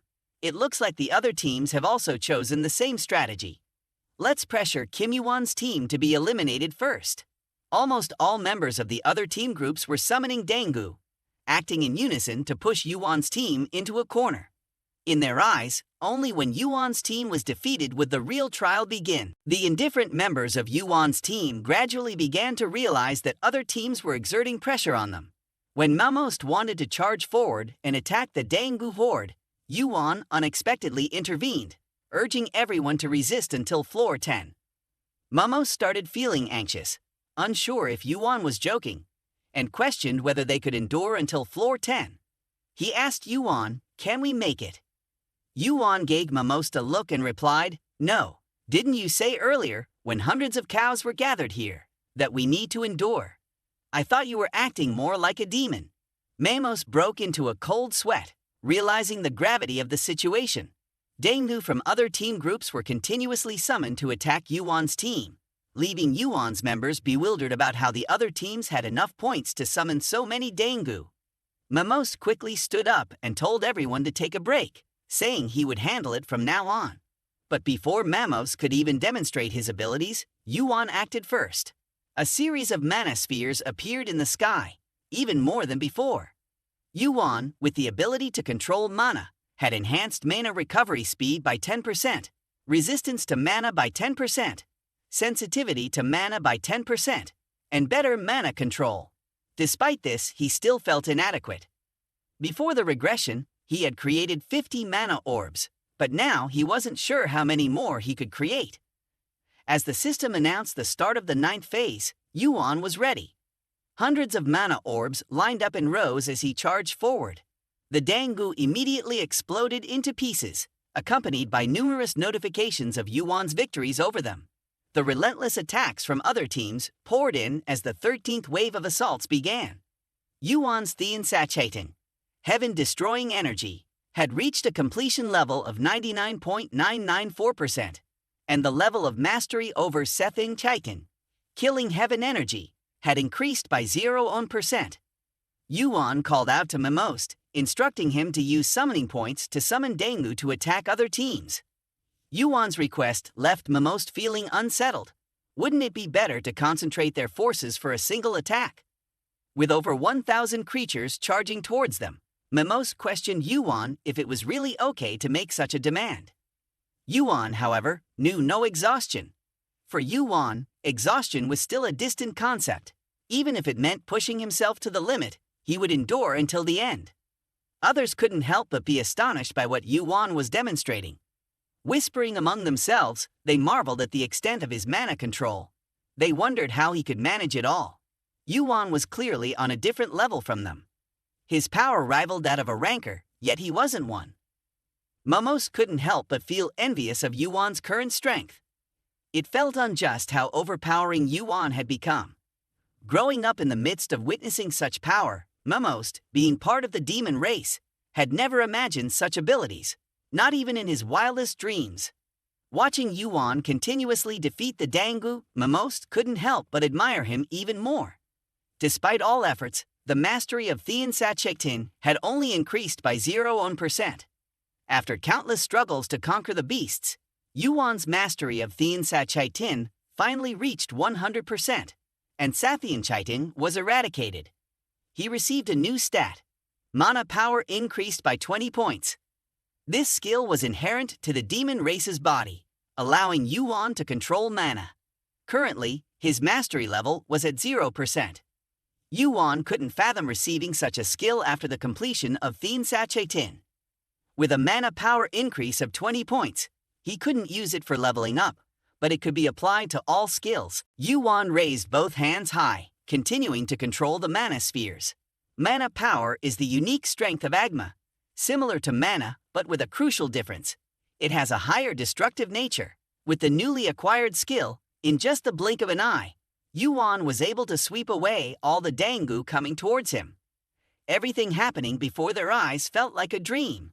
Yuan left everyone from one surprise to another. Mamos, astonished and stuttering, said to Yuan, "Are you perhaps a demon? How can you control mana power? Something only demons can control." Yuan turned to look at Mamos, equally puzzled about how he could achieve such feats. He confided in Mamos about receiving the new skill and how everything unfolded like this. The partially disclosed story of Yuan only made people more horrified. No wonder, in the eyes of everyone, he seemed more like a demon than a human. Everything seen within his grasp. Yuan continued addressing everyone. "I have received everything I need now. Let's wrap up this matter." His mouth curved into a smirk. "I still have the means to handle anything beyond completion." With the current score of 24,355 points for his team, the time was ripe. This was when Yuan began his counterattack. He used 24,350 points to summon Dangu. Members of the opposing team started feeling disheartened, yawning and waiting for Yuan to surrender. They never expected Yuan to be so stubborn, resisting endlessly without admitting defeat. At that moment, they received a notification that Team 2 had summoned Dangu. They began to feel anxious, never imagining that Yuan could retaliate in such a situation. Then came a series of announcements. Team 2 has summoned a Dangu. Their expressions gradually turned to fear. Could their worst fears be coming true? Don't tell me Kim Yuan brought all of them here? How many points did he accumulate? People whispered to each other in fear, raising their weapons, preparing to defend themselves while urging their comrades to cover their backs. They held on to themselves for dear life. Each team hastily ordered defensive measures from their end. Although the teams made efforts, they were futile. Next came a barrage of notifications from the system. Team 1 eliminated. Team 4 eliminated. Team 7 eliminated. Each team fell one by one before Yuan. With each summon, he would summon approximately 200 more Dangu. As for the few others who had reached level 24, at least one or two teams would survive, but it was only a matter of time. Yuan's cold, calculating gaze looked into the distance ahead. He would continue summoning until they grew weary. Yuan's current demeanor even frightened his own teammates.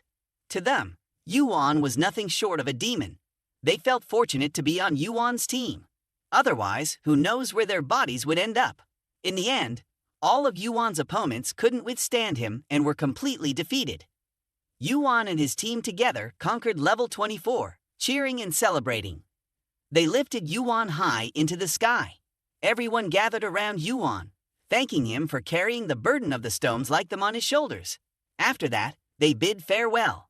Yuan continued to climb the tower to the next level as the challenge concluded. Yuan received a total of 54,360 points and was gifted with the Vandu skill. Vandu is a skill that helps the user make their movements lighter and create an invisible path in the air for themselves in a short period. Before moving on to the next level, Mamos expressed his regret to Yuan, saying, "Well, it looks like we have to part ways from now on." Surprisingly, Yuan's attitude changed and he said to Mamos, "Let's continue together. We'll split up at level 25. Mamos was overjoyed, eagerly taking Yuan's hand and teleporting to the next level together. Yuan and Mamos arrived at the Tower of Anquok. Yuan accidentally overheard people mentioning the statues of the Knights of the Round Table. His gaze immediately focused on the statue of Arthur. Inside Yuan's gauntlet, Arthur looked up at his once glorious statue, feeling deeply regretful. He used to look so dashing and handsome. No wonder things had changed so much now. Mamos hurriedly approached Yuan from behind and said, "I heard the current king of Anquok is Lancelot, but that statue over there still holds its place." Yuan explained to Mamos, "Lancelot is just a temporary king." Mamos chuckled at Yuan's words. How can Lancelot be just temporary? Moreover, King Arthur has been missing for centuries. Mamos continued to inquire, his mouth still running. "I'm curious about what kind of person he is. Arthur built this kingdom, and then let Lancelot rule for 1,000 years. Yuan sighed deeply. If you want to know why, perhaps you'll find out soon. Shortly after, the 31st Knight of the Round Table, Percival, rode up on his horse. He looked at the crowd bustling before him and asked his attendants. They were the ones who had passed the individual player test and began to introduce themselves. Percival treated them with great respect, a demeanor completely different from YuWon's. With YuWon's sharp eyes, he could tell that Percival was not just any knight, he was greedy. YuWon pondered, their greed is understandable, since no guild has ever surpassed the Knights of the Round Table in terms of development. They can dominate this level for the rest of their lives. Most, innocent as ever, asked YuWon, are they the Knights of the Round Table? Among the riders present, only Percival was a knight. The rest were his attendants. Amidst the countless players, Momost's and YuWon's demeanor suddenly caught Percival's attention. He began to inquire about their identities. After learning YuWon's and Momost's names, Percival continued, you both seem quite silent and confident. I am Percival, the 31st Knight of the Round Table. Today, I am here on the King's orders. We are searching among the newly ascended players for someone who can fill the empty seat at the Round Table. I will provide more details later. Perhaps you are all tired after the challenge, so rest for now. Then he ordered everyone to follow him to the capital of Anquak. As for where they were standing, it was just the border with other countries. Momost grew more and more repulsed the longer he looked at Percival. He suspected that they were trying to lure YuWon into some sort of trap. Suddenly, YuWon pulled Momost close to him and whispered, comforting him. Momost's face turned as red as a young girl's, hesitatingly asking YuWon if he was sure about his suspicions. He doubted that they were as despicable as he thought, but he would consider YuWon's words carefully. Percival led the players to a massive wall and introduced it as the capital of Anquak, Camelot. Percival continued, saying a sentence that shifted everyone's mood from excitement to unease. To enter the city, everyone had to answer a question. Percival seemed to deliberately convey to Momost that it was just the law of Anquak, which was strict against demons. This immediately stirred Momost, who loudly protested, questioning the discrimination and outdated mindset. YuWon, maintaining his composed demeanor, calmly asked Percival if Anquak indeed had such laws. Percival began to explain to all the players that this law was still a subject of controversy. Since the disappearance of the first king, everyone hoped for understanding, because this was a sensitive issue. At this moment, the gaze of the man shifted to YuWon. He proposed a suggestion. If YuWon could stand up as a witness for Momost, then it would be a different matter. Momost, seething with anger, wished he could burn Percival to ashes right away. Immediately, he interrogated Percival, demanding to know who would testify for him. He asserted that his very existence was evidence. Do you even know who my father is? Percival didn't bother about Momost's father. In his eyes, Momost was just another demon who had to abide by customs upon entry. Finally, Momost couldn't bear the humiliation any longer. He erupted in flames, revealing his identity. My father is Belial, one of the top 7 demon lords, and among the top 100 rankers. I am the son of Belial, Momost. Do you still dare to ask about my identity? Momost began to name each person, following the principle of winner as king, loser as the father. The attendant next to Percival began to feel a headache and whispered to Percival, suggesting letting Momost into the city. The city gates slowly opened. Momost was extremely annoyed, continuously messaging YuWon. I can't believe they don't want me in just because of my race. But you were right. Whenever I mention my father, they fall silent. How did you know about this? Have you studied the laws of Anquak? Meanwhile, as YuWon took a few steps forward, the Trumchamoy began to react. Not only were they growing fangs, but they were also whimpering and crying out of hunger.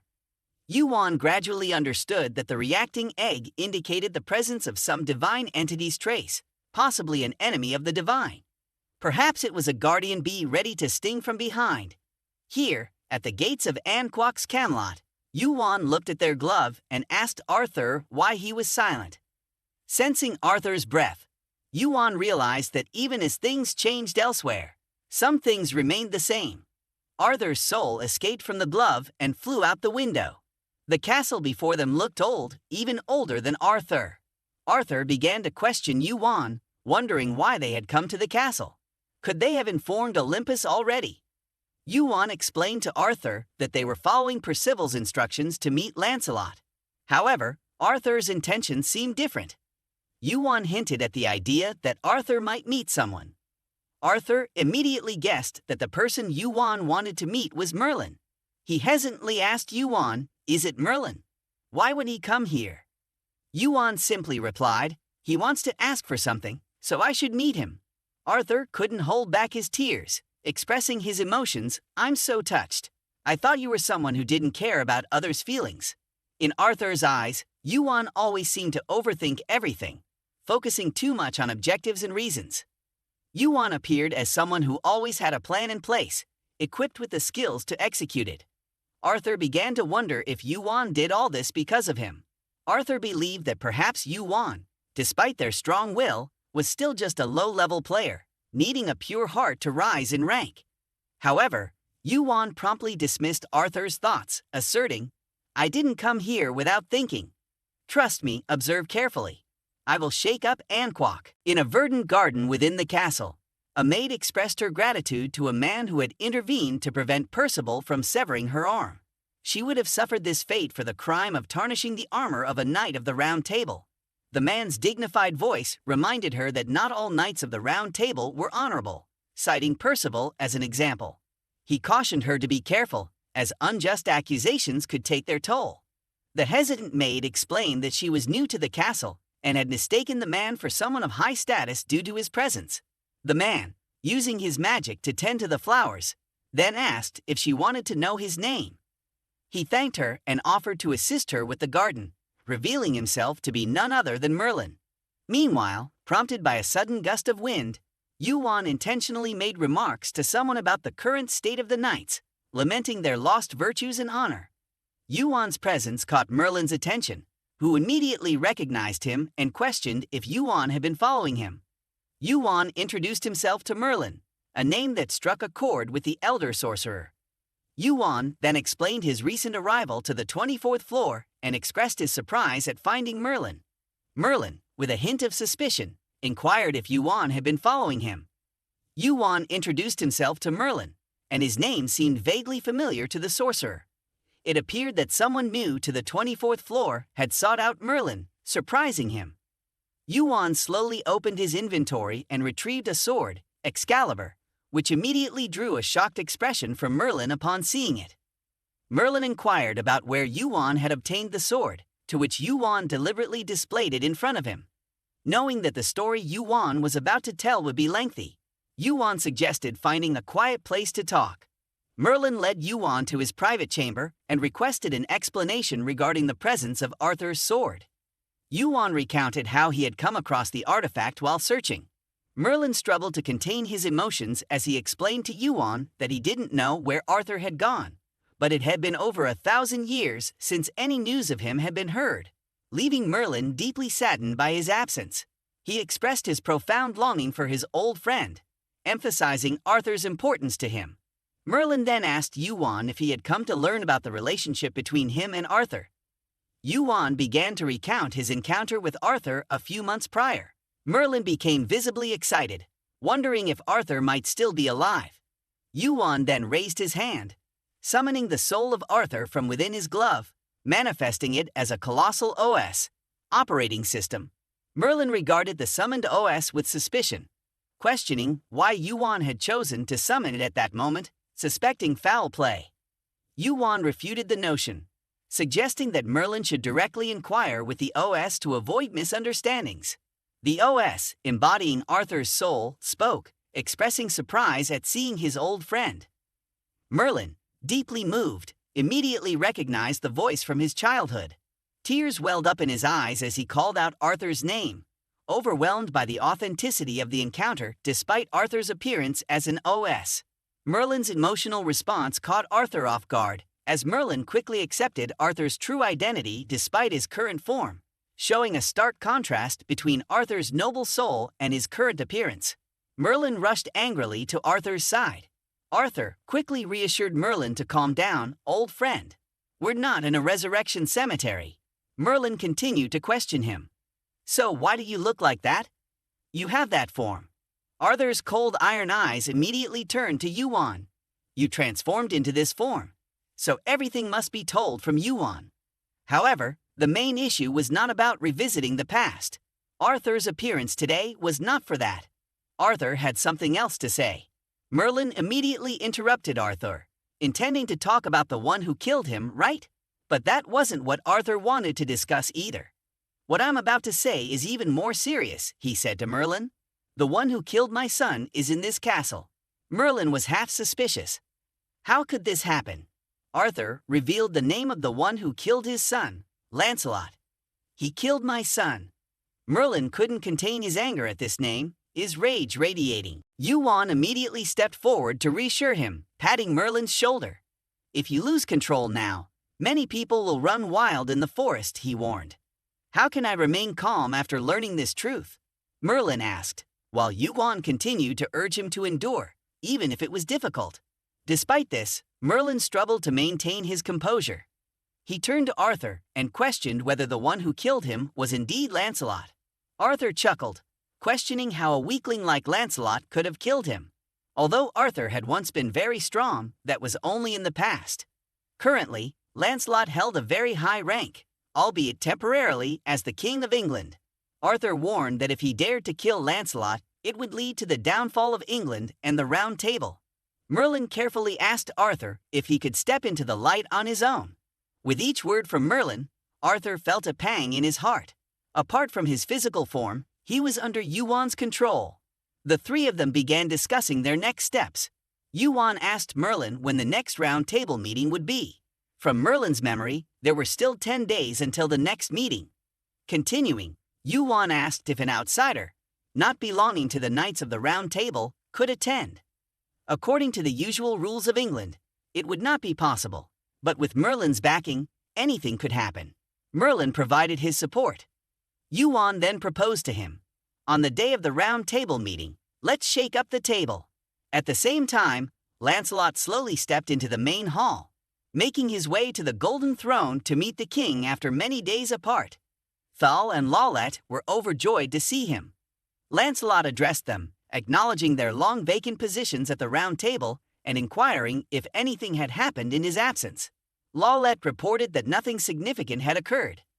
Lancelot then expressed his commitment to being a king for the people, emphasizing the importance of prioritizing their welfare, echoing the ideals of a knightly king. Thal and Lawlet knelt before Lancelot, expressing their readiness to obey all his commands. Thal, the 34th Knight of the Round Table, informed Lancelot about the player YuWon, stating that he had been brought to the castle as per Lancelot's orders and inquired if he should be taken to the guest chamber. Lancelot clenched his fists on the throne, witnessing Yuan's presence, realizing that Yuan was superior to him. He had heard much about Yuan from Asgard, where both large and small guilds were eager to recruit Yuan. However, Asgard was a complex and secretive guild, and they had been quietly investigating Yuan due to suspicions about his unidentified origin and remarkable speed in climbing the tower. Lancelot was dismayed to learn something terrible. The person behind Yuan was linked to the death of the knightly king, the backbone of England. Mentioning the name stirred anger in Thal and Lawlet. They couldn't believe that an ordinary player could be involved in the knightly king's death. Lancelot continued, admitting that there was no clear evidence yet, but information from Asgard was likely reliable. However, what baffled him was why he had to invite Yuan, a non-knight of the Round Table. Thal and Lawlet were restless, seeking Lancelot's command. Lancelot attempted to calm their agitation, expressing his concern that this could lead to chaos and public unrest. He also feared that if a ranker targeted a player, it might draw attention from the administrators and strain his relationship with Asgard, the guild currently investigating Yuan. He emphasized that they couldn't allow Yuan to remain unchecked forever. Observing their current demeanor, Lancelot was confident they understood his intentions. As Knights of the Round Table, they couldn't let any information leak, regardless of what happened. Lancelot appealed to them, ensuring that their achievements would always be remembered by other knights, and he would never forgive any action that threatened England. The very moment the knights left, a sinister smile appeared on Lancelot's face. He repeatedly pounded the throne, uttering words only he could comprehend. He couldn't believe that after 1,000 years, They were still blinded by hatred, unable to discern friend from foe. Lancelot felt exhilarated, realizing the power he wielded, controlling not only a vast kingdom, but also all the rankers within it. He was determined to seize the official seat of the king, all for the glory of Olympus. Meanwhile, Yuan was in his room when he heard the hurried footsteps outside. He couldn't believe Lancelot was acting so swiftly, already equipped with so many weapons at this hour. Yuan noticed mana streams swirling outside his room, capable of exploding at any moment. He wondered why Lancelot would cause such disturbances. Just then, he heard a request from outside the door, asking him to accompany them to a location. Thal and Lawlet escorted Yuan to an arena, where Thal quickly drew his sword and pointed it at Yuan, threatening to cut off his limbs if he lied or refused to answer questions. Thal began questioning Yuan about the knightly king's death and who was behind it. Yuan, bewildered, looked to Thal, unable to understand why they were asking him such questions. Suddenly, Thal lunged at Yuan, asking the same question again, demanding to know who killed the knightly king. Yuan quickly stepped back, calling out directly to Thal, mentioning Lancelot's name to inquire about his authority. Thal, infuriated by Yuan's audacity to address the king by name, became increasingly aggressive, grabbing weapons from the arsenal and attacking Yuan. His reckless actions resulted in his punishment by the tower, but he continued to attack Yuan despite the pain. Observing the tower's punishment inflicted upon Thal, Yuan became more convinced that these knights were not bluffing. Lancelot's actions had ignited the hatred of the knights under his command. Yuan felt conflicted, unsure of what to do next. Should he reveal Arthur to them? After careful consideration, he decided it was best not to expose Arthur. While Merlin trusted Arthur, these two seemed convinced that Yuan was Arthur's killer. Moreover, until the Round Table meeting, Yuan had to conceal Arthur's existence. Thal slowly approached Yuan. The system immediately sends a notification. Knight of the Round Table 42 has threatened you. Knight of the Round Table 42 challenges you to a dual-handed combat. The match must be one-on-one. The effective skills will end if a third party intervenes. Yuan suspiciously asks Lawlet, "Are you not going to join the fight from behind?" Lawlet confirms to him, "Engaging in a 2-on-1 match would greatly damage my pride." Yuan starts to feel excited. Could it be that Lawlet believes he will win against Yuan? Lawlet confidently continues to speak to him. "We always win like this, every time. That's how the Round Table works." Lawlet's attitude begins to irk Yuan, and Arthur feels uncomfortable. He, even carrying the reputation of the Round Table, speaks before the appearance of England and the Round Table, when hundreds of thousands of years ago it was all bloodshed. How can they now boast about the efforts of others? How dare they say such things? Yuan holds extreme disdain for people like him. Today, he will show Lawlet how it's done, what true victory is like. Yuan asserts confidently, Lawlet won't win. He activates the power of Kunhanho in his hands, while Arthur inside cries out, "I told you not to kill him." Yuan assures him he won't kill him, but he'll make him struggle a bit. Both charge at once, blinding the audience with light. Thal immediately raises his shield to block Yuan's attack. Yuan has just unleashed a sword strike, and Lawlet immediately senses his strength. It's just that he's underestimating Yuan's power. Yuan continuously attacks Lawlet's shield, then suddenly flips in the air and steps back, his arm outstretched. Lawlet's defensive stance focuses on defense, but still has enough force to break through the wall like a tank. Lawlet stood behind his shield, arrogantly declaring, "If you attack, I can retaliate." Yuan once again took the initiative and charged forward, changing all his endurance stats to strength. The system sent a notification to Yuan, "You have sufficient endurance. Immense strength resides throughout your body." Yuan's eyes were resolute, seizing the opportunity. For the first time, Yuan successfully transformed into a giant. His unarmed fist struck the colossal shield in front of Lawlet, leaving him utterly astonished. He couldn't fathom the extent of Yuan's strength or how he could be so powerful. Just one punch was enough to shatter his shield. Yuan wanted to convey to Lawlet that what he was about to do wasn't just about strength. Kai Ni, crafted by a skilled artisan, and made of the strongest metal, adamantium, made Yuan's punches increasingly ferocious. With determined eyes fixed on his target, Yuan pressed on. Lawlet struggled to move his feet to avoid Yuan's attacks, but unconsciously he kept retreating. Lawlet exerted all his strength into his arm to resist the punishment from the tower's judgment, which had begun to take its toll on him. Yuan didn't resort to any special skills, using only his abilities to push Lawlet into a vulnerable position. The situation became increasingly unstable as Lawlet hastily activated his targeting aim. Yet Yuan didn't falter, advancing step by step, pushing Lawlet to his limits on the shield. Cracks began to appear, seemingly able to withstand any attack, but they soon spread. Yuan relentlessly assaulted the shield, and Lawlet, standing behind it, continued to defend, until finally, the shield couldn't withstand the overwhelming force from Yuan. A large dent appeared on the shield. Standing behind the shield, Lawlet caught sight of Yuan's clenched fist. He grew increasingly panicked, unable to believe that Yuan could accomplish such a feat. Yet Yuan didn't cease his assault, continuing to unleash powerful punches at his opponent. Yuan deliberately spoke to him. "If you truly believe that I am connected to those who killed Arthur and genuinely seek revenge, then you should abandon your heroic ideals." At that moment, Thal unexpectedly intervened in the battle. The effect of the one-on-one engagement was immediately nullified due to the interference of a third party. Yuan looked at the opponent in front of him and declared to them, "I don't care how many of you I have to fight, but fighting alone just shows how reckless you are." Thal was provoked by Yuan's words, clenching his teeth in response. "I know I'm reckless, but if you think you can take on both of us at once, you'll regret it." Thal activated his giant sword in his hand, unsure of the force he was about to unleash upon Yuan. Yuan quickly grabbed his sword, ready to face his wrath. Thal continuously launched aggressive attacks against Yuan, but couldn't land a hit as he desired, leaving deep cuts in the ground from his sword strikes.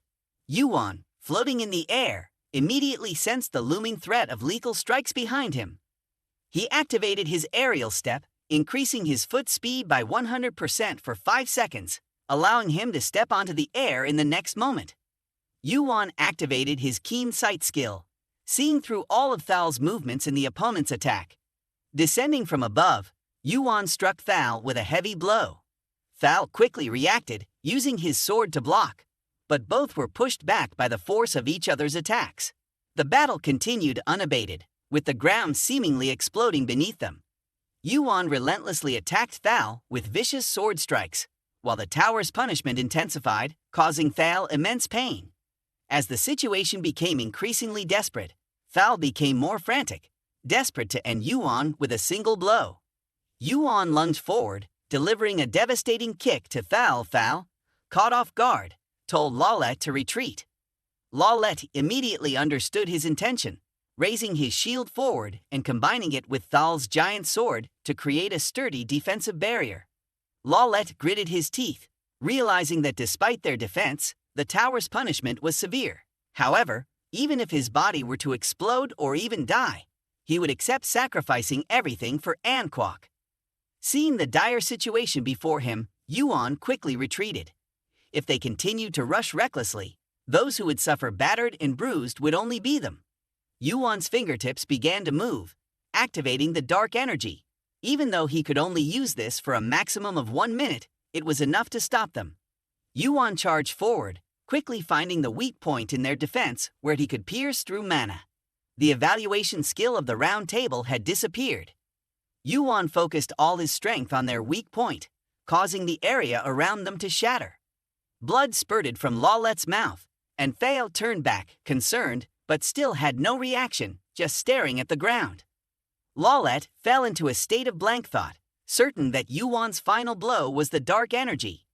He was puzzled as to how Yuan could use 2 different powers to such an extent when Lawlet believed Yuan wouldn't survive this attack. In his eyes, Yuan was still the one who killed the Night King. Even though Yuan was no longer like that, the dark energy emanating from him made him determined to find the demon linked to the dark energy from Yuan's body. In the misty haze, the figure of a young man with striking red eyes emerged, leaving Lawlet bewildered. He had intended to say something, But another voice from behind Yuan spoke up, causing the hall to erupt in chaos. Yuan glanced over and saw Lancelot. In his eyes, Lancelot was a betrayer, and Lollet quickly knelt at Lancelot's feet, continuously apologizing. Lancelot slowly spoke, confirming Lollet's need to apologize for disgracing the honor of the Round Table and Anquak. Then, he drew his sword and sentenced Lollet and fell to death, their fresh blood staining his face. He calmly stated to Yuan, "They have disgraced our nation."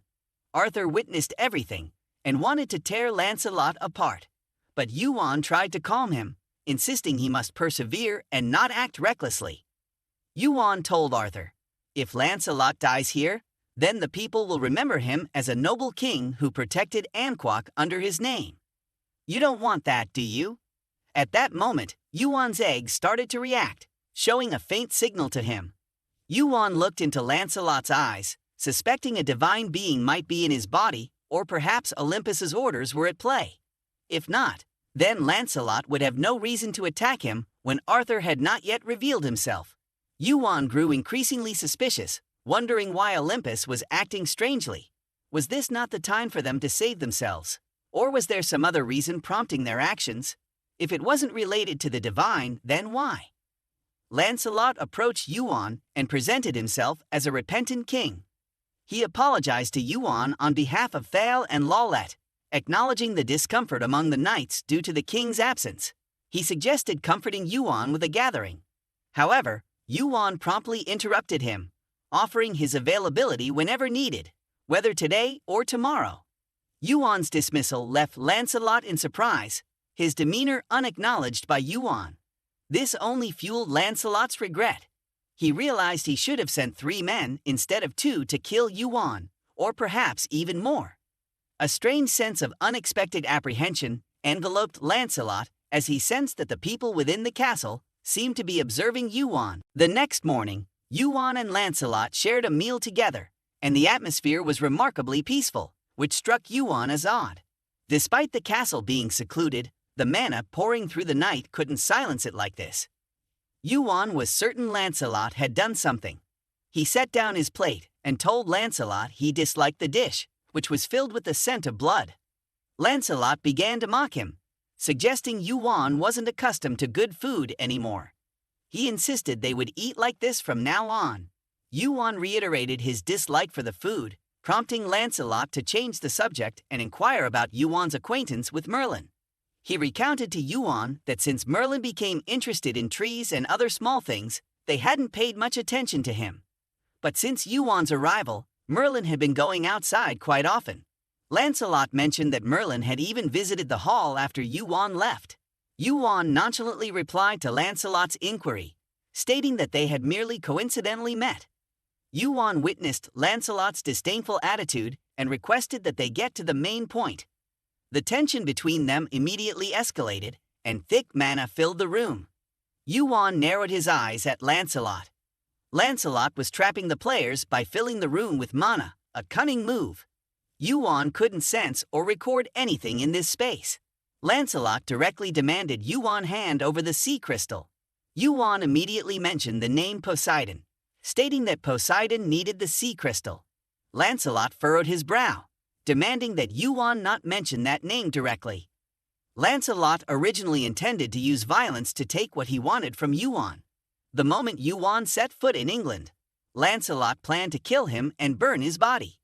He even had many other ways to deal with Yuan. Lancelot's words aligned with what Yuan had been thinking. Lancelot had intended to use Mimos to deal with Yuan, but he let the knights handle it. However, there was something he didn't know. Mimos was the son of Belial. Lancelot began to offer Yuan a choice. Either hand over the sea crystal and pledge loyalty, and he would act as if nothing had happened, helping Yuan to the fullest. Yuan's lips curled up, recalling how Lancelot had come with a sword the day before to try to kill him. Yet just one night later, Yuan changed his mind and praised Lancelot's generosity, deliberately provoking him. "I must bow down to you. You're so generous. You'll probably give me a lot," Yuan said, turning away and leaving. Before leaving, Yuan left a parting remark for Lancelot. "I understand myself very well, but you probably don't know what kind of person you've become. Yuan left the dining room, his mind still occupied with thoughts of Poseidon. With his current position, Poseidon could resolve Yuan at any time. But now, he suddenly changed his mind. There must be a reason for it. Perhaps he was planning to confront Zeus. As Yuan contemplated further, more issues related to the two brothers at the peak of Olympus emerged. Nonetheless, the more they fought, the happier Yuan felt.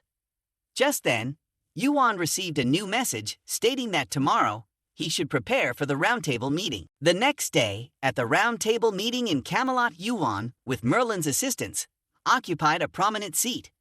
Despite not being a knight, sitting there was a statement in itself. All eyes were on Yuan, especially Arthur's, the chief knight of the round table. Gawain felt pleased that Merlin was attending after a long absence, but couldn't understand why he brought Yuan along. Arthur's gaze focused on the two empty seats, Thal and Lolat. Where could they be? Zidrach, a knight of the round table, whispered to Gawain, questioning Merlin's peculiar choice. Lancelot struggled to contain his anger, but addressed everyone, stating that bringing an unrecognized individual to the round table was against protocol. However, he made an exception due to his seniority. He then looked at Yuan before continuing, expressing his need to speak with him. He asked if everyone was okay with that. The knights remained silent, watching Yuan intently. Lancelot proceeded, acknowledging that while everyone agreed, Kim Yuan was still an outsider. He questioned Yuan's understanding of the significance of his seat in England and whose place it was. Yuan casually remarked that he didn't know the significance, but assumed it belonged to Thal or Lolat. This comment sparked a commotion among the knights. Lancelot continued, insinuating that everyone knew what had become of the missing individuals. Yuan then directly accused Lancelot of killing them. The knights grew increasingly agitated, demanding Lancelot expel Yuan from the meeting. It was only then that Lancelot admitted to being the one who killed them. Lancelot continued speaking to Yuan. You must know why I made that decision. Tell me the truth, Kim Yuan. Yuan, with a cold demeanor, straightforwardly replied, Don't misunderstand, Lancelot. This is where you should atone, not me. The other knights whispered among themselves, unable to comprehend how Yuan could be so confident, seemingly walking into the lion's den. What was he plotting? Unexpectedly, Yuan stood up amidst the knights' astonishment. He had good news to share with Lancelot. As the door slowly opened, all eyes turned towards it. A man entered, and a look of shock spread across the knights' faces. Tears of emotion welled up in their eyes as they beheld the figure before them. King Arthur, the knight who had disappeared centuries ago, now stood among them. The knights immediately knelt in reverence, their emotions overwhelming at Arthur's return. Only Lancelot couldn't contain his agitation, trembling uncontrollably. What he witnessed felt like a surreal dream, knowing Arthur had long been dead. Now that Arthur had returned, his claim to the throne was undeniable. Lancelot couldn't let this happen. All of Lancelot's current actions were observed by Yuan from behind. Everything seemed to be getting more intriguing by the moment. Lancelot became increasingly agitated, slamming his hand on the table and loudly accusing Yuan. Kim Yuan came to Camelot with a demon, bloodline of Belial, he declared to everyone. The knights began arguing among themselves, some insisting Arthur was real, others claiming the one before them was an impostor. To prove his point, Lancelot drew his sword and attacked Arthur directly, aiming to convince everyone that the Arthur before them was fake. Just then, Merlin appeared, easily intercepting Lancelot's attack. Arthur suddenly transformed into Mamost, his mouth curling into a smirk as he remarked to Merlin, I almost lost my head there. Strange and surreal events continued to unfold before the knights, prompting an immediate change in their attitudes. They hastily ordered Yuan and Memos to be detained. Mamos intentionally remarked to them, What's the hold up? It's not like you're drawing your swords too slowly. It seems like you know something. Yuan stood behind Mamos and Merlin, smiling at them. This is just the beginning, he said. Arthur's soul flew out from within the outsider's body, propelled by the gauntlet. He stood before Lancelot, questioning him persistently. Do you know that I am dead? Lancelot began to tremble, his body reacting to the familiar presence of Arthur. He no longer doubted it. The OS standing before him was the embodiment of Arthur. Arthur patiently reiterated his words, asking, "Do you hear me?" Yuan wanted to approach but was stopped by Merlin, who told him, "Those two need to talk, don't interfere." Lancelot began to stammer as he faced Arthur, attempting to explain himself. "What do you mean?" he said. "I only found out that he was a fake, but I didn't know." Arthur extended his hand, taking the seal from Yuan, and continued to question Lancelot. "You say you got the king's seal from me, don't you? Does that mean I chose you as my successor?" Lancelot hesitated, "But I only took one of the two seals." Arthur asked Lancelot where he got the seal from. "My son, isn't it supposed to belong to Modric Pendragon?" Blood continuously flowed from Arthur's eyes, dripping onto Lancelot's face. He and Arthur hadn't met for millennia, yet the rage emanating from him made Lancelot terrified. The eyes of the knights began to change as they tried to remain calm and listen to Lancelot's explanations. Lancelot couldn't bear the overwhelming atmosphere any longer. He hastily broke free from Arthur's embrace, smashed the window, and escaped the room. When everyone wanted to chase after Lancelot, Arthur quickly intervened, saying to them, "Stop. If all the knights of the Round Table act, the people will worry." "It's not the people who are the priority of the Round Table," Arthur affirmed to them. "Even if they don't pursue Lancelot, he still cannot step out of Camelot. You understand? Lancelot only has Arthur. Although leaving Camelot is his priority, he will only run away and wait to return one day." Lancelot had reached the city gate by now. He hastily ordered the soldiers to open the gate, but when he tried to run out, it seemed like an invisible barrier stopped him. Lancelot frowned, certain that Merlin was behind this. Merlin immediately appeared, casting a spell on Lancelot, causing him to be suspended in the air. He loudly addressed his followers, warning them to back off, saying, "That person is no longer the King of England. He is a traitor." Merlin demanded Lancelot to confess to all the heinous acts he had committed, or else they would be stripped of their titles. He just wanted to ask him one question: "Why did you do it?" Lancelot arrogantly responded, "You must think my reasons are grand and noble. I just wanted to become a king." Merlin's chains tightened around Lancelot, causing cracks to appear on his face. His body seemed to be on the verge of exploding. Merlin recalled Kim Yuan's words about the monster within Lancelot, different from magic or power. It seemed to appear when Lancelot betrayed Arthur. Lancelot broke free from Merlin's shackles, hovering in front of him. Merlin began to manipulate the earth and stone, determined not to let Lancelot leave Camelot. However, Lancelot did not attack him, but instead actively targeted the city. Merlin hastily used his magic to shield the city from Lancelot's attack. He angrily questioned Lancelot, "You want to be king but harm the people. Aren't you ashamed?" Despite Merlin's accusations, Lancelot continued to unleash his skills, causing cracks to appear in Merlin's prison. Lancelot confidently declared to Merlin, "Even if you're a powerful sorcerer, it will be difficult to contend with a strong ranker when displaying skills." Lancelot continuously displayed his skills, causing cracks to appear in Merlin's prison. Yuan and Arthur appeared simultaneously, joining forces to attack Lancelot. Lancelot immediately used the Round Table shield to protect himself. Yuan's egg reacted again, continuously demanding food from Yuan. Yuan glanced in Lancelot's direction, fearing that if he escaped, it would likely mean the end of him. With sword in hand, Arthur stood before Lancelot, determined to personally end his life today. Confidently, Lancelot told Arthur, "Do you think you can stop me when I'm in that body?" Arthur replied, "I'm no longer the person you knew." Yuan enveloped his body in the strength of the giant tribe, summoning hellish creatures. Lancelot had no idea how dreadful Yuan's summons would be. A voice in his head urged him to flee, but Lancelot arrogantly disregarded it, unwilling to run from a mere human player. The strange voice warned Lancelot that his body and soul would be consumed, but he stubbornly persisted. Eventually, Lancelot faced bitter consequences as his body began to decay. Yuan's egg began to emerge, slowly consuming Lancelot for his betrayal and greed. Despite Lancelot's attempt to use his sword skills to break free, it was too late. He began to beg for mercy, his resistance weakening until he was finally engulfed by Yuan's egg. Arthur, disgusted by Lancelot's pleas for forgiveness after all the havoc he had caused the kingdom, felt Lancelot's resistance dwindling until he ultimately succumbed to Yuan's egg. The system displayed a notification. You have defeated the treacherous and greedy Lancelot. The position of the King of England is now vacant. You have 10 days to choose a new king. Upon obtaining the majority of votes, you may receive the title of King of England. You have skillfully increased 2 attributes and gained 1. You have received 200,000 points.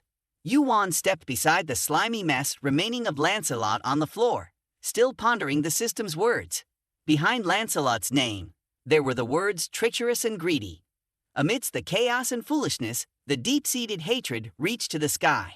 Darkness was trapped in the swamp, an entity unable to be born. Outsiders all had titles corresponding to their characteristics, so perhaps the seed of foolishness and chaos within Lancelot was greed. Additionally, after Yuan's egg filled its belly, the hatching rate was nearly 70%. Merlin approached, curious about what Yuan had summoned. He sensed its dark energy, similar to Lancelot's but seemingly more ominous. He asked Yuan what exactly it was that made him so powerful.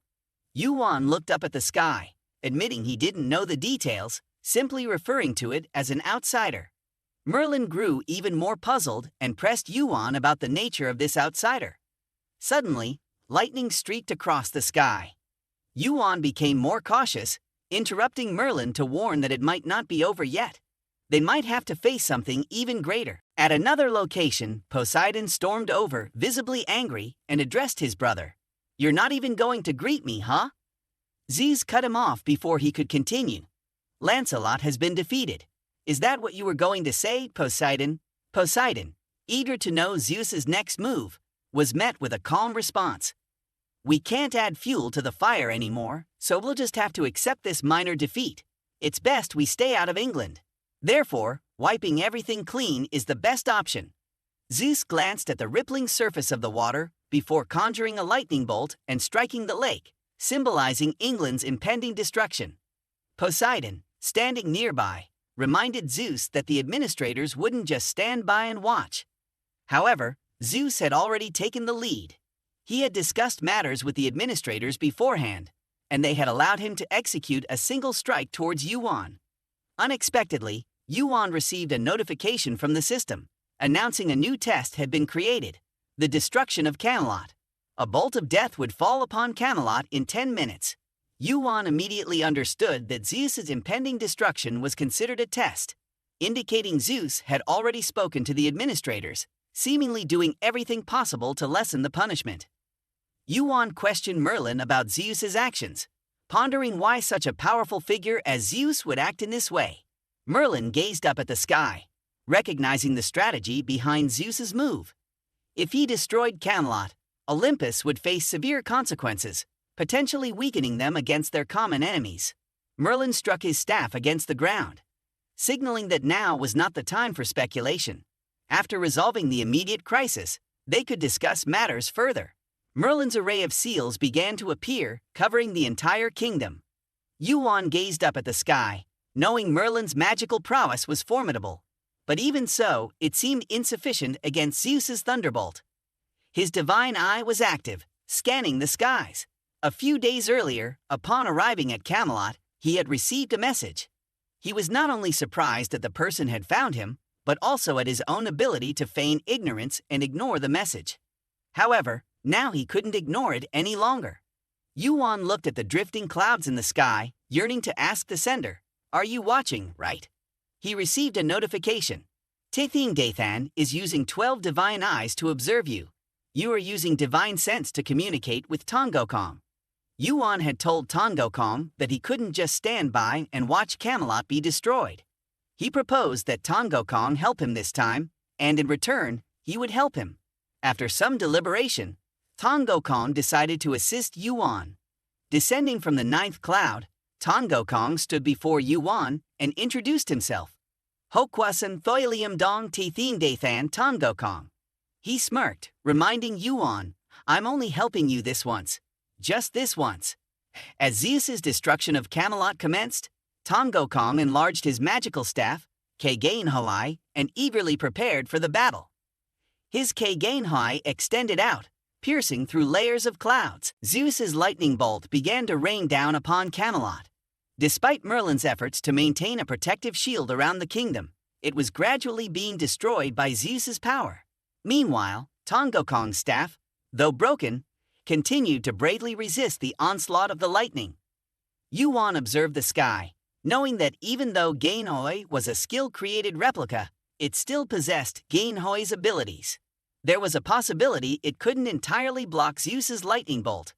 As the lightning grew fiercer, Yuan's suspicions were confirmed.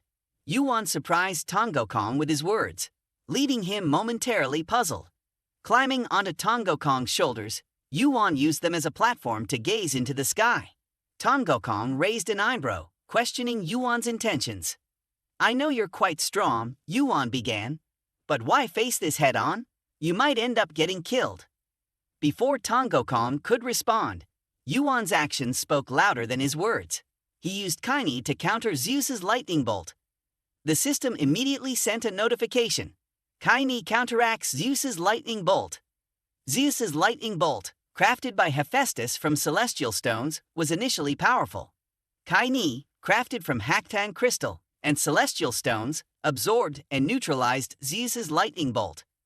At that moment, Yuan's Kaini began to absorb Zeus's lightning bolt's power, then overflowed with its energy. Despite being weakened by Kong, Yuan still struggled to endure the force of the lightning. Unexpectedly, Yuan began to feel the effects of the electrical shock. Despite exerting all his effort since the start of the regression, he still wasn't powerful enough to face the lightning directly. However, this only fueled his determination. Yuan persevered, enduring the electrical shock until it reached level 5 intensity. Finally, Yuan's Kaini successfully absorbed Zeus's lightning bolt entirely. Exhausted, Yuan fell freely to the ground. Kong hurriedly ran over and caught Yuan's motionless body. The destruction of Camelot had ceased. Zeus atop Olympus couldn't help but feel frustrated. He had failed. Who would have thought that Kong would appear? Poseidon was utterly astonished. Kong had assisted Yuan and accepted the role of Olympus's enemy. Zeus explained to Poseidon, "He's just a lunatic who probably doesn't care if he makes enemies with anyone." Zeus seemed to understand Kong's nature well. Even the divine realm couldn't kill him, no matter how troublesome he might be. Still, Olympus couldn't afford to make enemies unnecessarily. Poseidon felt increasingly uneasy. Kong's entity couldn't have moved. Could it be that Kong had blocked Zeus's lightning bolt with a mere replica? Zeus nonchalantly revealed that Yuan was the most unexpected variable. If even Zeus spoke of Yuan in such a manner, then Yuan's power must be formidable. Perhaps he had already reached the highest ranker level. Poseidon, feeling uncomfortable, asked what to do next. Perhaps the situation with Camelot had shifted to Asgard by now. As Poseidon spoke, he immediately sensed danger. He was itching to confront his own brother. Poseidon, despite his resistance, couldn't match Zeus's power. Zeus always justified his actions as being for Olympus's benefit, but it was clear that he pursued his own interests. The roar of Poseidon echoed, cursing the wretched name. On the other hand, when Yuan regained consciousness, he found himself lying under warm blankets, comfortable in his faint. In his mind, he seemed to hear something in the edge of the night. This was a skill that helped him increase his blood regeneration rate in darkness by 200%. Merlin entered at just the right moment. Yuan stared intently at his hand. Now he had acquired another skill. He unconsciously activated a fragment of Tichet, causing it to shoot out from his glove in all directions. Yuan, feeling embarrassed, apologized to Merlin, explaining that he had just received the skill and couldn't control it yet. The noise outside reached them, and Vulcaro stepped in. Yuan endured Vulcaro's wrath, more afraid of his words than anything else. After a long while, Vulcaro finally calmed down, allowing Yuan to recount the events. Yuan explained that he had plunged into Tichet for a reason, believing that the 3 stones could merge into one. Then Yuan inquired about Kong, speculating that he might be off somewhere sleeping. He was deeply puzzled by Vulcaro's presence and speculated that Vulcaro was here out of concern for him. Vulcaro then asked if Yuan still had the crystal shard. Of course, Yuan still had it and had even obtained a sea crystal. Vulcaro then got to the main issue, upgrading equipment. Yuan reminded him of the extensive thought he had put into it and the necessary materials he had brought along. He asked Merlin if there was a place in Camelot where he could forge weapons. Yuan had to spend 1,400,000 points to delegate the task of forging weapons for Vulcaro. Yuan accepted the sea crystal from Vulcaro's hand. He was informed that it would take about 4 days to complete the task, with a reminder not to be late this time and to make sure to find him. Yuan's body was gradually recovering at this point, so he went for a walk outside with Merlin. Merlin explained that after the king's disappearance, the country had fallen into an unbelievable state of turmoil. The Round Table Knights couldn't sit still as news of betrayal spread. They had split into 2 factions, debating whether Arthur was real or fake, whether Lancelot had truly betrayed them. Yuan asked Merlin if he regretted anything, but Merlin had already anticipated the situation and expressed that regret was out of the question. Merlin then suggested taking Yuan somewhere, and upon arrival, he asked if Yuan could summon Arthur. Arthur's soul emerged from within, and Merlin explained that they had found this place while tidying up Lancelot's residence. It seemed Lancelot couldn't bear to discard it and had hidden it where only the king could access. Arthur trembled at the sight before him. He hesitated, addressing his son, Modric Pendragon, with tears streaming down his face. Merlin expressed his desire for the prince to rest peacefully, but he remained a prince, fearing that disturbing him would only add to the chaos in England. Yuan, looking at Pendragon's body, had an idea forming in his mind. He asked Arthur if he could transfer his son's soul into another body, but Arthur immediately refused. He couldn't bear to do something so cruel to his son. Yuan continued, suggesting that if his son became a revenant, it would be as if Arthur were being disgraced. Arthur turned to Yuan, questioning the clarity of his words and implying that only he deserved such humiliation as a revenant, not his son. Yuan approached Arthur slowly, insisting that his question was misplaced. He expressed his belief that what he would do in the future would benefit the survival and revival of England. Arthur initially rejected the idea, but Yuan argued that it was because of him that England could be restored to order. He wanted Arthur to see this as the rebuilding of England's future, which Arthur's son was a part of. Yuan asked Arthur if this was what he wanted for his son's legacy, to which Arthur's trust in his son's path was evident. Arthur understood his son's love for England, and even if he tried to oppose it, if it was for England's future, his son would happily accept Yuan's offer. Yuan assured Arthur that he wouldn't let Arthur's current decision be a mistake. Arthur's soul would be transferred from Os's body to that of his son. Arthur immediately knelt at Yuan's feet, then declared an oath of never betraying and remaining loyal to Yuan. Yuan received the complete loyalty of the knight Arthur. Meanwhile, Ton Gokong was contemplating about Yuan since they met. He always had a feeling that Yuan knew him. Not only that, Yuan didn't show fear in front of Thean Maly like Ton Gokong did. It seemed like they were familiar with each other. After Arthur's soul entered his son's body, Ton Gokong still felt unfamiliar and needed more time to adapt. He advised Yuan not to be formal with him because Yuan was now his king. Just as Arthur returned to his place of soul dwelling, Ton Gokong's voice echoed in Yuan's ear. "It's amazing. A knight king kneeling before another king. You also know that if I hadn't helped you, you would be dead." Suddenly, Ton Gokong appeared in front of Yuan from within the clouds. He continuously asked Yuan, "Why do you think I helped you? I don't understand. But if I think in this direction, I might understand. You know me." Yuan looked pale at Ton Gokong, still not fully comprehending. "Did you think I came here because of your divine eye? But the situation now is not like that." Yuan casually responded to Ton Gokong. "Is there any player who doesn't know you?" Thean Maly. Ton Gokong is a high-ranking ranker who is renowned throughout the realm. "It's been a while since you last showed your skills." Ton Gokong interrupted Yuan. "You didn't come here for this," he said, moving closer to Yuan. Patiently, he asked Yuan again, Are you playing dumb? Why don't you understand me? Do you really not grasp my intentions? Yuan tried to maintain a nonchalant expression in front of Tongokong. However, Tongokong grew even more enraged. Look at you, making that face again. How dare you treat me like a fool twice? He shouted.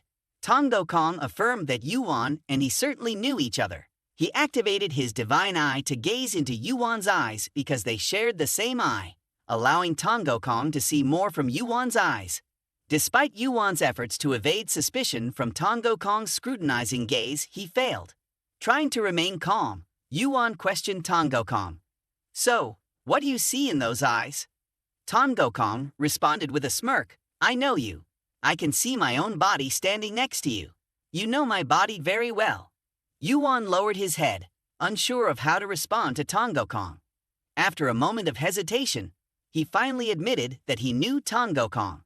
He recounted to Tongokong how they had known each other in a world Yuan had previously been in, and they were close friends to the extent of being like foes. Tongokong looked at Yuan in astonishment and disbelief. The divine eye of Tongokong and Yuan seemed to align with each other. Yuan did not lie to him. While Yuan was sleeping on a rock, Tongokong approached, feeling irritated, and demanded that Yuan leave. This was Tongokong's territory. However, Yuan stubbornly refused to move because this spot had the most sunlight. Annoyed, Tongokong waved his hand, causing a rock to explode. I told you to scram, he said. The battle for territory between Tongokong and Yuan erupted. Despite Yuan's efforts, he was significantly overpowered and ultimately defeated by Tongokong, lying defeated on the ground. Tongokong intentionally remarked, "Why would a kid like you dare to pick a fight with me? With skills like that, when will you ever become a Rango? You're lucky you're not dead yet." Instead of feeling angry, Yuan burst into laughter, which only annoyed Tongokong further. His laughter puzzled Tongokong even more, wondering what Yuan found so amusing. In the days that followed, Yuan and Tongokong continued to battle relentlessly. Yuan had lost to Tongokong 9 times in a row, but this time, he was determined to win. Yuan put all his strength into his final blow, a swift and deadly attack that caught Tongokong off guard. Tongokong was sent flying by Yuan's punch. Approaching Tongokong, Yuan extended a finger, proudly declaring his victory. Then, he helped Tongokong up, revealing his inner thoughts to him. Tongokong saw all the visions in Yuan's mind and remarked, "Looks like you're having fun, are you?" More puzzled than ever, Tongokong asked Yuan, "But why are you following me? Have you opened up to me?" Yuan, looking at the scene before him, replied, "After all, I can defeat an immortal being. There's no other choice, so I'm going along with you. And in doing so, I've opened up to you." Yuan continued to narrate to Tongokong the events that followed. He heard about the extraterrestrial gods, those considered gods outside the tower, who quickly invaded the tower. Tongokong's facial expression became increasingly difficult to read as he gritted his teeth and asked Yuan, "Is that why you fought with me?" Yuan shook his head, explaining that it wasn't just because of Tongokong. He had fought with everyone there and suffered humiliating defeats. Yuan recounted each detail to Tongokong, explaining that he had been tasked by everyone to return to the past and kill as many extraterrestrial gods as possible. As the stream of memories concluded, Yuan buried his face in his hands. The effectiveness of his insight had greatly increased. Finally, Tongokong understood that Yuan came from the future. Everything Yuan had just recounted to Tongokong was merely events that would occur in the future. What Yuan needed to focus on now was cleaning up the mess in Anquak, as the despicable Lancelot had caused significant trouble in the future. Despite Tongokong's continuous questioning, Yuan couldn't possibly know the odds of winning against him. If you guessed right, it'd probably be around 0.1%. Yuan casually remarked, further irritating Tongokong, who pulled at his hair in frustration. "You think you only have a 0.1% chance of beating Thean. But how powerful is the monster you just described?" Tongokong hated dealing with such complexities. Yuan quickly revealed to Tongokong that his body was currently trapped on the 40th floor. Astonished, Tongokong asked how Yuan knew about it, but Yuan, feeling despondent, didn't want to discuss it further. It seemed Ngokong wasn't interested in what YuWon had just revealed. Instead, he continued to hold his head in his hands, feeling a mix of emotions, and incredulously asked YuWon if he was helping him because he knew his circumstances. "You said you'd help me because you knew my situation, right? I've helped you once before," Ngokong insisted. YuWon, with a hint of amusement, replied nonchalantly, "But that's your own body, so obviously it's not enough." Just then, a vortex appeared in the sky, and the people of Asgard stepped out. Tongokong was astonished, yelling loudly. YuWon looked up, suggesting that they might have come to observe the situation, because the round table was also a knight. Moreover, Lancelot had connections with Olympus. If the round table only had simple contact with Olympus, they wouldn't have acted yet. The Battle of Ragnarok led to the collapse of Asgard, stemming from the round table. But now that Lancelot was gone, YuWon could be at ease. YuWon calmly walked away, leaving Ngokong with countless questions about Ragnarok. "Are you saying they're here because of war? Where are you going? Don't you plan to meet them?" Ngokong asked, bewildered. YuWon turned to look at Ngokong, expressing his helplessness.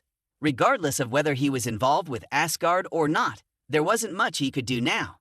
Furthermore, Asgard had clear goals, and they wouldn't initiate a battle without proper preparation to avoid defeat. The battle and the war might erupt before Olympus collapses, and currently, Olympus already had internal cracks. YuWon's words sent shivers down Ngokong's spine, making him wonder what was going through YuWon's mind. YuWon admitted to himself that he was still too weak.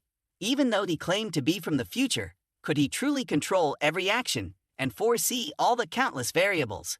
In his own eyes, YuWon was no different from a masterpiece created from the blood, sweat, and tears of countless high-ranking rankers. Then, YuWon activated the system and used Administrator to quickly ascend to the 40th floor.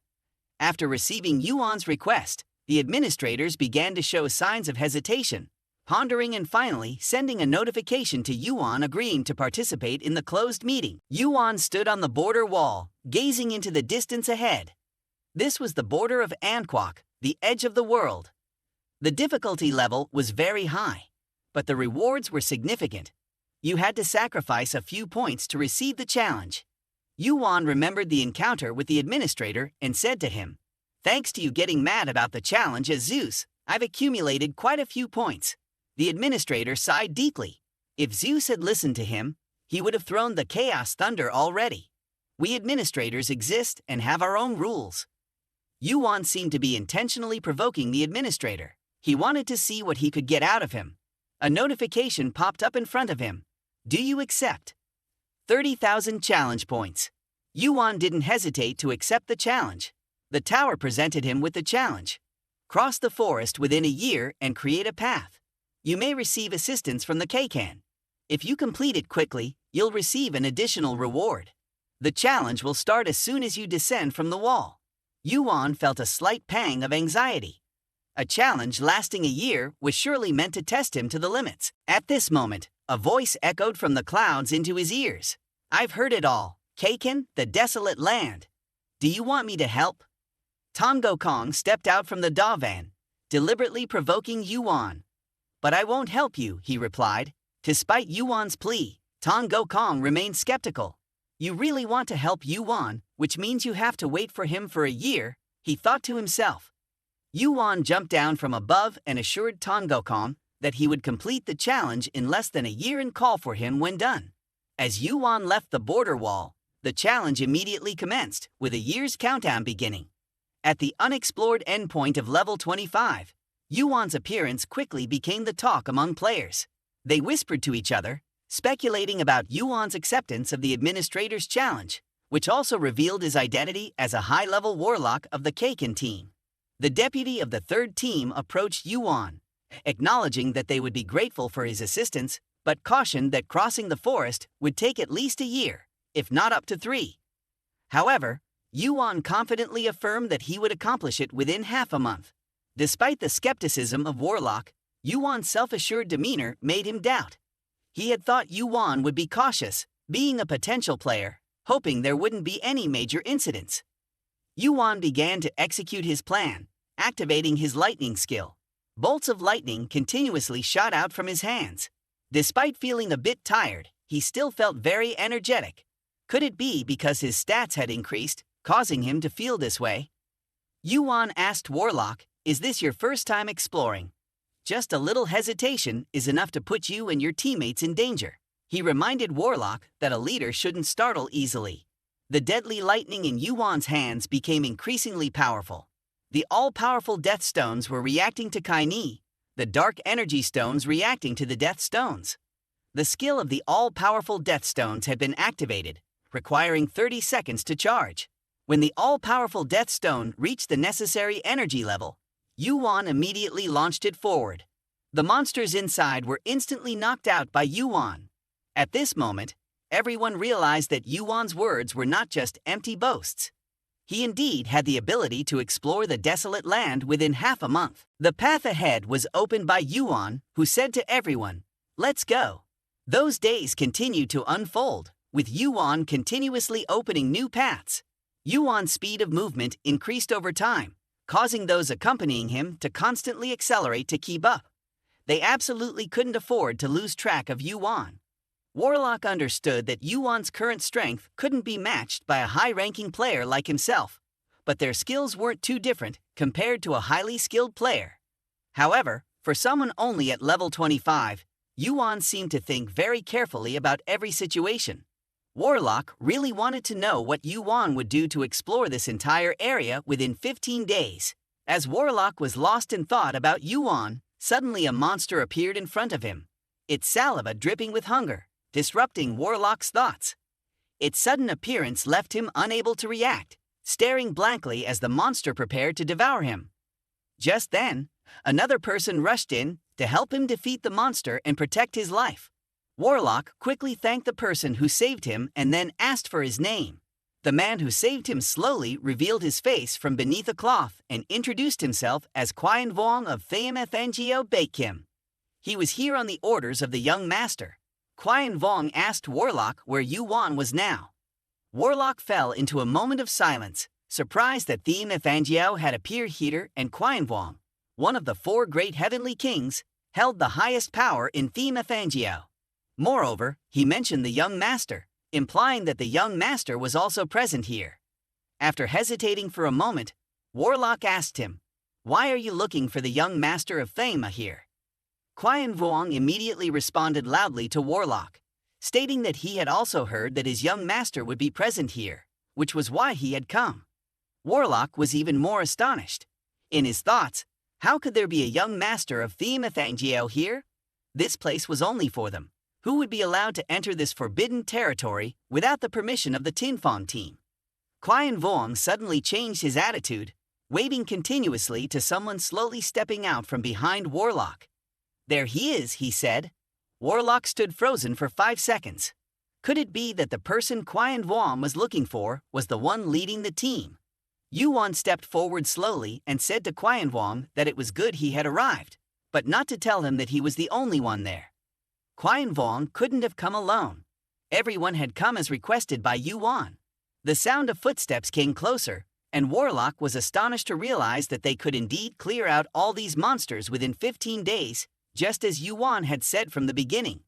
Having help from anyone other than the Tinfong team was deemed impossible. However, using power as the young master of Thean Maly still fell within Yuan's authority. Yuan stood before the members of Thean Maly, and they began to receive orders. "I command you," Yuan said, "as the young master of Thean Maly, from now on, assist the Tinfong team here in clearing the forest, and exterminate the monsters as quickly as possible." As everyone was setting up camp to rest, Yuan suddenly received a message from Merlin. He told Merlin about his current mission, and then asked if he could request additional assistance. Merlin quickly replied, informing Yuan that the situation in the kingdom was dire, and even if he sent help, it wouldn't be much. In the following days, thanks to the assistance of Thean Maly, Yuan quickly explored all the caves and narrow passages within the forest, successfully passing the test in just 14 days.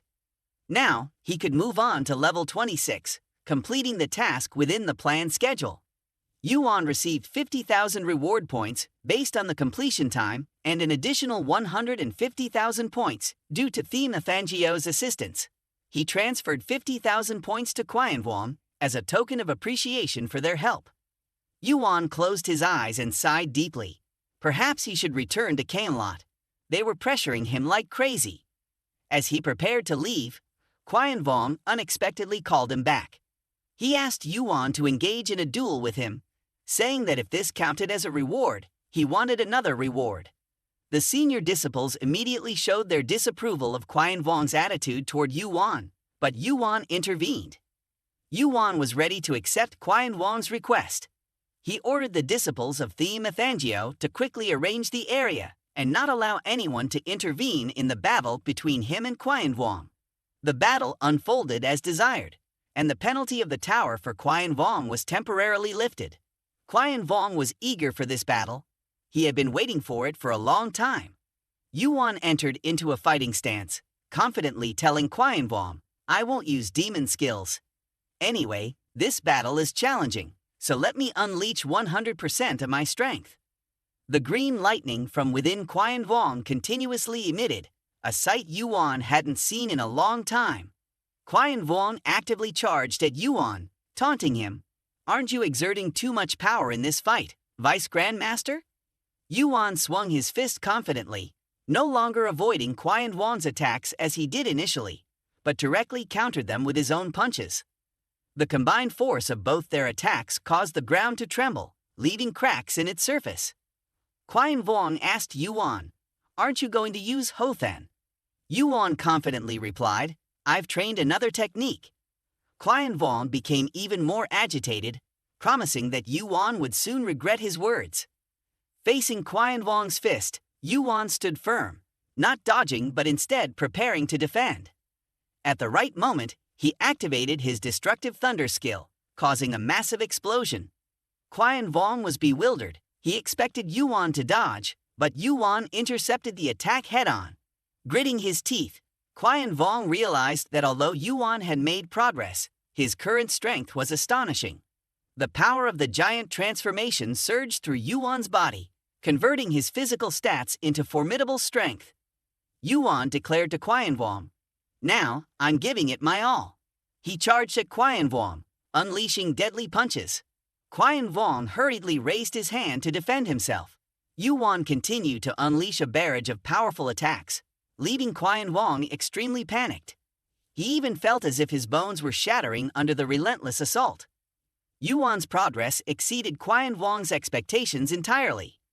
Previously, YuWon had considered himself weak, but now he found himself losing to a player who had only reached the 10th floor of the tower. He had trained tirelessly, day and night, until finally, today, he had the opportunity to fight Yuan. Since then, he had wanted to fight Yuan in a fair manner, without holding back, to see just how strong Yuan had become. His wish had finally come true, and he couldn't allow himself to lose to Yuan again. YuWon was immersed in his thoughts about Yuan as Yuan continued to attack him relentlessly, reminiscent of their previous encounters during the Thean Maly challenge. Yuan's fist struck YuWon's face, causing blood to gush from his mouth. The aura around YuWon surged as he began to counter Yuan with backloik, swiftly moving his arm to deflect the incoming attacks. At the moment YuWon was about to strike, he suddenly heard a voice calling his name, Baekim, repeatedly in his head. "Where do you think you're looking?"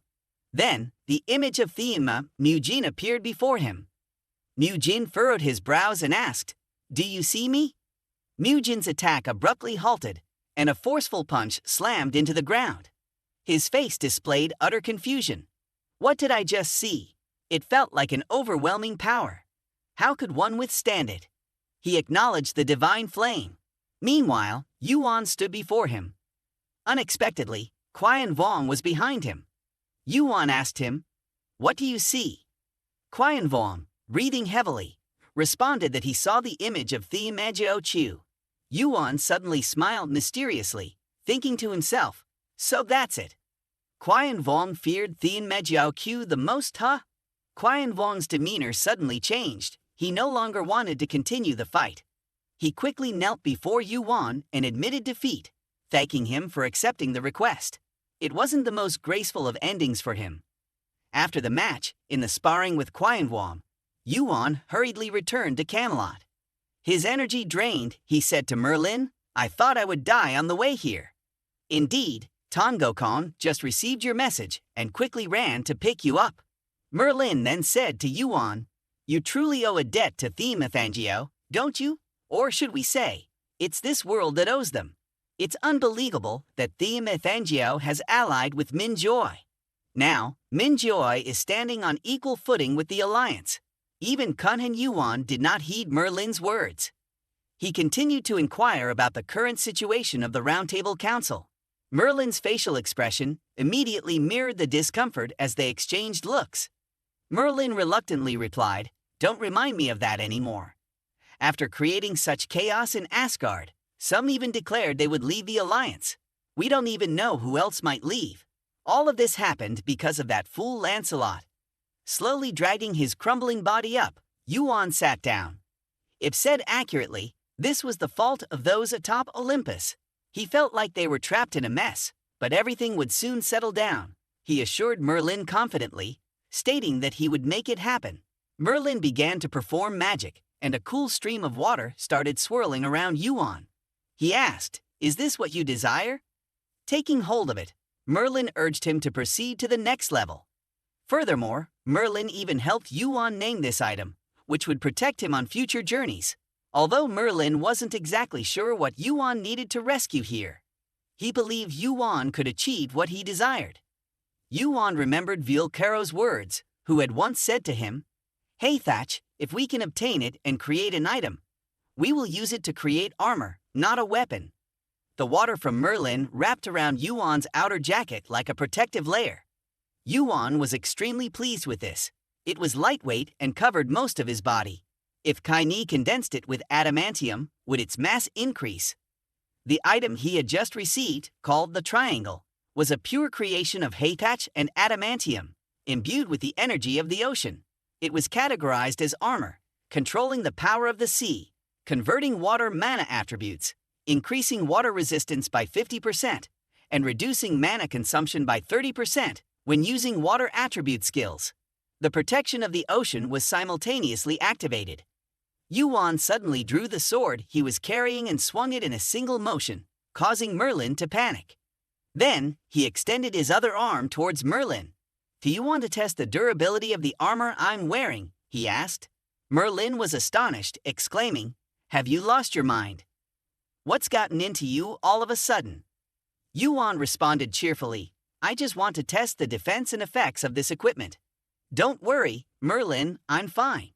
Yuan gestured towards the garment he was wearing, expressing great satisfaction. "It looks like an ordinary coat, doesn't it? Despite being made of adamantium, it's incredibly durable. When I tried to cut it, it remained unaffected. Even though it's as thin as paper, it won't tear easily," he explained to Merlin.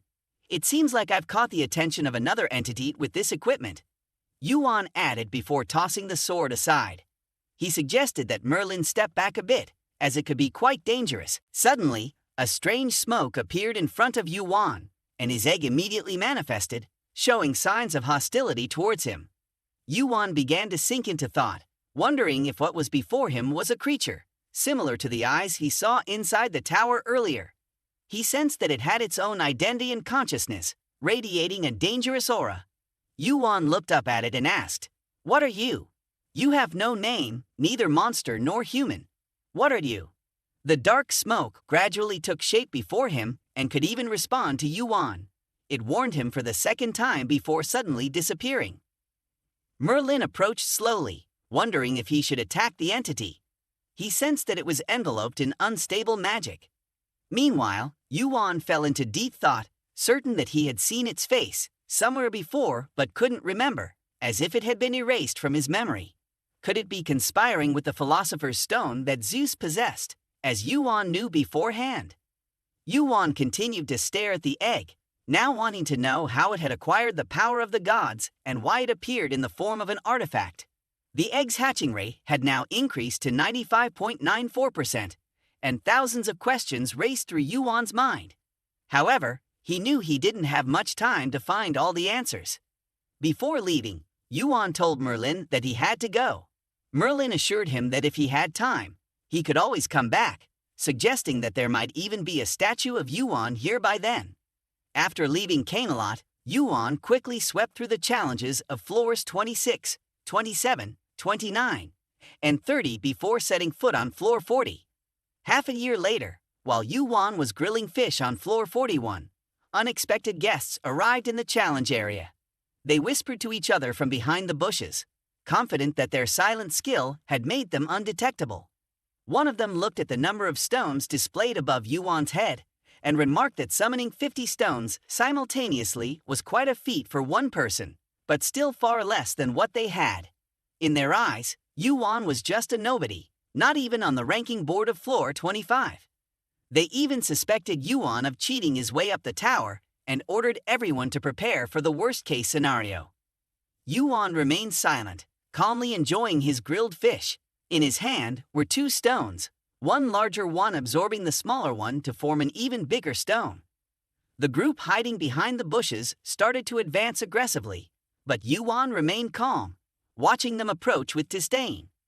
Suddenly, his arrogant expression vanished, replaced by one of confusion. Slowly turning to face them, Yuan realized that the number of stones was no longer 50, but 817.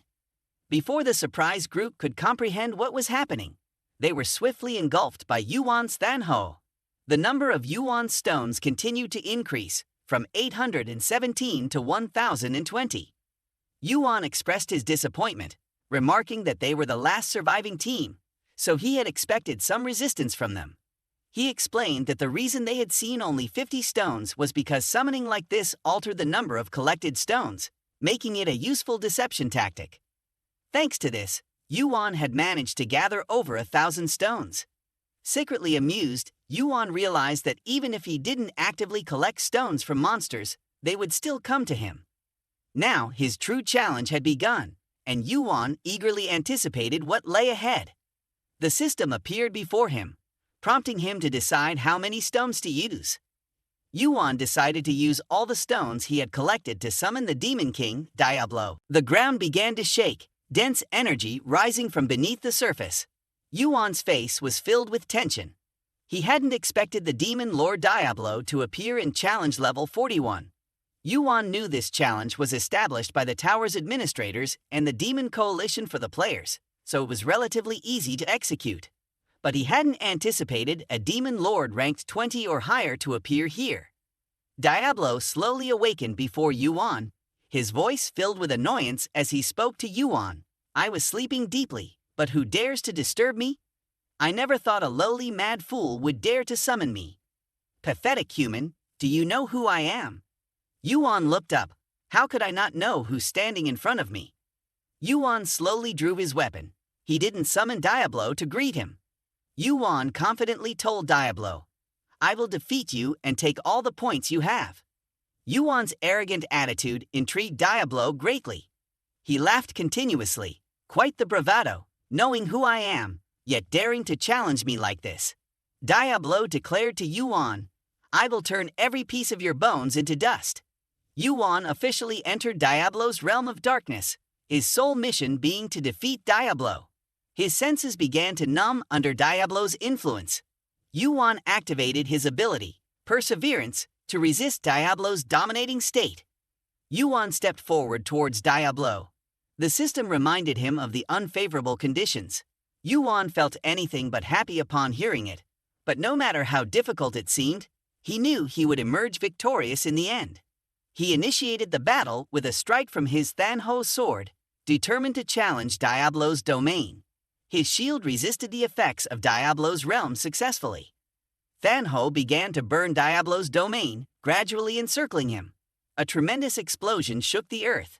Ahead lay a chaotic mass of rocks and debris, piled atop one another. Yuan quickly surveyed his surroundings, unsure if his recent moves had any effect on Diablo. However, even so, he couldn't defeat Diablo easily. From within the thick smoke, Diablo's demonic hand suddenly reached out, pressing Yuan's head to the ground with a sinister laugh echoing. Yuan's quick reflexes intrigued Diablo greatly, as it seemed his opponent wouldn't fall so easily, providing him with entertainment. Yuan floated before Diablo, then swiftly pushed him backwards. Approaching him closely, Yuan executed powerful sword strikes at Diablo, causing him to fall back again. Yuan continued his relentless assault, then quickly distanced himself from Diablo. Diablo attempted to counterattack Yuan with his long tail, but Yuan anticipated his move and quickly leaped high, his sword ready. The ground continued to shake, rocks and soil mingling together as Yuan's Thanho continued its siege, surrounding Diablo's body. Enraged, Diablo screamed at Yuan, expressing his disdain for the fire Yuan was using. Diablo absorbed the surrounding air, forming a massive fireball in his mouth and spewing it outward, aiming at Yuan's Thanho. Yuan swiftly moved, creating distance from Diablo. He continued to observe Diablo closely. Although Thanho had no direct effect on Diablo, the lightning strikes from Chinese power that Yuan had just unleashed proved effective. Diablo appeared to be in pain, continuously spewing fire as he searched for a target to attack. However, when he looked around, he couldn't find Yuan anywhere. Diablo began taunting his opponent, mocking the cowardly mouse for fleeing. Yuan continued to silently observe him from a corner. Now, he knew which attacks were effective against Diablo. Suddenly, Yuan appeared from above, declaring that he would end this battle swiftly. He immediately activated Thean, increasing his movement speed by 100% for 5 seconds, allowing him to fly for the next 5 seconds.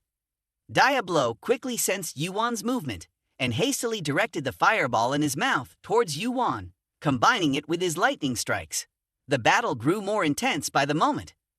Diablo was surprised. He saw Yuan resisting him and quickly realized that Yuan wasn't trying to withstand his attacks but was aiming to reach him instead. Indeed, as Diablo had thought, Yuan was enduring the strike for the purpose of reaching him. Yuan activated his Kunhunho ability and charged straight at Diablo like an arrow. Thanho enveloped in lightning, heading straight for Diablo's arm. Yuan continued his movement, decisively slashing at Diablo's arm with his sword, causing it to be severed. Diablo was infuriated. How could a mediocre human like Yuan do this to him? Diablo continued to scream, absorbing energy and creating another fireball, causing the ground to crack open. However, he couldn't kill Yuan. Yuan's actions increasingly astonished him. How could an ordinary player possess such power? Diablo recognized Yuan's potential and began to entice him to join the Demon Guild, offering him the chance to become a Demon Lord once he reached the Ranker rank. Yuan directly told him that he was a human. How could a human be accepted into a guild that only accepted demons? Diablo's following words only astonished Yuan further. He told Yuan that he was immortal, but at the same time, he was also a demon. The dark energy running through his veins was proof of that. Diablo believed Yuan had the potential to become a ruler of the demon realm. Yuan furrowed his brows together. Indeed, it seemed to be true, as Diablo acknowledged the dark energy within him. Yuan began to ponder. Never before had he encountered such a tempting offer to join a guild. It appeared that Diablo was very interested in him. However, Yuan still refused his tempting offer. He told him that he was a human and would not join any guild. This firm assertion made Diablo recognize who his opponent truly was. Before vanishing, he left Yuan with the words, "I understand now. You're Kim Yuan," only to be reduced to dust by Yuan. The system displayed a notification. You have defeated the Demon Lord Diablo. You have received 1 million summoning points for passing the challenge of level 41. You also received 100,000 points for obtaining Diablo's horn item. Your purity has increased by 40%, and your dark energy has increased by 20 points. Yuan quickly moved to level 42. As he ascended to the 42nd floor, he could already hear Hargon's voice nearby. This place was still as dreadful as ever, with the air thick with dampness and mold. Yuan couldn't help but wonder why his grandfather still chose to live here, and isn't it too damp here? He thought to himself. Hargon greeted Yuan as he arrived at what was known as Hell. Following behind Hargon, Yuan couldn't help but ask him about it. So, this is how you react when you meet someone, Yuan teased. Hargon blushed at Yuan's remark, stumbling over his explanation. Well, that's just the nickname for this level. He finally managed to explain. From Yuan's perspective, he didn't like level 42 at all, especially with its oppressive atmosphere. Even before Yuan's return with provisions, let alone the difficulty in breathing, the world felt suffocating. Hargon conversed with Yuan as they walked, mentioning the rumors of the trouble on level 33. Yuan wondered if anyone, like himself, had caused Olympus to go through such turmoil. Surprised, Yuan asked Hargon if he knew about it. Hargon explained that perhaps it was because he had climbed higher in rank, attracting attention from many Olympus rankers seeking information. With Hargon's current status, Yuan was sure his grandfather's reputation was much higher than Zeus when he was just a player. Those seeking to establish a relationship with Hargon had to wait their turn. Hargon led Yuan to a dungeon entrance, where Yuan questioned if this was really the place, given the similar surroundings along the way. Hargon was extremely confident that this was an iconic place in Olympus. Moreover, Hargon had been here several times before. The two of them stepped inside, and in Hargon's eyes, this place was the true underworld, deeper than ever. Yuan thought to himself as flames flickered from Hargon's torch, seemingly attracting the attention of the monsters within. Inside, Yuan felt as though he was being scrutinized from somewhere. Perhaps the way the owner of this place welcomed visitors. A three-headed wolf slowly emerged. Yuan immediately activated his Kunhanho power into his arm. Though he wasn't sure if this would be effective, he figured it was worth a try. The three-headed wolf lunged at him, but Yuan made them taste the power of Kunhanho immediately. The three heads thrashed about in the air before crashing to the ground. Yuan reminded them, "We don't have time to play around here, so let's get this over with." Yuan completely dominated the situation, with the three-headed wolf continuously falling before him, unable to resist his attacks. All they could do was cry out in pain. Yuan approached and struck one of the heads with his staff, causing the three-headed wolf to growl incessantly. The system then notified that Cerberus was curious about Yuan's identity and felt fearful of the Kunhan power. Yuan looked at it with a weary gaze and asked, "Does that remind you of the past?"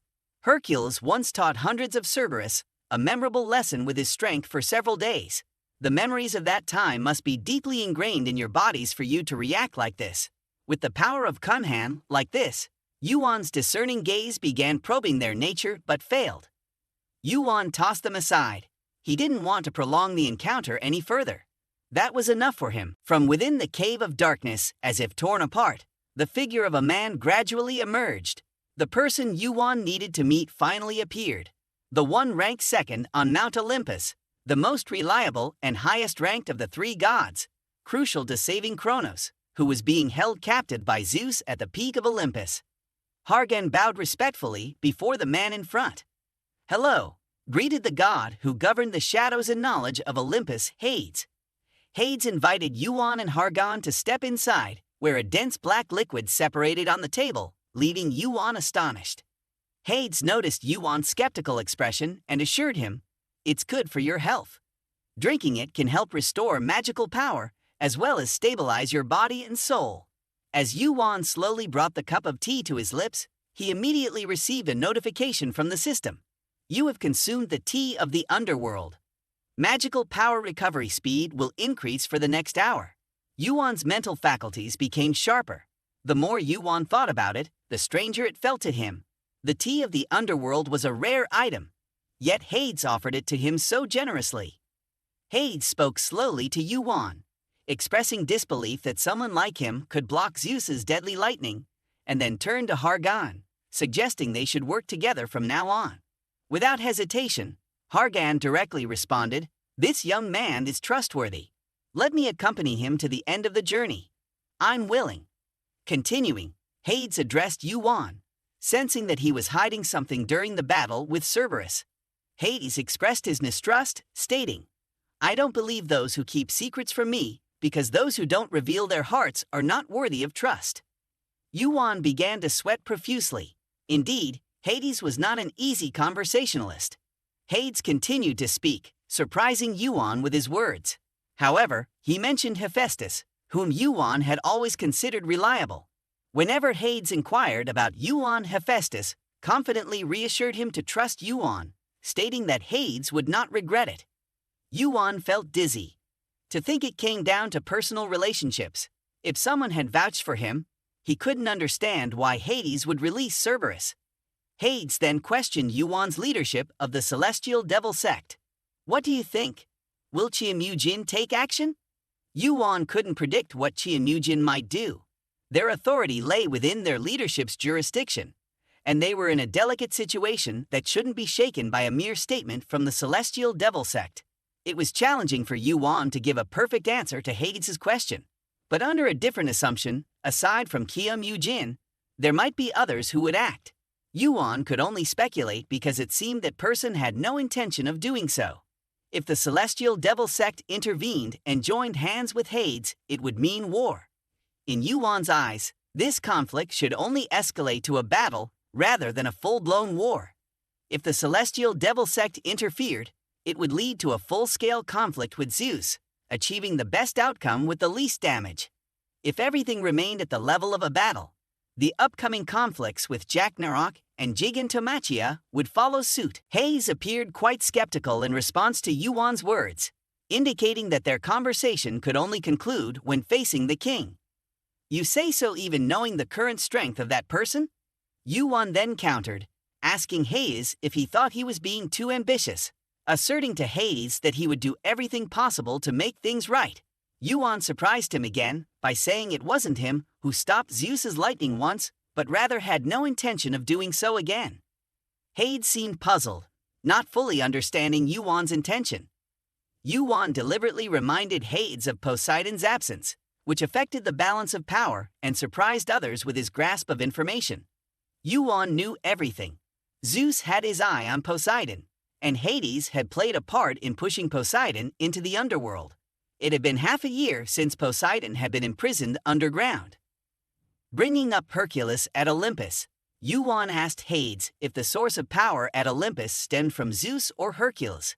He questioned what Hades thought about bringing Hercules into the mix. Hargon became agitated, unable to comprehend why Yuan would think that way, which was contrary to his attitude. Hades, however, remained calm. He asked Yuan about the exchange ratio. Yuan estimated it to be about 70%, and then suggested Hades provide the answer himself. The question was posed. If they brought Hercules to their side, would they have a chance to win? Hades gazed deeply into Yuan's eyes, the man who had single-handedly changed many things at Olympus. He had saved Vilcaro and defeated the overseer of Olympus's challenges.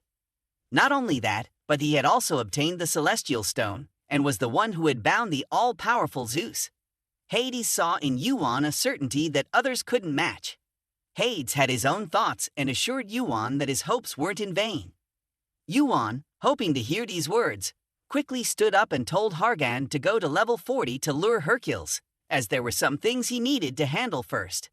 Before Yuan left, Hades made it clear that what Yuan had shown in the battle with Cerberus might be enough to face Olympus, but it wasn't enough to destroy it.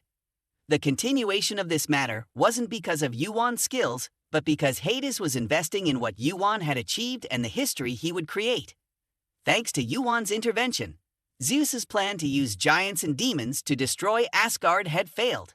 Even Zeus himself would be compelled to confront Asgard directly, so he would act carefully for a while.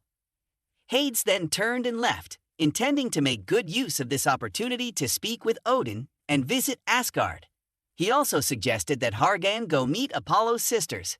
Hades advised the two of them that it was already late and they should wait for sunrise before departing. Hargon glanced at Yuan, who returned the look. In a place known as Hell, where would the sunrise come from? Yuan stepped outside, continuously gazing up at the sky. Despite this place being referred to as Hell by everyone, they still made it feel like home. Yuan's eyes glanced down at the glove on their hand. Since witnessing Kaine's abilities, it had been swirling around in their mind, a skill with the same name as the world of level 42. The eye on the glove slowly opened up, surprising Yuan with a notification. You are being summoned from Hell. This left Yuan utterly bewildered. They felt as if they were submerged in water, yet strangely, they could still breathe. The eye on the glove continued to glow as Yuan received another message. You are facing hell for the first time. Yuan was confronting their own world. Yuan could only feel like they were drowning, unsure if this was the sea or a river. In an instant, Yuan realized this wasn't a river nor a sea, but rather mana. Everything here gave them a sense of boundlessness, and Kai-Ni was the vessel to unleash this infinite power. Yuan seemed to grasp that this was the origin of the crystal Haktan. Slowly sinking deeper, they received a notification. The dead are kneeling before you. They wondered if they were being worshipped somewhere on level 40.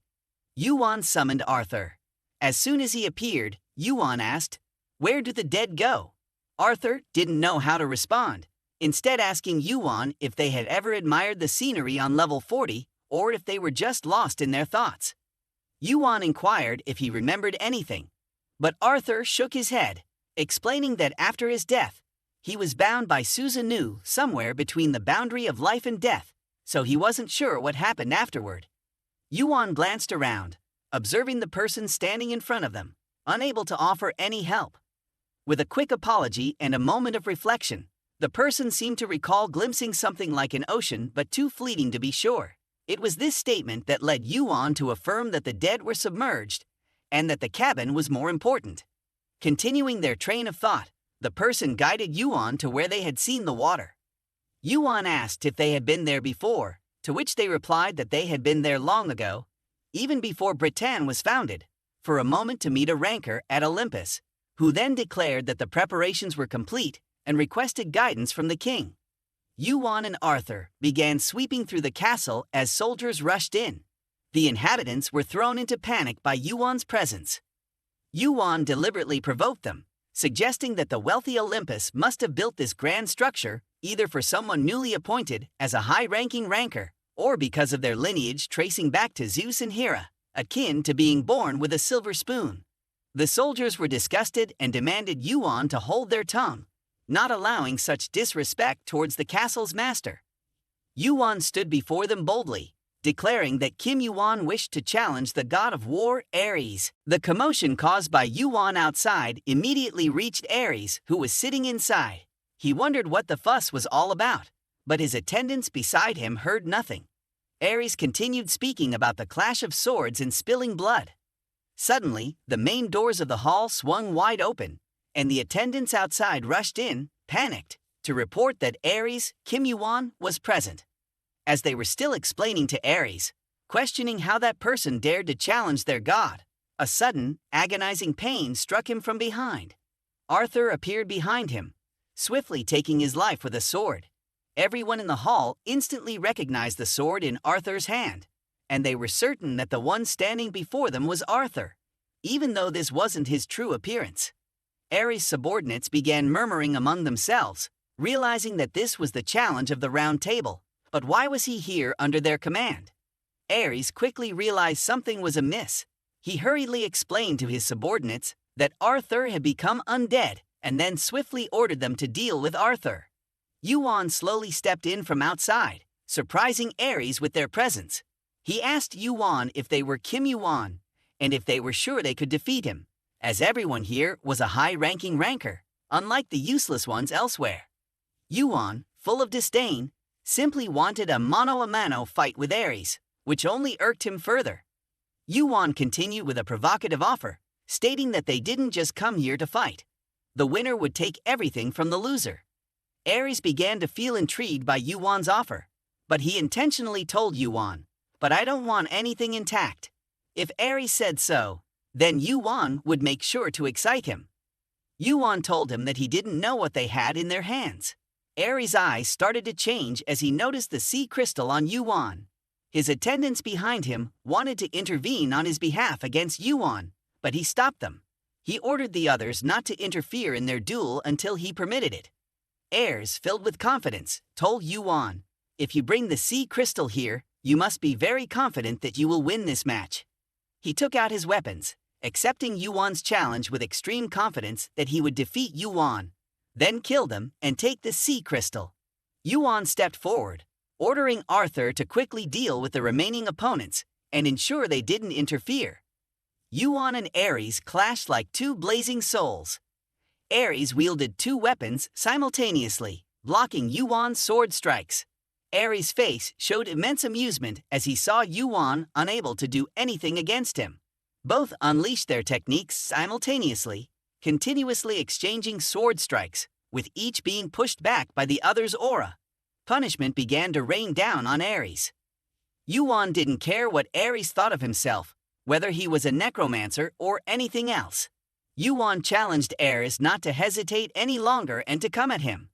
Harry couldn't believe that Yuan could be so confident. The battle between the two continued to unfold. Yuan launched attacks while simultaneously defending against Ares' relentless assaults. With both weapons in hand, Yuan activated their fire eye to observe their opponent's swordplay, their senses heightened to the maximum. Ares, relying on his attributes, continuously pressed his attacks on Yuan. Yuan was pushed back by Ares' formidable force. Seizing the opportunity, Ares continued his swift attacks on Yuan, his sword aimed straight at them. Suddenly, a massive explosion erupted, and thick black smoke immediately engulfed the area. Ares believed he had dealt a fatal blow to Yuan, his face smirking in triumph. However, Yuan unexpectedly counterattacked at this moment, activating their ability enhancement, temporarily replacing their stamina with raw power. With the Kai-Ni glove on their hand, combined with the lightning fist skill, Yuan struck back fiercely. Death rays appeared. Yuan aimed straight at Ares' abdomen. Although Ares tried to defend himself, he couldn't resist the pain from Yuan's Kumhanho attack. Arrogantly, Yuan said to him, "This is the power you envy in Hargon." He continued, "I mean it." The name Hargon came out of Yuan's mouth, which made Ares even more furious. He frowned and asked, "Why would you say such things in front of me?" Ares completely lost his composure at this moment. He attacked Yuan frantically, but due to his loss of composure, all of his attacks went off course. Yuan delved deeper into Ares' pain. "You may be angry because I touched your sore spot, but you should also keep an eye on what's above," Yuan taunted. Yuan activated his lightning strike skill, and lightning struck Ares' body. Yuan felt extremely satisfied with his performance. Ares charged out from within, still attacking Yuan frantically, then said, "But that light is the power our father uses, not Hargon. Do you really think that Zeus's hair would be defeated by that power?" Mana emanated from within Yuan, growing thicker by the moment. Everything near him was pushed away, including the high-ranking rankers, who couldn't escape Ares' introduction. They felt like Ares was fighting high-ranking rankers, not players. Yuan found Ares' actions extremely annoying. He didn't even bother about the safety of the high rankers, which was unexpected for a war god. He looked more like a bloodthirsty madman, and Ares' face became increasingly grotesque. At this moment, he only wanted to kill Yuan. All he needed to do was to kill Yuan, and he would obtain the sea crystal. Kumhanho's fire eye, even with the thunderbolt power symbolizing Zeus, couldn't stop Ares charging towards him. Yuan quickly aimed his sword at Ares' abdomen, then heard Arthur's voice. Arthur asked him, "How long are you going to stand there? If you can't handle it, let me chop his head off." Yuan immediately sensed Ares' anger. Arthur must have felt disgusted. How could Ares be so determined? Yuan began to feel more advantageous. It seemed like the battle would end here. Yuan activated Thanho. Thanho immediately enveloped Ares. His movements suddenly stopped. In a moment, he saw Zeus in Yuan's form. Yuan then asked him, "You said thunder was the power that Zeus uses. What about its counterpart?" Thanho and Kunin simultaneously summoned death rays, aiming at Ares. The system appeared, displaying the words, "Hell worships the king of the dead." The battle was coming to an end. It was also the moment when Yuan received Ares' endless mana. He knew the origin of the item and utilized its true power. The gap between them was unexpectedly large. Perhaps Ares had also realized this. If the fight were to continue, the situation would only become more unfavorable. He wanted to end Yuan with one blow. Ares continued to charge towards Yuan. Despite not wanting to admit it, he had to acknowledge Yuan's incredible skill. He asked Yuan, "But if you can't reach your opponent, how will you fight back against me?" In Ares' thoughts, Winning by prolonging the fight went against the pride of a war god. He wouldn't waste any more time on this battle and would end Yuan immediately. Yuan's mouth curled up. The last fish had fallen into the net. Erez's movements were unexpectedly frozen, and even he couldn't understand why Yuan was standing in front of him, laughing mockingly. Erez was bewildered and pretended not to understand Yuan's intentions.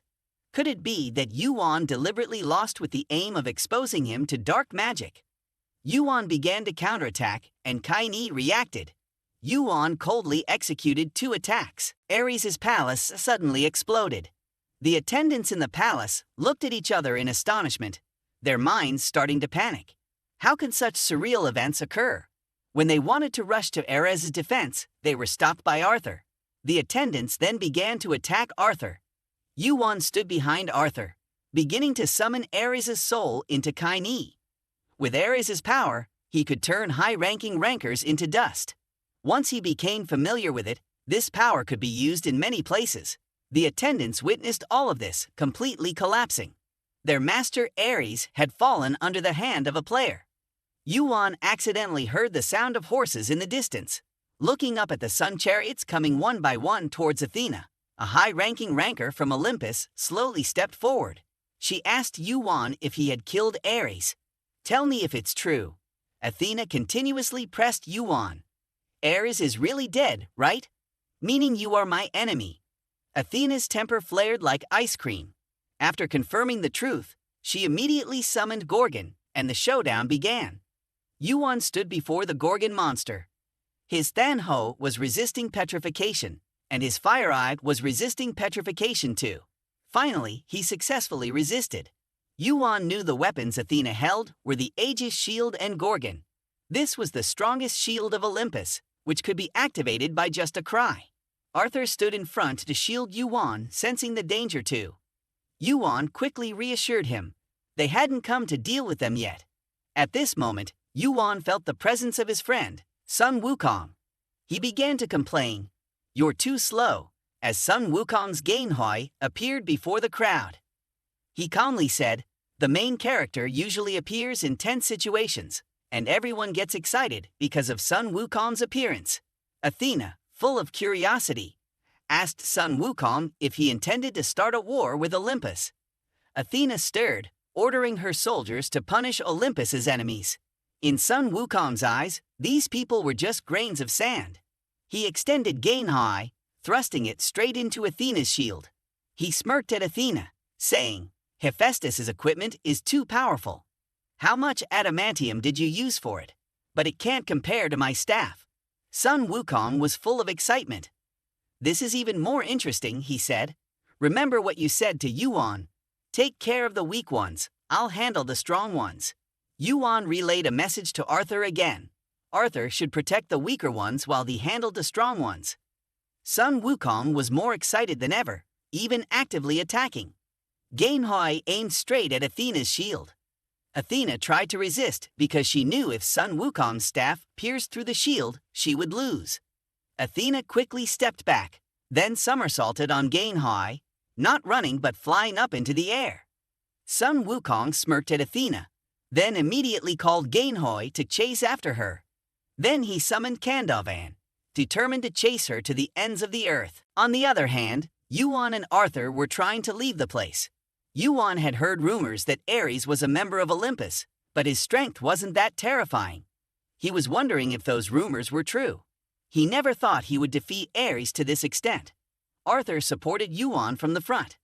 Yuan had reached his limit fighting Erez. He couldn't endure here for much longer. The soldiers running towards Yuan were all easily dealt with by Arthur. Arthur asked Yuan if our top priority is to escape. Should I retreat instead of just killing them? Yuan replied, "Do so in case of emergency. But now we must run." In Arthur's mind, this was extremely surprising. There was a day when those two words retreat and escape came out of Yuan's mouth. Erez's subordinates kept coming, and their numbers increased. Facing that situation, Yuan asked them if they had ever heard of the Somahap technique. Judging by their expressions, they certainly hadn't heard of it. But no matter, Yuan would open their eyes. He ran forward and then unleashed Thanho's power, clearing the path ahead in one move. Yuan and Arthur hurriedly left the palace. Even though Yuan was the owner of Fanho, he still felt its immense power. Those who were not high-ranking rankers were easily incinerated. He looked up at the sky. Sun Wukong and Athena were battling above. He continued to run forward, unfortunate not to meet Athena here, and Sun Wukong could only delay her for a moment. But that achievement was enough for Yuan. The Olympus gods had made him suffer a lot. This was the time for him to reclaim both capital and interest. Yuan turned his head back. His days of revenge had just begun. Wait and see. At the same time, while Sun Wukong was in battle with Athena, he saw that Yuan had escaped. He told Athena, "Kim Yuan has escaped, so there's no need for us to fight anymore." Athena asked Sun Wukong if he came here with Kim Yuan from the beginning. If Athena wanted to know, Sun Wukong would kindly answer her. He didn't want things to go wrong, so he helped a bit. Athena's curiosity grew as Sun Wukong's attitude puzzled her. Had they guessed from the beginning that she would come? Sun Wukong flew in front of Athena, bid her farewell, and thanked her for making the game so enjoyable. Then he hastily rode Kandavan and galloped away. At the same time, Yuan hurriedly reached the 38th floor of the tower. He slowly made his way into the forest ahead, pondering in his mind. Who would have expected such a powerful entity to be hidden in this tranquil place? Just as Yuan took a few steps, he noticed several footprints on the ground. He quickly followed each footprint, hoping to quickly find the powerful force. Shortly after, Yuan saw behind him a tree emitting light, and a muscular man repeatedly punching its trunk. The man also noticed Yuan's presence and asked if he was lost. Yuan looked at him and replied, "Not entirely." He then asked what the man was doing in this place. Yuan later found out that the man was currently a hermit. He asked if he could stay there for a few days. Yuan looked at the man for a while. It had been quite a while since he last saw this face, yet the emotions remained intact. The man's name was Hercules. Yuan cautiously followed Hercules step by step. Hercules was a high-ranking. Yuan must turn this hacker into an ally because he was a crucial factor in helping Yuan overthrow what he knew about Hercules before he turned. He was a good man, so he couldn't refuse. Hercules had no other choice but to agree to Yuan's unexpected request. Hercules looked at Yuan for a while. Yuan began to breathe heavily with him. "I'm not allowed to," he started. "I'm exhausted. I think I might die at any moment." But Hercules remained unchanged.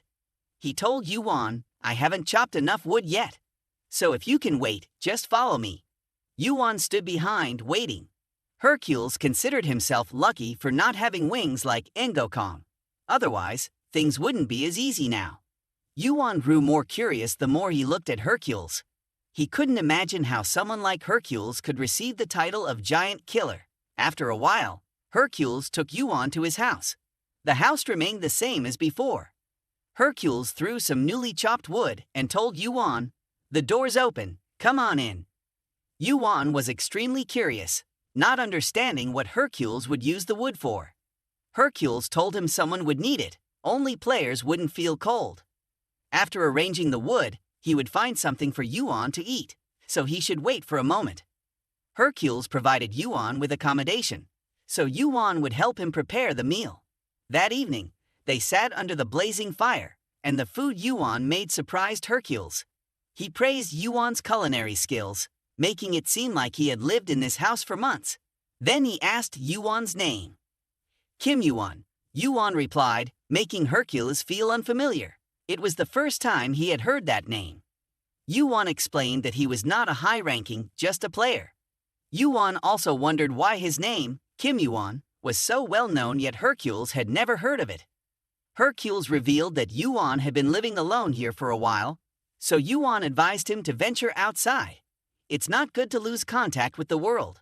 Observing Yuan's demeanor, Hercules felt that Yuan didn't seem very connected to the outside world either. Looking up at Yuan, Hercules expressed, "Although it's our first meeting, I already feel quite close to you, even though you're not very open." Then Hercules introduced himself to Yuan, who pretended to be surprised. "I've heard that name before," Yuan said. "So you're a high-ranking," he concluded. The next morning, Yuan began helping Hercules chop wood, and in the evening, they started cooking fish together while admiring the stars. The next morning, Yuan continued to assist Hercules with chopping wood. After carrying a few logs, Yuan, feeling tired, remarked to Hercules, "Why is it so heavy?" Hercules, while diligently working, explained to Yuan, "The wood here is heavier and tougher than steel, so it's very suitable for construction materials." Yuan looked on in admiration as Hercules effortlessly carried the massive logs on his shoulders, without even using any supporting tools. At this point, Hercules unexpectedly asked Yuan, "But why are you still here? Didn't you say you'd rest for a bit, and then leave? It's been 3 days." Yuan, as they walked and talked, replied, "I feel okay living here. It's like having some free time before the challenge." Hercules' tone suddenly turned ominous as he warned Yuan, "But you must leave before dark." Yuan noticed the change in Hercules' tone and questioned him about why he said it was dangerous here, especially since Yuan had told him he wasn't afraid. But Hercules earnestly insisted, "You should still leave." Please.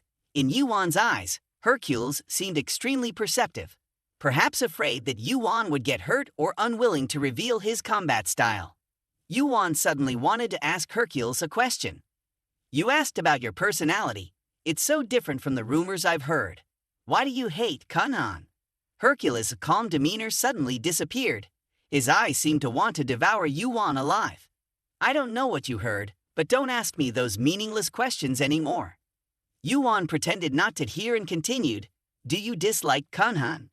Hercules turned abruptly towards Yuan, his presence immediately sensing danger, and quickly shielded Yuan. Hercules reiterated his earlier statement, "You're asking a rather foolish question. I don't think we're close enough to discuss such matters. Once again, I suggest you leave. This place is unlike any other floors you've been through." Yuan couldn't understand why he felt so uneasy, why he felt drawn to stay. He deliberately said to Hercules, "If you knew the truth, you'd regret it." Surprisingly, Hercules donned a hat shaped like an animal's head, then left Yuan and walked forward. The system displayed a notification for Hercules.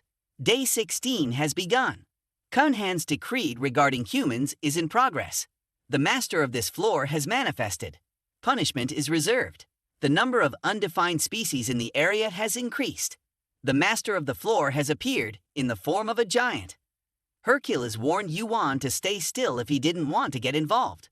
The monsters screamed Hercules' name. Hercules, without grabbing a stick, threw it directly at them. It was this action that triggered the tower to begin affixing punishment onto him. Despite the intense pain, Hercules continued to fight, as the tower's punishment continued to be applied to his body. Yuan stood behind, watching Hercules engage in battle. He was inadvertently reminded of Hercules' advice for him. Before, Hercules had always emphasized the importance of having a justifiable purpose behind every swing of the weapon or punch. Otherwise, it would be akin to senseless slaughter. At that time, Yuan didn't fully grasp what Hercules meant by a justifiable purpose. Now, witnessing the events unfolding before him, he still found it hard to believe. He understood that without a purpose, it would indeed be senseless slaughter. Hercules was one of the few who could accomplish such a feat.